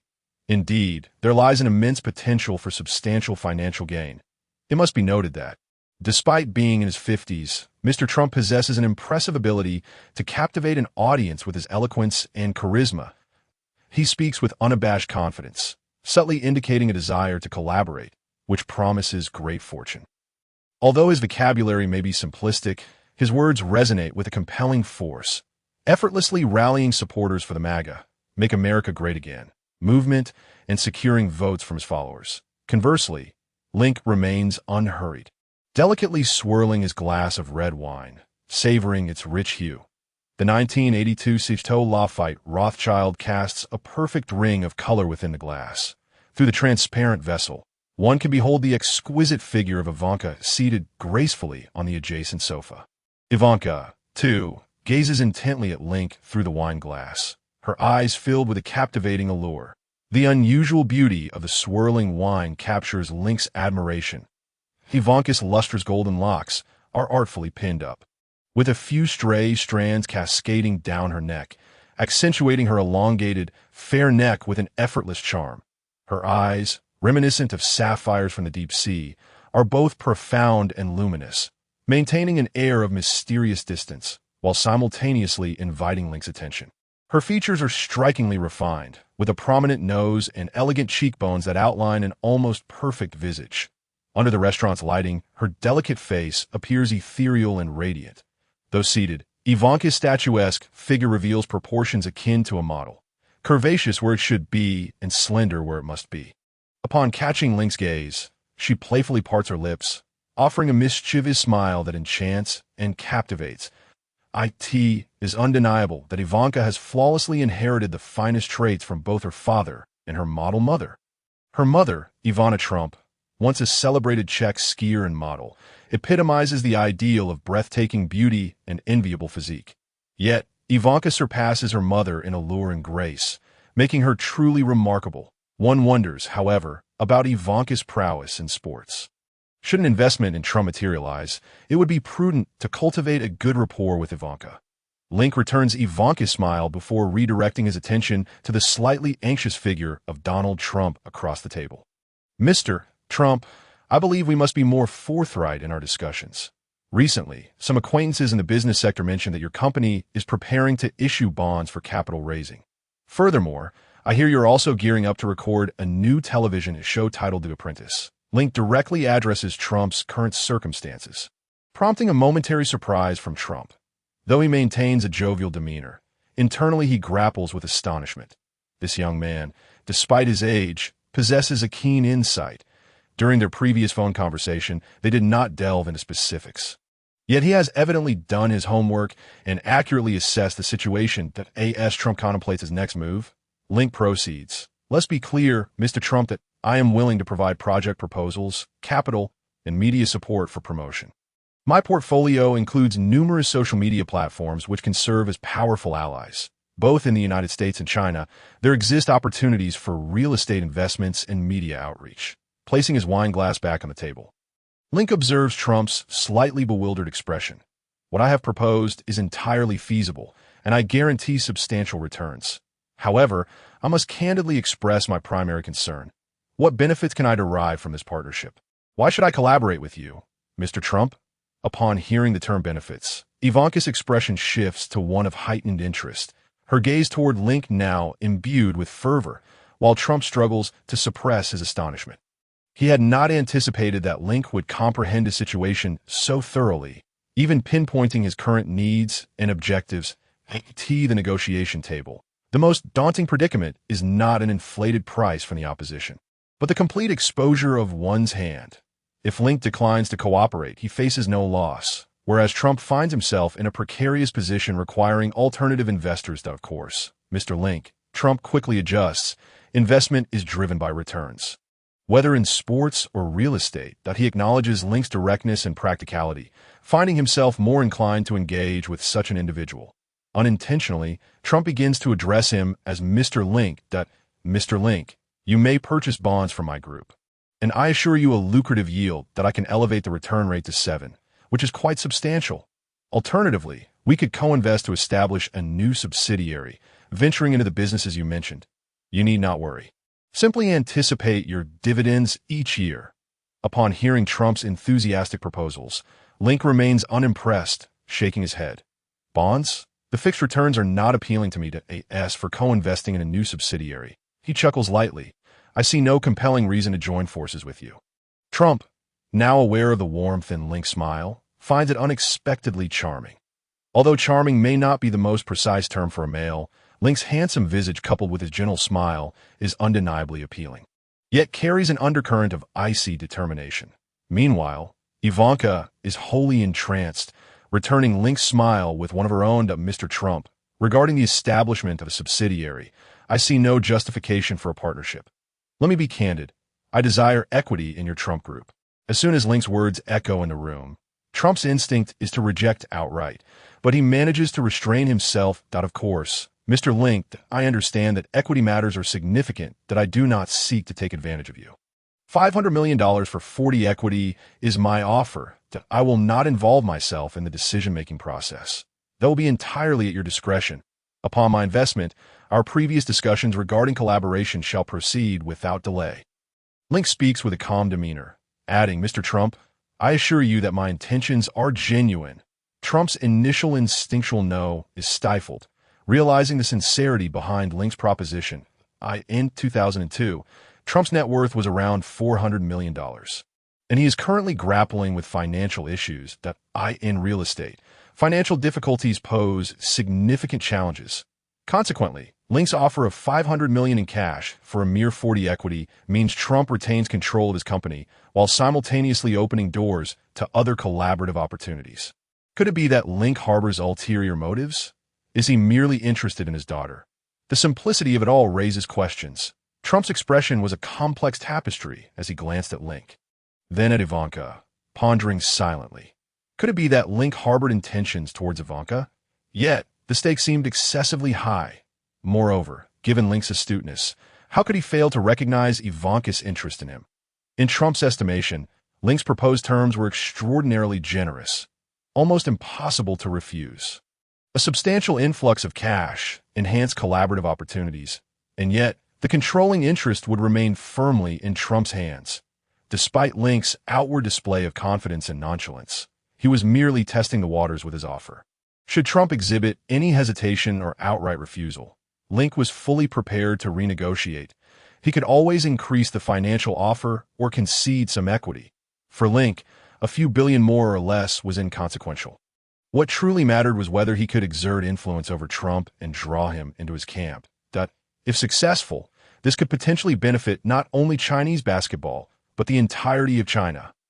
In that moment, a profound sense of purpose surged through Link. Perhaps this rebirth would allow him to orchestrate something even grander. Trump quickly weighed the pros and cons and did not let the opportunity slip away. He raised his wine glass. Link, you are more forthright and candid than I admit.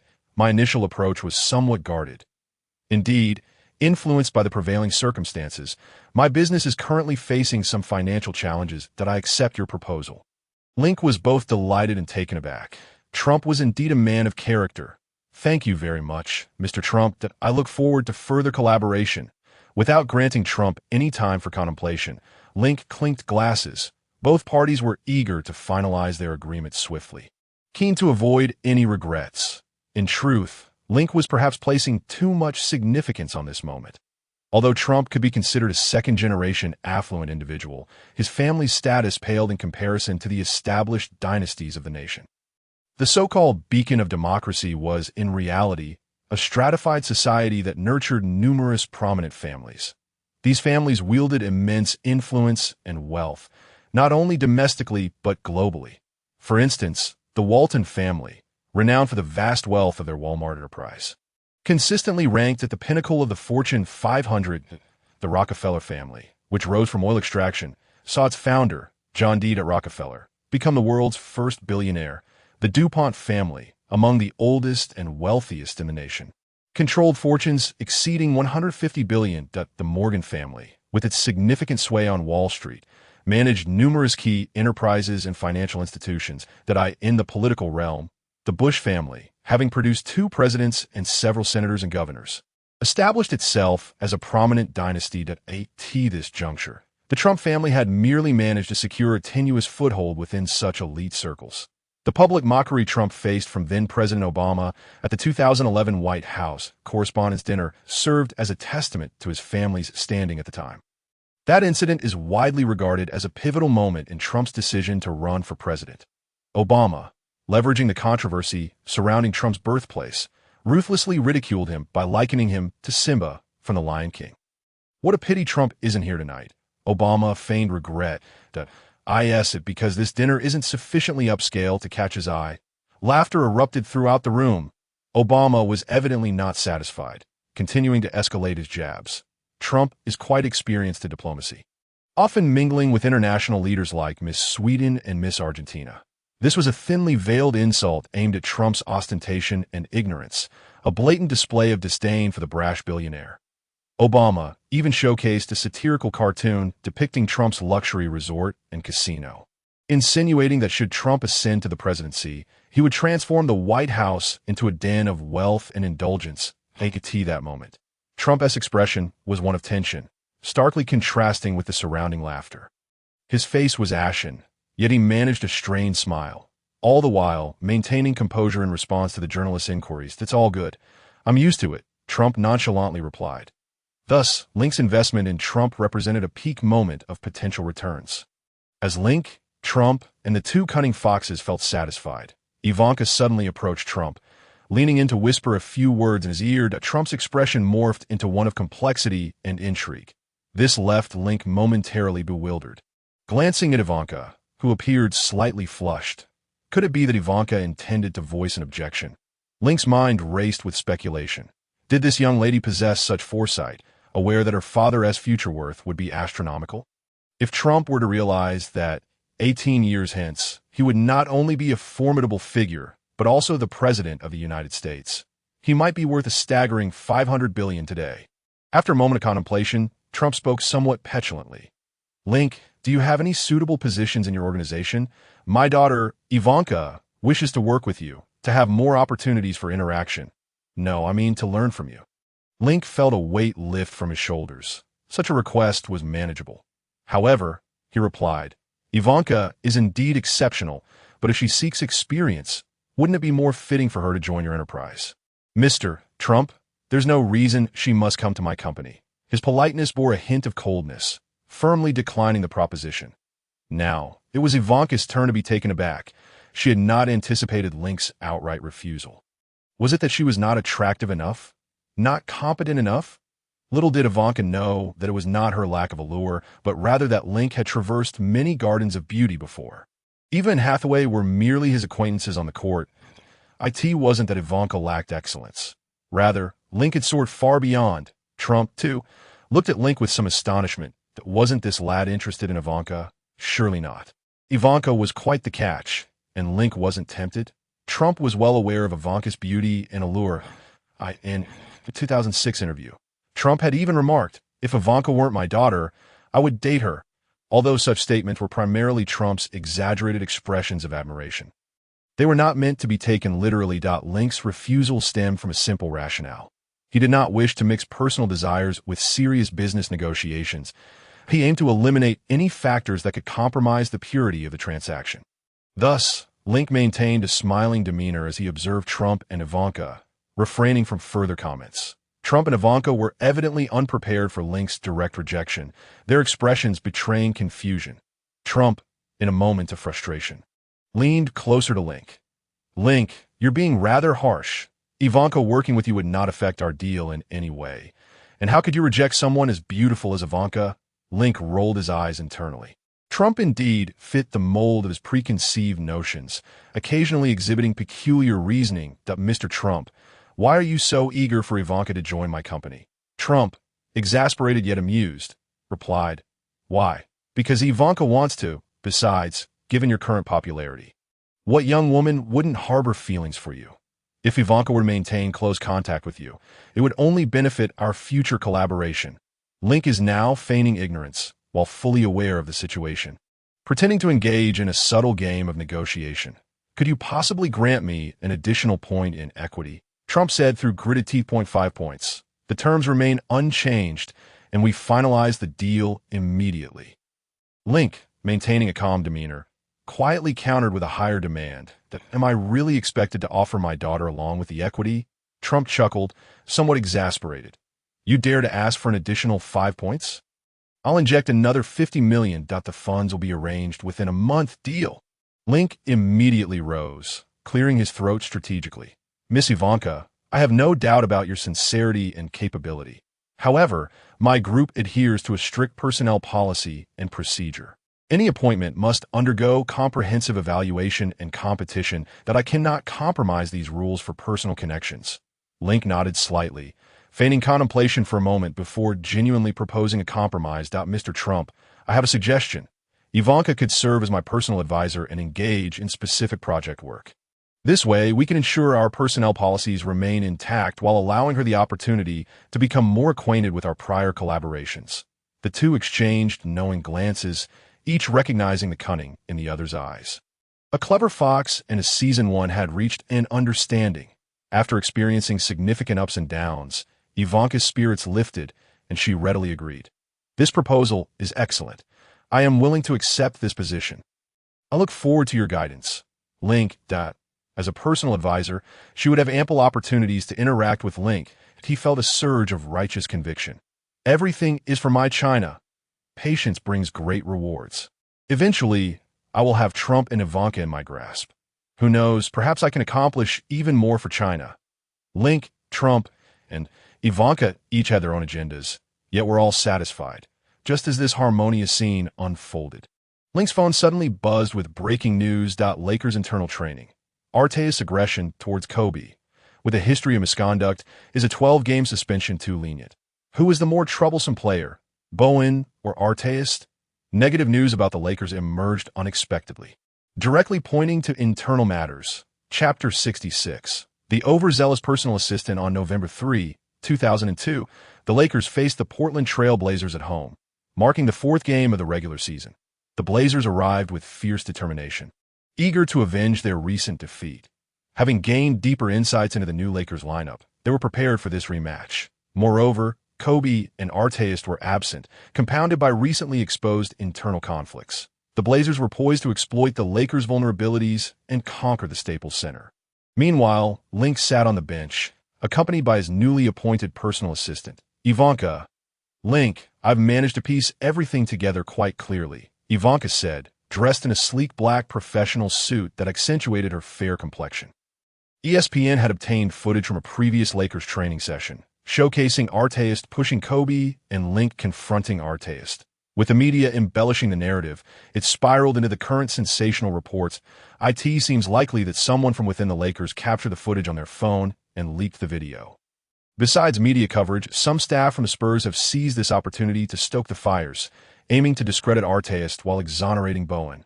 Link maintained a stoic expression, nodding silently. Ivanka, we have clarified the origins of this incident. How are we proceeding? I've already disseminated follow-up footage across our Lakers media channels, including the video of Kobe and Arteas resolving their conflict and training together. Although Kobe is still recuperating, he has voiced his support for Arteas and you on social media. Previously, Link had installed a comprehensive video recording system at the training facility and during games to enhance the team's training efficacy. While the analysis team's results had yet to materialize, they had inadvertently gained credit amidst this sudden crisis. The negative publicity surrounding Arteas, fueled by sensationalist reporters distorting the narrative, was escalating rapidly. However, under Link's guidance, Ivanka released high-definition panoramic footage, swiftly quelling the accusations against Arteas and the claims of Link harboring problematic players. Ivanka, with a hint of sympathy, attempted to comfort Link. You needn't be overly concerned. The current reports do not target you directly, but primarily criticize Arteas. Moreover, while this incident has garnered significant attention, fan reactions seem relatively balanced, with supporters and detractors of Arteas roughly equal in number. Few fans have used this opportunity to attack the Lakers or you. Link. In fact, many fans, after viewing the complete video, found you quite admirable. And according to your Chinese saying, being overly concerned is detrimental to one's health. Is there anything I can assist you with? Surprised by her bold yet subtly provocative words in such a public setting, Link turned to gaze at Ivanka, who innocently blinked her large, expressive eyes. It was unclear whether her remarks were deliberate or unwitting, but her poised stance revealed her alluring curves, captivating Link's attention. I am not overly concerned. Criticizing the Lakers and its players ultimately equates to criticizing me. Furthermore, the likely cause of this incident is an internal issue, with someone deliberately leaking information to the outside world. That troubles me. I despise internal conflicts and divisions within the team, as I do within my investments. Link swiftly composed himself, calmly addressing Ivanka. After considering his words, Ivanka nodded thoughtfully, a touch of disappointment evident. Did Link truly not perceive her flirtation? Ivanka, you are correct. Please continue investigating the source of the leak, along with the motives behind it. Once you ascertain the details, do not disclose them publicly. Simply inform me directly. For now, let us focus on the upcoming match. The Lakers' performance in their first 3 games had completely exceeded the expectations of most media and fans alike. Even the most optimistic Lakers supporters, particularly those from China, were pleasantly surprised by the outcomes. Winning all 3 matches, even with the challenges of Kobe's injury and Arteas' suspension, and despite the Blazers being a mid-tier team and the Clippers being a weak opponent. The Lakers achieved remarkable victories, displaying thrilling gameplay. With Yao Ming's stellar debut and Billups' composed leadership, the team exhibited fierce defense and aggressive offense. Every newcomer had made a significant impact, however, compared to the standout performances. Horry and Brian Shaw appeared somewhat overshadowed, as the abundance of talent limited their playing time. The Lakers' stellar performance prompted many media outlets to proclaim the resurgence of the Lakers' Showtime. With a record of 3 wins and no losses, they temporarily topped the Western Conference. This dazzling success further ignited fervor at the Staples Center, drawing a packed crowd. Hollywood starlets flocked to the arena, eager to cheer for the Lakers and hoping for a serendipitous encounter with Link, each dressed more flamboyantly than the last. Particularly, the socialites of the Kardashian clan made a collective appearance. Ivanka scoffed while simultaneously pondering whether her professional attire was perhaps too conservative. Would Link find it somewhat dull? Should she adopt a more direct approach? In the midst of Ivanka's musings, the starting players for both teams had already taken to the court. The Trail Blazers lineup remained as follows. Point guard, Derek Anderson.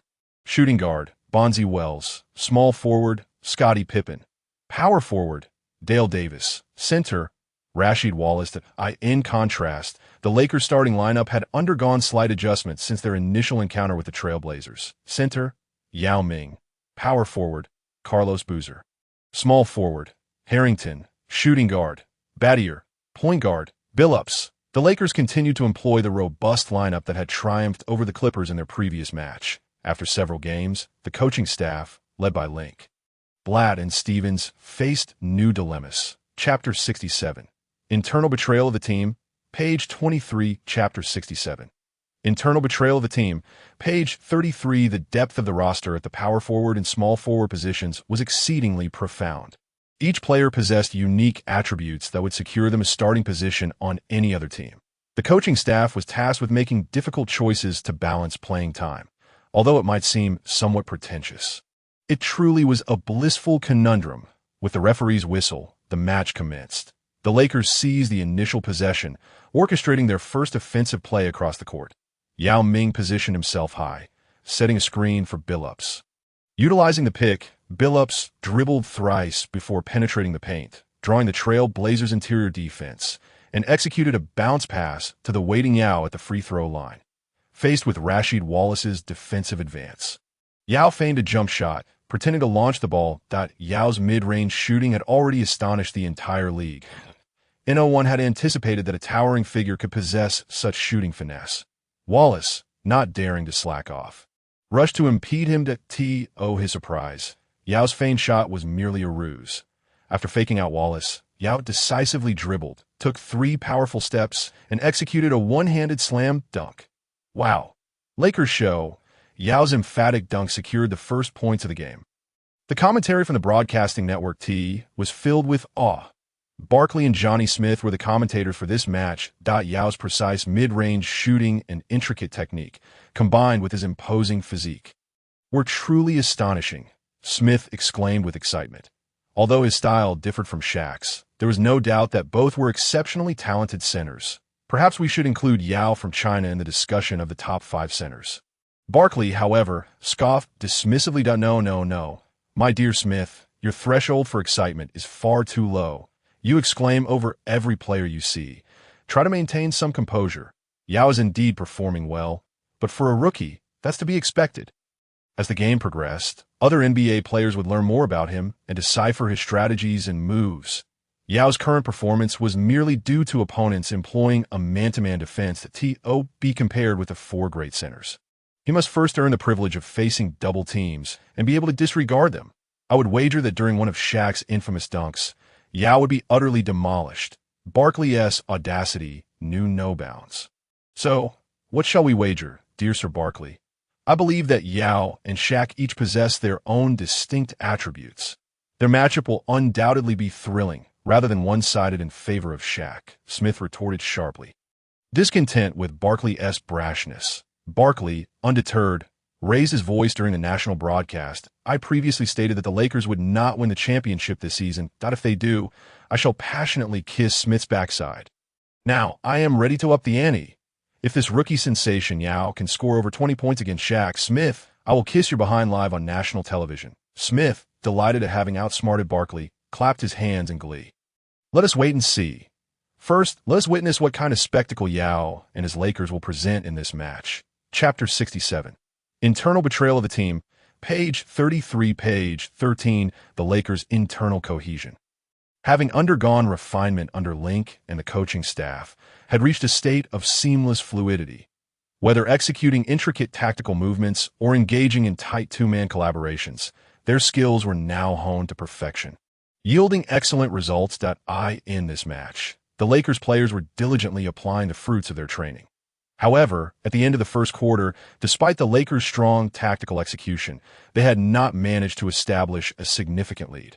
In fact, they found themselves trailing the Trailblazers by 6 points, with a score of 22-28 on their home court. On one hand, the Trailblazers exhibited exceptional shooting accuracy, with even 2 last-second shots made as the shot clock wound down, finding their mark. Rasheed Wallace and Bonzi Wells were both in fine offensive form. In contrast, the Lakers struggled to find their rhythm, with several open shots failing to connect as Battier and Harrington's attempts clanged off the rim. It was uncertain whether the earlier media reports about internal strife within the team had affected their performance. More troubling was that the Trailblazers had learned from their previous humiliating defeat and focused on reinforcing their interior defense. Trailblazers coach Chicks immediately devised targeted defensive strategies against Yao. Whether employing single coverage or double teaming, there was always a formidable defender obstructing Yao's positioning, resolutely denying him the comfort of receiving the ball in the key area. Aside from his initial emphatic dunk, which served to uplift the team's morale, Yao failed to find any further opportunities in the first quarter, only managing to score 2 points through free throws after securing an offensive rebound and drawing a foul from Rasheed. The Trailblazers adapted quickly. Following their interior struggles in the previous game, they promptly revised their strategy. Sitting on the sidelines, Black couldn't help but express his admiration. Both Davis and Wallace boasted commendable physiques and agility, effectively executing the double-team strategy. Their ability to rotate effectively compensated for any shortcomings against Yao. Link nodded in agreement. Most NBA coaches are not incompetent. They possess considerable skill. Of course, this excludes certain coaches like Darwin Ham, who are often seen chewing gum on the sidelines. Chicks had swiftly discerned Yao's technical tendencies and had begun implementing the fronting defense strategy. At this stage, Yao had just entered the NBA and still bore a relatively slender physique. While he excelled in stability and lower body strength compared to some of the more physically imposing centers, he lagged in upper body strength. Facing fronting defenses required Yao to expend significant energy to establish position, presenting a considerable challenge. Moreover, the overall style of the NBA remained robust and competitive. During the fronting defense, Davis and Wallace often resorted to hand-holding maneuvers to limit Yao's ability to receive the ball. They would even engage in these borderline fouls right under the referee's nose, which the officials deemed acceptable within the bounds of reasonable defense, thus refraining from blowing the whistle. Indeed, fronting defense can be likened to a gamble in defensive strategy. Doing so would imply that the opposing team relinquishes their presence in the paint, thus leaving the basket unguarded. Generally, there are 2 strategies to counter this. Either a teammate can deliver a high pass, or a player on the wing can execute a breakthrough towards the basket. During Lin Ke's previous life, the tactic of fronting defense posed a persistent challenge for Yao Ming and the Rockets. The Rockets guards at that time, such as Sura and Alston, lacked reliable passing abilities, and after losing McGrady, there was no one capable of penetrating from the wing.